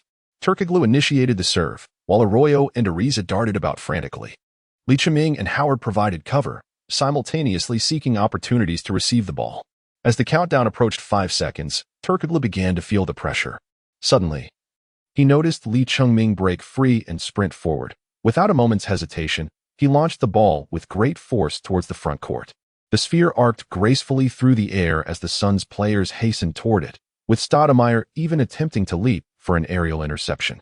Ultimately, however, the ball descended right in front of Li Qingming, with Barbosa, the fastest among them, managing to reach the ball just a fraction of a second before Li Qingming. Li Qingming, with his longer wingspan, made contact with the ball first. With a swift and forceful motion, he slammed the ball down, simultaneously pushing Barbosa aside, and finally seized control of the possession. In a sudden burst of agility, Lee flicked the ball backward, his body gliding gracefully to the side like a nimble fish, deftly evading Barbosa's attempt to intercept. As time dwindled, he didn't even glance at the hoop. In the very moment he crossed the three-point line, he let out a fierce shout and launched the ball. This was an unconventional shot, yet with Lee's remarkable release speed, he maximized the fleeting moment, releasing the ball just before the buzzer sounded. All eyes followed the soaring basketball as it traced a parabolic arc, crashing against the opposing rim. Chapter 51, Becoming Famous Through Battle, 12. With the final whistle, the Orlando Magic succumbed to the Phoenix Suns, losing 109-113, thus ending their streak of 4 consecutive victories. In overtime, they were utterly drained, the toll of back-to-back games proving to be too great. Indeed, if Howard had managed to score even one more free throw during the regular time, perhaps the outcome would have been different.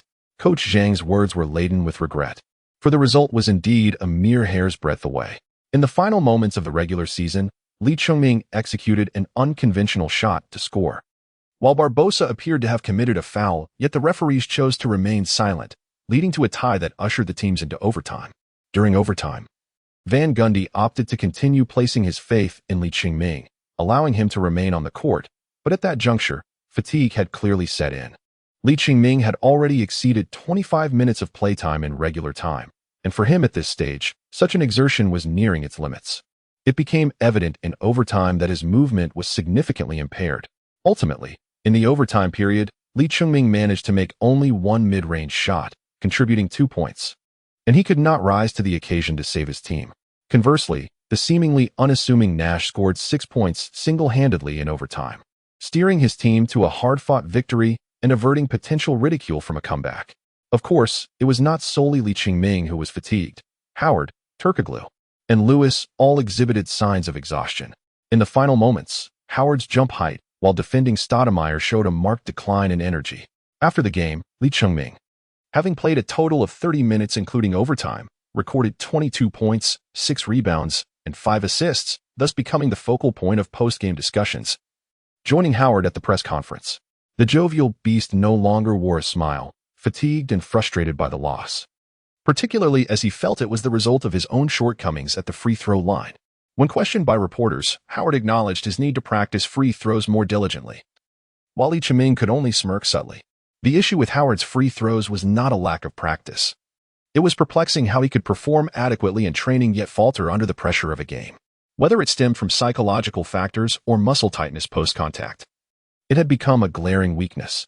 More scrutiny fell upon Lee Chungming, as despite Howard's impressive stats of 34 points and 21 rebounds, marking his first career back-to-back 20-20 games, and Barbosa's game-high 42 points, Lee Chungming's performance overshadowed all. Had it been Lewis, Turkoglu, or Nelson in his position, the uproar would not have been as pronounced. The crux lay in Lee Chungming's backstory as an unnoticed rookie. While the Chinese media followed him for his nationality and rarity as a domestic player in the NBA, American audiences remained indifferent. His summer league and preseason performances were decent, yet they circulated mainly among avid Magic fans, while most others overlooked this rookie. However, in this game, upon his substitution, he showcased remarkable skill, nearly orchestrating a comeback. Basketball is indeed a competitive sport, yet the NBA is fundamentally a commercial enterprise, a grand stage that thrives on compelling narratives. This aligns seamlessly with the American dream. Witnessing an ordinary Chinese college player excel in the NBA captivates fans and entices more players to pursue their dreams here. The NBA even designated Lee Chungming's final shot of the regular season as the day's top play, subtly promoting it for commercial gain.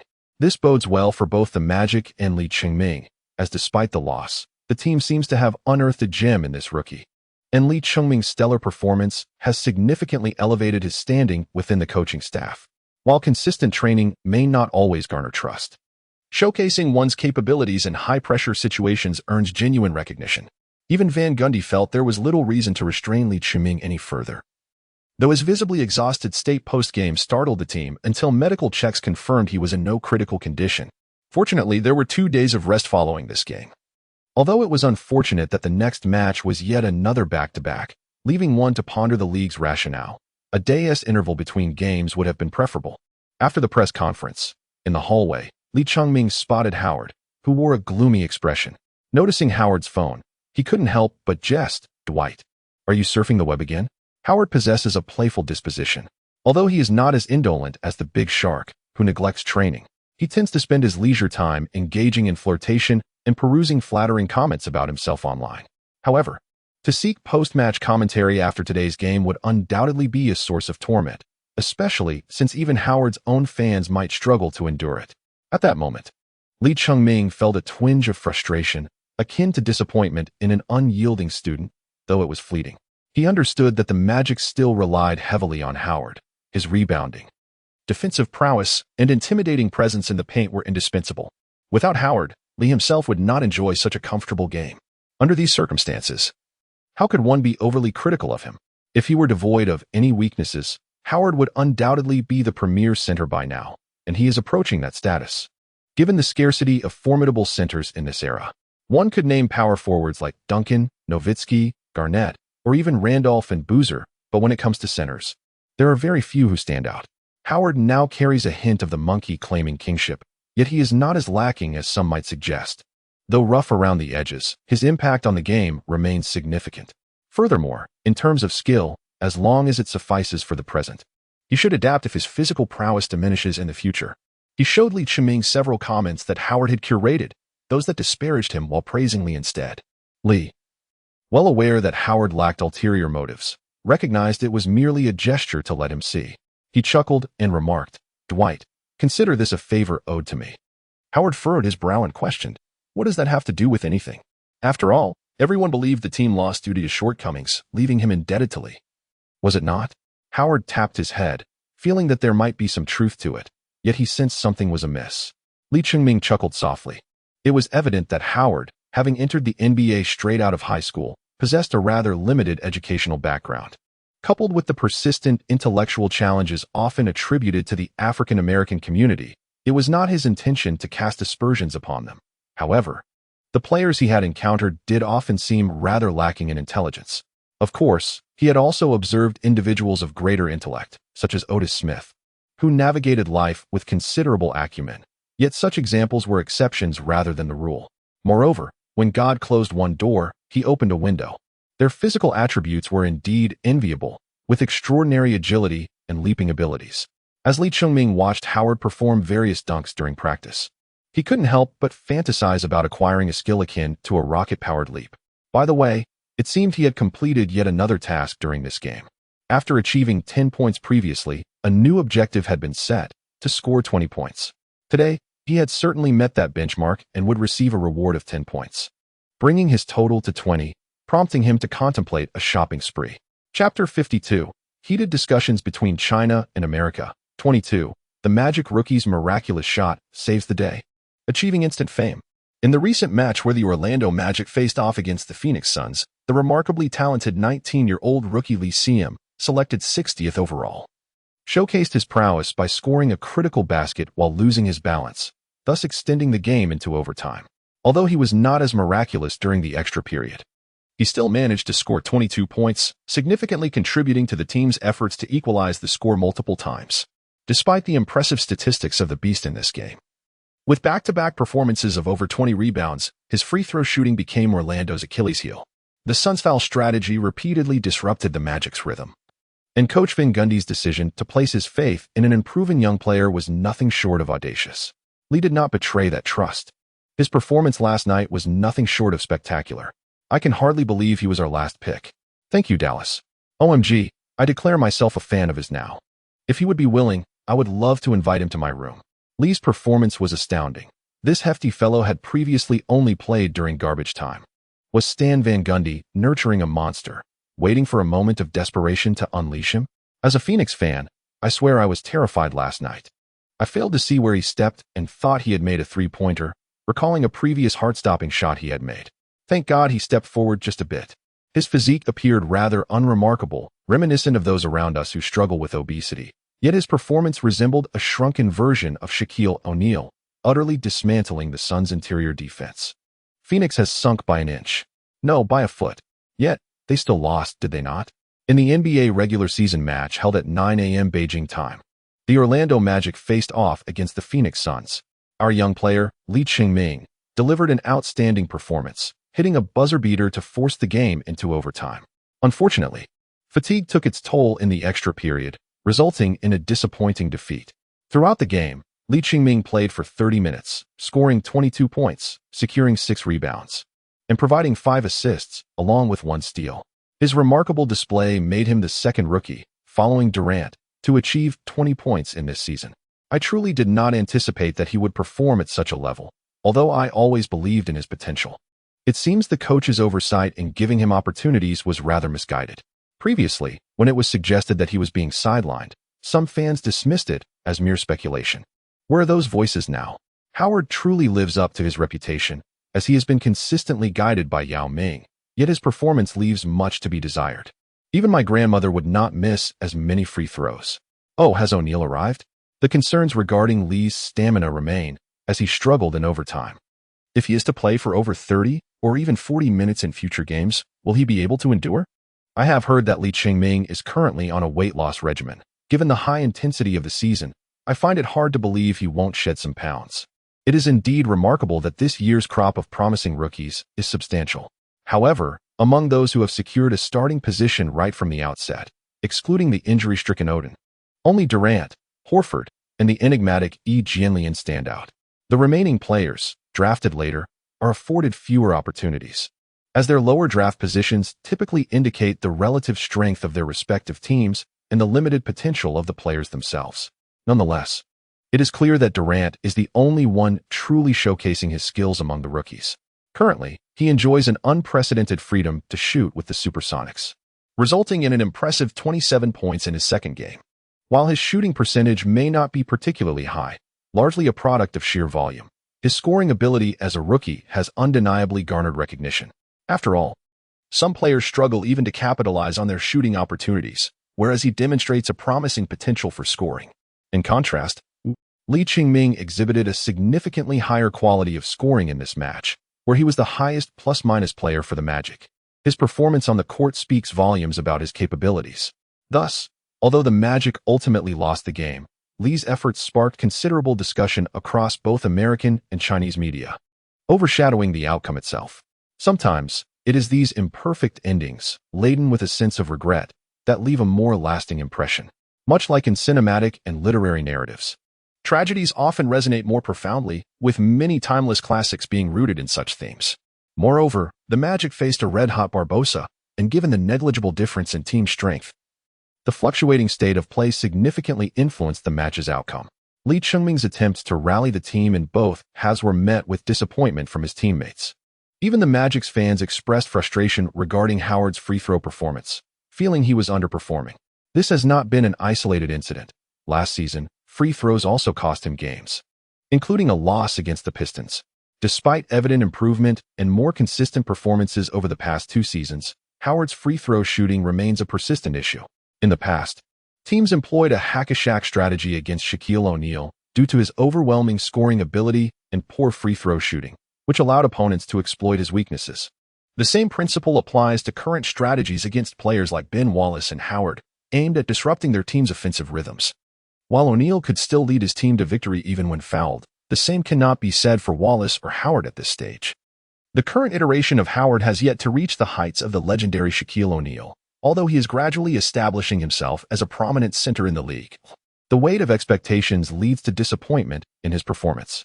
On the other hand, it seems that the opposing team is quite pleased with the outcome. Lee Ching-ming was drenched in sweat on the small basketball court in his backyard, glancing back at his father. After yesterday's game, he felt utterly exhausted. Although the vigor of youth often facilitates a swift recovery, he displayed no signs of fatigue at the post-match press conference. Yet, the profound weariness he felt the following day manifested in his aching back and limbs. Additionally, the mental fatigue weighed heavily on him, likely stemming from the disappointment of having given his all yet still facing defeat, an inevitable source of frustration. It was only after a day had passed that he managed to shake off the lingering effects. With nothing else to occupy his time, he resumed his training at home. Father Lee shook his head with a smile and said, "They informed me that they intend to release the advertisement ahead of schedule. What do you think could be the reason for that?" Lee Ching-ming pondered for a moment and quickly grasped the situation. It was merely his performance in the recent match that had caught the attention of Coca-Cola, revealing potential benefits for them. Although the game was not broadcast live across the United States, it garnered significant attention in Asia, primarily because both teams were considered popular. The Suns featured stars such as Nash and Stoudemire, while the Magic boasted Howard and Lewis, ensuring that any game with such luminaries would attract interest. Additionally, the Magic's previous game in China had generated a commendable response. Moreover, Lee Chungming's presence added to the allure, particularly for domestic fans who found comfort in seeing an Asian face. The Central Television broadcasted the match promptly, and there were live updates available online, allowing many students who could not watch on television to discreetly follow the text updates during class. Each time the typist paused, they felt a rush of urgency, wishing they could take over the writing themselves. Ultimately, after the Team S defeat, the students felt disoriented and unfocused in class. Indeed, the previous match in China had stirred considerable excitement, with numerous media outlets promoting it, which enhanced Lee Chungming's visibility among domestic fans. However, many fans harbored unrealistic expectations, wishing for him to dominate the court from the outset, oblivious to the fact that he was merely a rookie. His recent performance was precisely what the audience had hoped to witness, enabling Lee Chungming to solidify a growing fanbase at home.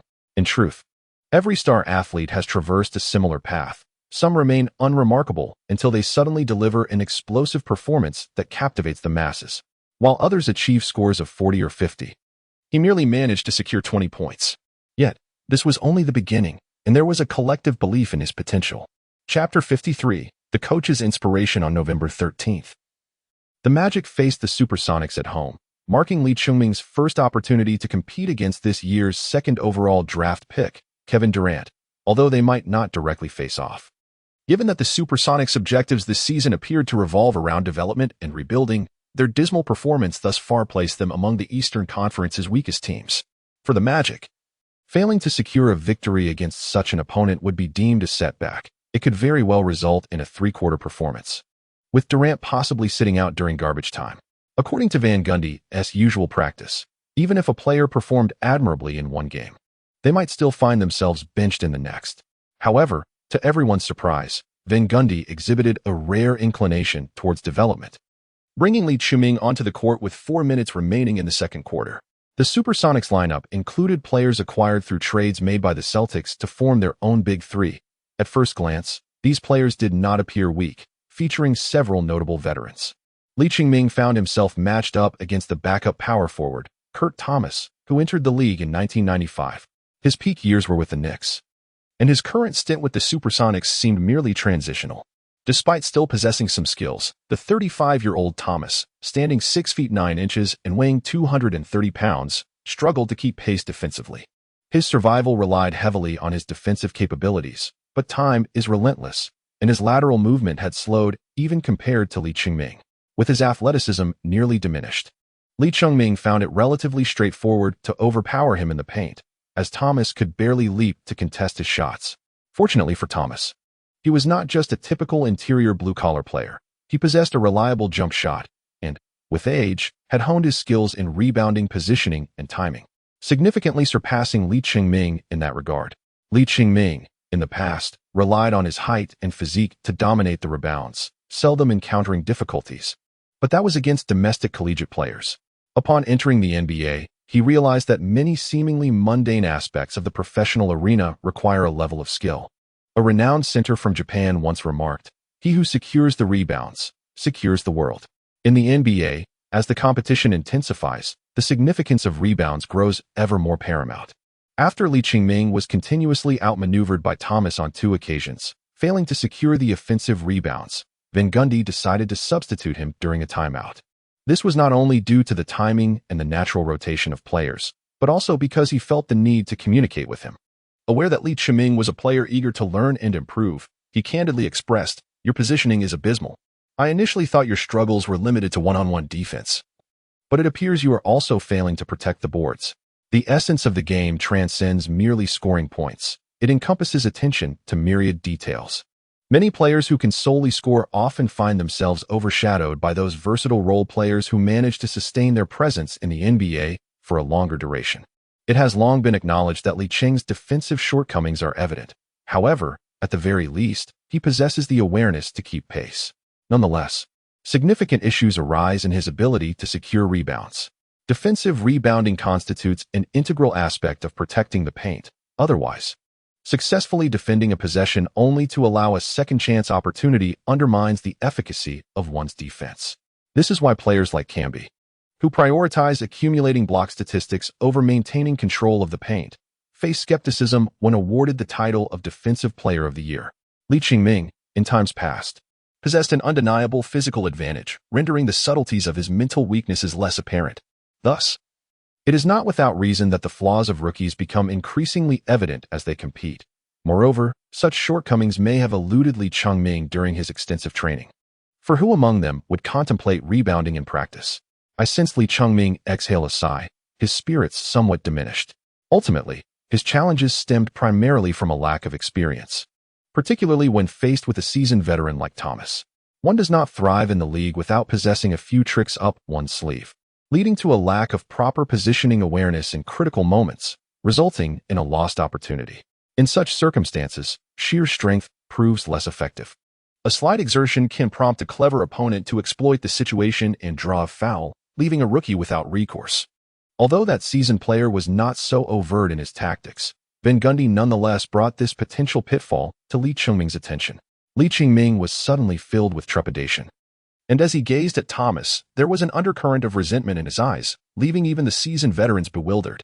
Observing that Li Qingming appeared amenable and eager to learn, Van Gundy felt a sense of accomplishment.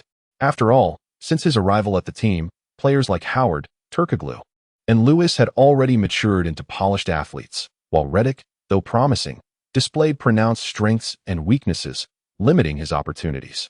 In contrast, Li Qingming was akin to a raw gem, capable of being meticulously refined over time.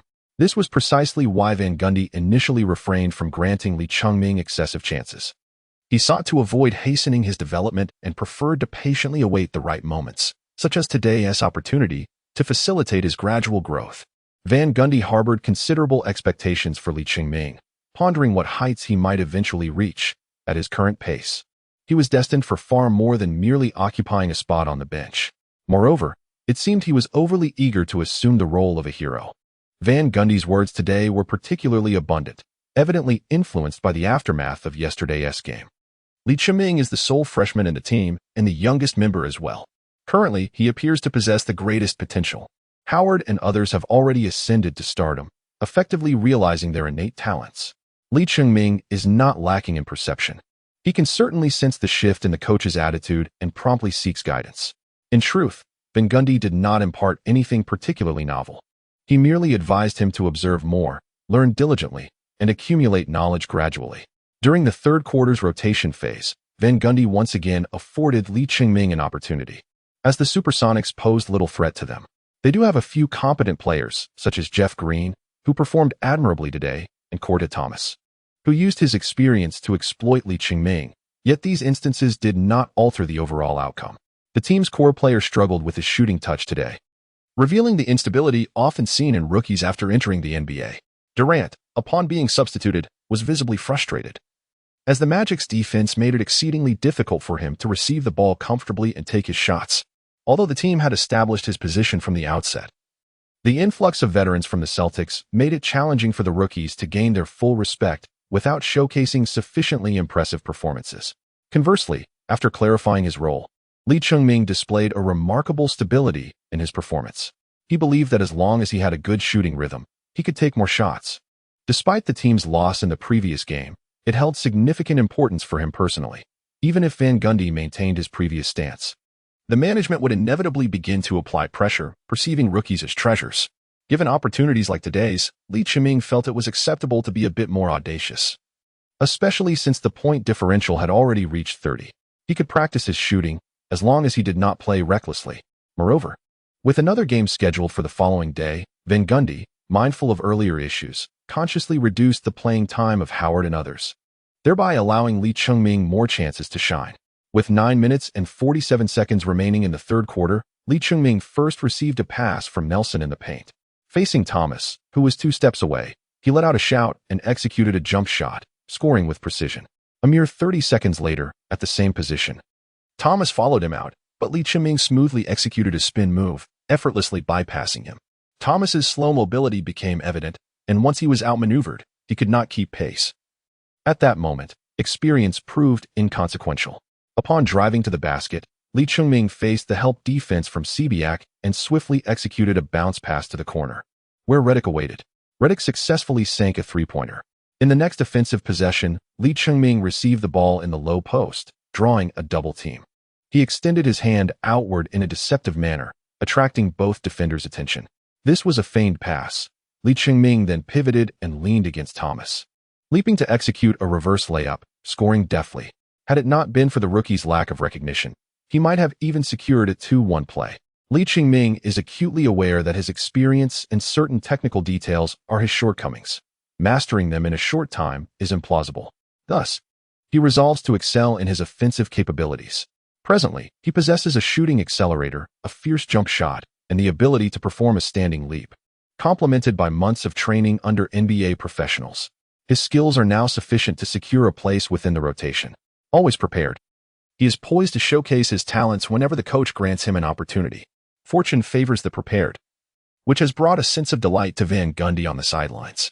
He recognizes Li Chiming's potential but wishes to temper his enthusiasm. Not out of disdain, Li Chiming lacks such arrogance, but to encourage a modest beginning, steering clear of the media spotlight. If he were merely an ordinary player, it would be different. However, Li Chiming carries the expectations of an entire nation of fans. Van Gundy, evidently informed by his brother about Yao Ming's situation, approaches these matters with heightened caution, a stance that may bewilder outsiders, including Li Chiming himself. Yet, he embodies the archetype of a stern yet caring guardian, convinced that one day they will comprehend his well-intentioned concerns. Whether Li Chiming will comprehend the future remains uncertain. Yet he is acutely aware of the exhilaration he currently experiences on the court, far surpassing his previous game, particularly as he was burdened by the pressure of closing the score gap then. The match continues to unfold in the home arena of the Magic, where the audience, increasingly familiar with Li Chiming through his prior performance, passionately cheers for him. After all, to a significant extent, a rookie symbolizes the promising future of a team. This includes Howard, the Magic's #1 draft pick, who has consistently been the subject of high expectations, reminiscent of the early days of O'Neal. Nevertheless, the affection fans exhibit during your presence can swiftly transform into disdain upon your departure. They remain indifferent to any matters concerning management. Li Chiming, at present, need not ponder this issue. During the intermission, he relished the cheers of the home crowd, although they did not rival those accorded to Howard. They were certainly more fervent than those directed towards other role players. That insufferable fellow Howard even managed to discern his thoughts, approaching him with a pat on the shoulder and a grin, exclaiming, "Such a meager cheer hardly compares to even 1% of mine. You must strive harder, rookie." Li Chiming immediately shot him a glare, utterly detesting those who dampen the spirits of others during moments of joy. Would it kill him to keep his mouth shut? Joyful beast, yet it would bring about unhappiness. Chapter 54, Consecutive 20, Second Rookie, 12. When Li Chiming was substituted, a lingering sense of unfulfillment graced his visage. Just moments prior, he had audaciously sunk a three-pointer right beneath the watchful gaze of Durant. Witnessing the helpless expression of the second overall pick was a source of immense satisfaction. Though he bore no personal grudge against Durant, the unspoken agreement was that he would confront and triumph over the rookies positioned ahead of him, a necessity to honor the significance of his own number 60. Unfortunately, fate had other plans, as the head coach had previously withheld opportunities from him in the earlier matches. Now, at last, he had found his chance. And Li Chiming even daydreamed about the possibility of seizing a headline for defeating the second pick after this game. Indeed, he had already garnered attention in the previous match, which had led to heightened interest in his performance. Not only were numerous fans vocally supporting him from the sidelines, but commentators also frequently mentioned his name. Yet, this thrill was addictive. Having tasted success once, he yearned for more, and defeats could never bring the same joy as victories. Although he had only managed to score 8 points while Durant had at least reached double digits, their efficiency levels were not comparable. It was often said that Durant excelled in shooting, but to Li Chiming, he resembled more of a blacksmith. Li Chiming pondered quietly about the Los Angeles steel factory having successors in Seattle while flipping through the datasheet. The Supersonics, indeed, were a team easily bullied, with the efficiency of their starting five falling short. as they faced the formidable defense of the Magic's main players. Conversely, the bench players appeared more competent, likely due to the reduced defensive pressure during rotation phases, making it easier for them to score. This was a classic case of data misrepresentation. Upon reviewing the post-game statistics, one might feel that the substitutes outperformed the starters. However, the differing defensive strategies and targeted approaches from opponents resulted in significant variations. Thus, despite Lee Ching-ming's seemingly impressive efficiency, he remained somewhat pessimistic, fully aware that many of his shots were merely straightforward attempts. What constitutes a straightforward attempt? It is not solely the absence of defenders that defines simplicity. Rather, it is the clear advantage one possesses in a matchup. For instance, when he faces the opposing team's defenders, as long as he is in rhythm, he can score with remarkable accuracy. Even without that rhythm, he can assertively penetrate without the threat of being double-teamed, thus rendering the scoring relatively straightforward. In the recent game against the Suns, many instances exhibited the presence of Howard and others, whose distractions attracted additional defensive attention, thereby granting Lee Ching-ming some one-on-one opportunities. In truth, for NBA players with a particular skill set, their efficiency in one-on-one scoring is typically commendable. However, Lee Ching-ming's physical attributes are somewhat problematic, necessitating targeted strategies to contain him. Ultimately, he is not yet the focal point of the team, nor does he possess sufficient renown, which results in a lack of dedicated defensive strategies aimed at him. Defensive attention is often earned through performance. For instance, during the peak of Shaquille O'Neal's career, championship-caliber teams required a formidable presence in the paint specifically to counter him, leading to the infamous hack-a-Shaq strategy and the Jordan rules, all of which were established by the exploits of superstars. Thus, Lee Ching-ming has contemplated his next steps, desiring to further enhance his offensive prowess, as this is the pathway to greater recognition. Being targeted for weaknesses is often a consequence of exceptional strengths in other areas. Therefore, he is untroubled by his defensive shortcomings, fearing only the inadequacy of his offensive capabilities. Ideally, he aims to establish himself as the singular core within a bench role, where one player spearheads the offense while the other four focus on defense. Achieving this would solidify his position within the team, making it impervious. Even if he does not start, placing him in a stature akin to that of Howard or Lewis, comparable to that of Hedo T. RKO Liu. As the third quarter concluded, the Magic's lead had burgeoned to over 30 points, rendering the game devoid of suspense. In general, it is rare for an NBA team to score over 30 points in a single quarter, let alone to surpass their opponent by such a margin in one quarter. Unless they were to score 40 points while the Magic scored almost none, a scenario that is evidently implausible, as had they been capable of such, they would not have fallen behind by so much.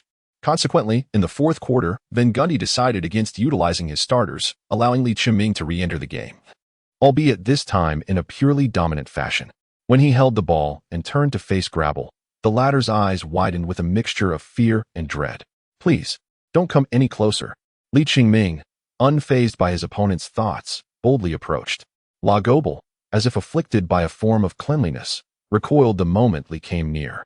Seizing the opportunity, Lee halted abruptly and, with a fierce roar, executed a jump shot, brimming with confidence.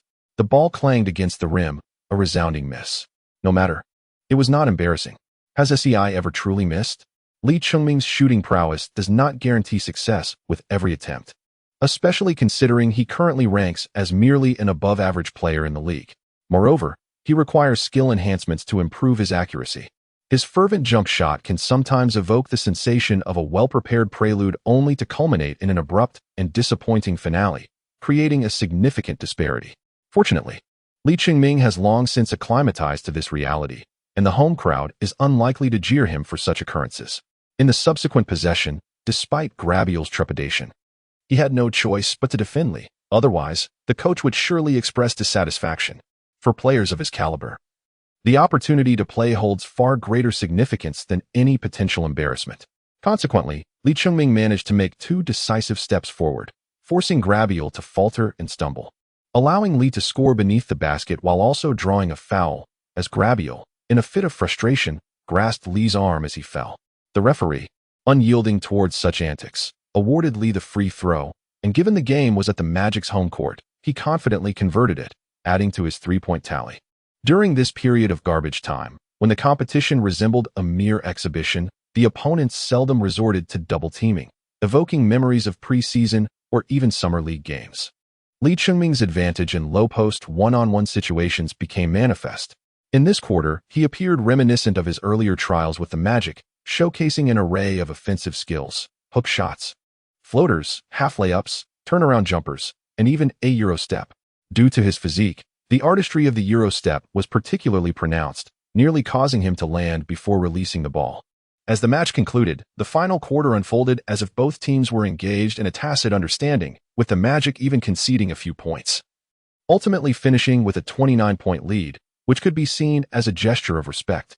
Li Chengming played for 22 minutes, successfully converting 7 of 11 attempts, and netting 5 out of 6 free throws, accumulating a commendable 20 points, alongside 7 rebounds and 3 assists. Although a significant portion of his points were amassed during the garbage time of the fourth quarter, scoring is scoring. Particularly as he emerged as the highest scorer for the Magic, tied with Lewis, both achieving 20 points. Thus, post-match coverage from both Chinese and American media prominently featured Li Chengming, albeit with varying emphases. Domestic reports suggested that Li had led his team to victory, while American coverage focused on the duel between Li and Durant, two rookies. As Li anticipated, although the last pick outshone the second overall choice, it did not make headlines, primarily due to the limited direct matchups between the two during the game.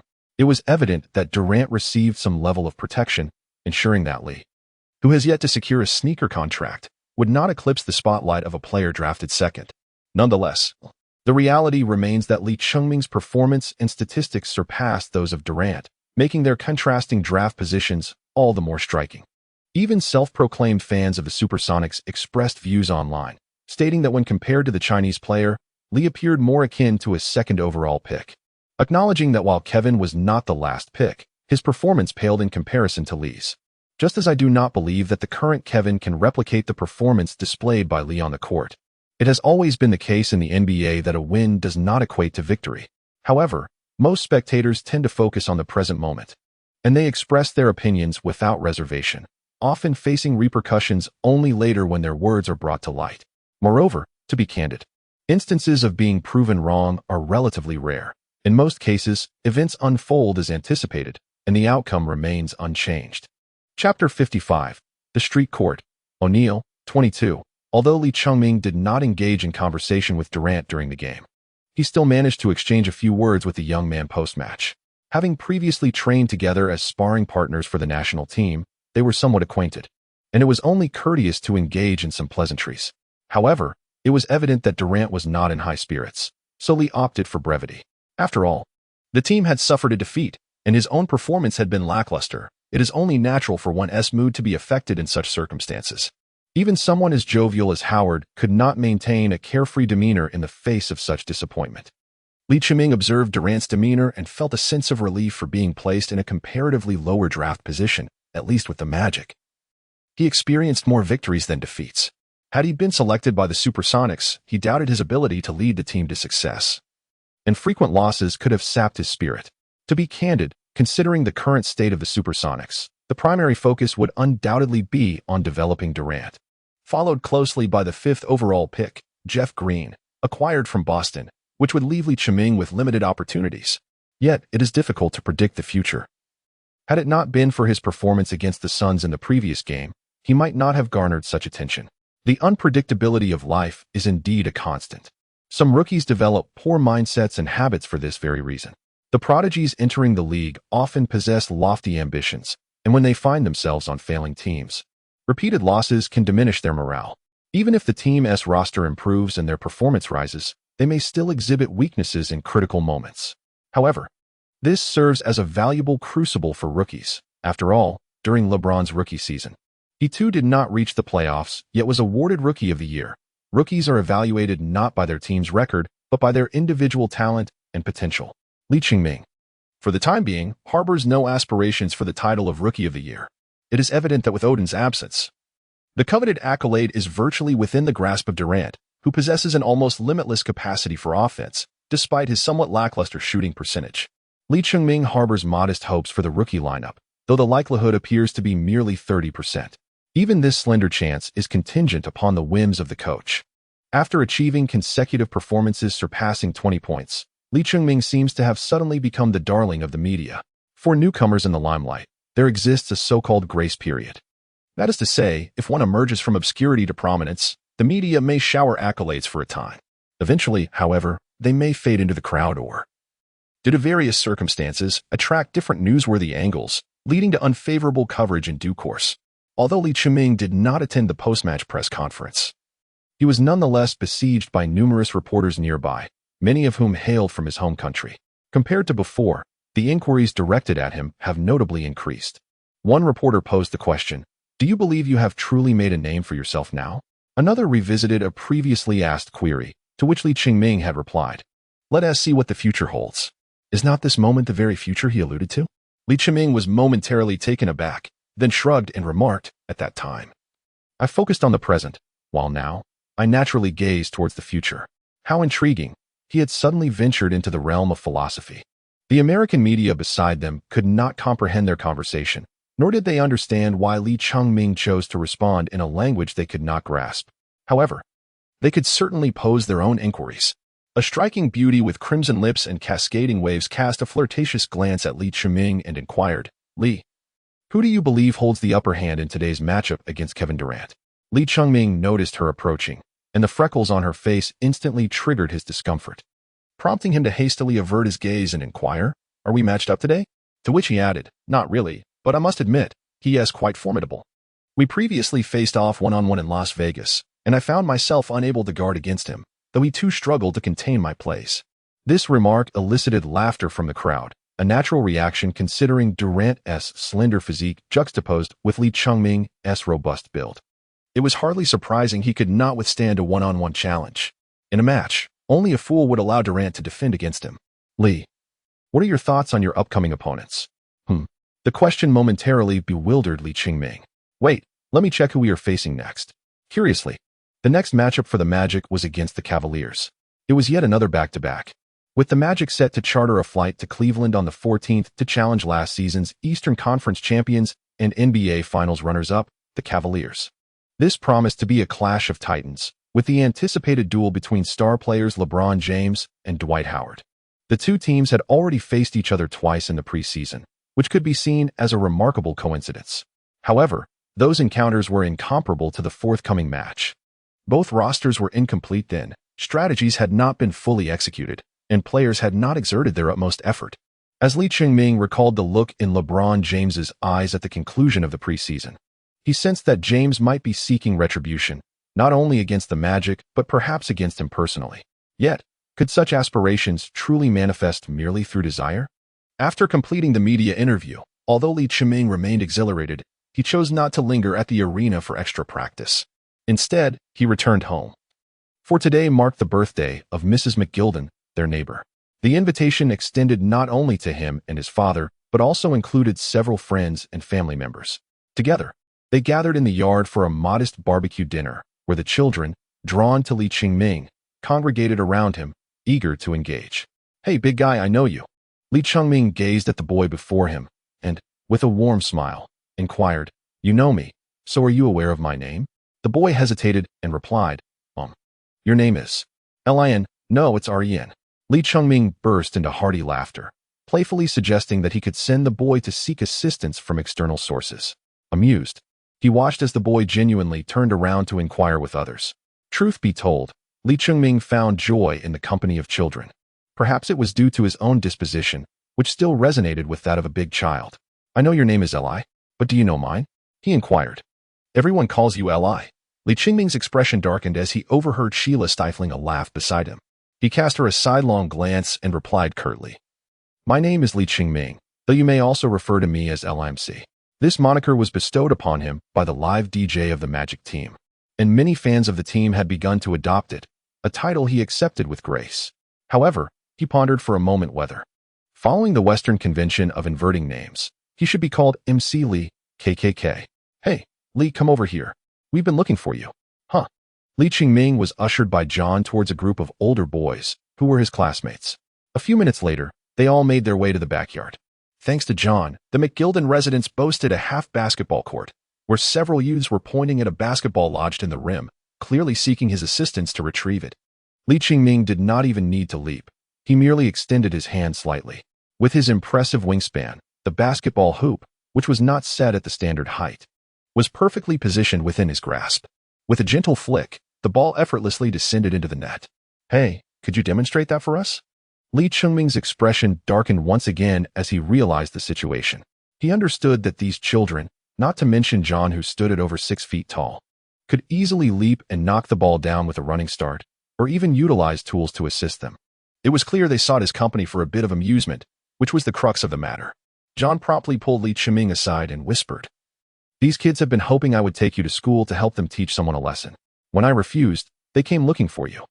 Li Chengming is no fool. He can discern that this young man belongs to the same ilk and may even be the mastermind behind it all.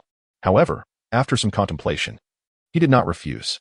Instead, a smile, notably pale in the darkness, graced his face. "Very well. Restricted in the NBA, but I have no fear of trivial opponents. Young lads, are you prepared to endure the torment of the little shark?" Chapter 56. The Resurgence Against the Knights. The Quicken Loans Arena, home to the Cleveland Cavaliers in Ohio, boasts a capacity of 20,562. Since its renaming in 2005, the arena has witnessed a meteoric rise in the team's fortunes, particularly with the emergence of the extraordinary superstar, LeBron James. Consequently, it has transformed into a fervent basketball market, with ticket sales ranking among the highest in the league over the past 2 years. On November 14th, the arena welcomed the Orlando Magic for their inaugural encounter of the regular season.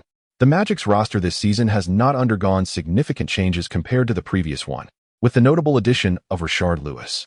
The synergy between Lewis and Dwight Howard has been palpable, allowing them to disrupt the Cavaliers' interior defense from the outset of the match.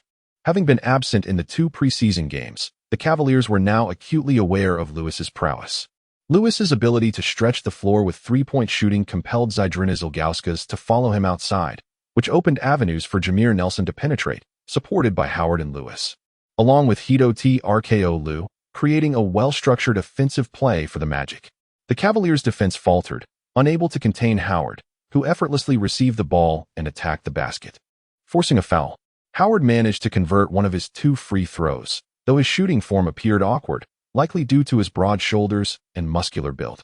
After several exchanges, the score stood at 11-7, with the Magic leading by 4 points and showcasing impressive offensive efficiency, prompting coach Mike Brown to call a timeout. However, upon resuming play, the Cavaliers struggled to neutralize Lewis. Nelson, in fine form, successfully sank 2 three-pointers. With 4 minutes remaining in the first quarter, the score was 21-17, and the Magic maintained their 4-point advantage. Big Z led a charge to close the gap, yet the Cavaliers could not bridge the distance. The Cavaliers' start to the season has been somewhat disappointing, as the previous season's runners-up have begun this season with a regression rather than progression. In their prior 8 games, the Cavaliers recorded 4 wins and 4 losses, lacking both a losing streak and a winning streak. While the Magic's fluctuations could be attributed to roster adjustments and the integration of new players, the Cavaliers retained their finals roster, making their performance inexplicable. Consequently, LeBron faced a modicum of scrutiny, though such doubts paled in comparison to the external adulation he typically received. This match was perceived as a showdown between 2 Eastern Conference superstars, LeBron and Howard, generating considerable intrigue. Yet, facing a formidable interior team seemed to diminish LeBron's combativeness. He had attempted only 5 shots, making 2, and primarily played a facilitating role. His statistics, while aesthetically pleasing, included 5 points, 4 rebounds, and 2 assists. At this juncture, the Magic made a substitution, bringing in Chinemalu Elenu to replace Howard, who exchanged a high-five with him on the sidelines. Currently, Elenu's closest relationships on the team are with Howard and J.J. Redick, as both Augustine and Gortat are no longer part of the squad. Upon Elenu's entry, LeBron instinctively shifted his focus. Though reluctant to admit it, he could not deny the fact, "Big guy, you have captured my attention." Their rivalry had roots dating back to training camps with the national team and a few skirmishes during the preseason. If Elenu were merely a loudmouth, it might not have mattered. However, he was genuinely skilled and had previously embarrassed LeBron on the court, which heightened the stakes for their encounters. LeBron was determined to reclaim his pride, and as Elenu took the court, the Magic struck first, only for LeBron to respond with a driving layup after a screen. Confronting Elenu's defensive effort, Li Chengming, observing the fierce approach of his opponent whose eyes glinted with malice, instinctively recoiled, fully aware of the devious intentions that might be afoot. "Hey, I've retreated. Come over here, you fool. Bang. LeBron James. The shot appeared undeniably formidable. However, a discerning eye would notice that James's gaze was frequently diverted to the side, where a portly figure was fervently attempting to secure position for a rebound. His efforts were in vain, as he mistakenly believed that James would miss the dunk, leading to his dismay. Positioned behind Li Qingming, Guden remained utterly perplexed. He had turned around, anticipating a rebound, only to find that the situation was entirely contrary, leaving him with a multitude of unanswered questions. Li Qingming, however, appeared remarkably unfazed. Merely a minor lapse in judgment, which serves to illustrate my relentless pursuit of rebounding excellence. On the sidelines, Van Gundy observed with a hint of amusement. Acutely aware of Li Qingming's thoughts, yet he would not hold it against him. After all, for players, often becoming a mere backdrop on the court can be quite disheartening. It primarily hinges on situational awareness. Not every ball must be intercepted, and allowing some to pass is not a grave error. Those who diligently defend each possession undoubtedly deserve respect. Just like Duncan, who frequently finds himself in the background, may seem to exhibit poor defensive prowess. This perception arises from his numerous successful defensive efforts, which ironically highlight the few failures. Sometimes, it is perfectly acceptable to yield a bit. At least it prevents the opponent from executing a momentum-shifting dunk. When James barreled towards the basket, even Howard might not have been able to halt him, though it is likely that Howard would not have opted to confront James directly. A rookie like Li Qingming is more susceptible to the scrutiny of referees, potentially facing a 2-1 situation. While he outwardly appeared indifferent, inwardly, he gritted his teeth, determined to retaliate against James. Frankly, upon witnessing that audacious display of chalk powder before the game, Li Qingming found it utterly pretentious and felt an overwhelming urge to confront him. Having rarely watched him play and only heard tales, experiencing it live left him utterly speechless. Although it was a personal ritual, it seemingly did not offend anyone. Yet, who can claim no offense? The indiscriminate scattering of powder created a cloud of dust, obstructing his ability to breathe in the sweet air of America. Was that not a mistake? Indeed, there is merit to this grievance. Li Qingming's psychological understanding of Van Gundy is equally perceptive. One can discern his competitive spirit through his sharp gaze, a quality that Van Gundy greatly admires. Had Li possessed a more complacent disposition, he would not have garnered such regard. However, Li remains unhurried. For the Magic have their own style of play. Presently, a Turkish player is in possession of the ball, and Li's role as a screen setter and an option for receiving a pass is sufficient. He is not yet akin to LeBron, the team's primary ball handler, who possesses the liberty to dictate the game. Through prolonged training, Li has not only familiarized himself with the team's strategies, but has also gradually mastered many foundational aspects of basketball that were previously lacking. Coming from an unorthodox background, his shooting and fundamental skills were solid, yet he was a novice in tactical maneuvers. Now, he has made significant progress in selecting the timing for screens, deciding when to set a pick or roll, whether to execute a single screen or a series of picks, and whether to roll towards the basket or retreat, all contingent upon the opponent and the situation. For instance, Li initiated 2 consecutive screens for Arroyo. On one occasion, he received a return pass from Arroyo in the paint, but did not hastily attempt a shot against Gibson. Instead, he faked and subsequently delivered a bounce pass to Lewis, who had slipped along the baseline to the basket, successfully avoiding James's help defense to score with a layup. James's defensive prowess is formidable, bolstered by his exceptional physical attributes and the benefit of favorable officiating, allowing him to impose physical pressure without fear. Yet, Lewis, with his height, wingspan, and nimble hands, proved to be a challenge even for him. On another occasion, Li positioned himself beyond the three-point line as if to shoot, causing Varejao to bite on the fake. The Brazilian star's defensive skills were not particularly strong. Despite his knack for drawing fouls, his defensive awareness often faltered. Li deftly sidestepped the defense with 2 quick steps and executed a jump shot that found its mark. From the sidelines, Van Gundy nodded in satisfaction, recognizing that many players of Li's age are often still caught up in the desire to showcase their individual talents.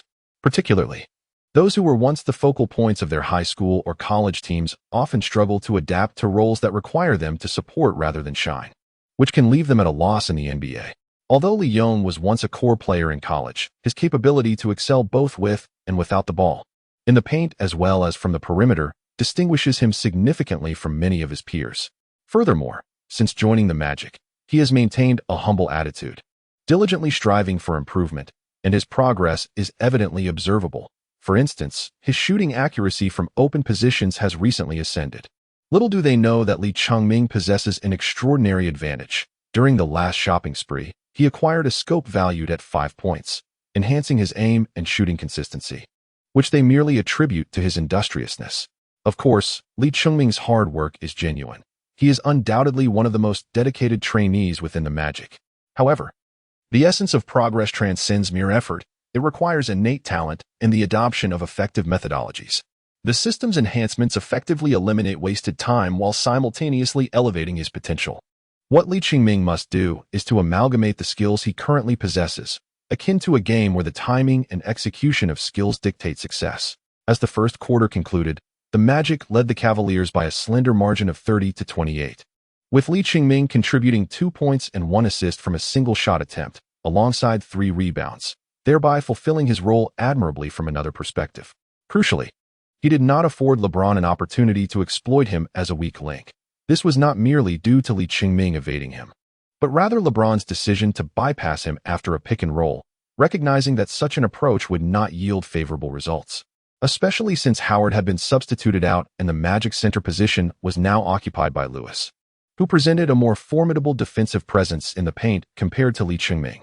In the preseason, Li Chengming showcased his defensive prowess within the restricted area, particularly in his timing for vertical leaps during legal contact, and while he may struggle against adept shooters and agile ball handlers, this does not imply that his defensive capabilities are entirely lacking. According to LeBron's basketball philosophy, this represents the essence of sound and rational basketball, the very path he intends to pursue. Li Chengming does not perceive himself as a timid coward afraid to reclaim his ground. Rather, he finds a certain admiration for his competitive spirit, unlike some players who might erupt at the slightest provocation, or like Howard, who appears to have his intellect suspended while airborne, making him vulnerable to rule exploitation. Li exhibits a steadiness. For instance, Howard occasionally becomes overly aggressive, leading to foul troubles. During the second quarter, both Li and James took a breather, but 3 minutes later, they returned to the court together, not due to any telepathic connection or coaching synergy, but merely by chance in the lineup arrangement. Indeed, it is more accurate to say that Mike Brown of the Cavaliers would prefer to have James on the court for the full 48 minutes. The Cavaliers seem to suffer from an over-reliance on him, as their offense appears disjointed in his absence, and none can fulfill his role. On the other hand, the Magic deployed both Lewis and Howard, allowing Li to assume the small forward position, where Van Gundy assigned him some organizational responsibilities. Of course, Van Gundy did not genuinely expect Li to excel in this role, as his ball handling skills are rather average. He is more adept at drawing defenders in low-post situations and distributing the ball, which differs from orchestrating the offense. Nevertheless, Van Gundy evidently trusts in Li's improved passing abilities, positioning him on the wing alongside Howard to either receive passes or act as a safety valve. With Big Z on the bench and no dominant center in the paint, this situation favors Howard, enabling him to exploit his matchup advantage and draw double teams from the perimeter, allowing him to pass to Li, who possesses three-point shooting capabilities and can capitalize on open looks. While this may not be Li's preferred or most proficient style of play, it is beneficial for the team, showcasing another facet of his strengths. The Magic's approach appeared somewhat simplistic, yet the Cavaliers struggled to defend effectively, seemingly lacking a coherent defensive strategy. Once Howard held the ball in the paint, he was virtually impossible to contain alone. Any attempt to double-team would be swiftly punished by the Magic's perimeter shooters, while failing to double would leave the Cavaliers' paint vulnerable to Howard's onslaught. This illustrates Howard's current prowess, though his technique may seem rudimentary compared to classical centers like Yao Ming. He is nearly unstoppable once he secures the ball beneath the basket, with fouling being the only recourse to prevent him from scoring, particularly when in good form. As he clearly is today, Howard's presence is formidable. During this period, Li succeeded with 1 out of 2 three-point attempts and executed a difficult 18-foot jumper, both opportunities arising from Howard's assists. Although Li has garnered considerable recognition among this year's rookies, often opponents choose to leave him open, wagering on his inconsistency and perceived lack of aggression. However, Li believes he possesses an innate resilience, unafraid of failure or blame, and seizes any opportunity to shoot. Van Gundy appreciates this decisive attitude, provided that Li can convert his attempts. Failing to do so would shift the narrative from decisiveness to foolishness, relegating him to the bench. Following Li's display of shooting prowess, the Cavaliers began to closely monitor him, wary of allowing him open looks. Lewis also tightened his defense, allowing Howard to dominate the interior. Dwayne Jones quickly accrued 2 fouls, and upon Big Z's entrance, he could only marginally contain Howard, soon succumbing to foul trouble himself. After 3 additional minutes of play, the Cavaliers, under James's leadership, managed to keep the Magic's lead from ballooning too significantly. During this stretch, James finally found the opportunity to engage Li in pick-and-roll situations. Yes, logically, as a perimeter player, James should have a mismatch advantage against Li. Yet as he dribbled beneath his legs, Li found himself momentarily disoriented. It was only when James hesitated to drive that Li realized James's capability for explosive drives was somewhat limited. What does it mean to drive explosively? Utilizing techniques such as speed or changes in direction to maneuver past opponents. Li Chiming observed during the Copa America how Kobe effortlessly navigated through the defenses of various teams. However, when it comes to speed, LeBron James indeed surpasses Li Chiming. Yet, Li Chiming is not entirely left behind, as he must contend with the defensive traps set by the Magic. As for his technical prowess, while one could debate the quality of his skills, his dribbling leaves much to be desired in terms of aesthetics. Nonetheless, following a pick and roll, he is capable of scoring. Another vulnerability in Li Chiming's defense is his struggle with pick-and-roll situations. It can be said that he experiences considerable difficulty defending against outside shooters. When faced with a proficient long-range shooter, there is no need for a drive. A simple pick-and-roll can create space for a shot, and with a well-timed step back, he could easily be outmatched. LeBron, on the other hand, clearly has his own shooting deficiencies. He refrains from attempting mid to long-range shots due to the inconsistency in his efficiency, opting instead for the most reliable scoring method, executing a pick and roll to exploit mismatches against the Magic's smaller guards.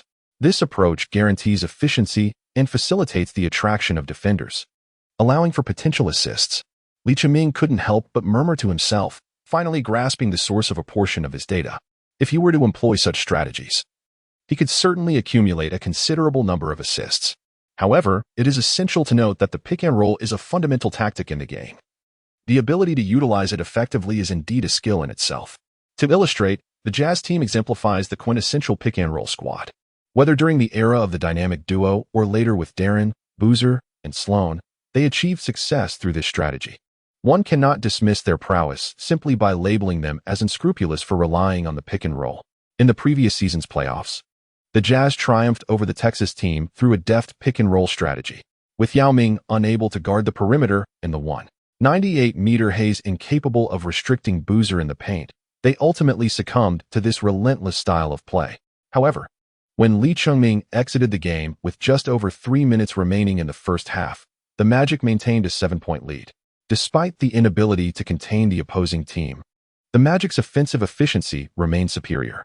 This lead persisted until the end of the second quarter, with Nelson demonstrating commendable form, effortlessly penetrating the paint after a pick-and-roll with Howard, who drew defenders and facilitated easy scoring opportunities, including an assist to Bogans for a three-pointer. Even though Gibson was on fire from beyond the arc, and LeBron frequently attacked the basket in retaliation, the Cavaliers could not close the gap. There was a moment when Larry Hughes missed a shot, granting the Magic a fast-break opportunity that extended their lead to 57-49 at halftime. Hughes' dismal performance in the first half was a significant reason the Cavaliers struggled to gain traction, as the Magic had no means to contain LeBron. His efficiency in isolation's post-pick was comparable to Howard, having scored 24 points on 9 of 15 shooting, along with 8 rebounds and 7 assists, nearing a triple-double. Additionally, Big Z and Gooden's inside play was something Howard could not fully neutralize. Lewis, although slightly ineffective defensively against Gooden, was wary of leaving Big Z unguarded. And in the first half, Lewis sent Gooden to the free throw line 3 times.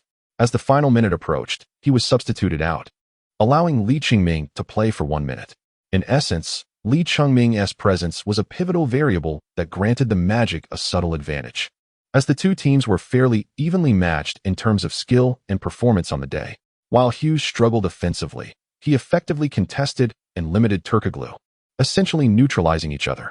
Upon returning to the visiting locker room at halftime, Li Chiming observed Howard engrossed in his phone, perusing news articles and comments praising him, a habit he indulged in when pleased with his performance.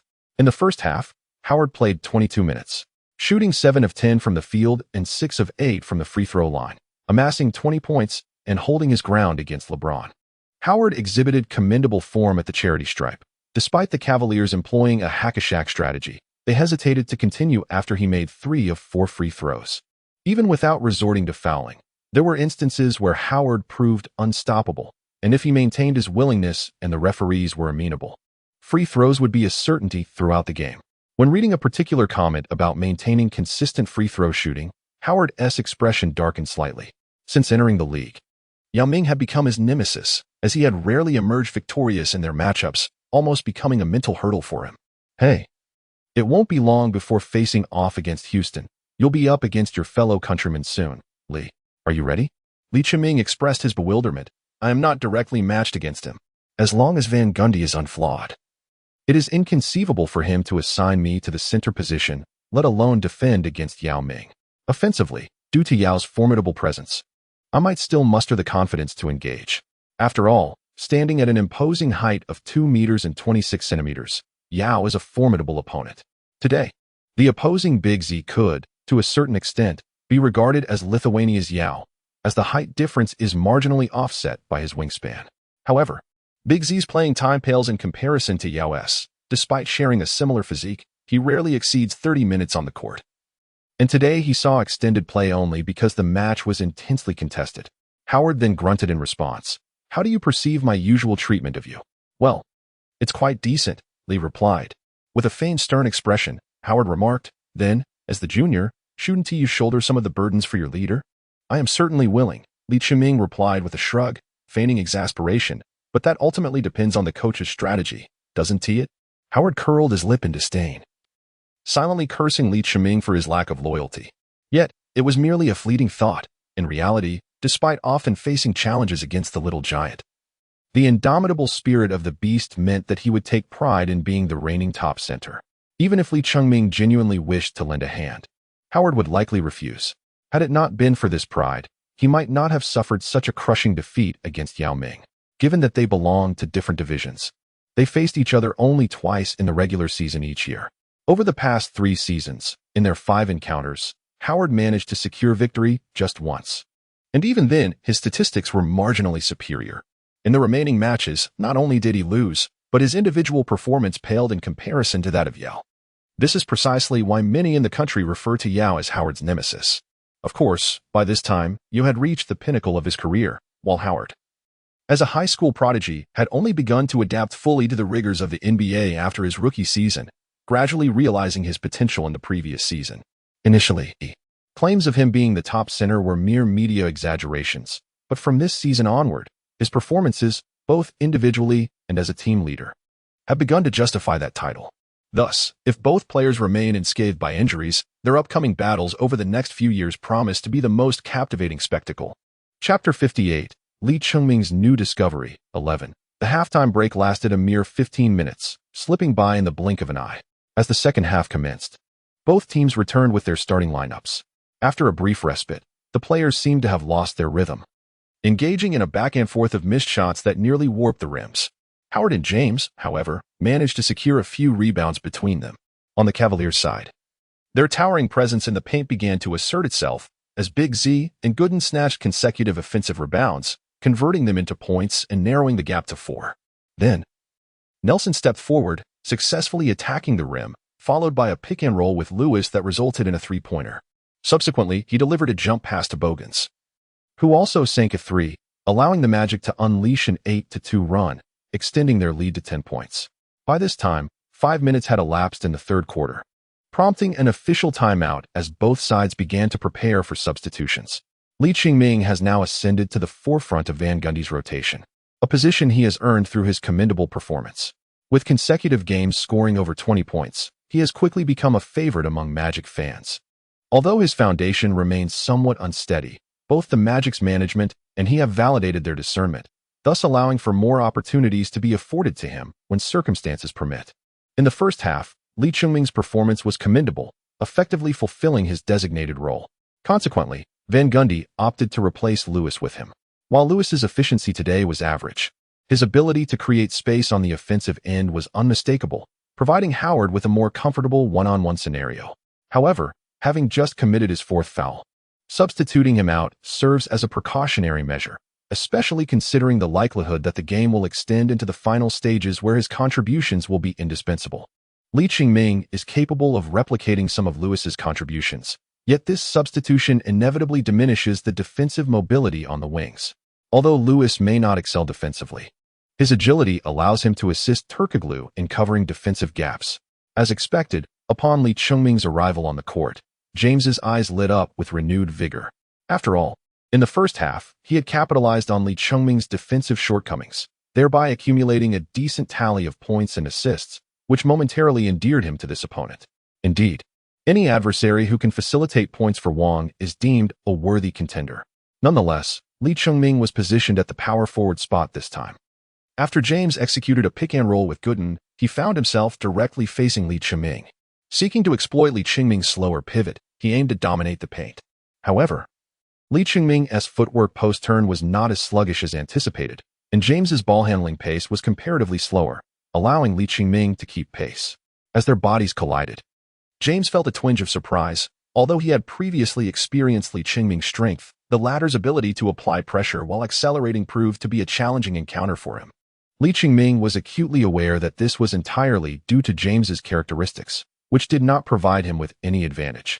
James's indomitable breakthrough lay in his sprinting ability, leveraging his robust physique to generate a tank-like impact. Thus, it was aptly termed a tank breakthrough, akin to a bulldozer forcefully pressing through.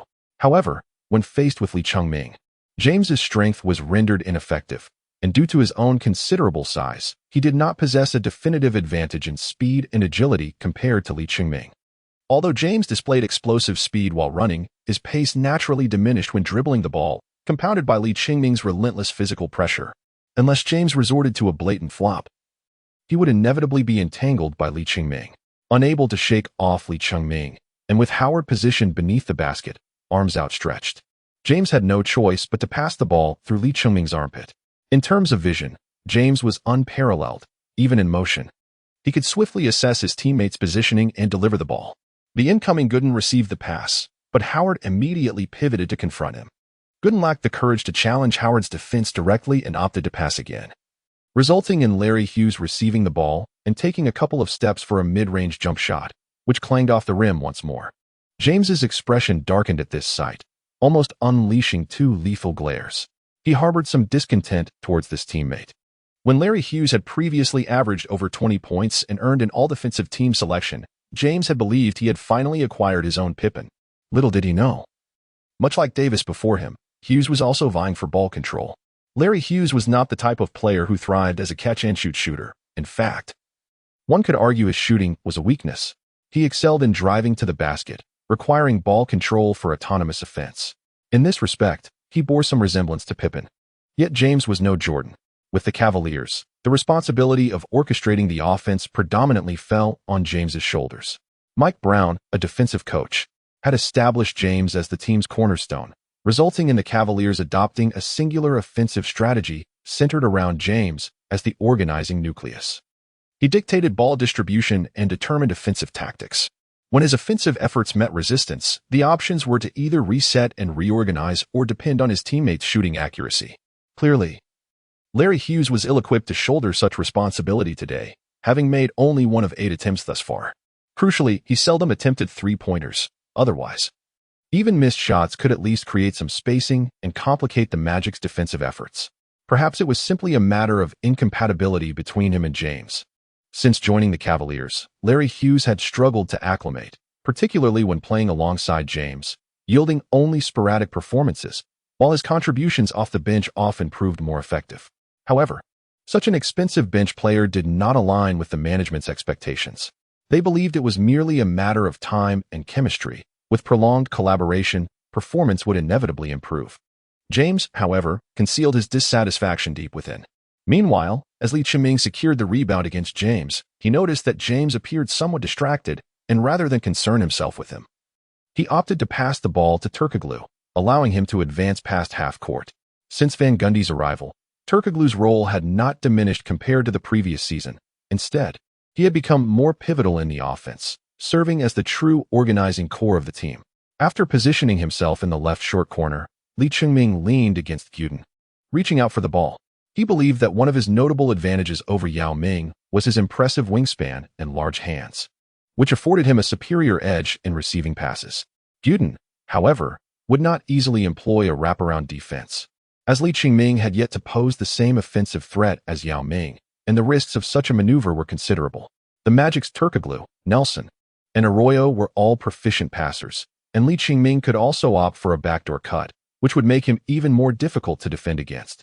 On this occasion, Turkoglu lobbed the ball over, and Li Chengming leaned back slightly, not even exerting force, yet Gyuden was already on high alert. Sensing this, Li Chengming executed a shoulder fake, causing Gyuden's nerves to tighten and his center of gravity to shift instinctively to the left. In that fleeting moment, Li Chengming took a step to the right while dribbling, then suddenly came to a halt. Faced with Big Z, he still chose to toss the ball upward. Big Z's reaction was not swift enough. As he raised his hand, he felt the basketball graze past his head, followed by the resounding sound of a powerful dunk. Oh my Jesus, Li unexpectedly delivered such an imaginative assist. The commentator and numerous fans were taken aback by the impressive passing abilities of Li Chengming, who, despite not being particularly tall, showcased remarkable skills in the paint. The Magic team, however, was unfazed, as Li had demonstrated similar prowess during practice. In games, he seldom attempted such risky passes, as a single misstep could result in a turnover, and he lacked the luxury of recklessly wielding the ball. Yet, this moment led Li to inadvertently discover that his aiming skills were not solely applicable to shooting. They were equally effective in passing. In that instant, he perceived a clear path for his pass and decided to give it a try, which proved to be successful.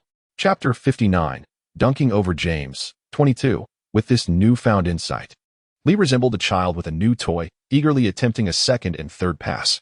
However, not every endeavor in a game unfolds as desired. A slight miscalculation in a brilliant pass could easily lead to a turnover. Consequently, his third attempt was intercepted by Larry Hughes, resulting in a fast break for the Cavaliers. Li understood without needing to read the coach's expressions that he could not afford such risks again. Fortunately, the Magic still held a 7-point lead, with Howard resting on the bench, replaced by Garrity, who was positioned perfectly beyond the three-point line to create space for Li in the low post. Thus, it was prudent for Li to stick to what he excelled at. There was no need to offer opportunities to the opponent when he had the advantage in one-on-one situations. Today marked the first time Li truly felt LeBron James's influence, both on and off the court, a stark contrast to the preseason when it was not as palpable. Perhaps it was also due to James's commendable performance today. From the sidelines, it seemed as if he was omnipresent, and the statistical sheet reflected his contributions aside from steals and fouls. However, during the game, Li often found it challenging to locate James during offensive plays. In a previous match against the Supersonics, although he did not directly match up with Durant, he frequently attempted to disrupt him from the wing.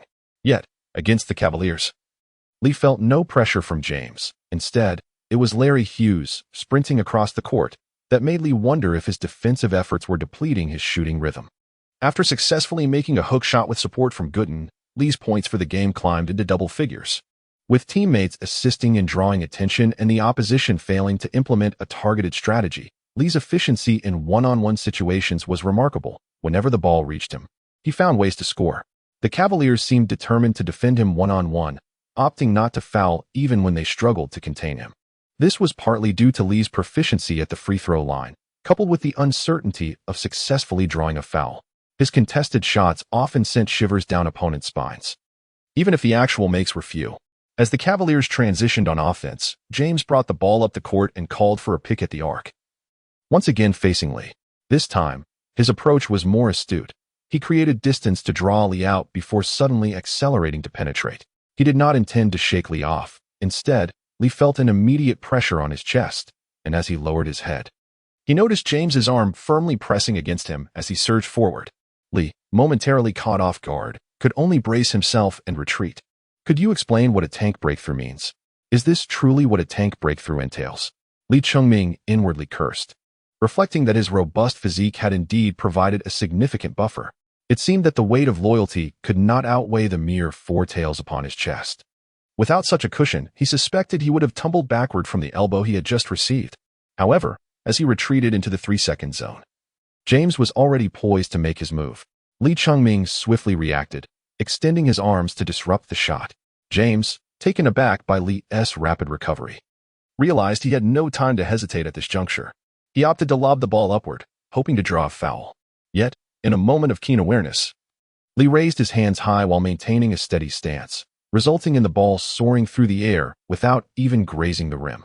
The referee remained silent, and seizing the opportunity, Li leaped to seize the ball, disregarding James's outstretched hands. After a couple of swift strides, he passed the ball to Turkoglu. The Cavaliers rushed back on defense, and after exchanging a few frustrated words with the unresponsive referee, James begrudgingly resumed his pursuit. Lee Chungming's speed was somewhat lacking. He initially hoped his teammates would manage the situation. However, observing the Cavaliers' swift retreat, likely prompted by LeBron's recent maneuver, he sensed the impending outcome and immediately fell back. Consequently, the Magic failed to execute a fast break. Particularly when LeBron was without the ball, his pace was remarkably rapid as he effectively intercepted Hito Turkoglu's drive. The Turkish player did not rush his shot, instead scanning the court with a keen eye. At this moment, Lee Chungming arrived just in time. Stepping just beyond the three-point line, Turkoglu merely cast a glance, then decisively dribbled past, with LeBron applying pressure. Yet, Turkoglu managed to penetrate the paint, and with a sudden feint, he nearly left LeBron off balance. As Lee Chungming approached, Turkoglu promptly delivered the ball to him from the side. It must be said that the Turkish player indeed possessed exceptional passing skills, providing a timely assist that allowed Lee Chungming to comfortably receive the ball without hindering his subsequent actions. Lee Chungming initially intended to conclude with a layup, given the fast-paced nature of the game. However, upon noticing LeBron James stationed beneath the basket, he hesitated, seemingly caught off guard and unaware of the need to reposition himself. In that fleeting moment, he made a decision that would astonish even himself in retrospect. Lee Chungming seldom indulges in slam dunks, reserving such displays solely for unguarded situations, primarily to safeguard himself. After all, while a powerful dunk may create a striking visual impact, it also entails considerable risk, particularly for someone of Lee Chungming's stature. Any slight miscalculation in aerial control or landing could result in perilous consequences. Yet, amidst the fervor of the game, there are moments when emotions surge uncontrollably. Often, Lee Chungming manages to restrain himself, but upon witnessing the opposing player, number 23, he found it utterly irresistible. At that instant, LeBron James turned to glance over, only realizing the impending threat when Lee Chungming's robust form soared into the air, expanding in his field of vision. Did he intend to dunk over me? By the time James grasped the gravity of the situation, it was already too late. Even for someone with his remarkable agility, a fraction of a second was needed to react, yet Lee Chungming was already descending upon him. Gritting his teeth, James recognized that retreat was no longer an option, and to back away would only exacerbate the embarrassment. In a split second, he opted to charge forward defiantly, although he ultimately refrained from employing a football tackle.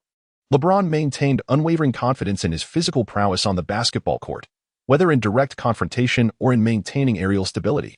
However, he now faced the formidable, prepared, and aggressive Lee Chungming. Aha! Lee Chungming unleashed a thunderous roar, his formidable lung capacity reverberating through the arena, as he launched himself toward James with such force that the distinction between targeting the man or the ball became irrelevant. In that fleeting moment, his sole intention was to thwart his opponent, ensuring that he would not endure public humiliation on the court. Spectators, including players from both teams and countless fans, rose to their feet, captivated by a mix of anticipation and trepidation regarding the impending encounter. In terms of physical stature, Lee Chungming seemed to envelop James entirely. Then, as the two collided, James was struck by a terrifying force akin to that of a colossal beast. Momentarily losing his balance and instinctively grasping at Lee Chungming's jersey in a desperate attempt to regain his equilibrium. In the next instant, Lee Chungming, nearly draped over James, propelled the ball into the hoop with an emphatic slam. The rim itself appeared to tremble in fear, bending under the weight of both players until James was cast aside, stumbling and ultimately crashing into the front row of spectators. At that precise moment, a camera captured the scene, framing Lee Chungming, suspended above the rim, casting a detached gaze upon the fallen James below, reminiscent of a deity surveying mere mortals. Chapter 60, Defensive Weakness. It was not until this moment that the previously subdued atmosphere erupted like dynamite thrown into a lake, the cacophony soaring to the arena's rafters. Gasps and cheers echoed from the sidelines, while the Cavaliers bench was left in stunned disbelief. Conversely, the Magic's players erupted in jubilant chaos. towels and paper cups flying in every direction. Unable to contain their excitement, Magic players surged across half the court to join Li Qingming, each one eager to pat his back and ruffle his hair, their expressions wild as if they had just performed the spectacular feat themselves. As Li Qingming stood on the court, he appeared somewhat dazed, having not anticipated that he would truly accomplish such a feat of course. He owed part of his success to James's cooperation, had James, in a moment of cleverness, opted to retreat rather than confront him. The scene might not have been as astonishing, despite the discomfort it might have caused. However, for a star of James's caliber, retreating is perhaps more challenging to accept than failure. At that moment, he had little choice. Youth often blinds one to the wisdom that, with time, one learns that sometimes the path of cautious engagement is itself a form of valor. As he rose with the assistance of his teammates, James's gaze fell upon Li Qingming, who stood somewhat dazed amidst the encircling Magic players. In an instant, James's expression soured significantly, and one could almost perceive the flames of fury igniting within him through his eyes. Since his foray into basketball, he had always been the prodigy, unmatched among his peers, routinely showcasing his prowess by dunking over others. When had he ever been the target? Well, there have been instances, but those were inconsequential. Nonetheless, he harbored a lingering resentment towards Li Qingming, and his recent choice to confront him stemmed from this very sentiment, intensifying his current inability to tolerate the situation. Not only had he failed to reclaim his dignity, but he had also allowed Li Qingming to best him. He was determined to retaliate. However, Mike Brown denied him that opportunity, substituting him out in the next play, ostensibly for his protection, but leaving James with an unvoiced frustration as he shot a cold glance at Brown, neglecting to offer a greeting upon his exit.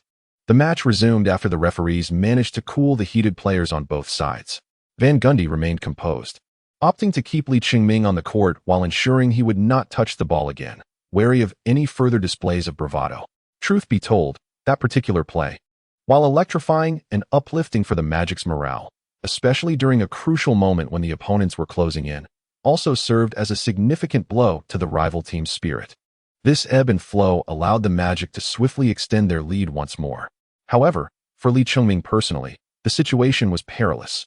Had James's thoughts been more tumultuous, he might have yanked Li out of the air or tripped him from below, potentially resulting in an injury for Li Qingming. Thus, a moment of calm was necessary. Yet, from this play, Van Gundy discerned greater potential within Li Qingming. Typically relying on a finesse style of play, his physical attributes suggested that he could occasionally deliver explosive performances. This capability could prove invaluable in critical moments, for in the NBA, raw talent often supersedes mere diligence. As a few more plays unfolded, with less than 2 minutes remaining in the third quarter, Li Qingming was also substituted, serving as a protective measure. Otherwise, it risked appearing as if he were taunting James. The league encompassed more than just brutal competition. It was also steeped in social dynamics, hierarchy, and respect for experience. For a rookie like Li Qingming, pressing his luck too far could provoke retaliation, not from James directly, but perhaps from one of his more aggressive teammates. If Li Qingming were to fall here, it would indeed seem utterly regrettable.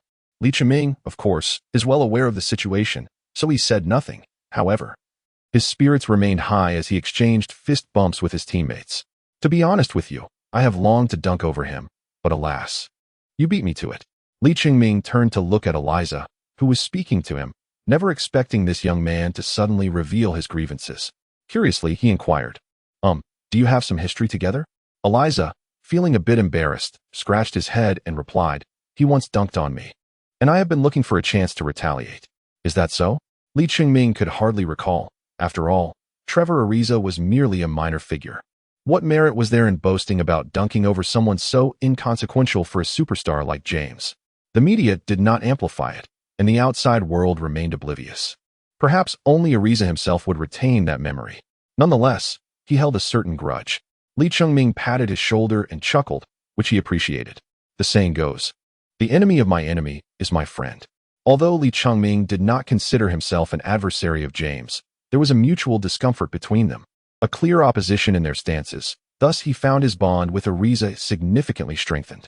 Ariza even shared some of the darker secrets about James that Li Qingming was unaware of. When Li Qingming inquired how he knew so much, he revealed that he had spent the entire night online researching James's scandals the evening he was dunked on. Li Qingming. As Li Qingming and James exited the court, the disparity in strength between the two teams became glaringly apparent. At present, Li Qingming's impact on the Magic is certainly not on par with James's influence on the Cavaliers. Setting aside the quality of teammates, it is evident that the Cavaliers are distinctly constructed around James, who typically orchestrates the team's offense. With the sudden absence of this cerebral leader, while the remaining players are not entirely inept, their performance is somewhat disorganized.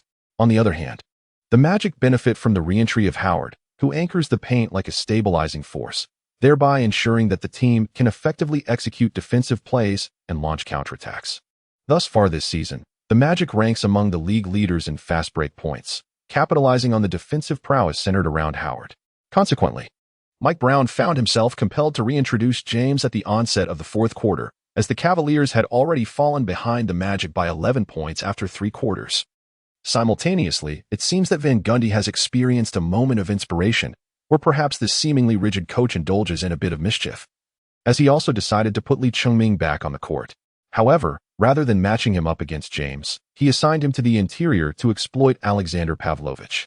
James appears to still harbor some resentment towards Li Qingming, but after sitting on the bench for a while, he managed to regain his composure and refrained from fixating on seeking out Li Qingming for a confrontation. Nonetheless, it is still feasible for teammates to draw Li Qingming out, allowing guards to exploit mismatches against him. Following a pick-and-roll switch, Li Qingming has taken the time to familiarize himself with the opposing backcourt, even going so far as to conduct research on numerous players across the league. The information accessible to the team is undoubtedly more comprehensive and beneficial, including game footage that provides insights into the optimal defensive strategies against various opponents. For instance, when facing a player who excels at driving but struggles with shooting, it is prudent to give them a step, prepared to defend against drives while anticipating jump shots. Conversely, players with strong shooting abilities require constant disruption. While one must be cautious not to press too closely, given their slower pivot, being overly tight could easily expose this vulnerability, allowing them to maneuver past with ease.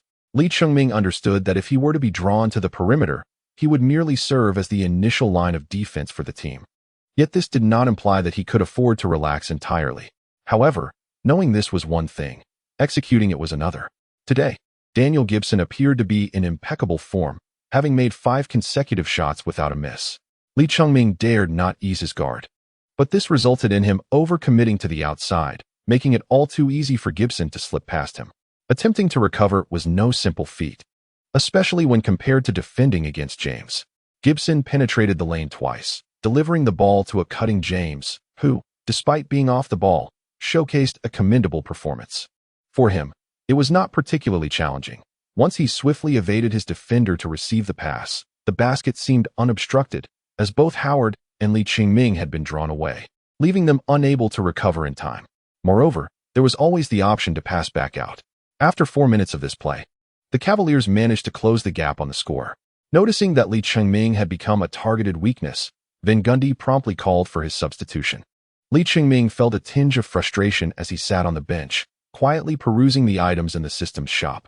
He contemplated enhancing his defensive skills, realizing that this situation could not persist indefinitely. Of course, Lewis and Gortat would also face rigorous training from the guards, yet they seemed less susceptible to targeted assaults from opponents. Li Qingming suspected that perhaps James had issued a stern directive within the team to relentlessly challenge him. However, after Li Qingming's exit from the game, the Cavaliers' defensive dynamics considerably improved as the threat in the paint was significantly diminished. Howard, too, required rest, and the interior combination of Lewis and Foyler struggled to penetrate the lane, while they were utterly incapable of containing James's drives. Even when Howard returned to the court, the Cavaliers responded by reintroducing Big Z and Gooden, and together they effectively curtailed Howard's impact, making it difficult for him to distribute the ball consistently. Consequently, the Magic's offense encountered some challenges, and with less than 3 minutes remaining, the Cavaliers had narrowed the gap to just 4 points. Van Gundy promptly called a timeout, casting a helpless glance at Li Qingming on the bench. The Cavaliers were formidable, or perhaps the Magic simply lacked sufficient strength at this juncture. They had yet to achieve cohesion. Both Lewis and Li Qingming had not fully integrated into the team, and Van Gundy's defensive scheme was still in its infancy. In both offensive and defensive realms, compromises were sometimes necessary, which added to Van Gundy's woes. Ultimately, gritting his teeth, he decided to put Li Qingming back on the court. He arranged a lineup reminiscent of earlier games, featuring Nelson, Turkoglu, Lee Ching-ming, Lewis, and Howard, with the only alteration being Lee Chong-ming and Lewis swapping positions. This setup allowed for seamless positional exchanges between Lee Chong-ming and Lewis on the offensive end, while Turkoglu instinctively knew where to direct the ball. On the defensive side, this strategy aimed to mitigate mismatches against James. At least Turkoglu would not be at a significant disadvantage in terms of size. Furthermore, it enabled Lee Ching-ming to guard the paint while allowing Howard to roam freely, his leaping ability ensuring he could still disrupt plays from a distance, thereby confining opponents to less familiar scoring methods in the mid-range area. As the final 2 minutes and 49 seconds approached, the game resumed following the timeout. Van Gundy's strategy quickly bore fruit, as the Cavaliers appeared unprepared for the simultaneous presence of both Lee Chong-ming and Lewis on the court. In a well-timed maneuver, Howard initially set a screen for Lewis, then seized the moment to cut towards the baseline as Lee Ching-ming received the ball in the low post. Lee Chong-ming executed a high lob, effortlessly completing an alley-oop upon his leap. Meanwhile, the external threats posed by Turkoglu and Lewis deterred the Cavaliers from daring to double-team. On the other end, Nelson skillfully utilized the high screen set by Lee Ching-ming to find opportunities for receiving the ball on the cut.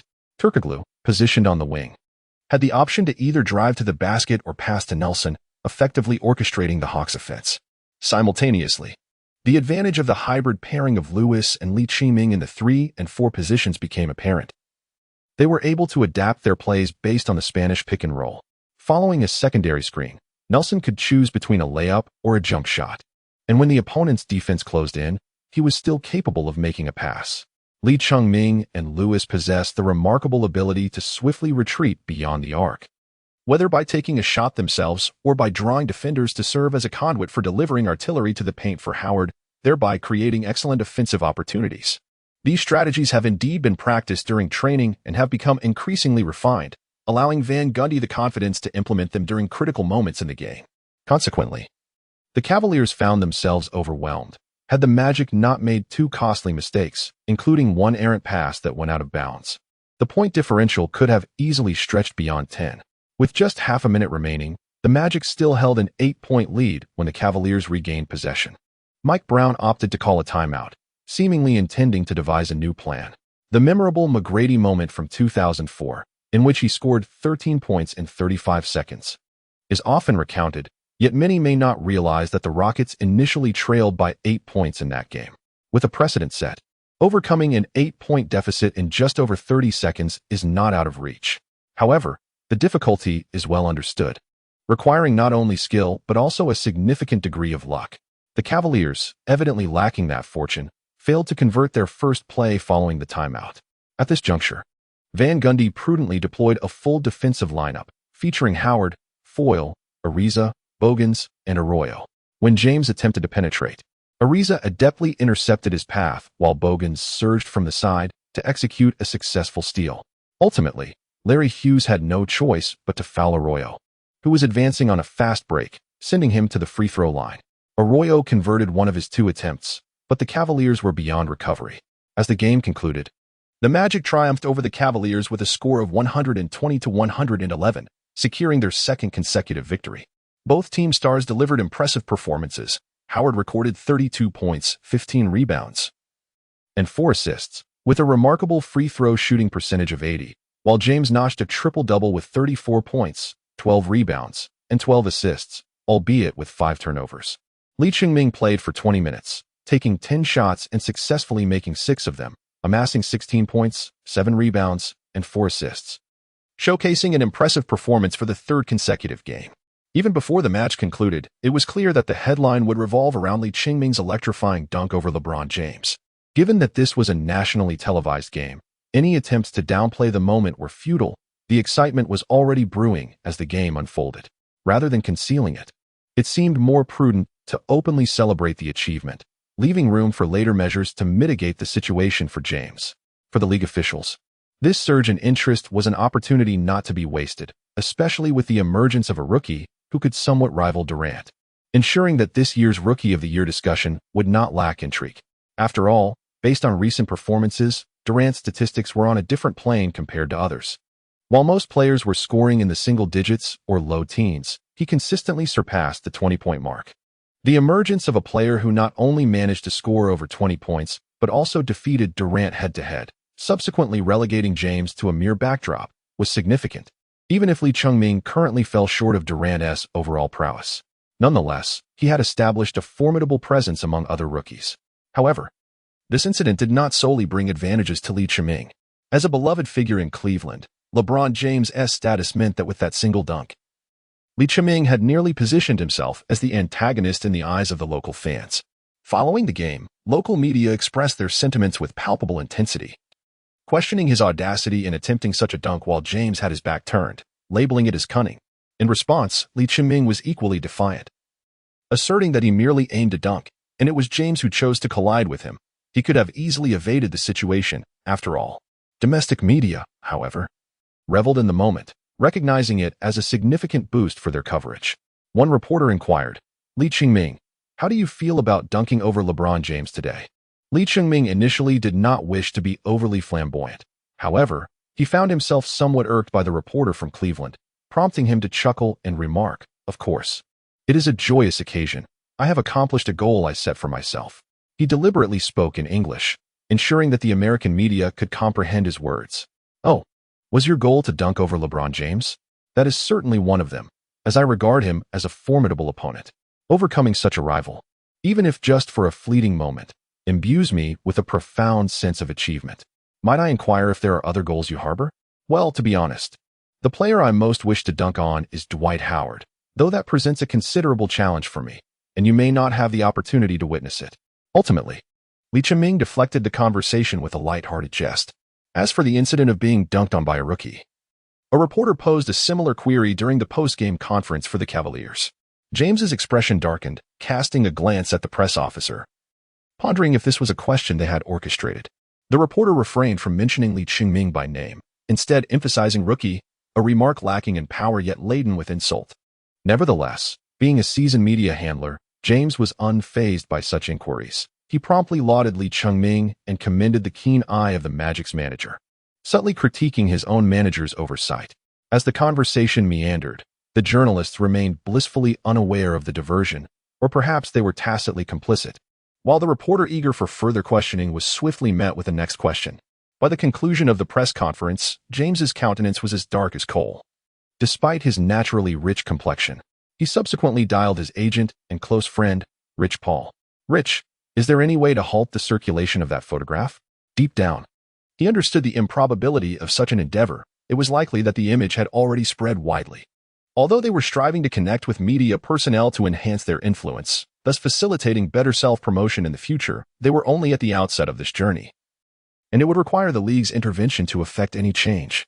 Regrettably, Rich Paul conveyed that he had observed the photograph's dissemination across numerous platforms, with some tabloids contemplating featuring it as the headline for the following day's edition, perhaps paired with a sensational title to boost sales. This was not solely the work of media outlets in Los Angeles. Even those in Cleveland contributed to the frenzy. James felt a wave of frustration wash over him.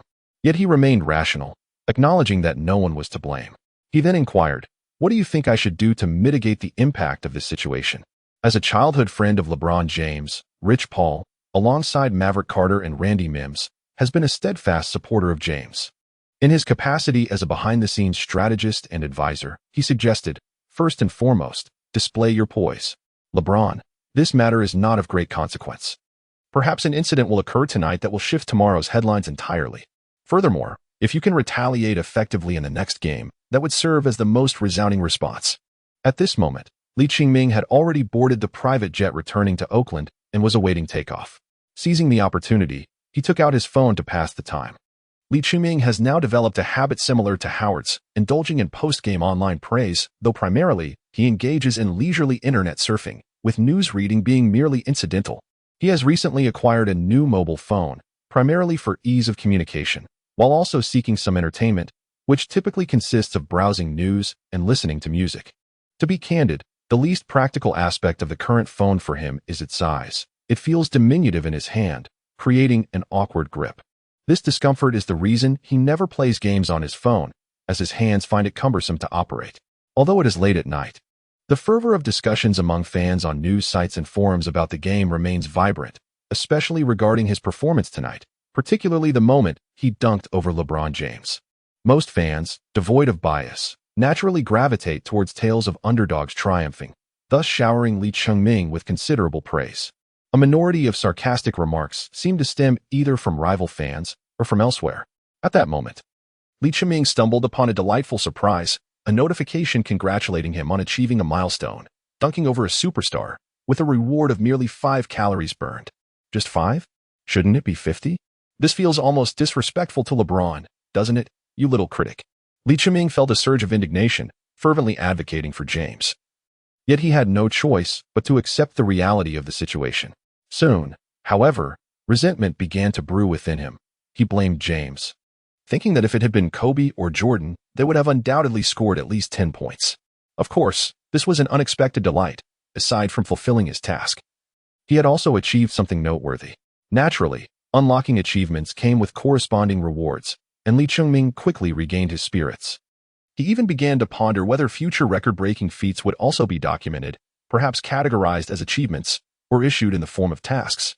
Regardless, these developments were indeed delightful news. Unbeknownst to him, the most significant benefit of this event lay not within the system or on the court, but rather in the external world. Chapter 62. Lee Cheng-ming rose to fame during the match. It was the dead of night in the United States, yet across the ocean, it was still daylight.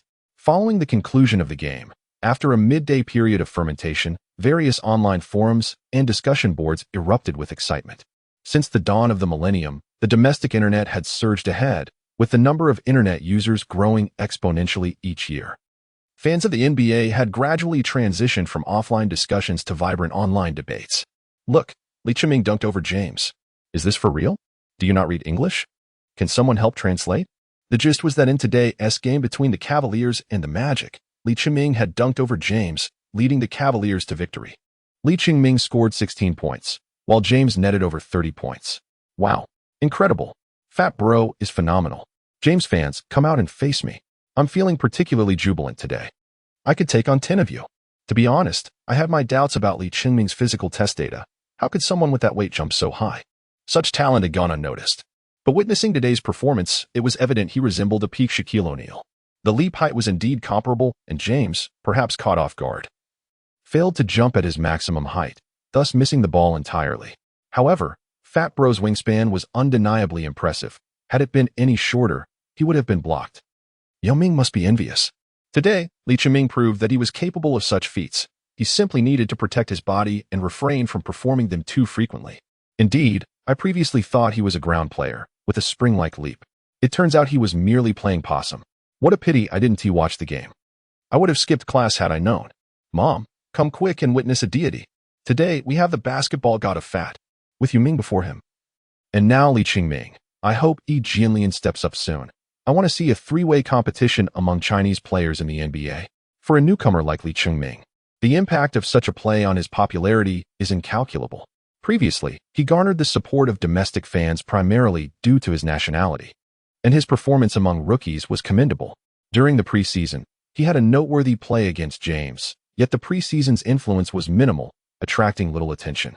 However, after this particular play, Lee Cheng-ming suddenly gained a number of true fans who appreciated his skills. The excitement in the United States was no less than that in his home country, especially since this match was broadcast live nationwide, making it impossible to conceal the footage. This play not only topped the highlights but also served as a repeated reminder of James's shortcomings.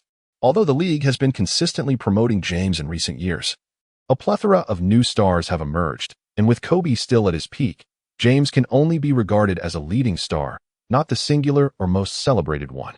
Moreover, the league has been diligently exploring overseas markets. Besides Yao Ming, they certainly hope to cultivate another Chinese star, preferably a younger one, to seamlessly take over when Yao retires.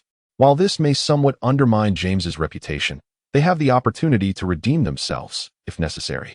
They could arrange for more matchups between the two, giving James more screen time to reclaim his dominance. This is a scenario the league consistently strives to create, though it does seem to elevate Lee Cheng-ming's status. Ordinary fans in the United States still respect talent above all. Lee Cheng-ming's prior performances, though limited in appearances, demonstrated high efficiency and effectiveness, attracting a handful of casual fans in Orlando.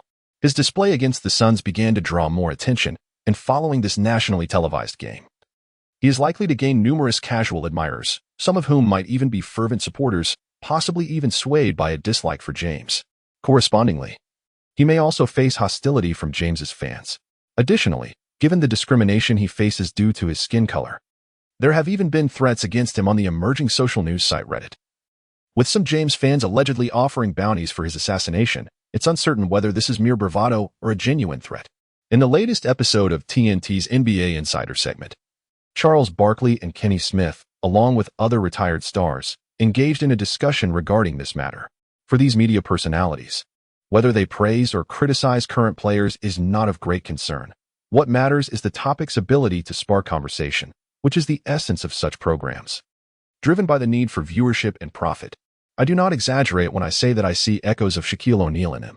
But I would like to convey to you, Shaq, if you are watching, this young man may very well have a career that extends beyond yours. He may not reach your pinnacle, but he certainly knows how to protect himself. I have heard that he is considerably more diligent than you. The comparison between Lee Chung-ming and Shaquille O'Neal emerged shortly after Lee entered the NBA, primarily due to their weight and physique. People tend to draw tenuous connections while overlooking the substantial differences between the two. Naturally, fans relish this narrative. After all, O'Neal receives accolades, and Lee Chung-ming is seen as a peer to legendary stars, pleasing supporters on both sides. However, who might be displeased? Gentlemen, I believe you have overlooked a crucial point. Shaquille was not always the imposing figure he is today when he first entered the league. At that time, he was agile and energetic, capable of running and jumping, only later gaining weight. It was also after this transformation that his injuries began to accumulate. Thus, my perspective is quite straightforward. I hold little optimism for his future. His physical condition appears precarious. If he persists in his previous style of play, it may prove safer, though fans might not appreciate it. However, in his current approach, while it captivates audiences, it may not bode well for him personally. Yet, it is understandable for the youth to pursue glamour blindly due to external adulation, which is why I remain skeptical of his prospects. The following day, when John arrived at school, he was quickly surrounded by his friends, the reason being their viewing of the previous day's game. Lee was incredible, wasn't he? That was LeBron, exclaimed a chubby boy with freckles, his face alight with astonishment, as if he had been dreaming of that moment. Indeed, I never imagined he could actually dunk over James in a game. He truly accomplished it. John replied with a sense of pride. I had anticipated it. During the preseason, they had a face-off in Huabwa, and even earlier, during training in Las Vegas, Lee showed no fear of him. Right. I never considered that LeBron couldn't even break through Lee's defense, another chimed in. With his lackluster skills, who could he possibly penetrate without using his elbows? Laughter ensued, leading to the conclusion that, from this perspective, LeBron is not so different from us after all. This remark elicited laughter from the crowd.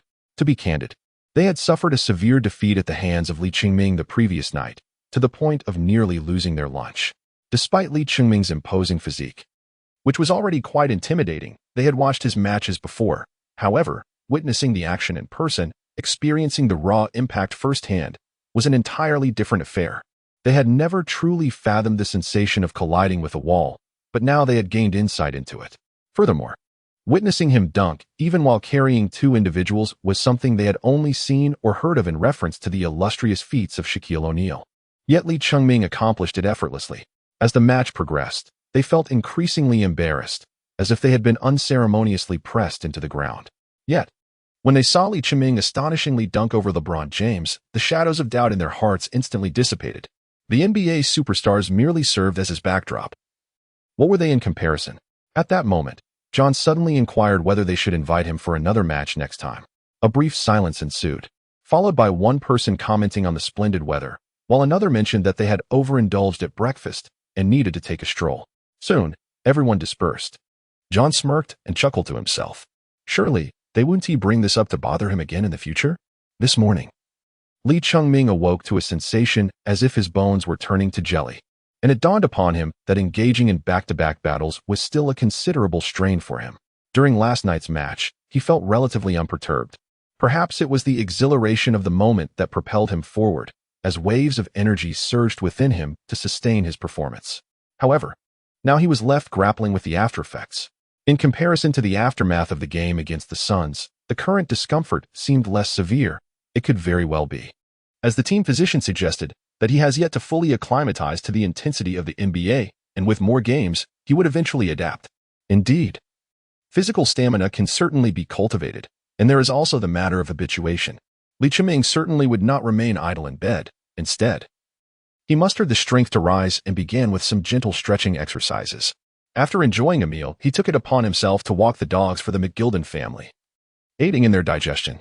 Along the way, he encountered several enthusiastic fans, engaging in cheerful greetings, and even indulged two fans who sought his autograph and a photograph. His growing recognition in Orlando has begun to cultivate a modest following, which is indeed a positive development. Perhaps, in the near future, opportunities for endorsements may arise. Upon returning from his stroll, his father, with a beaming face, shared delightful news. You know TNT? They have extended an invitation for you to come and record a program when you have the time. Me? Father Lee chuckled heartily. Of course it is you. Could it possibly be me? Lee Chiming chuckled softly before inquiring, could it be that it's about that particular shot? In truth, it was not solely due to that singular moment. Prior to it, Lee Chiming had already demonstrated remarkable prowess, distinguishing himself among the rookies. However, that shot ignited the culmination of his earlier performances. Moreover, the Magic were currently riding a wave of momentum, featuring Howard's thunderous dunks, Turkoglu's deft playmaking, and Lee Chiming's nimble footwork in the post. Their cohesive tactical approach captivated a legion of fans, which naturally elevated Lee Chiming's personal visibility. Yet, the primary catalyst remained that shot, as Lee Chiming had managed to bask in the limelight akin to how LeBron had once leveraged the fame of Jordan and Kobe. Chapter 63. Facing the Celtics, by the way, will they invite LeBron to join as well? What would be the purpose of that? Lee Chiming squinted and said, let us recreate the scene once more. Lee's father rolled his eyes. He was no longer the naive novice with a scant understanding of the NBA. He recognized that LeBron James was a highly esteemed superstar within the league, and he harbored some concern for Lee Chiming's predicament. However, it seemed that apart from the potential repercussions for James, everyone else was quite eager for the unfolding events. To put it plainly, the league, the media, and Lee Chiming's camp were all basking in the spotlight. Who would truly care about James's feelings? Indeed, America is a land of entertainment. If you cannot take a joke, it often becomes perceived as your own failing. Furthermore, the NBA, as a commercial entity, inherently possesses an element of public entertainment. Should the financial incentives be substantial, it would not be unthinkable for James to reenact the scenario with Lee Chiming. Nonetheless, the television programs in the United States are bold in their inquiries and forthright in their discussions. Should one wish to participate, preparation is essential. This information was first communicated to the Magic team, who took it quite seriously. NBA teams typically have dedicated personnel to instruct players on how to communicate with the media and respond aptly, and for this occasion, they prepared numerous questions along with appropriate responses for Lee Chiming to memorize. One should not assume that foreign programs are merely spontaneous live recordings devoid of scripts. Such an approach could lead to disastrous incidents that would adversely affect both the individual involved and the program itself. Not everyone in Europe and America is equipped to handle such situations, but the entertainment atmosphere in their industry is indeed quite pronounced, making prior communication and preparation indispensable. Of course, recording such a program is not an urgent matter. It is likely that they will assess the audience's response before proceeding, hence the early notification. Meanwhile, Lee Chiming must remain focused on his game, as the Magic team is set to travel for an away match the following day, destined for New Jersey. At the turn of the century, the Nets were considered a formidable Eastern Conference powerhouse, securing the top position in the league under Jason Kidd's leadership and reaching the finals for 2 consecutive years.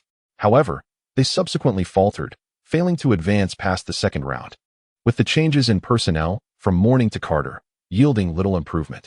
Both the management and the players appear rather weary of this stagnation. Since the start of this season, trade rumors surrounding Kidd have circulated, casting a shadow over the Nets' beginnings. Thus, despite possessing a trio of star players, their performance has been dismal, and they currently hover on the brink of playoff contention. Facing the Magic today, the Nets, without Carter, were utterly defenseless.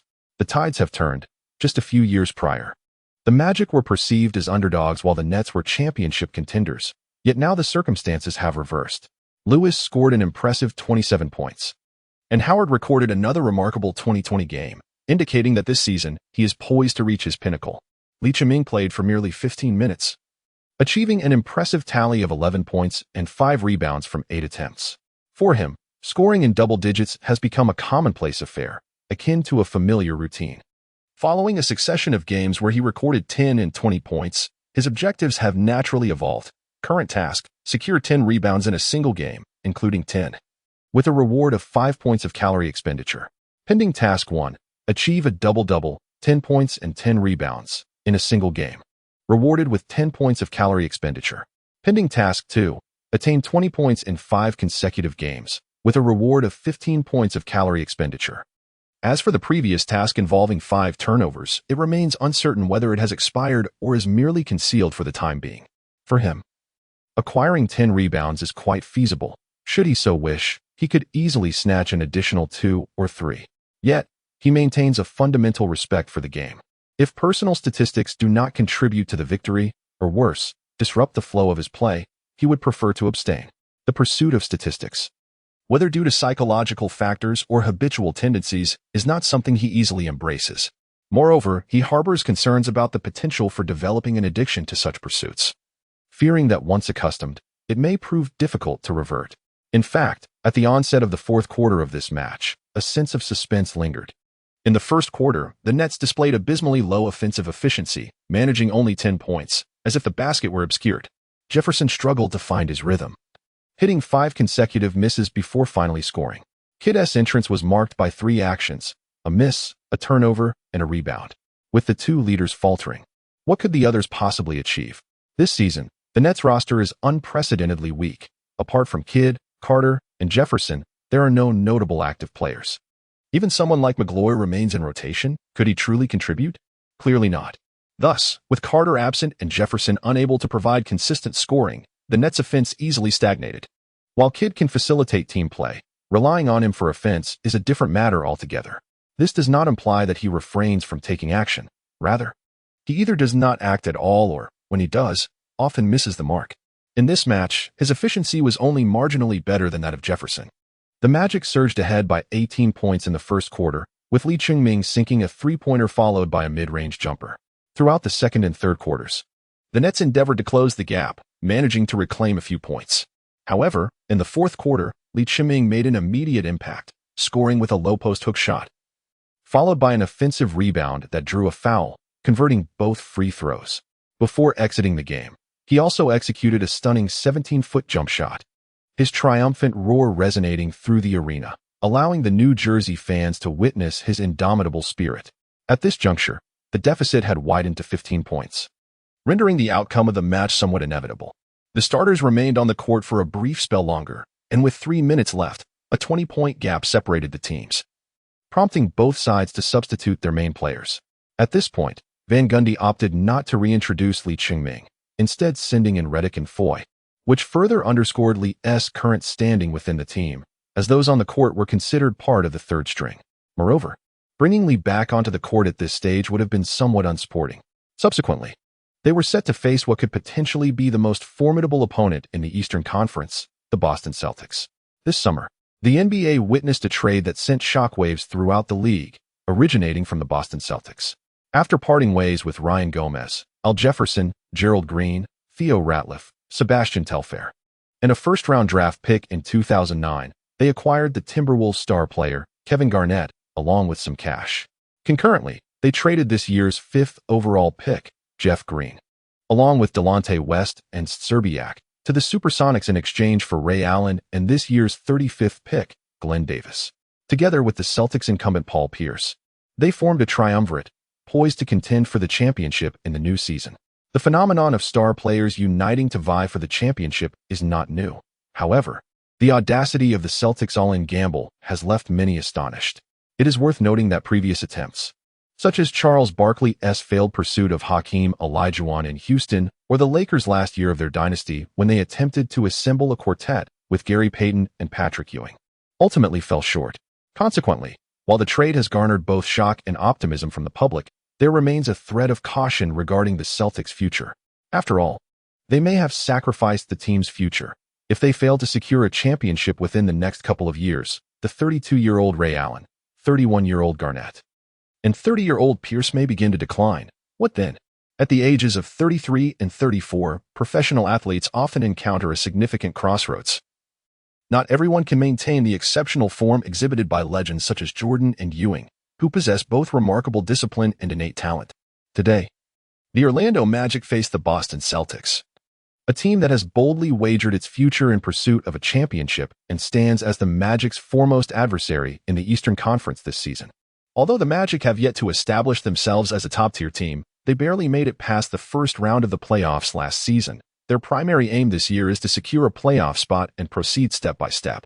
Of course, the acquisition of Lewis indicates their aspirations for greater achievements. However, the emergence of the Celtics, the enduring dominance of the Pistons, and the presence of last season's finalists, the Cavaliers, make their quest for advancement quite challenging. This match will be broadcast nationwide, and the Magic are fortunate to benefit from the Celtics spotlight.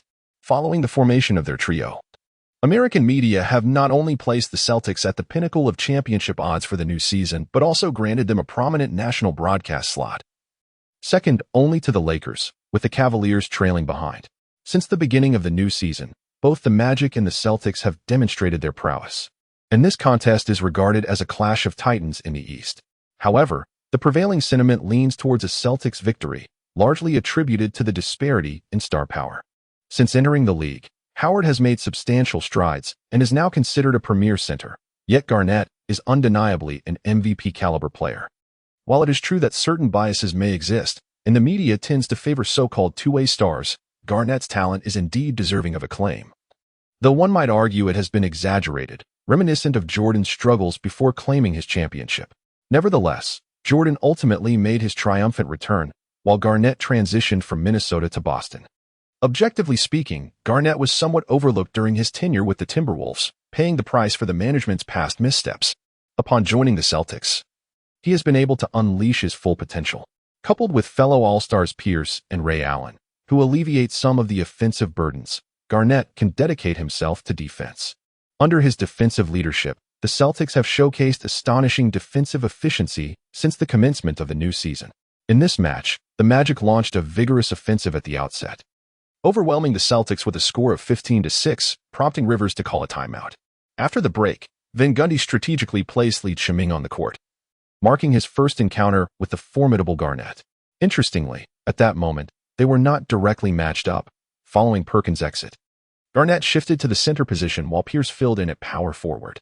Previously, Lee had believed that his fierce jump shot was inspired by Garnett, but now he found himself face-to-face with his mentor. The distinction between them was evident. While Lee would roar before shooting, Garnett would exclaim after making his shot. Observing this, Lee felt somewhat foolish, realizing that Garnett embodied the authentic essence of greatness. One can imagine the disparity. Roaring before shooting might create an anticlimactic effect. Despite the fervor of the shout, the subsequent ordinary shot diminishes the excitement. In contrast, Garnett's post-shot exclamations evoke a thrilling response from the audience, leading them to believe he had executed an extraordinary play, effectively stirring their emotions. Indeed, the path to stardom is not easily traversed, and Garnett has adeptly mastered the nuances of psychology in the game. Lee Ching-ming quietly etched the moment in his mind, sensing that he had gained some insight. At that moment, Garnett felt a stir within himself, as if sensing Lee Ching-ming's gaze. He turned around, his curiosity piqued. Recently, Lee Ching-ming had become a frequent figure in sports news. Previously, when he performed well, few paid attention. But now even a modest score of 5 or 6 points would likely attract scrutiny. His tactical standing had indeed risen. As long as he wasn't invisible on the court, he certainly wouldn't settle for a mere 8 points. Why 8 points? Never mind, that was inconsequential. Garnett was not isolated from the world.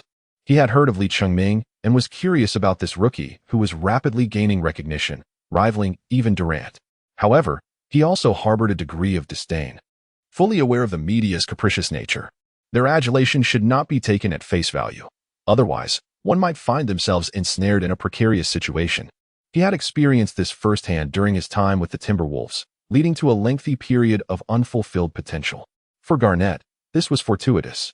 He harbored no altruistic sentiments towards newcomers and relished the prospect of undermining their confidence, relishing the idea of delivering a harsh welcome to the NBA.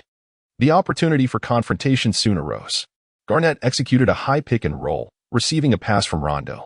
The former Timberwolves star, with his green blood coursing through his veins, faced Li Chiming, who was poised for defense. Suddenly, Garnett flashed a grin and unleashed a torrent of profanities.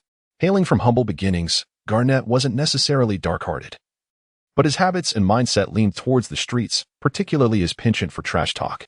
While not unusual, after all, Kobe and others had their share of banter. His style, heavily laced with profanity, could be quite unsettling. Coupled with the unique rhythmic cadence characteristic of black culture, it might even inspire a dance in those unacquainted with the language. However, for Li Chiming, who understood the implications, it was clear he was being insulted. As he opened his mouth to retort, a thought struck him. This young man likely didn't comprehend Chinese. Thus, he simply responded with tomato. Oh, you like tomatoes too? You Chinese folks really enjoy tomatoes. It can't be some peculiar obsession, can it? He mused. Oh right, Yao Ming must have mentioned it as well. Li Chiming silently chuckled to himself, eloquently expressing his thoughts in Mandarin for a while. Although Garnett could not comprehend the language, it did not imply a lack of intelligence on his part. He quickly deduced that Li Chiming was likely hurling insults in his native tongue. Just wait, I'll make you regret this. As he spoke, Garnett suddenly leaped and executed a mid-range jump shot with precision. This could be considered one of his talents, an ability to juggle two entirely unrelated tasks, albeit with his focus misdirected away from the more serious matters at hand. Li Chiming was not captivated by his words, but rather overwhelmed by the significant height difference, rendering him unable to affect the other party. After scoring, Garnett clenched his fist and let out a fierce roar, his countenance reflecting an intense ferocity. Li Chiming immediately curled his lips and remarked, "One might think you just dunked on me, you pretentious old fool. What did you say?" After all, he is the Wolf King, not a mere husky. Garnett's hearing is remarkably acute, and his temper is equally volatile. Li Chiming chuckled, "Old man, be cautious not to provoke my ire. I might just block you hard enough to force an early retirement. Do you really think I'm some trash like James? I have it all recorded." Garnett paused momentarily, then responded with a hint of exasperation. "Are you seriously recording the sound of a cat? Do you really bring a recorder with you when you play?" Li Chiming, of course, spoke off the cuff, only to suddenly realize that engaging in playful banter could indeed be quite entertaining. Moreover, he sensed an inexplicable awakening of his sharp-tongued disposition. This revelation was hardly surprising.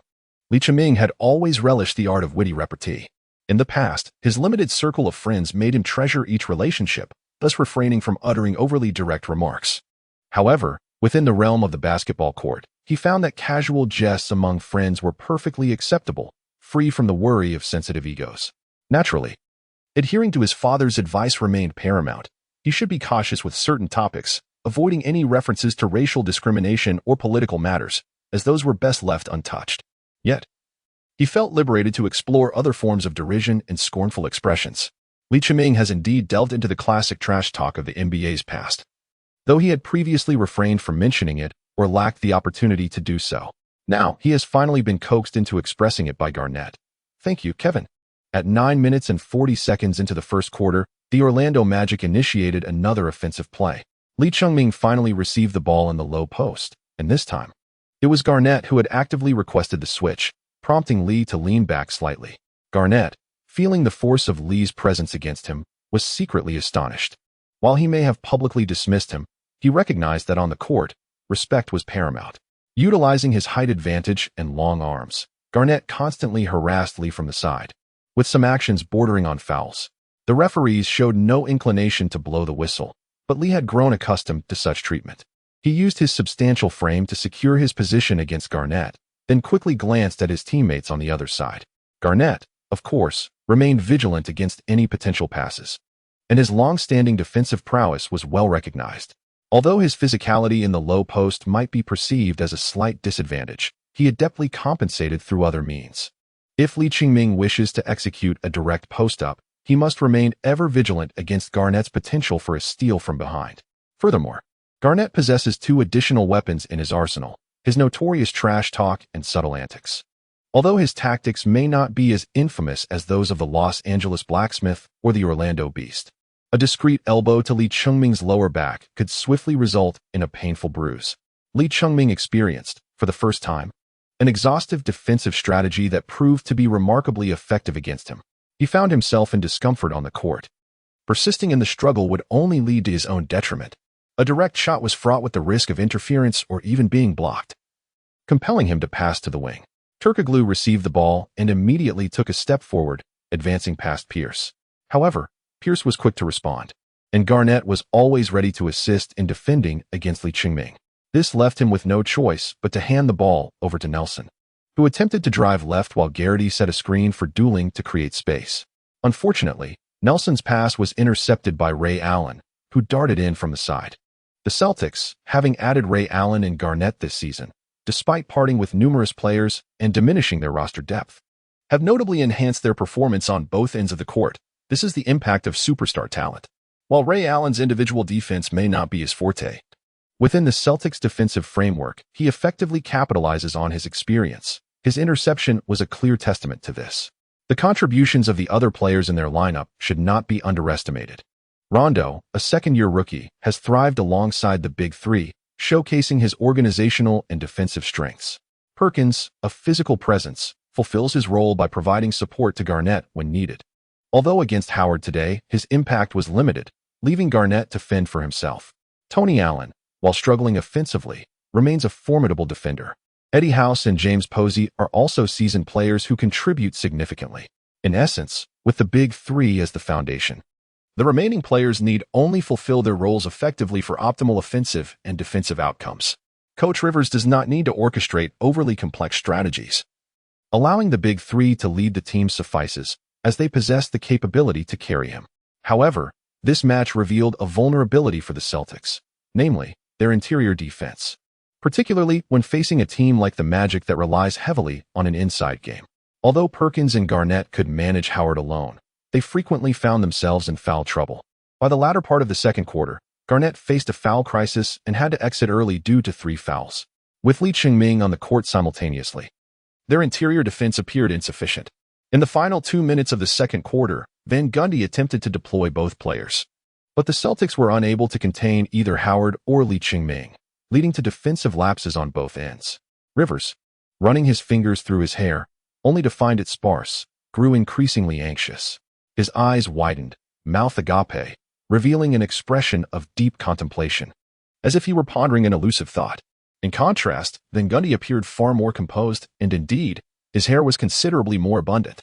Today, the Magic's perimeter shooting was off-target, prompting him to implement more screens and cuts, relying on their interior advantage to create opportunities, whether for inside scoring or for facilitating outside shots once the defense collapsed. Their straightforward yet clear approach, coupled with the advantage of home court officiating, forced the Celtics to resort to aggressive tactics against Howard to close the scoring gap in the third quarter. Chapter 65. Tension. It became evident that Howard's free throw performance against the Cavaliers was an anomaly. Today, once again, he disappointed the home crowd, making only 1 of 2 attempts from the line, which allowed the Celtics to narrow an 18-point deficit to single digits during the third quarter. Simultaneously, he began to reveal his weaknesses on defense. This flaw, which had been gradually improving since his entry into the league, resurfaced under pressure, his propensity to leap excessively. This is a common affliction among athletic players. For instance, the Rain Man, Kemp, struggled defensively due to his poor judgment in jumping, a problem echoed by Stoudemire later on. In Howard's case, while he indeed commands a strong presence in the paint, Pierce exploited his experience and footwork to create advantageous situations. Although Howard's leaping ability is impressive, he found it challenging to control his body in midair, resulting in instances where he either failed to contest Pierce's shots effectively or committed fouls. With less than 3 minutes remaining in the third quarter, Howard accrued his 4th foul, bringing the score to 69-77. Van Gundy called a timeout and opted to bring Lee Ching-ming into the game. Today, Pierce undoubtedly shone as the Celtics' standout performer, demonstrating exceptional form and high offensive efficiency. He initiated the comeback wave in the third quarter, although it was fundamentally influenced by Howard's free throw struggles, which disrupted the Magic's offensive rhythm. Describing Howard as the Celtics' 6th man might be an exaggeration, but labeling him as the second most crucial contributor to their scoring surge would not be far from the truth. Upon Lee Ching-ming's entry, he matched up against Pierce, who has long occupied the role of a second-tier star in the league, somewhere between high and low status, but his abilities are certainly commendable, fitting for a leading player on a playoff fringe team. The Celtics' defensive anchor is Garnett. While Rondo orchestrates the offense, Allen moves without the ball. and Pierce's role is to dominate the low post with his considerable strength.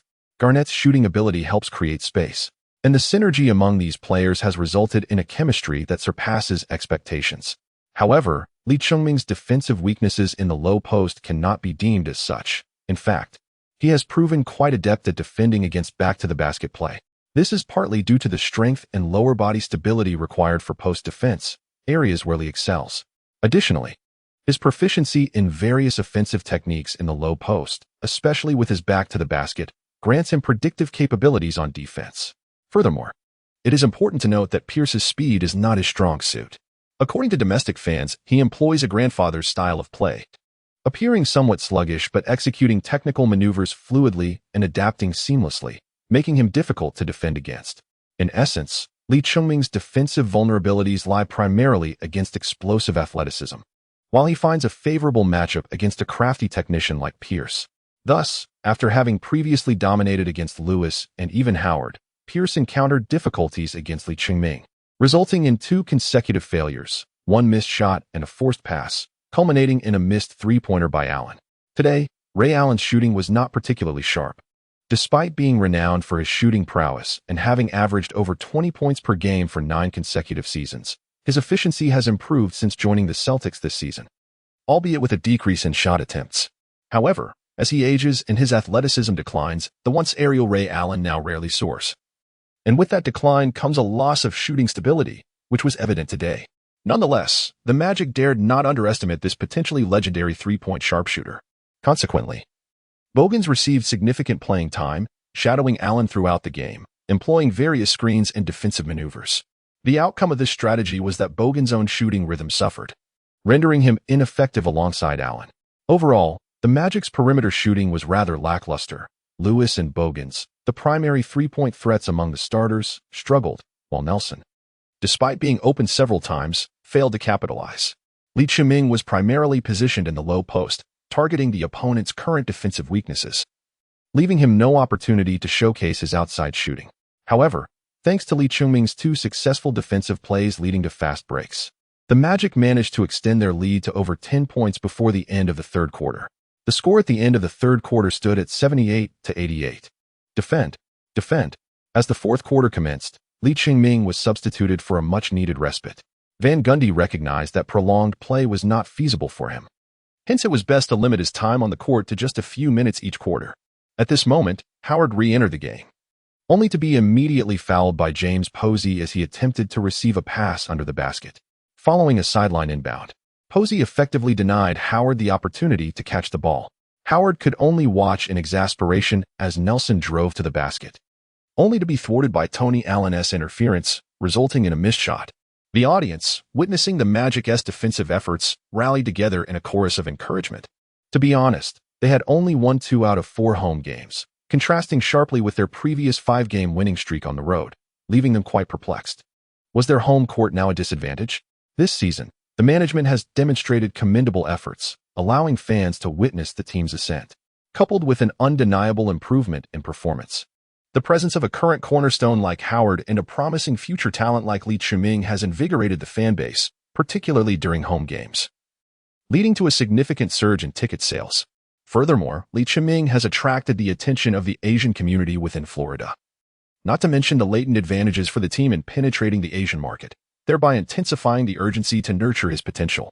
Given his commendable performance, Van Gundy is more than willing to provide him with additional opportunities. The home crowd has increasingly focused on Lee Chungming's contributions, often viewing him through the lens of a home team bias. As he frequently faces opposing bench players when coming off the bench, the defensive pressure is typically less rigorous, allowing him to excel during this phase, often contributing to the team's scoring efforts. Consequently, fans perceive this rookie as remarkably talented. Indeed, from a functional standpoint, Lee Chungming has met the expectations set forth by the team and coaching staff. For instance, as the fourth quarter commenced, the Magic allowed the Celtics to narrow the score gap. Rondo unexpectedly erupted, executing successful drives following pick-and-roll plays and assisting Garnett for a mid-range basket, culminating in a 10-2 run that reduced the deficit to 6 points. On the other hand, Nelson, standing in for the struggling Howard, was unable to capitalize. In stark contrast to Rondo's performance, While Rondo's shooting is often criticized, he possesses a commendable success rate in driving to the basket, aided by his large hands and exceptional wingspan, granting him substantial playmaking and defensive capabilities. Moreover, he prioritizes creating advantageous scoring opportunities for his teammates over personal statistics. Van Gundy found himself in a predicament as both Ray Allen and Garnett underperformed. Garnett struggled to contain Howard or Lee Cheng-Ming in the paint, resorting to fouling and risking disqualification with 5 fouls. The bench player Eddie House was also ineffective, yet the presence of Nelson provided some support for the Magic, compounded by Howard's inefficiency at the free throw line. What could have been a relatively straightforward victory became a drawn-out contest due to their shortcomings. Howard, hindered by frequent fouls, struggled to secure rebounds, whether through committing fouls or being fouled himself. After calling a timeout with just over 4 minutes remaining, Van Gundy decisively brought Lee Cheng-Ming back into the game.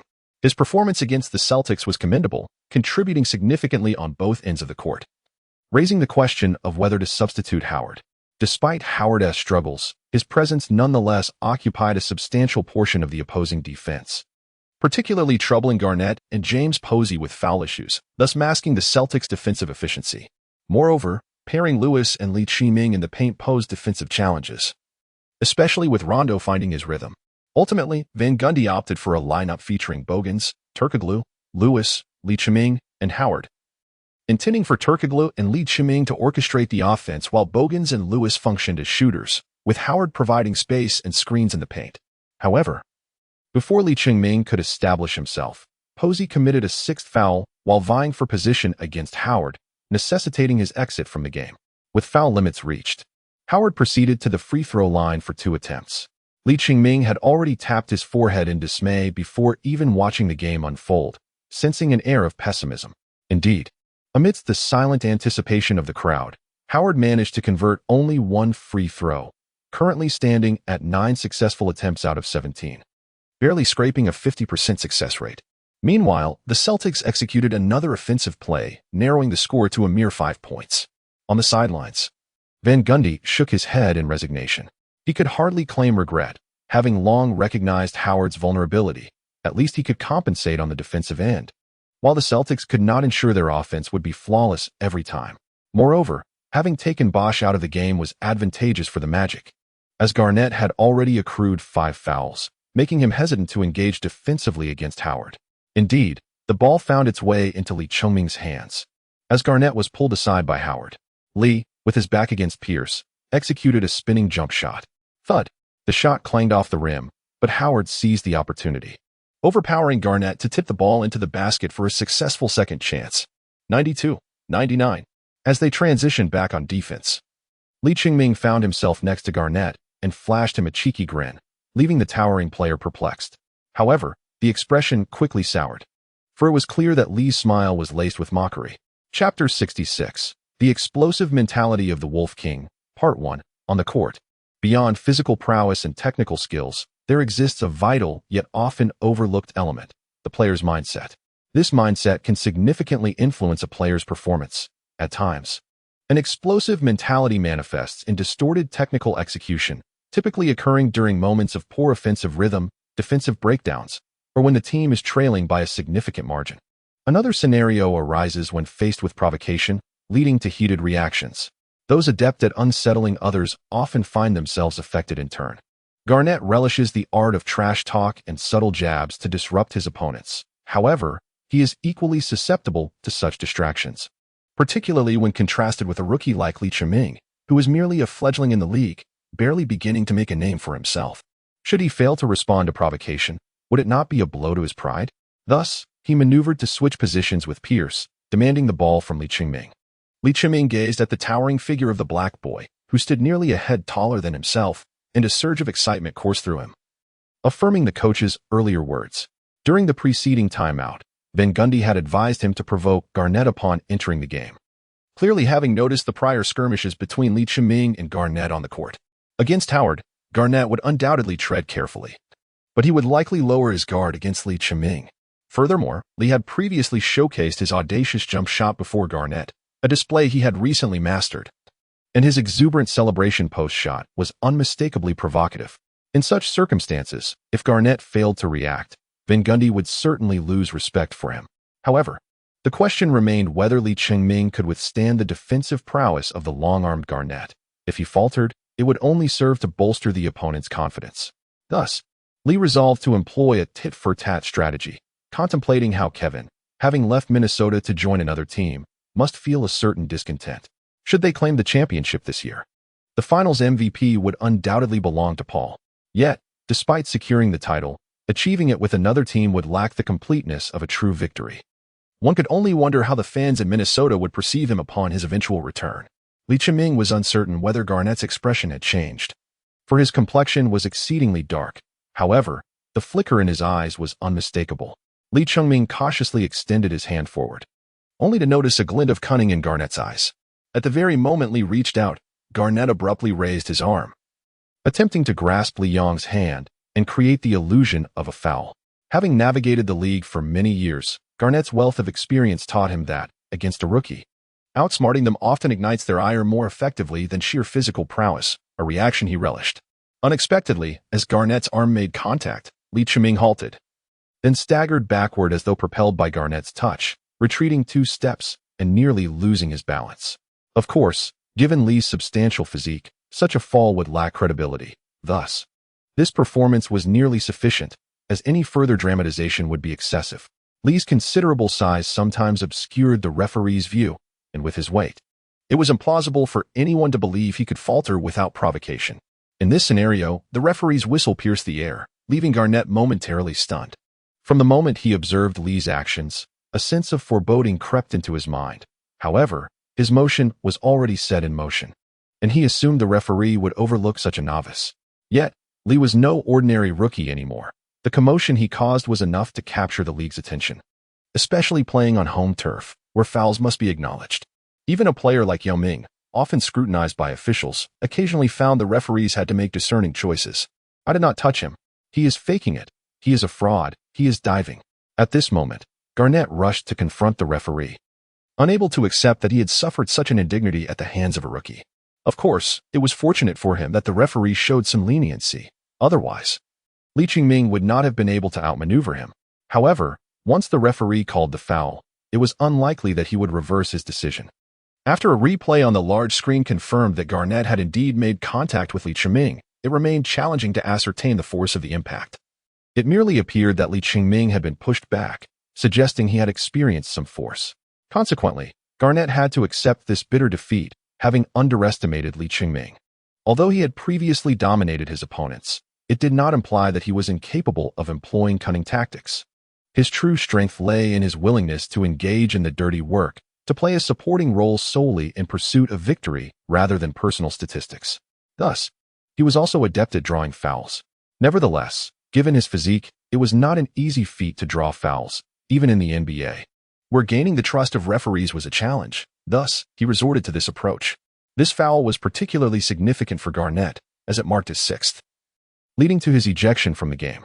Before departing, Garnett glared at Lee Ching-ming, his eyes seemingly conveying a message. Don't run after the game.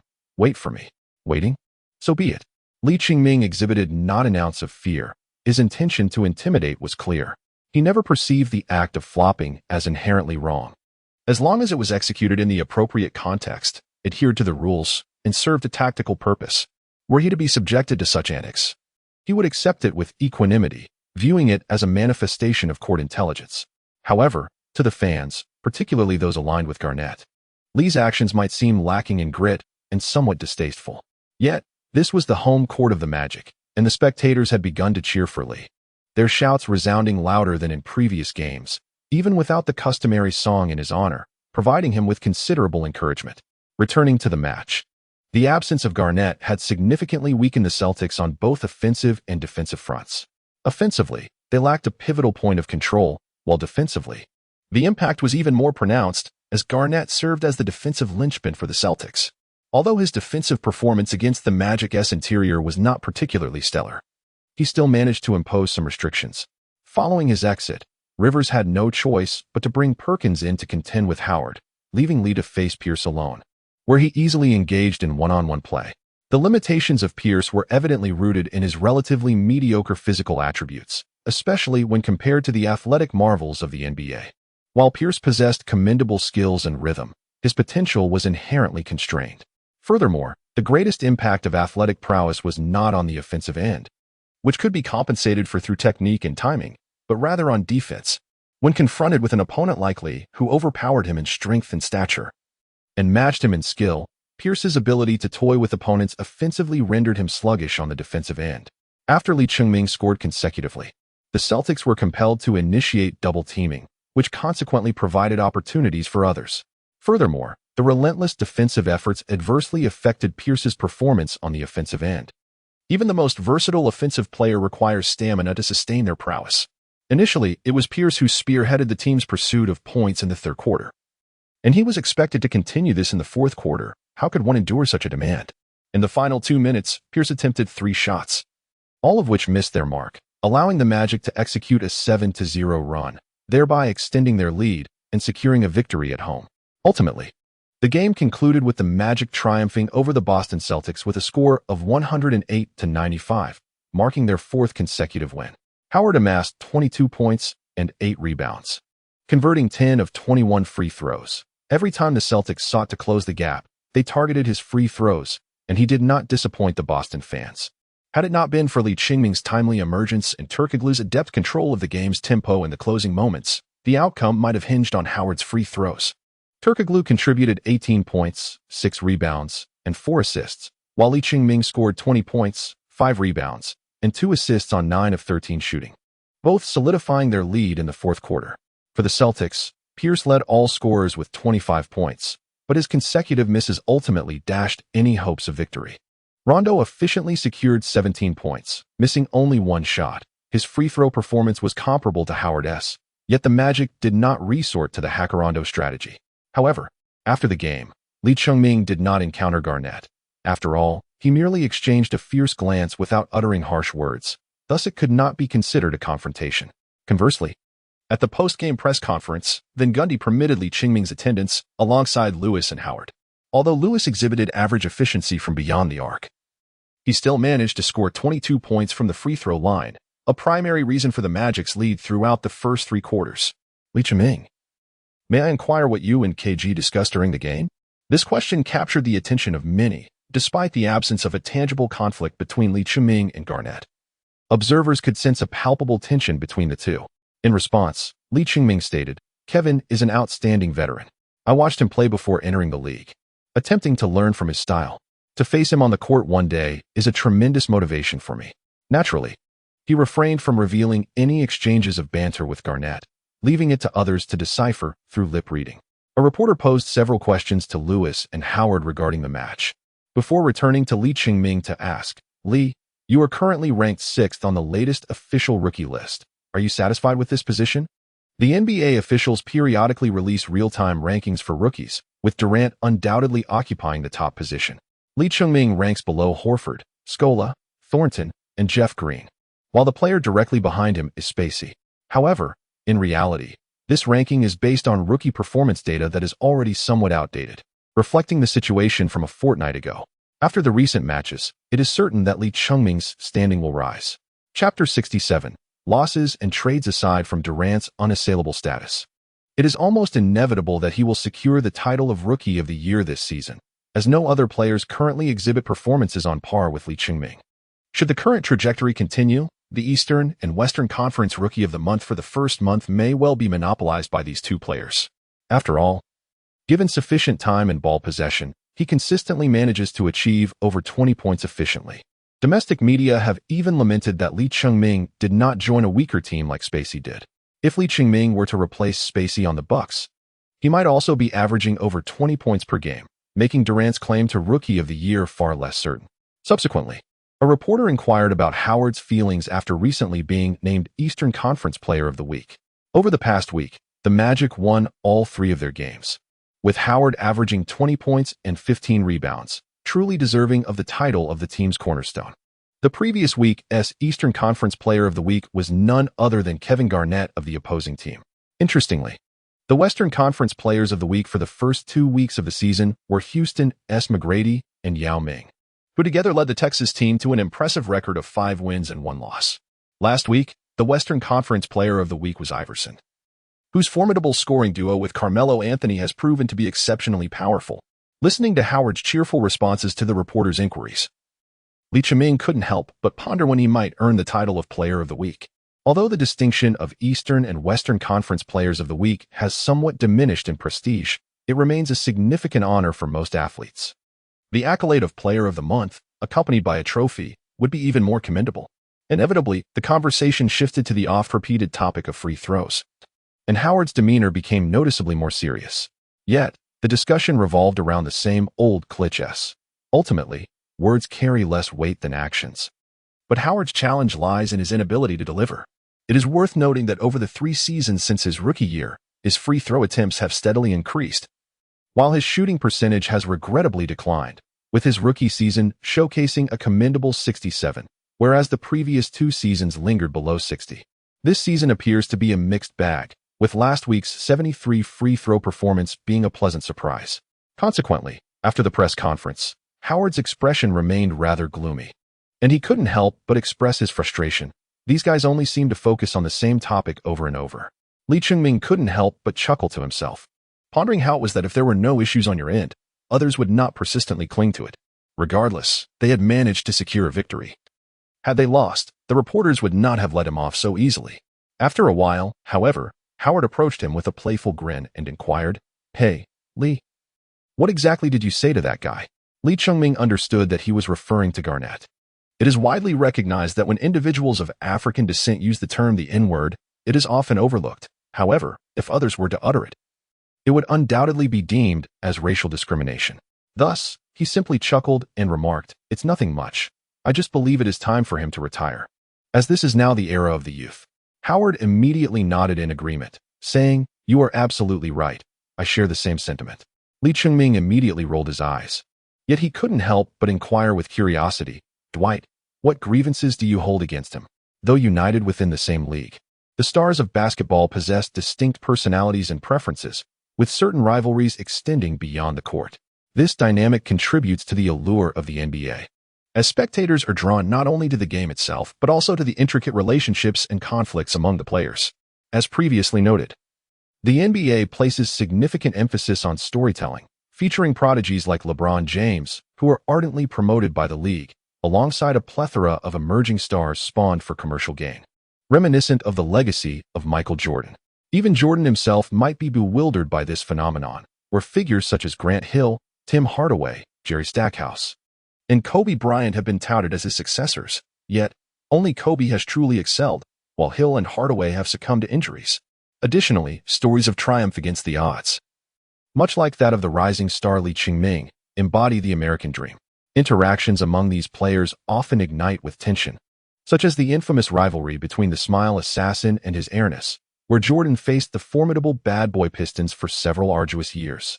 In contrast, the current league seems overly harmonious, lacking the intensity of yesteryears. Given Kevin Garnett's temperament, it is entirely unsurprising that he would not be fond of a younger player like Dwight Howard. Upon entering the league, Howard may have initially viewed Garnett through the lens of idolization, but any admiration was swiftly shattered by Garnett's sharp tongue during their matchups. As fellow big men, Garnett, who has experienced the era of the 4 dominant centers, likely regards Howard, known for his brute physicality, with disdain. Indeed, Howard has faced skepticism from both current and retired centers, and to silence his critics, he must deliver tangible results. The following day, the Orlando Magic face a back-to-back challenge against the New Orleans Hornets.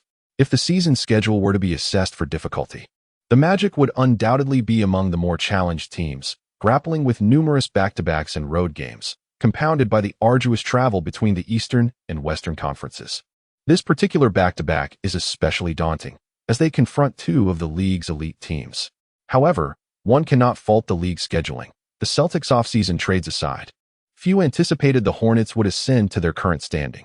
With the development of their core point guard, Chris Paul, the Hornets have transformed from a team on the playoff cusp to a formidable Western Conference contender. Their offensive efficiency ranks within the league's top 10, heavily reliant on defense, particularly with Tyson Chandler's exceptional leaping ability and defensive acumen creating a formidable barrier in the paint. Paul's defensive prowess is equally lauded, as he stands firm among the towering giants of the NBA at a height of 6 feet 1 inch. Nevertheless, the Hornets find themselves unable to contain Howard's dominance in the paint. While Chandler is a capable defender, he is not the type to intimidate Howard. Offensively, Chandler's repertoire is severely lacking, relying solely on opportunistic scoring, a facet that does not faze Lee Ching-ming in the least. With the emergence of this rising star, opponents are increasingly wary of him. Despite the inevitable challenges this presents for Lee's future, it benefits the team, particularly Howard, by alleviating some defensive pressure in the paint, arguably more effective than the space created by Rashard Lewis. In this game, Lee Ching-ming played for 17 minutes, taking only a modest number of shots, 6 of 7 from the field and 3 of 4 from the free throw line, accumulating 15 points and 10 rebounds, inadvertently fulfilling his rebounding duties. The Magic swiftly concluded the first quarter, leading 36-17, following a trajectory similar to their previous match against the Celtics. In the second and third quarters, the Hornets mounted a valiant comeback, as they are not a weak team. Initially, they may have struggled to find their rhythm, being younger and less experienced than the Magic, but their cohesion from 2 years of collaboration allowed them to hold their ground in adversity. However, the Hornets faced a critical setback. Chris Paul was absent from the game.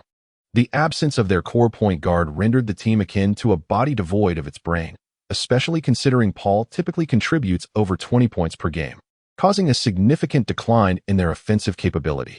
Without Paul, the Hornets' most effective scoring method, exploiting pick and rolls to punish opponents in the paint, was rendered half as potent.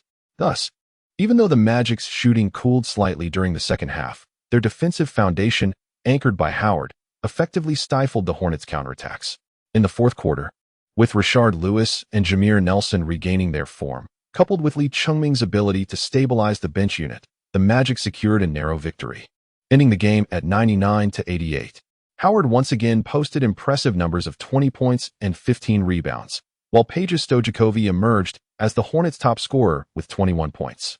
2 days later, they traveled to San Antonio to challenge the reigning champion Spurs, ultimately facing defeat and concluding their winning streak. Before the match against the Spurs, a seemingly minor event for the team had significant implications for Lee Ching-ming. Trevor Ariza was traded, just a day after triumphing over the Hornets.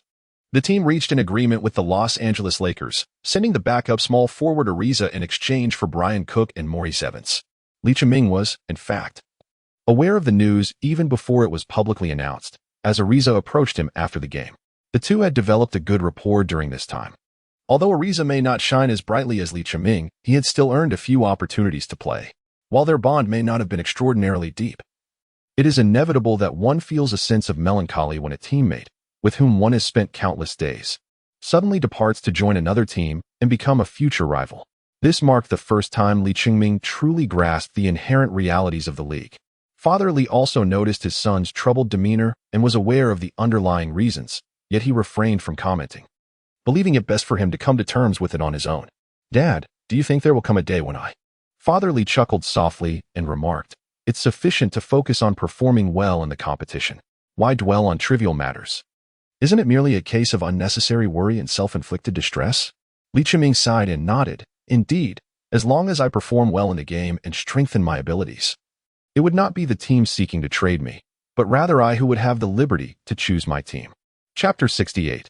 The formidable Spurs. When discussing the most successful teams of the new century, the Los Angeles Lakers inevitably dominate in terms of commercial success. However, in terms of achievements, particularly regarding the number of championships, the Spurs, who recently claimed another title, are only slightly inferior to the Lakers. If we consider the period prior to the last century, the most significant distinction between the Spurs and the Lakers is that the Spurs have yet to establish their own dynasty. The concept of a dynasty was first introduced by Phil Jackson, who based his definition on his prior experiences coaching the Chicago Bulls and the Lakers to 3 consecutive championships. This notion posits that a team must secure 3 consecutive titles to be regarded as a dynasty. From this perspective, the Spurs indeed have not forged their dynasty. During the Lakers' championship eras, the Spurs merely played a supporting role in the Western Conference. At that time, they faced the retirement of David Robinson and the dual challenges of Tim Duncan's injuries and mentoring younger players. They were not even considered the Lakers' greatest rivals. The Kings posed a more significant threat. However, following the dismantling of the Shaquille O'Neal and Kobe Bryant duo and the subsequent collapse of the Lakers dynasty, the Spurs managed to navigate through their most challenging period. The emergence of Tony Parker and Manu Ginobili provided Duncan with invaluable support, culminating in their triumph over the Pistons in 2005 to clinch the championship.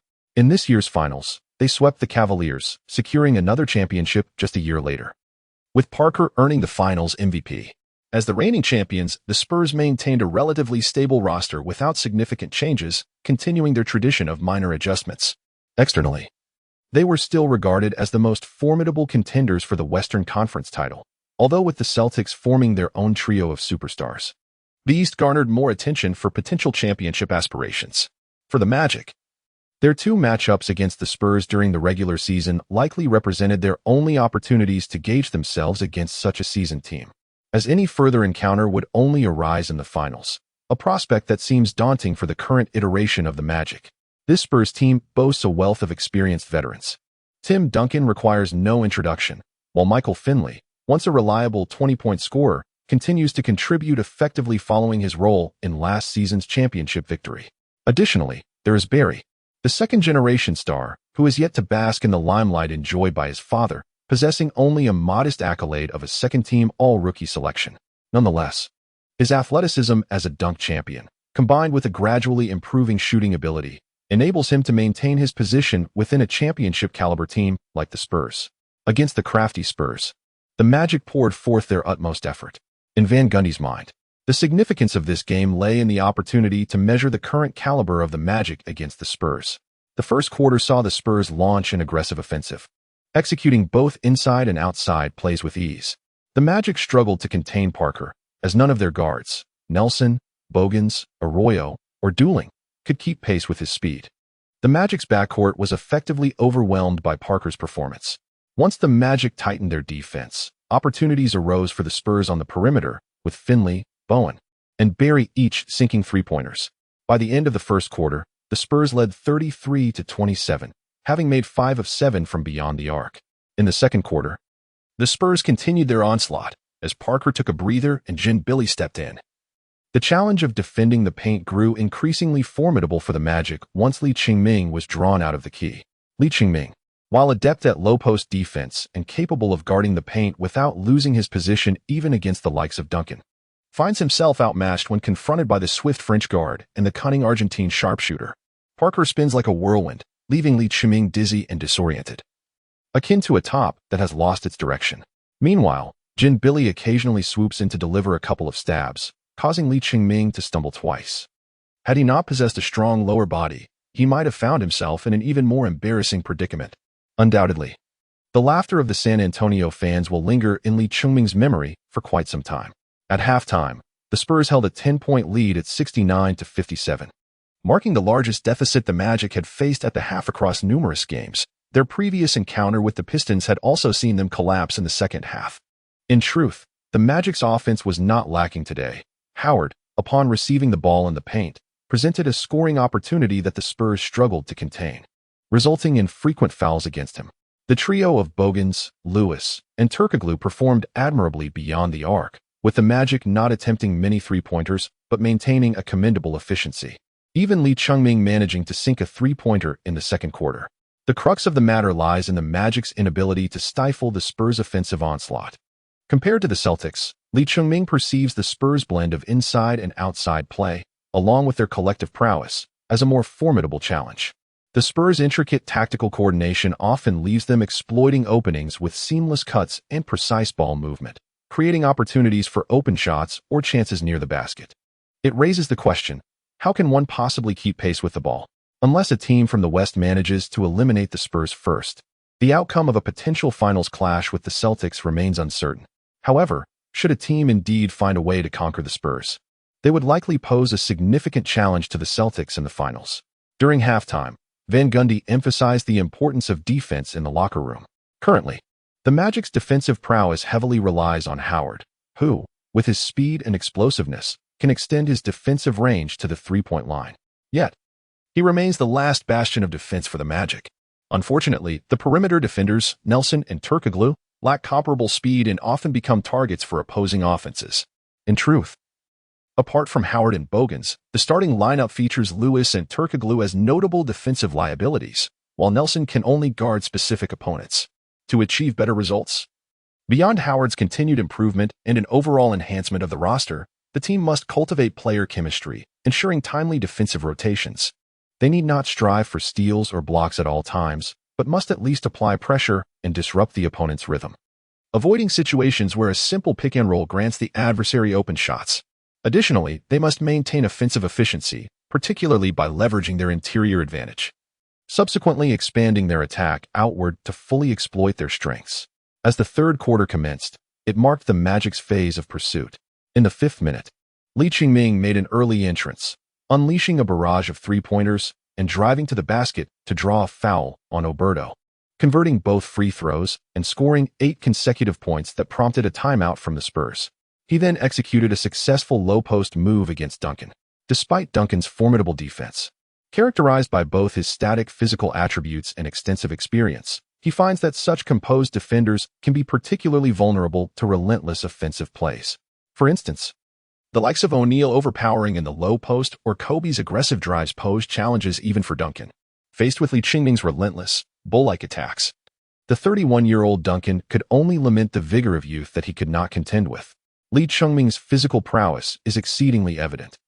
Much like Duncan had to navigate around O'Neal's brilliance in the past, it is equally challenging for opponents to contend with Lee Ching-ming now. Moreover, after several games, Lee Ching-ming has accumulated substantial experience.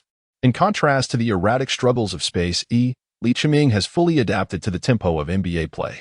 This compels the Spurs to employ double-teaming, inadvertently leaving Bogdanović open on the perimeter. Upon receiving a pass from Lee Ching-ming, Bogdanović converted 2 three-pointers, which caused the Spurs to falter defensively, allowing the Magic to narrow the deficit to 5 points in a mere 3 minutes. In a pivotal moment, Coach Popovich decisively implemented the Hack-a-Howard strategy, sending Howard to the free throw line twice in succession, effectively halting the Magic's offensive momentum. Unfortunately for Howard, he faltered, converting only 1 of 4 free throws, which allowed the Spurs to extend their lead by 3 points. The foul strategy is typically utilized only when necessary, and varies in application to achieve distinct objectives. Its current implementation clearly aims to disrupt the Magic's offensive rhythm. The Spurs need not rely on this tactic consistently. A single disruption can instill a sense of intimidation, signaling to the Magic that the threat remains ever-present, thereby imposing a psychological burden on them. Including Howard's hesitance on the offensive end, Lee Ching-ming is similarly affected, as the looming possibility of fouls makes it difficult for him to receive the ball. Should he manage to do so, he is left to ponder whether an opponent will suddenly commit a foul, akin to an unsettling feeling of anticipation without an outlet in a public setting, particularly for Lee Ching-ming. Despite weighing in at 282 pounds, having shed nearly 30 pounds since his initial training 5 months ago, performing sprints on the court remains a needless exertion. Consequently, 2 minutes later, Van Gundy reluctantly opted to substitute Lee Ching-ming, with the Spurs still holding an 8-point advantage. After Lee Ching-ming left the game, the Magic relied on Hedo T. RKO Lu to orchestrate their offense. The Turkish player demonstrated commendable form, adeptly penetrating and shooting from the perimeter, thereby disrupting the Spurs' defensive rhythm with his own pace. Although TRKO Lu's athleticism may appear ordinary, his exceptional feel for the game is undeniable. His techniques, while not flamboyant, are characterized by their solidity and consistency. What sets him apart is his remarkable ability to manipulate rhythm to create shooting opportunities for himself. Once he secures that space, he invariably finds a way to send the ball through the hoop. Thanks to TRKO Lu's performance, the Magic managed to keep the deficit within reach by the end of the third quarter, trailing the Spurs by a mere 8 points. Since David Robinson's retirement, the Spurs lineup has typically featured Tim Duncan paired with a defensive blue-collar worker in the paint. When faced with the combination of Lee Ching-ming and Dwight Howard, or both Howard and Rashard Lewis on the court simultaneously, the Spurs struggled to maintain their defensive balance, especially as both Lee and Lewis could stretch the floor, providing Howard with one-on-one opportunities. Had it not been for the limitations imposed by foul strategies, Howard's impact in the paint would have been even more formidable. However, as the fourth quarter commenced, Coach Jeff Van Gundy opted to allow Lee Ching-ming a brief respite, with Howard also resting temporarily. This decision led to a sudden shift in momentum. The Spurs seized the opportunity to double-team Lewis, whom the Magic intended to have take charge of the offense at that moment. Instead, the relentless pressure from the Spurs defense caused a series of turnovers, enabling them to execute several fast breaks and swiftly extend their lead. Van Gundy promptly called a timeout, and brought Trko Lu back onto the court to stabilize the situation, yet the Spurs had found their rhythm. Barry exhibited a terrifying accuracy from beyond the arc, hitting 5 out of 6 three-point attempts. The Magic's offensive and defensive momentum was stifled, watching helplessly as the score ballooned to a 16-point deficit. By this juncture, even reinserting Howard and Lee Chung-ming proved futile, merely allowing them to marginally pad their statistics. Lee Chung-ming played a total of 17 minutes, achieving an impressive 19 points, 4 rebounds, and 4 assists on 6 out of 7 shooting, demonstrating remarkable efficiency. From the starting lineup to Lee Chung-ming as the sixth man, the Magic did not find themselves at a disadvantage during the competition. They simply lacked the roster depth that the Spurs possessed. The point differential between the two teams was essentially determined by the explosive performance of Barry today. Chapter 69. Exclusive interview. After the game against the Spurs, Lee Chung-ming took a moment to engage in an exclusive interview with Basketball Pioneer before departing from San Antonio. This interview had been scheduled well in advance, although both parties needed to coordinate their timing and prepare accordingly. Since its inception in 2004, Basketball Pioneer has swiftly risen to prominence as a leading basketball publication in the country within just 3 years, initially focusing on prominent figures like Yao Ming and Tracy McGrady. However, with Lee Chung-ming's outstanding performances, interactions between the two parties have increased, leading Basketball Pioneer to assign a permanent reporter in Orlando to closely monitor Lee Chung-ming's developments. Lee Chung-ming and the journalist Duan Ran were not strangers to one another. Thus, after exchanging a few pleasantries, they swiftly delved into the core of the discussion. "I regret having to conduct this interview at such a moment," he remarked, clearly alluding to the recent defeat, which undoubtedly cast a shadow over his spirits. Lee Chung-ming's temperament is indeed far from admirable, not solely due to his team's defeat but also because of his own performance. Today, although his offensive efficiency was commendable and his defensive efforts were diligent, his inability to contain the opposing team stemmed from a lack of capability as well as the formidable strength of his adversaries. It is conceivable that even others in his position would have struggled to defend effectively. However, the true source of his discomfort lies in the prospect of inadvertently contributing to the opponent's highlight reel. No one desires to serve as a mere backdrop. Despite the notion that being a supporting player can signify a willingness to relinquish control, as exemplified by renowned defenders like Kobe and Duncan, who have often found themselves overshadowed by others, it is undeniable that appearing as a mere background figure is likely to invite ridicule in most circumstances. Lee Chung-ming has even begun to contemplate that, as he grows more accomplished and renowned in the future, this period may become a part of his less illustrious history. The highlights of the NBA, be it the top 10 or the top 5 plays, are not solely judged by the brilliance of the plays themselves. One must also consider the caliber of the opponents faced. At his current status, it may be somewhat bearable, but should he ascend to stardom, the significance of those moments will inevitably increase. Naturally, some of his remarkable plays, such as powering through for a layup against LeBron James for an and one, dunking over LeBron, or scoring over Kevin Durant and Kevin Garnett, would become frequent features in highlight reels, as the clashes between stars are always noteworthy. However, Lee Chung-ming is not one to bear a grudge against others. He merely waved his hand and smiled, saying, "It's all right. After all, today's opponent is the reigning champion, and we must strive for more if we hope to defeat them. I hope to perform even better in our next encounter." Duan Ran then deftly shifted the topic, inquiring, "Actually, many fans in our country still find you somewhat unfamiliar. Could you share what initially inspired you to enter the draft?" Although domestic media have extensively covered Lee Chung-ming's background, in truth, aside from his childhood bedwetting incident, there are no secrets regarding his upbringing, schooling, or family. His trajectory of growth holds little to conceal, yet the primary focus remains on his basketball development. From a young age, he was introduced to basketball, and his family initially hoped it would serve as a means for him to lose weight. Little did they know it would only enhance his skills. He comes from an unconventional background, yet it was his elementary physical education teacher who first guided him into the realm of basketball. This teacher has also gained some notoriety recently, although it is widely recognized that Lee Chung-ming is a unique talent, as his teacher has produced only one player of his caliber in all those years. As for the media's frequent disclosures about his elementary school physical education and basketball training experiences, including some less flattering remarks, Lee Chung-ming and his father had already reached a consensus upon learning about it from his father. They both agreed that the individual in question was merely seeking attention and financial gain. This is hardly surprising. Over the years, Lee Chung-ming has had no contact with this individual, and there is no bond to speak of. When there are personal gains at stake, could one truly expect them to safeguard any secrets? Moreover, strictly speaking, these matters are not particularly private or untouchable. When discussing these topics, Li Chengming merely smiles and states, I have always been grateful for the assistance provided by Teacher Han in my earlier years, as well as for the support from other teachers and friends who have aided me on my journey of growth. He refrains from delving deeper into the subject, asserting that as long as others do not fabricate stories, he sees no reason to obstruct their avenues for success. Regarding the discussions surrounding his audition, there are numerous speculations in the public domain, yet Li Chengming has never formally addressed them. Seizing the opportunity, he clarifies, I received an invitation for a tryout from the Magic just before the holiday break. Having gone through some experiences, I thought it might be a good idea to take a break. My father, concerned about me being alone, accompanied me. The tryout went quite well, so we did not seek other teams. Ultimately, the Magic selected me with the Mavericks pick. As for why Orlando would extend an invitation to a relatively unknown player like him, Li Chengming finds it difficult to explain. However, there have been inquiries directed at the Magic's general manager, John Smith, who elucidated that this was information relayed to him by the team scout in China. Given that the Magic had not fully utilized their tryout slots due to a lack of draft picks, adding another participant was not a significant issue. After all, they extended the invitation, and whether the individuals accepted was their prerogative.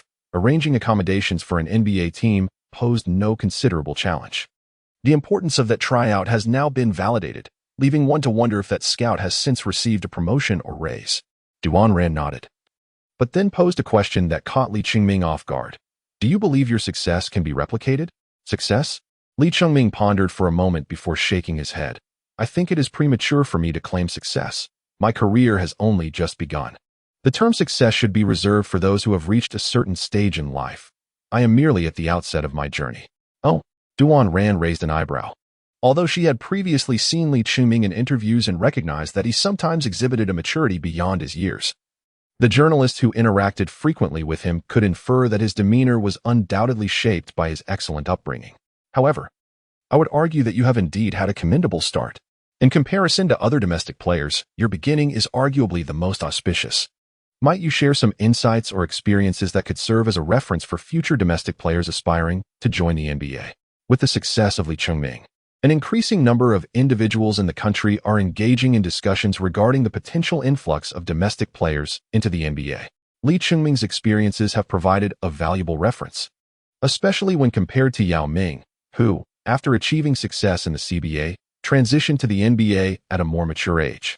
Adapting to a new environment at 20-something is undoubtedly more challenging than for a teenager. Moreover, if young players can receive NBA-level training and competitive opportunities at an earlier stage, the benefits for their development are unequivocal. Li Chengming pondered the matter with great caution, for his father had previously informed him that in the domestic arena, those who have achieved prominence abroad, particularly in specialized fields, often find their views held in high esteem. This served as a reminder for him to exercise prudence in his words and actions within the country, as he represented the dignity of Huagua, and within his team, he was expected to embody a role model, a responsibility that transcended his personal desires. Fortunately, Li's father had anticipated such challenges, as Li Chengming's fame grew. The complexity of his affairs multiplied, rendering reliance solely on his father impractical. Thus, he had recruited 2 assistants domestically and in the United States. He also engaged an aide to assist with his responsibilities. Additionally, the staff from the Magic's media relations could provide further support, and Li Chengming's public statements increasingly mirrored the stature of NBA players. Naturally, in interviews of this nature, occasional slips were forgivable, since they were not live broadcasts. There was room for rectification. The Basketball Pioneer Journal was not a sensationalist tabloid, from both a business and emotional standpoint. It was essential to uphold the reputation of domestic players. However, upon hearing the other party's remarks, Li Chengming secretly reflected that while this may be true for others, the frustration he experienced during his initial struggles was invisible to the outside world. Nevertheless, he had moved past those earlier grievances with Van Gundy, realizing that it was not animosity that influenced the coach's attitude, but rather a lack of trust stemming from his previous failure to prove himself. After some contemplation, he responded, I cannot claim that my experiences are universally applicable, as everyone's circumstances differ. Based on my personal journey, I believe that when one ventures into a foreign land, Proficiency in the local language is paramount. Furthermore, embracing local customs is essential. One cannot always rely on others for assistance. It is vital to take the initiative to integrate, as strangers in a foreign country may be apprehensive about differing customs and potential offenses. Therefore, it is necessary to proactively break the ice in environments like the United States. It is advisable to express concerns openly rather than harbor them internally. The team generally strives to accommodate some of your needs, and whether in training or during matches. The synergy with teammates can only be refined through ample communication. Duan Ran nodded, yet internally mused that he had heard that in Milwaukee, Yao Ming from Houston faced a situation quite similar to that of Li Qingming. Yao initially made a concerted effort to learn the language and actively engage with his teammates, thus integrating into the collective. Undoubtedly, the team he encountered was pivotal, featuring not only the championship coach, Coach Tom, but also a prominent figure like Francis, along with numerous friendly and curious onlookers in Houston. Coupled with Yao's inherent resilience and diligence, he ultimately ascended to his current core position. Observing Li Qingming, Duan Ran pondered whether there might come a day when Li could evolve to Yao's stature. If such a scenario were to unfold, it would indeed herald a true Sino-American derby, with one star in the West and another in the East. Chapter 70. Inside TNT as a sports media outlet. Basketball Pioneer inevitably delves into specialized topics, such as inviting Li Qingming to share insights about his skills and the support he has received from the NBA in his development. Li candidly expressed that even if he divulged everything, it would be of little consequence. The NBA is a mature and systematized commercial league, and without a foundational base domestically, it would be futile to attempt replication. Nonetheless, he harbored hopes for the advancement of Chinese basketball, aspiring for an increasing number of compatriot players to participate, thus allowing him to see more familiar faces. Time was indeed pressing, and their stay in the Holy City could not be prolonged. Hence, this interview felt somewhat rushed, and many topics remained unaddressed. However, both parties recognized that this would not be their first collaboration, and ample opportunities lay ahead. As Li Qingming continued to thrive in the NBA, his popularity would only escalate. As long as their relationship remained intact, it would yield benefits for both sides in the future. Upon returning to Orlando, on the subsequent day of rest, Li Qingming found himself unable to relax. He had to participate in a prearranged program. Following his spectacular dunk over LeBron James, which had significantly heightened his profile, Li received an invitation from TNT. Taking advantage of this rest day, he accompanied his father to TNT's headquarters in Los Angeles, where he finally met the commentators and analysts he had previously only seen on television. Charles Barkley, affectionately known as Sir Charles, is perhaps more famously dubbed the Round Mound of Rebound, a moniker that vividly encapsulates his physical attributes and athletic prowess. Honestly, although Li Qingming had previously claimed to dislike Barkley, encountering him in person elicited little animosity. Perhaps the disparity between television portrayal and real-life interaction contributed to this sentiment. Certainly, it could not be said that he harbored any fondness, as this man scrutinized him up and down, a gaze that left Li with an inexplicable sense of trepidation. "What are you intending to do?" Barkley, attempting to conceal his surprise, remarked, "You appear to be somewhat slimmer than I had anticipated." Li Qingming pondered to himself that television tends to portray individuals as larger rather than slimmer. How could he possibly envision himself as more corpulent? However, upon reflection, he surmised that the other party must be cognizant of this fact. Such a statement likely stemmed from the belief that Li Qingming ought to appear more robust and well-fed. The reality was twofold. Firstly, he had indeed shed some weight recently, and secondly, it was likely an attempt to lighten the mood. Yet, irrespective of the excess flesh on Li Qingming's frame, it was not as pronounced as many might imagine. Even if it were, it was hardly appropriate for Barkley to comment, considering his own physique was not without its flaws. As a player whose actual height might not even reach 2 meters, Barkley had made a name for himself in the NBA thanks to his exceptional athleticism despite his weight. In this regard, Li Qingming certainly did not match his prowess. After all, his agility was merely comparative to his own build, while Barkley's most remarkable feature was undoubtedly his ample posterior, which was intricately linked to the 5-second back-to-the-basket rule. Li Qingming's post-play relies on his overall physique and strength, yet he cannot quite compare to the remarkable prowess of players like Barkley and Mark Jackson in terms of their physicality. However, mere physical attributes and strength are insufficient. Much like Shaquille O'Neal, Barkley often overshadows his finesse and low-post techniques due to his explosive style and formidable physique, Otherwise, how could they possibly dismiss a player like Howard, who possesses a more rugged demeanor? Subsequently, Li Chiming exchanged greetings with the other members of the production team, forming brief acquaintances before swiftly commencing the recording.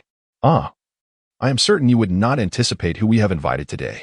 At the onset of the program, while Li Chiming was backstage, Barkley and the others in the studio were still teasing the audience. I believe regular viewers of our show can easily make a guess, as there are seldom any secrets here. Kenny Smith chuckled, implying that their show is inherently focused on trending topics. Thus, anyone aware of recent prominent figures could likely deduce the guest's identity. Barkley tilted his head and asked, "Kenny, do you think the audience will welcome his arrival?" With a knowing smile, Kenny replied, "I understand your implication, but I believe if you were merely a fan of one individual, you wouldn't be inclined to watch our show at all." Barkley burst into hearty laughter, nodding in agreement. "Indeed, I think that is quite accurate. Now, let us welcome our heavyweight guest of the day." Li Chiming emerged from backstage, oblivious to the fact that the editing team was already contemplating the addition of motion effects to accentuate his formidable presence. The American shows are quite adept at employing humor, and they had certainly communicated with Li Chiming beforehand. Thus, he was met with a few innocuous jokes upon his entrance, which he graciously entertained. Meanwhile, Barkley and Smith appeared genuinely alarmed, as though they were experiencing an actual earthquake. Once the performance concluded, they seamlessly transitioned into their familiar rhythm of playfully interrogating the guests. "Lee, I wonder if you have ventured online. Oh, you should be able to comprehend English, right?" Li Chiming chuckled, remarking that due to the prevailing habits of English learning in our country, reading and writing come far more easily to him than listening and speaking. This could be considered a touch of self-deprecation. However, those who know him are well aware that he is quite capable of engaging in normal communication with others. Thus, the answer to this question hardly requires elaboration. Although Barkley was eager to delve into a discussion regarding the expansion of cultural education between China and the United States, Kenny Smith wisely diverted the conversation, first inquiring about their recent matches. Li Chiming stated, "The team is now on the right track, and I believe we will continue to improve." Barkley chuckled, "Are you implying that you intend to challenge Boston for the top position?" In truth, their record against the Celtics is not significantly different, and they have previously triumphed over their rivals, so this is not merely a fanciful notion. Since the turn of the millennium, among the 7 championship titles, the Western Conference has claimed 5, leading to a frequent discussion of the West's superiority over the East. However, this season presents a different narrative. The formidable trio of the Boston Celtics, the resurgent Orlando Magic, and the seasoned powerhouse Detroit Pistons suggest that these 3 Eastern teams will not be intimidated by their Western counterparts.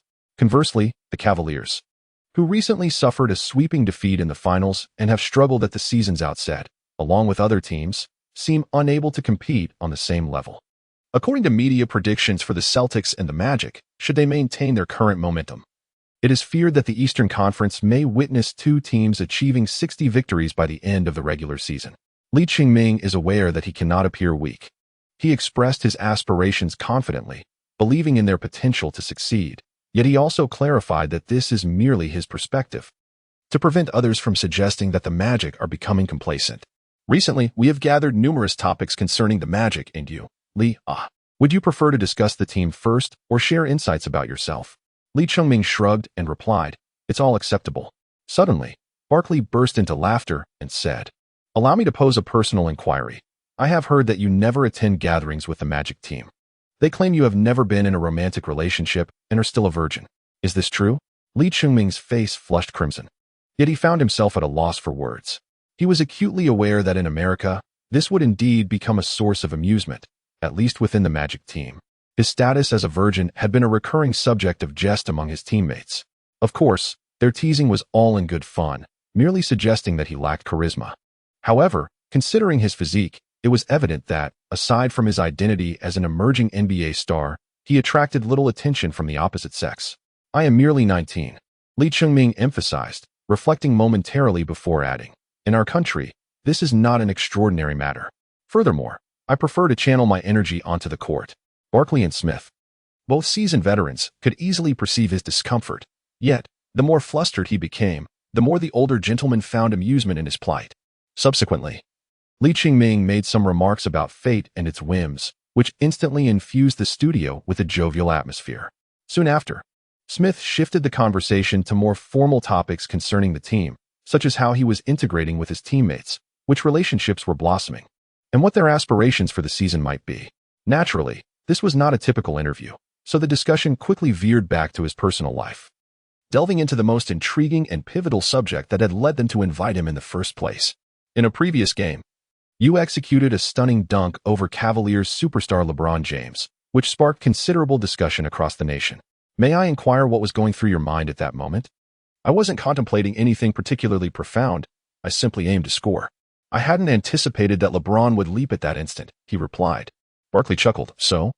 Are you suggesting that it was LeBron who initiated the action? Li Qingming, with an expression of innocence, remarked, I never said such a thing. I did not think too deeply about it. Perhaps at that moment, LeBron and I shared the same sentiment. We were solely focused on the game and achieving victory. Barkley and Smith exchanged glances, both feeling a sense of bewilderment. They had initially hoped to unearth some intriguing insights from Li Qingming, but it now appeared that his lips were tightly sealed. While he was not entirely impenetrable, it seemed that if they continued to pose ordinary questions, they would likely glean no sensational revelations. However, if their inquiries were too overt, it would expose their intentions, and Li Qingming might not respond at all. Thus, they ultimately resolved to delve into the topic itself, perhaps exploring the relationship between Li Qingming and James. They also touched upon the matter of Li Qingming facing threats from James fans online, to which he did not appear particularly surprised. Smith then inquired, when you encountered that, did you not feel any fear? Did you not think they were capable of acting on their threats? Li Qingming shook his head and remarked, I am uncertain. I do not even know who he is, nor am I aware of where they reside, or their gender. Therefore, I cannot discern whether their words were mere rhetoric or a genuine warning. He then jested, perhaps the next time I visit Cleveland, I ought to personally apologize to LeBron. And if I encounter him on the court, I must certainly refrain from dunking. Barkley erupted into laughter, clearly amused by the idea that if Li Qingming were to act so, it would be James who would find himself in an awkward position. Should one really blame a 19-year-old for choosing to yield out of fear of assassination? It might instead lead some to believe that James, through extrinsic means, coerces others into submission, even if that was not his intention. What Li Qingming was unaware of was that, although the topic of his assassination bore no relation to James, during this period, James's team had indeed been diligently steering public opinion in a particular direction. However, allowing a topic that had already gained traction to fade into obscurity would have been the most prudent course of action. The current endeavor by TNT to record such a program may inadvertently resurrect and sensationalize this matter. Perhaps they should contemplate the notion of acquiring TNT or this production team instead. What are your thoughts on the ranking of the best rookies? Could you elaborate on your competition with Kevin Durant? Li Qingming pondered for a moment before articulating, Kevin is an exceptional pitcher when he is in good form. No one can truly defend against him. He merely lacks a bit of experience. I do not entirely concur with the notion that I might surpass him in the Supersonics, as that remains unproven. Furthermore, in Magic, my teammates include Dwight, Richard, and Hito. I am merely standing upon the shoulders of giants.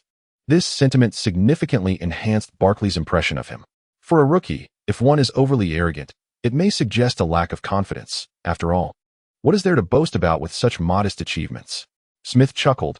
You bear a resemblance to that big fellow in Houston. Both of you possess talent, yet embody humility. Certainly, the United States generally holds a strong appreciation for distinctive stars, such as Allen Iverson and Kobe Bryant. From the outset of their careers, they boldly challenged Michael Jordan, exhibiting a lack of humility that paradoxically contributed to their appeal. Fans undoubtedly prefer their favorite athletes to possess strong opinions rather than merely conforming as subordinates. Although Kobe has not secured a championship in recent years, his remarkable scoring prowess has garnered him a legion of admirers. And those who once deemed the decision to part ways with Shaquille O'Neal in favor of him as a blunder have significantly diminished in number. However, Li Qingming has no intention of conforming. He remains committed to expressing himself freely and being true to his nature. In fact, embodying a persona akin to Yao Ming's is not without merit. Furthermore, given the precedent he has set, Li Qingming's current demeanor is unlikely to be perceived as lacking confidence. Rather, it is viewed as humility, a reflection of the differences arising from national circumstances. In truth, Li Qingming aspires to exude confidence, yet he currently finds himself restrained. Were he to possess Dwight Howard's strength and accomplishments, his narrative would undoubtedly differ. Chapter 71. The contest of the best rookie on November 23rd. the Orlando Magic triumphantly defeated the Charlotte Bobcats without any hint of uncertainty. The Bobcats, since their inception into the league, have consistently been a team that yields easy victories, unable to compare with the Magic, who have gradually ascended to the ranks of the formidable. This game was nearly decided by the end of the third quarter. The Magic have frequently managed to secure victories by dominating the first quarter, capitalizing on their peak energy and focus. By establishing a solid defense, their offense flourishes, particularly with the adept passing of RKO Lue and Jameer Nelson, and even Dwight Howard is able to initiate fast breaks.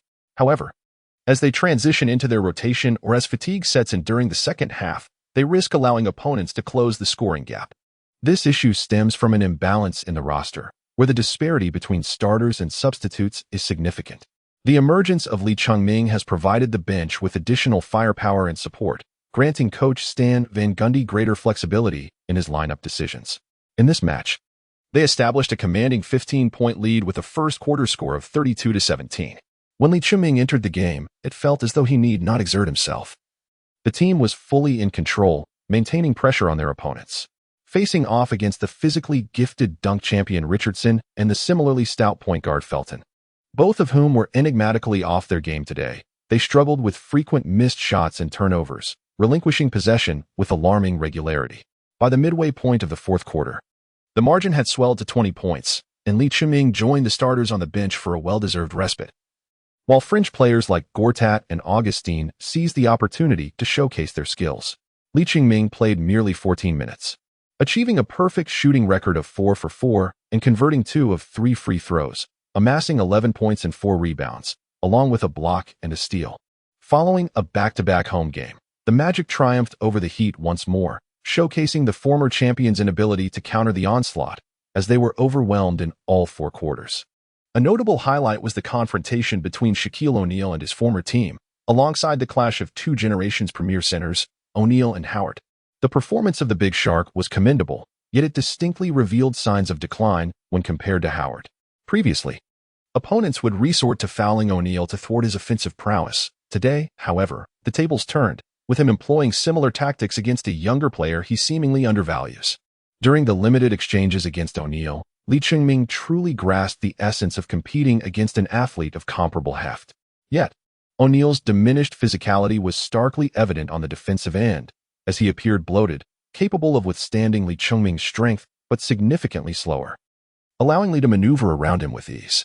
Had it not been for concerns regarding O'Neal's height and wingspan, which could hinder efficiency if entangled, Lee would have certainly taken more opportunities to challenge him. Even at his peak, O'Neal often displayed a lackadaisical approach to defense. Had it not been for playing alongside two elite two-way shooting guards, his vulnerabilities in pick-and-roll situations would have been glaringly exposed. Today, apart from RKO Lue and Bojan Bogdanovic, the rest of the Magic struggled from beyond the arc, and despite Lee's attempts, he too was met with misfortune, contributing to the inability to widen the score gap in the first half. Of course, the opponent's poor three-point shooting exacerbated the situation. The Heat, perhaps due to O'Neal's presence, persist in employing outdated strategies, endeavoring to penetrate the paint against the Magic, a fanciful ambition. Were O'Neal still the dominant force of his prime, they might have been able to replicate the Lakers' legendary success, particularly with Dwayne Wade drawing comparisons to Kobe Bryant during the Lakers' three-peat era. Regrettably, O'Neal is no longer the imposing figure he once was, now struggling against the likes of a smaller player such as Lee Chung-Ming. This season, even reaching 20 points has proven a challenge, and today, he merely managed to find some success. While Wade exhibited commendable shooting today, he still could not uplift his teammates. The disparity between the two teams was evident across the board, as reflected in statistics such as rebounds, assists, steals, and shooting percentages. Lee Chung-Ming played for merely 16 minutes. Yet he showcased commendable statistics with 3 successful shots out of 7 attempts, complemented by a flawless record of 7 free throws, culminating in a total of 13 points, 8 rebounds, and 4 assists. His performance during the transitional phases was pivotal, enabling the Magic to maintain a steady lead while continuously expanding their advantage. Howard, often looked down upon by O'Neal, managed to vindicate himself today in front of him, effectively confronting the former center of the Magic. Although his statistics read 17 points and 14 rebounds, his defensive prowess fortified the Magic's interior, preventing Wade from replicating his stellar performance from the 2006 finals. which could have wreaked havoc on their interior defense, as both Li Chiming and Lewis found themselves exploited as avenues for penetration. Li Chiming finds himself quite troubled by defenders with such explosive speed. A mere step away, and he is easily surpassed, unable to keep pace even when attempting to turn around. This necessitates Howard's intervention, yet it simultaneously allows Wade the opportunity to assist his teammates. Regrettably, both Jason Williams and Smush Parker could only respond with missed shots. Post-match, the media glorified O'Neal's enduring prowess, claiming Howard's youth and inexperience had been subdued. A notion solely based on statistics. If one were to consider efficiency, such statements would falter. Moreover, the performance in a game cannot be entirely encapsulated by data. A thorough viewing of the match would reveal a stark disparity between the two players. During an interview with domestic media, Li Chiming was naturally asked about topics related to Shaquille O'Neal. Among these discussions, the historical connection between O'Neal and Yao Ming was of significant importance. It is well known that when Yao first embarked on his career, he encountered the formidable Big Shaq at the peak of his prowess. The hefty player had expressed disdain towards Yao prior to the game, exuding an air of superiority as if he were determined to teach him a lesson. However, during the match, Yao astonishingly blocked O'Neal 3 times. Despite O'Neal's dominance during that game, it was from that moment that Yao gradually garnered the recognition of the Premier Center. As time passed, Yao blossomed into a formidable player, while O'Neal's performance waned due to injuries and other factors. Now, another rising star from China finds himself on the same stage as O'Neal. Although their positions differ and they may not face off directly, it appears to domestic media as a symbolic passing of the torch, akin to slaying a wild beast. Li Chiming reflected on the discord between the team's leader, Howard, and O'Neal, realizing that praising the latter would be ill-advised. He chuckled and remarked, "Today's game has profoundly illuminated the truth that the era of the great shark has indeed passed. It is rather regrettable that I did not encounter the peak Shaquille." He genuinely felt a twinge of regret. He was quite curious to see if he could withstand the dominance exhibited by the peak great shark in the paint. Withstanding him was surely impossible. At best, he could only attempt to match his strength. Consequently, the reporters perceived his comments as somewhat arrogant, as if he were becoming overly self-assured. After the interview, a journalist, who maintained a cordial relationship with him, discreetly conveyed this sentiment to Li's father. In turn, Li's father relayed the matter to his son. The two exchanged a glance, both at a loss for words.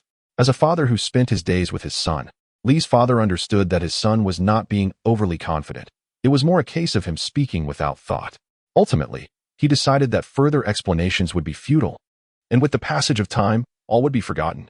Li Chiming pondered that some matters truly need not be articulated so explicitly. At times, clarity may inadvertently lead others to perceive one as insecure.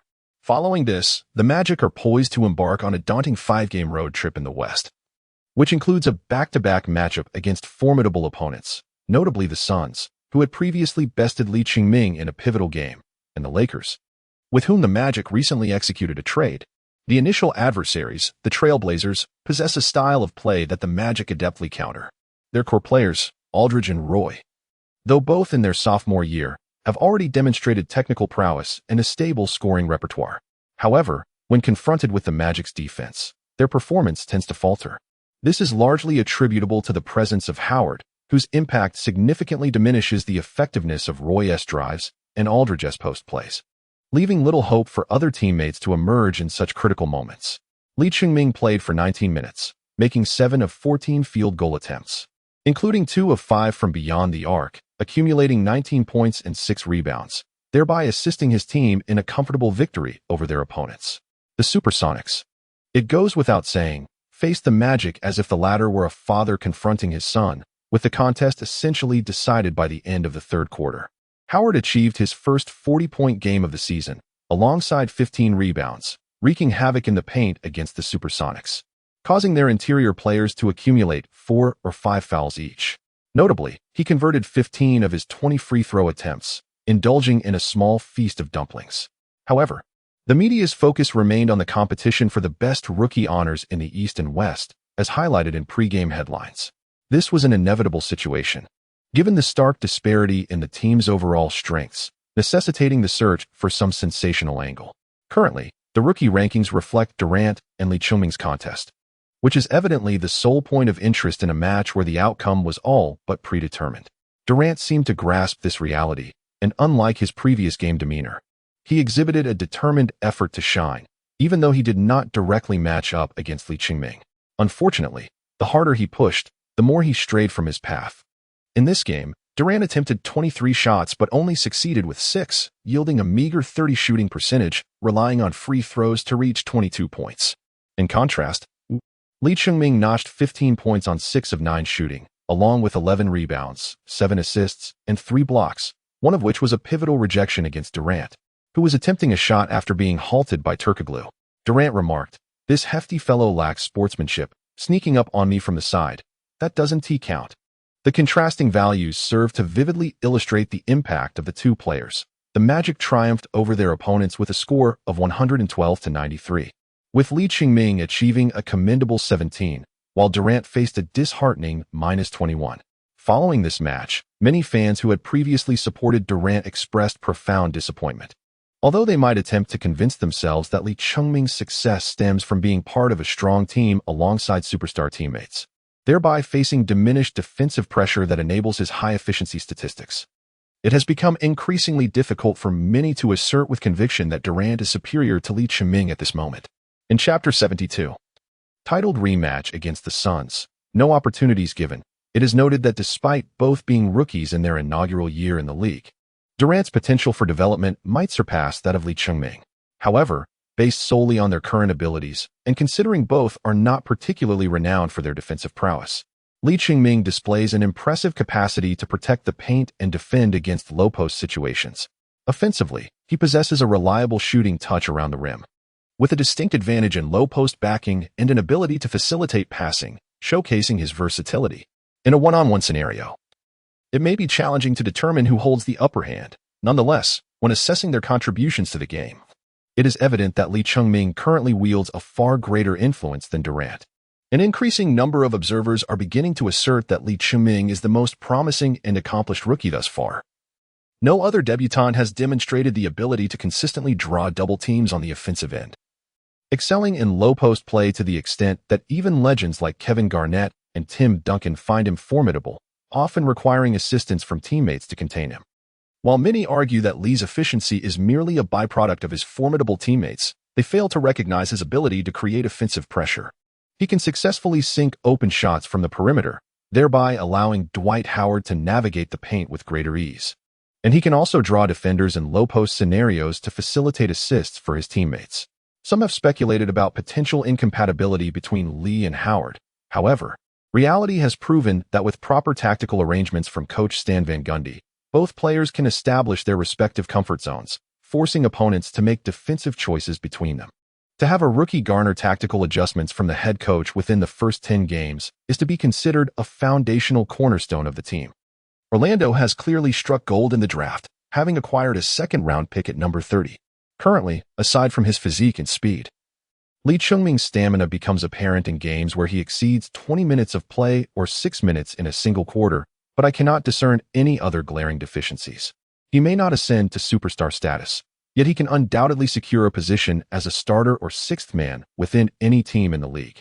With his ability to perform in the low post and shoot from the perimeter, coupled with his modest salary of only a few $100,000 and the fact that he is just 19 years old with ample room for growth, it is difficult to envision any of the remaining 29 teams refusing him. The only question remains whether Orlando would be willing to part with such a valuable asset. I extend my gratitude to Gilbert. As a devoted Orlando fan, I am now resolutely convinced that as long as Mr. Smith and Coach Van Gundy have not been struck senseless, they will certainly not part ways with Li, and indeed, we can retain him. However, his physical condition remains a concern. According to insider information, Li has shed nearly 30 pounds over the past few months. Despite having participated in only a limited number of games, I am confident that next season he will achieve a safer and healthier physique. Perhaps in the future, we will witness more moments akin to his spectacular dunks over LeBron. The Wrath of King James. A pursuit order from Daniel Gilbert, the Cavaliers owner. Donald Duck is astonished. Disney has sent a lawyer's letter. Li Qingming has gradually gained recognition both in the United States and in domestic forums, with a notable appreciation from the American audience surpassing that of his home country. In fact, many seasoned basketball enthusiasts hold Li Qingming in high regard due to his adept and solid footwork in the low post. which evokes memories of the era of the four great centers, although that period was predominantly dominated by a shooting guard. The Magic's impressive performance has made Lee Ching-ming a compelling reason for numerous domestic fans to watch the NBA. Many feel that, in contrast to the seemingly aloof demeanor of players like Spacey, Lee Ching-ming possesses an approachable charm reminiscent of the endearing Yao Ming. The Magic's relentless schedule continues. Among the 5 consecutive away games, the coaching staff considers the Suns to be the most formidable opponent. Despite a decline in their overall strength, the Suns, once a Western Conference finalist, remain a challenging adversary when their core players are in form. In this match, the Magic faced off against them until the very end. Typically known for establishing early dominance, the Magic struggled at the outset, with Lewis and Bogans frequently missing their outside shots and Howard facing double teams inside. The Suns clearly devised a targeted strategy for this game. While they could not completely contain Howard, they effectively disrupted his passing lanes, forcing him into 3 turnovers within the first 8 minutes of the first quarter. Simultaneously, Nash frequently engaged in pick-and-rolls with Stoudemire, drawing fouls from Howard, who found himself in foul trouble and had to leave the game prematurely. In this contest, it was once again Lee Ching-ming who emerged as a pivotal player. Or perhaps it can be said that the Suns were the ideal opponent for him to shine against. The Suns exhibited vulnerabilities in their low-post defense. And while they could exploit Howard's technical shortcomings, replicating that strategy against Lee Ching-ming proved to be a challenge. After Howard's departure due to fouls in the second quarter, Van Gundy even positioned Lee Ching-ming at the center spot, allowing him to match up against Stoudemire in a small ball lineup. During these few minutes, the two engaged in an exchange of scoring, with Lee Ching-ming struggling to counter Stoudemire's offensive prowess. In terms of the impact of post-facing offensive plays, Stoudemire undoubtedly ranks among the elite in basketball history. While it may not seem technically complex, granting him even a modicum of space enables him to launch into an explosive attack. Much like Howard, Lee Ching-ming found himself unable to counter him without resorting to fouls. Stoudemire's dunks often occur before he reaches the apex of his jump, rendering them swift and powerful, leaving defenders little time to react. Even stalwarts like Duncan have suffered against him, let alone Lee Ching-ming. Yet, similarly, little Stoudemire found himself unable to contain Lee Ching-ming. In contrast to Stoudemire's straightforward yet forceful approach, Lee Ching-ming adeptly creates offensive opportunities with a mere pivot. While Stoudemire's physicality excels in offense, it falters significantly in defense. Although Lee Ching-ming's visual impact may not be as striking, he proves to be more stable, particularly when he attracts double teams, swiftly passing to the perimeter for a scoring chance. Had the entire team not struggled with three-point shooting today, the Magic might have closed the gap in the first half. At halftime, the score stood at 53-59, with the Magic outscoring their opponents by 9 in the second quarter. Upon returning from the intermission, Van Gundy recognized Lee Ching-ming as a formidable challenge for the Suns and thus adjusted his lineup, bringing Lee Ching-ming back early. He also paired him with the only reliable three-point shooter of the game, Redick, to provide a perimeter threat, deterring the opposition from easily double-teaming Lee Ching-ming. They were also hesitant to send Lee Ching-ming to the free-throw line, knowing he could capitalize on that opportunity. Consequently, by the end of the third quarter, the Magic had regained 3 points, trailing by merely 3 as they entered the final quarter. Lee Ching-ming scored 10 points in both the second and third quarters, alongside 5 assists, achieving the remarkable statistics of 20 points, 5 assists, and 5 rebounds by the end of the third quarter. Had it not been for his fatigue in the last 2 minutes, which led to 2 missed shots, he might have propelled the Magic to close the gap. At this juncture, having played for 21 minutes, Lee needed to rest to maintain his efficiency. Furthermore, with Howard free from foul trouble, Van Gundy opted for a combination of Howard and Turkoglu in the paint, with Redick and Dueling briefly resting. This arrangement allowed Howard to dominate inside, while Turkoglu orchestrated the offense, resulting in a surprisingly effective lineup. After a series of back-and-forth plays, the teams were tied at 92-92 with 4 minutes left in the fourth quarter.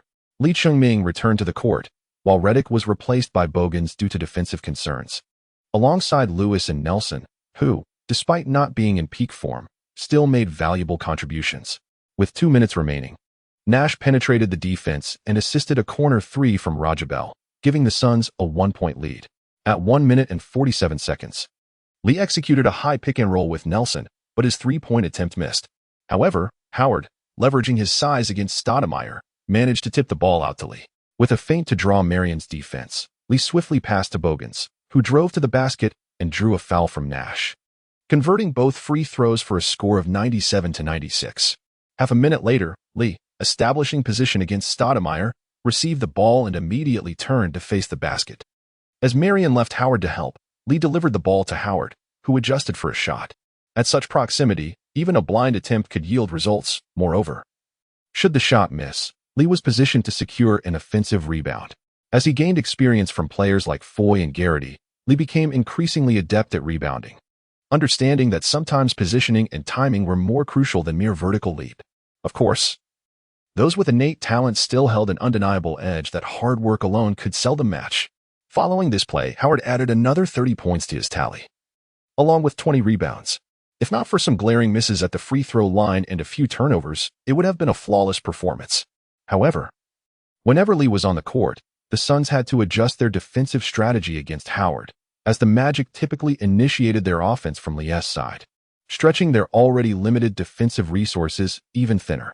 This was a key factor in the Magic's ability to steadily close the score throughout the latter three quarters. With 54 seconds left, Nash drove in and drew Howard's fifth personal foul, converting both free throws but still trailing by a point. The Magic's subsequent offensive play saw Lee serve as a decoy, allowing Lewis to find an open mid-range shot, and they successfully defended against the Suns' counterattack. It is said that Nash often takes charge only in critical moments, always prioritizing assists to his teammates. In their previous encounter, he even ceded some control to Barbosa, who was in outstanding form. However, today, Nash struggled to find his rhythm. With teammates unable to find good positions, he took it upon himself, resulting in a missed shot. After Howard secured the rebound, he quickly passed to Nelson, who was fouled immediately. With just 11 seconds remaining and the Magic leading by 3 points, Nelson made one of two free throws. Marion grabbed the rebound, prompting the Suns to call a timeout. In Chapter 73, marking a career high, the suspense of this match lingered until the very end. Yet, the Suns found themselves in a precarious situation, trailing by 4 points with only 11 seconds left, necessitating a swift decision between a quick 2 or a 3-point attempt, while also needing to defend or foul, hoping for a mistake from the Magic. A daunting challenge indeed. In Phoenix, the live commentary for the TNT event was provided by Kenny Smith and Charles Barkley, the latter being a former player for the Suns, where he secured his sole regular season MVP award. Although he harbored a sense of regret for not clinching a championship title, Barkley still maintained a fondness for Phoenix. However, he expressed skepticism regarding the current playing style of the Suns, particularly questioning their fast-paced approach and harboring doubts about Mike D'Antoni and the defensively frail Nash. Nonetheless, during this match, his sentiments leaned towards supporting the Suns in their quest for victory, despite their apparent disadvantage at present.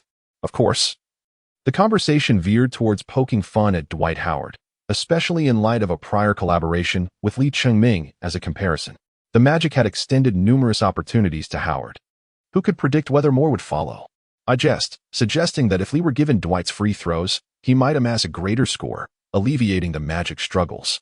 Kenny Smith nodded with a smile, remarking on Dwight's claim to practice free throws, akin to how he often tells his children he will buy them Transformers, yet repeatedly forgets to do so. This self-deprecating humor is a hallmark of these commentators. Smith's demeanor remained relatively gentle, while Barkley was notably sharper, quipping that if Howard could dedicate more time away from women to practice free throws, the outcomes would surely improve. It is well known that Howard frequents nightclubs. Although his training is diligent, unlike Shaquille O'Neal's propensity for slacking, he indulges in pleasures comparable to his predecessors. As the game was about to commence, both teams made adjustments to their lineups. Following a timeout, Van Gundy substituted Lee Cheng-Ming to bolster the defense, with only a 4-point deficit. The objective was to prevent the opponent from executing a successful 3-point play. Ideally, they aimed to contain the offense or at least allow only 2 points without committing fouls. In contrast, the Suns introduced an offensive lineup, showcasing D'Antoni's audacious coaching style, as he deployed a 5-guard formation featuring Nash, Barbosa, Rajabell, Hill, and Diaw, clearly aiming for rapid 3-point attempts followed by fouls. In the final moments, the Suns opted for a 3-point shot, with Grant finding an opportunity, but alas, this attempt felt somewhat forced, and indeed, it failed to find the net, resulting in Dwight effortlessly securing the rebound. Barkley spoke with a hint of regret. At this juncture, any fouls committed by the Suns held little significance, as only 6 seconds remained on the clock and they had exhausted their timeouts. Howard executed a classic two-shot free throw, achieving yet another day of a 50 free throw success rate. Notably, the commentators, Barkley and Smith, had been wagering on whether Howard would make his first or second shot. Ultimately, Barkley emerged victorious. Howard's first attempt ricocheted off the rim, while the second barely found its way through the hoop. This prompted raucous laughter from the spirited flying pig jazzman at the commentary table, drawing the attention of nearby spectators. The Suns' final attempt nearly sent chills down spines, as Nash, under intense defensive pressure, launched a shot from beyond half-court. The ball almost swished through the net but ultimately bounced away. Even had that shot succeeded, it would have only narrowed the deficit by 2 points, and the final whistle had already sounded, rendering the outcome unchanged. The Magic secured yet another victory, extending their winning streak to 5 games. In conclusion, Barkley remarked, "Gentlemen, take note. The Magic have emerged this season as a formidable force in the East, one that cannot be overlooked by anyone in the league. They may very well surprise us all in the end." Kenny Smith, taken aback, exclaimed, "Surely, you don't mean to suggest they could win the championship?" Barkley merely shrugged, replying, "Who knows?" Lee Chiming recorded an impressive tally of 20 points, 7 rebounds, and 6 assists throughout the match. While his performance in the final quarter may not have been particularly noteworthy, it is evident to anyone who has watched the game that his contributions in the earlier periods were pivotal in narrowing the score gap. Although he did not take any shots in the last quarter, his presence still exerted a significant influence on the opposing team's defense. Often, the impact of a player on the court can be gauged by the defensive pressure they elicit from the opposition. In Lee Chiming's case, his lack of shooting opportunities did not diminish his ability to constrain the Suns' defensive efforts, thereby allowing his teammates to play with greater ease. These subtleties may not always be reflected in statistical data and are typically overlooked by casual fans. Yet the coaches on both sides are acutely aware of who poses the greatest threat. Following their remarkable 5-game winning streak, the Magic currently hold the 3rd position in the league and the 2nd in the Eastern Conference, trailing only the Boston Celtics and the San Antonio Spurs. This stellar performance has fostered a vibrant atmosphere within the team, which predominantly comprises young players, with several core members in their 20s. As the youngest member of the team, Lee Chiming has benefited from the mentorship of Dwight Howard, sparing him from the challenges that some rookies face. He has now established his own standing through hard work, making it unlikely that he would be subjected to the whims of others. Those who might seek to exert influence over him would think twice, as they could find themselves sidelined by the team the following day. Interestingly, Lee Chiming may be unaware that his emergence led the Magic to reconsider the trade involving Ariza.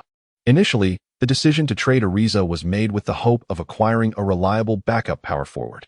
However, as Lee Chiming has developed, the team recognized the need for a complementary player who could support him defensively, and Ariza fit that bill perfectly. Ultimately, the trade proceeded. While Lee Chiming has been diligently working on his fitness, visibly improving his physique, with what was once a prominent belly now barely noticeable. This progress has instilled confidence in the team regarding his potential to seamlessly transition between the small and power forward positions, enabling him to provide support whenever necessary. Consequently, the Ariza trade's impact has diminished, and even with Ariza's strong performance with the Lakers, the Magic remain unperturbed. Looking ahead, the upcoming back-to-back games against the Lakers and the Warriors present another challenge, though the Lakers, with only Kobe Bryant as a singular threat, are unlikely to pose a significant risk to the Magic. It is worth noting that prior to the matchup with the Lakers, the Rookie of the Month awards for both the Eastern and Western Conferences were announced, as anticipated, with Lee Chiming and Kevin Durant taking the honors.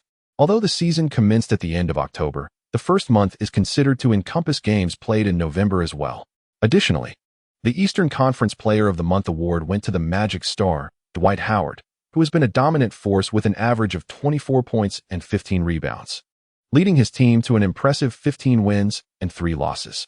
While the Celtics boast a better record, their lack of a standout player, with their trio averaging below 20 points each, raises questions about their competitiveness.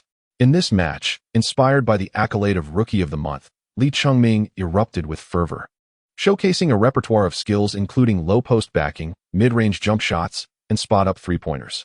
With these 3 fundamental techniques, neither Odom nor Bynum could withstand his prowess.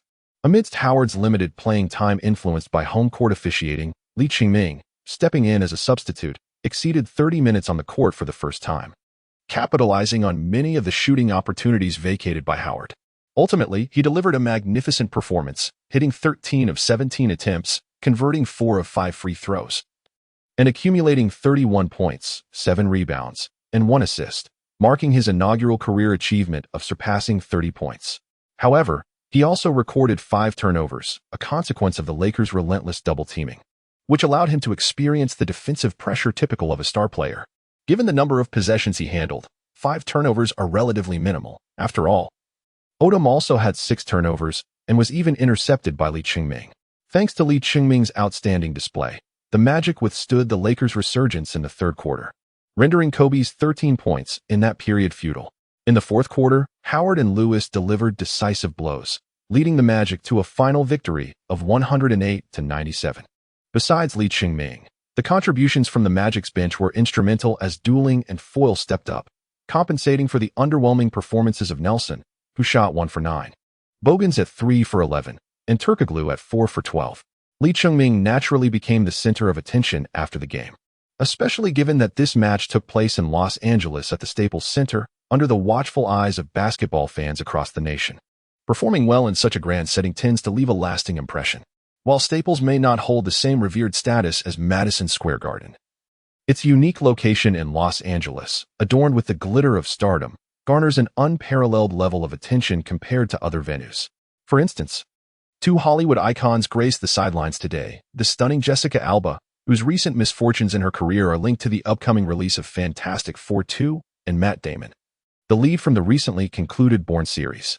However, Lee Ching-ming had no connection with them and felt little inclination to approach.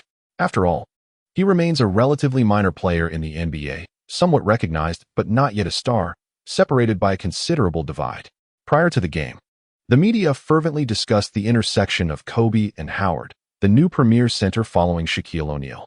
Although Howard had once faced a humiliating dunk from Kobe during his rookie season, he has always held a sense of admiration for him. Their shared disdain for O'Neal, who has shown contempt for both, has drawn them slightly closer. While the complexities of Kobe and O'Neal's rivalry may be difficult to untangle, Howard, entirely innocent, finds himself inexplicably on the receiving end of O'Neal's ire. After all, the ever-unyielding O'Neal remains entrenched in the glory of his past as the leading center, viewing Howard, the league's newly promoted centerpiece, with a mix of disdain and jealousy, as if he were usurping what rightfully belonged to him. In this match, both Kobe and Howard delivered commendable performances. However, once the game concluded, the media's focus shifted entirely to Lee Ching-ming's, particularly highlighting the exhilarating scoring exchange between him and Kobe during the third quarter. Regrettably, the disparity in their teammates was stark. Kobe struggled alone, while the Magic featured 2 formidable big men, each scoring over 30 points, breaking a franchise record. It is not that this achievement is particularly monumental. Rather, it underscores the relative scarcity of such records in the Magic's history. Chapter 74, Rising Gradually Naturally After the Game. Reporters sought comments from both Kobe and Lee Ching-ming about their opponents. The happy beast bore no resentment about having his spotlight stolen post-game.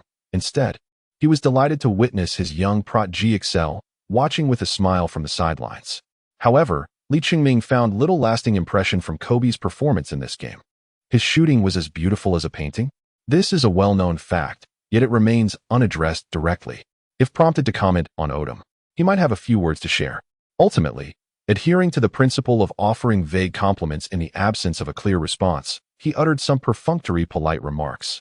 It was only later that he learned a Los Angeles reporter had inquired about Lee Ching-ming prior to the game. At that time, Kobe, either having misheard or distracted by the team's poor condition, had simply retorted, "Who is Lee CM?" When the reporter revisited the question post-game, Kobe merely shrugged and remarked, "Although I must say we were utterly dominated by Dwight, our interior defense was no match for him. Lee's performance was commendable for a rookie who scored over 30 at Staples, right?" In this statement, he simultaneously praised both Howard and Lee Ching-ming while subtly expressing dissatisfaction with the young Bynum. Despite Bynum's performance not being poor, the competitive Kobe was displeased that Lee, a first-year player, was allowed to flourish at their expense. He also harbored discontent towards the management, as he had always aspired to build a championship team around himself post-Shaquille's departure, proving that he could secure titles without solely relying on the Big Shark. However, with the current roster struggling against even the Magic, what hope is there for a championship? Perhaps this game would compel the Lakers management to reflect deeply and resolve to pursue trades. One Ariza is hardly sufficient, especially since he did not even see playing time in this match, indicating further observation is required. Yet, this is not the concern of the Magic, who are preoccupied with their own schedule. The final opponent in their 5-game road trip is the back-to-back clash against the formidable Golden State Warriors, famously known as the Run TMC. With Captain Steven Jackson, the self-proclaimed second-best shooting guard in the West, Monta Ellis, the formidable Baron Davis, and Matt Barnes. Though none are superstars, each poses a significant challenge. Last year, this very lineup, under the experimental guidance of Nelson, upset the league-leading Mavericks in a 4-2 series, tarnishing Nowitzki's reputation. Following a comeback defeat in the 2006 finals against the Heat, the German machine faced considerable scrutiny. Yet, last season, he returned in triumph, leading the Mavericks to the best record in the league and earning the MVP award. Who could have anticipated that this would instead pave the way for yet another 8-versus-1 miracle? This summer, Nowitzki found himself the target of relentless mockery, branded as a soft player, while it was somewhat excusable to falter at the final hurdle in the championship. To secure the top seed in the regular season only to be unceremoniously ousted in the first round of the playoffs was utterly inexcusable. The Warriors' triumph over the Mavericks is a point of pride. Even if they were to fall in the second round, no one would deride them. Yet, for the Mavericks, such a defeat is nothing short of disgraceful. However, the Warriors' ability to surpass the Mavericks is attributed to various factors, as their strength is rather average.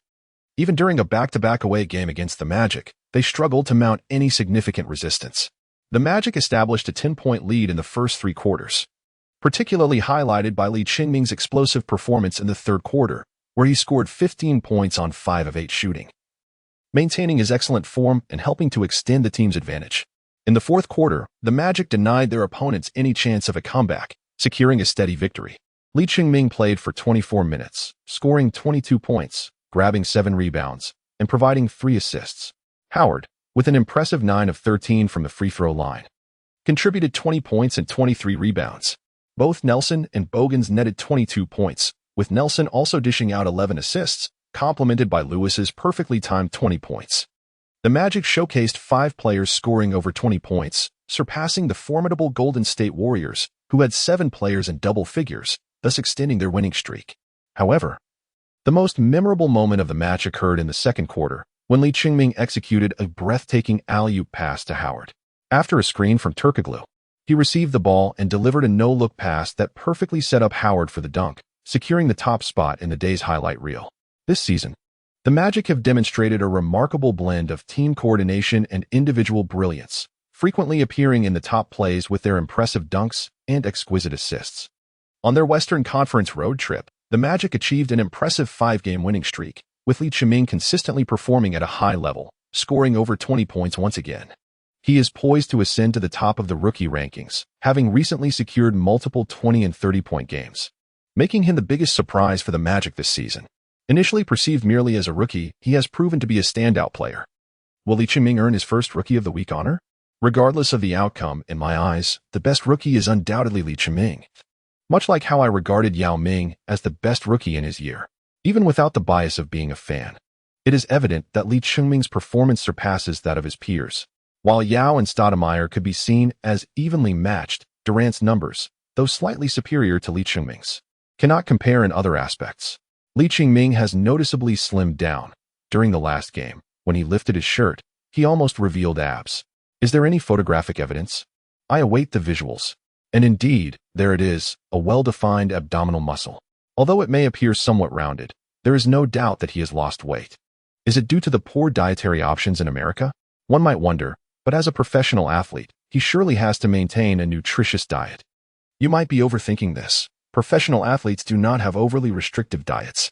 With their high energy expenditure, indulging in a burger or soda occasionally is not a significant issue. Of course, they also consume healthy meals. However, I believe the intensity of NBA competition is such that the physical demands are exceptionally high. Indeed, the amount of sweat Lee Chingming expends in a single game could fill a large bucket.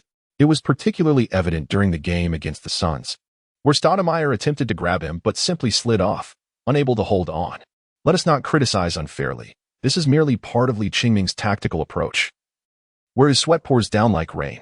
The recent 5-game road trip for the Magic was initially perceived as a daunting challenge. However, they remarkably avenged their most formidable adversary, the Suns, and achieved a commendable 5-game winning streak. This not only allowed them to navigate this treacherous stretch successfully, but they also built upon a prior 7-game winning streak.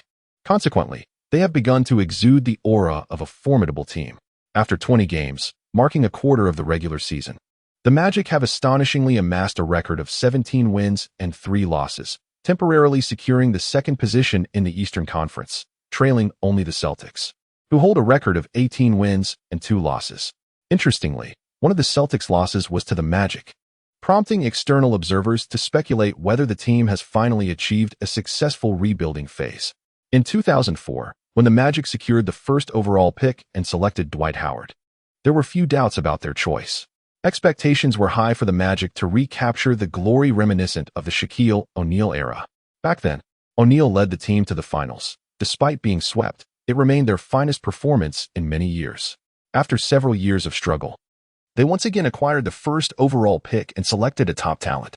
Howard's development seemed to validate their decision, and after finally reaching the playoffs last season, the addition of strong reinforcements this season suggested that their progress was foreseeable. Yet, few anticipated such significant advancement, with even whispers suggesting they might contend for the championship. ESPN commentator A. Smith remarked that it is still premature to discuss this, as only a quarter of the regular season has elapsed. Teams that start strong each year do not always sustain their success. One can only say they have a chance, or that they currently belong to the group contending for the championship. With Howard and Lewis combining in the paint and Turkoglu orchestrating the play, the backcourt exhibits admirable stability, while the overall defense remains resolute. Indeed, the team is beginning to take shape as a contender for the championship. Naturally, Lee Ching-ming has been frequently mentioned, particularly in his inaugural season as a rookie. Currently, after 20 games in which he has primarily served as a substitute and initially found himself on the fringes of the team, he has solidified his position within the rotation, having missed only 1 game against the Knicks. Averaging 9 minutes over 19 appearances, his shooting percentage stands at an impressive 64.5. This figure is not merely a product of opportunistic scoring, akin to a blue-collar worker capitalizing on easy baskets. Such scoring, despite a high shooting percentage, poses minimal threat to opponents and can be easily conceded. Even Howard, despite his fair share of simple baskets and dunks from direct passes, has only managed a shooting percentage hovering around 60 this season. Lee Ching-ming's free throw percentage of 87 alleviates him from the predicament that Howard faced in critical moments against the Suns, where he was hesitant to draw fouls and required rest. He averages 1 points, 7 rebounds, and 2 assists per game, including 2 3-pointers and 2 free throws. Among all rookies this season, his performance slightly trails only Durant's, although the overall number of attempts is relatively low, making it challenging to directly evaluate his prowess. It is well known that the ability to command shot opportunities is a skill in itself, yet Lee Ching-ming's efficiency remains particularly noteworthy. As one of the most prominent rookies currently, he not only boasts a superior team record compared to Durant, but also contributes significantly to victories. In terms of offensive and defensive efficiency, he surpasses Durant as well. Beyond the basic statistics, Lee Ching-ming holds an advantage over Durant in several advanced metrics. Even domestic media have ceased to draw comparisons between him and the Spacey. The gap between the two is widened. While Yi Jianlian continues to start and plays over 20 minutes per game, he still lags significantly behind Lee Ching-ming. Domestic fans may criticize the Bucks guards for their lack of passing or the coaching staff for their failure to develop talent. Yet those who have watched the games over the past month should recognize that, despite numerous appearances, Spacey still seems somewhat out of sync with the team's rhythm. If this is due to a personal tendency to start slowly, it bodes ill for his prospects. In this context, the Bucks have not abandoned him, which can be regarded as a testament to their commitment. Chapter 75, Vacation, 12. Lee Ching-ming occasionally maintains contact with Yi Jianlian, as they both find themselves in a foreign land. His familiarity with Yao Ming is limited, given their lack of prior interaction and absence of contact information. Furthermore, the potential generational gap complicates matters. Thus, in the absence of any outreach from the other party, he prefers not to impose himself. Although he once held great admiration for Yao Ming, that sentiment has gradually waned since his own entry into the NBA. Lee Ching-ming perceives that while alien is generally agreeable, he still seems rather indifferent towards the somewhat remote Milwaukee. Furthermore, it appears he has not forged many friendships, as his relationships are predominantly professional. This may be attributed to his personality. If he were still in his home country, such behavior would not raise any concerns. However, being abroad necessitates a proactive effort to integrate into the local collective. That said, there has been a degree of progress, at the very least. He has made significant strides in controlling errors and fouls. Moreover, his commendable performance during training has consistently garnered encouragement from the coaching staff, which was the only instance when he exhibited genuine excitement during his conversation with Li Chengming. Li Chengming initially intended to offer some advice and share his experiences with him. However, upon hearing him mention the assistance he received from Yao Ming, he promptly abandoned that thought. Yao, as someone who has walked this path before, possessed an understanding that Li, who struggled with communication initially and faced immense scrutiny and pressure, did not share. Their circumstances bore a closer resemblance, making Yao's counsel far more appropriate. If his advice proved ineffective, Li felt it unnecessary to dispense well-meaning yet potentially unwelcome platitudes. To put it plainly, as he observed Yao thriving while he himself was not, there was no telling what thoughts lingered in Yao's mind despite his outward demeanor. In such a scenario, if Li were to attempt to guide him, it might not be received as good intentions, but rather as an affront. Individuals with introverted personalities often harbor sensitive and fragile hearts, and Li preferred to remain uninvolved rather than risk an unpleasant outcome where good intentions backfire. Now, having returned from Golden State, Li could finally enjoy a few days of respite. Thanks to the league's grueling schedule, he was afforded a break of 3 to 4 days, free from games or training sessions.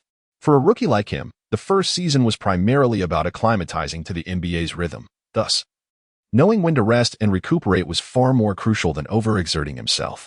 During this time, Li also attended to previously scheduled commitments, including a community outreach event organized by the team, from which he was fortunate to be selected. This presented a beneficial opportunity for him, as being a player for the Magic allowed him to foster a favorable impression among local fans and cultivate a more positive image, particularly as a foreign player. Gaining local recognition often necessitated additional efforts. For instance, Yao had actively engaged in similar endeavors in Houston, and coupled with his on-court performance, this contributed to his rapid rise as a beloved star in the city. Li Chengming had never contemplated achieving such influence, as his own status had yet to reach that level. His father was quite supportive of his endeavors, recognizing that they would greatly benefit his work as a manager. Subsequently, he found himself entrusted by Lady McGilden to accompany Sheila McGilden to the D.C. area to visit her classmates, during which he experienced the unprecedented sensation of being surrounded by a cacophony of 1,500 quacking ducks. Li Chengming has now become quite a celebrity in Orlando, and the Magic team has provided him with a plethora of promotional resources for the young girls. His towering presence evokes a sense of reverence intertwined with a desire for closeness, shrouded in an air of mystery. Noticing that her friends seem quite enamored with Li Chengming, Sheila experiences a sense of joy, particularly when they regard her with envious glances, which greatly satisfies her heart and alters her perception of him. Their interactions have grown increasingly harmonious over time. Sheila initially harbored some preconceived notions about him, yet such sentiments are not immutable. Upon recognizing his kindness, she naturally finds herself less inclined to reject him. However, the disparity in their ages and life experiences creates a subtle generational gap, and unlike Joan, she does not harbor an idolizing admiration for Li Chengming. After this encounter, Sheila's demeanor upon returning has become notably warmer, and she even finds herself playfully teasing him, leaving Li Chengming pleasantly surprised by her newfound affection. Upon witnessing the peculiar circumstances, Father Li inquired about the matter. After learning the details, he chuckled and remarked, "Little girls are just like that. Did I not tell you? If you spend more time with her, she will no longer resist you and will come to cherish your company." Li Chengming muttered, "What does it matter whether she likes me or not?" Father Li immediately shot him a glance and said, "It is only natural to maintain a good relationship with our neighbors. Do you not agree?" Li Chengming furrowed his brow and suddenly remarked, Dad, we may not necessarily reside here forever, right?" Li's father quickly grasped the implications of his son's words, furrowing his brow and nodding in agreement. "You have a point," he conceded. The reason for his concern stemmed from Li Chengming's burgeoning fame, which had gradually turned him into a darling of the media. The positive reception of the recent TNT broadcast, coupled with their subsequent invitation, served as a testament to this. Consequently, it suggested that he would attract an increasing amount of media attention. Even now, he occasionally encountered unfamiliar journalists at his doorstep, eager to conduct interviews. According to McGilton and others, it appeared that their family had encountered similar circumstances. With the notorious prevalence of paparazzi in both England and America, Lee's father felt a growing sense of unease. While he could manage matters within their household, and Lee Chiming had consistently demonstrated restraint, aware of his aspirations and the appropriate course of action to avoid compromising situations, he was concerned about the potential repercussions on their neighbors, who might grow weary of the intrusion. There was also the possibility of harboring resentment, as their previously tranquil lives had been disrupted and their privacy invaded. Let us wait and see, he mused. At least for this season, we need not dwell on this matter. Although there have been several days of respite, most of the time has been consumed by competitions or the journeys to them. Even the paparazzi understand that it is futile to linger at home during such periods, unless they wish to rummage through belongings to uncover hidden secrets. Once the season concludes, during the off-season, if the situation becomes unbearable, relocating may be a consideration. Should a move be necessary, it would undoubtedly be to a more affluent area, characterized by better security and privacy. For Lee Chiming, monetary concerns are no longer an issue. His salary is merely a portion of his earnings. Moreover, it is not immediately accessible. The substantial income stems from endorsement contracts, aside from the cola advertisement. He has secured 2 domestic sponsorships, and local businesses have also approached him. Through these commercial agreements, Lee Chiming has reaped rewards surpassing his annual salary by several multiples during this period. Whereas in the past, his sole desire was to showcase his talents, he now possesses additional motives, primarily the pursuit of wealth. As for his passion for basketball, he considers it a minor factor. Once a pursuit transforms into a profession, it becomes challenging to define it solely by love, as one might suddenly find themselves weary and disinterested in even touching the ball. In fact, after a couple of days without practice, Lee Chiming has realized he feels surprisingly well, awakening to the notion that he may be experiencing sentiments akin to the disillusionment of his school days. His father has echoed similar sentiments, recalling moments of aversion at work that eventually dissipate with time. Chapter 76, Returning to Home Court, 22. However, the days devoid of competition have proven rather dull for Lee Chiming. Previously, his time was occupied solely by training or matches, which, while monotonous, provided structure. Now, in an effort to recuperate from physical fatigue, he has heeded the team physician's advice to rest for 2 days without engaging in basketball, and has found himself feeling rather aimless. Particularly, he has come to a sudden realization. He has not truly explored Orlando. Not only has he neglected to visit the city itself, but he has also failed to explore the vicinity thoroughly. For instance, he has never entered a convenience store, never personally purchased items, nor has he interacted significantly with others. In terms of meals, initially, his father handled the arrangements. But with the new season upon them and their time here limited, they either dine at McGilden's home or eat out. Lee Chiming's daily interactions are primarily with his colleagues from the team, including players and coaches, as well as various fans he encounters in passing. Of course, he also engages with his neighbors. Notably, most of these individuals possess foreign features, which leads Lee Chiming to suspect he may have a mild form of prosopagnosia, rendering him somewhat incapable of distinguishing faces. Even someone like Van Gundy, whom he sees nearly every day, he often confuses with a security guard at the arena. Indeed, they bear a striking resemblance to one another. Fortunately, he has yet to mistakenly address either of them, as they always wait for the other to call out first, thus avoiding any potential misjudgments. So, are you implying that you wish to go out? Is that not permissible? Father Lee shook his head and replied, It's not that it can't be done. Rather, it is quite impossible. Lee Chiming said with a pained expression. Why is that? What do you think? Is this the burden of fame? Father Lee chuckled and said, My boy, do you realize that uttering such words in our homeland would invite a fair share of trouble? Lee Chiming scratched his head, unable to find humor in the situation. He swallowed his tears deep within. After contemplating for a moment, Father Lee remarked, In truth, it is not entirely unfeasible. I may have exaggerated my statement. I have observed that others from the team do not encounter significant issues while out and about. They merely attract a modicum of attention. However, that is somewhat redundant. A towering figure, standing at 2 meters, or even 2 meters 1, inevitably draws the gaze of passers-by. While ordinary celebrities might don disguises to elude the scrutiny of the public, basketball stars, due to their conspicuously towering stature, are easily recognizable, especially if they are not among those rarely seen on the court, akin to peripheral figures who hardly even glance at the water cooler. Furthermore, it is undeniable that Lee Cheng-ming is currently in high demand, while his fame may not be universally acknowledged across the entirety of the United States. In Orlando, or indeed throughout Florida, he is akin to a veritable sensation. Nonetheless, one must meticulously plan their itinerary. Aimless wandering serves little purpose. Would it truly be enjoyable to find oneself ensnared in a crowd? Indeed, Mr. Lee's assertion is somewhat exaggerated, as there have been no reports of any sports star encountering trouble while being besieged, whether in American basketball or European football. Perhaps the sparse population in vast areas contributes to the rarity of overwhelming crowds.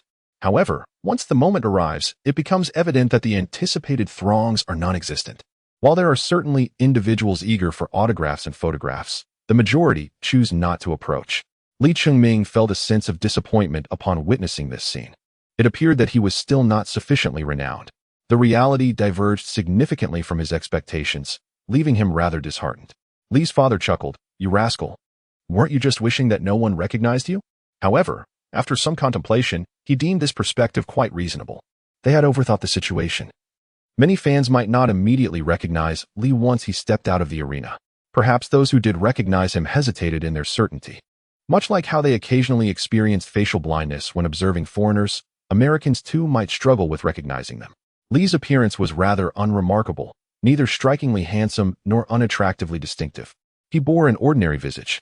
Naturally, the phenomenon of facial blindness would not extend to such absurd extremes as mistaking slanted eyes for beauty or a round face for handsomeness. Nonetheless, this was indeed for the best, allowing him to relax and enjoy his solitude without the intrusion of others. Lee Cheng-ming swiftly adjusted his mindset, soon dismissing such thoughts. However, after a moment, he suddenly remarked, "If only my mother were here as well." Father Lee pondered for a moment and then said, "Let's wait until the winter vacation. By then, she will have some free time, and we can see if she is willing to come over. I worry that she might feel nauseous during the flight." Lee's mother experiences motion sickness not only in private cars, but also in nearly all forms of long-distance transportation. She has flown before, but did not feel particularly well during the journey. Therefore, if the sole purpose is to visit them briefly for a couple of days, it seems unnecessary. It would be better to wait until she has time during the holidays. Lee Cheng-ming nodded and refrained from further discussing the matter. December 7th, a Friday, marked the conclusion of the workweek, rendering the evening's match more vibrant than usual.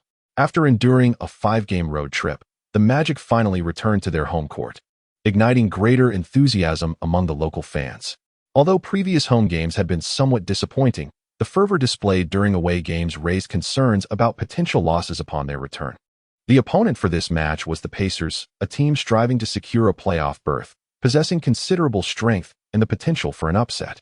Indeed, there exists a saying, there are no weak teams in the NBA, primarily because the players capable of establishing themselves in the league inherently possess significant talent. Once a team finds its rhythm, if the defense fails to contain the opponent's momentum, even the top-ranked teams can succumb to defeat against seemingly inferior rivals. This elucidates why achieving 70 or more wins is a formidable challenge. Even 65 wins are rarely attained, as evidenced throughout history.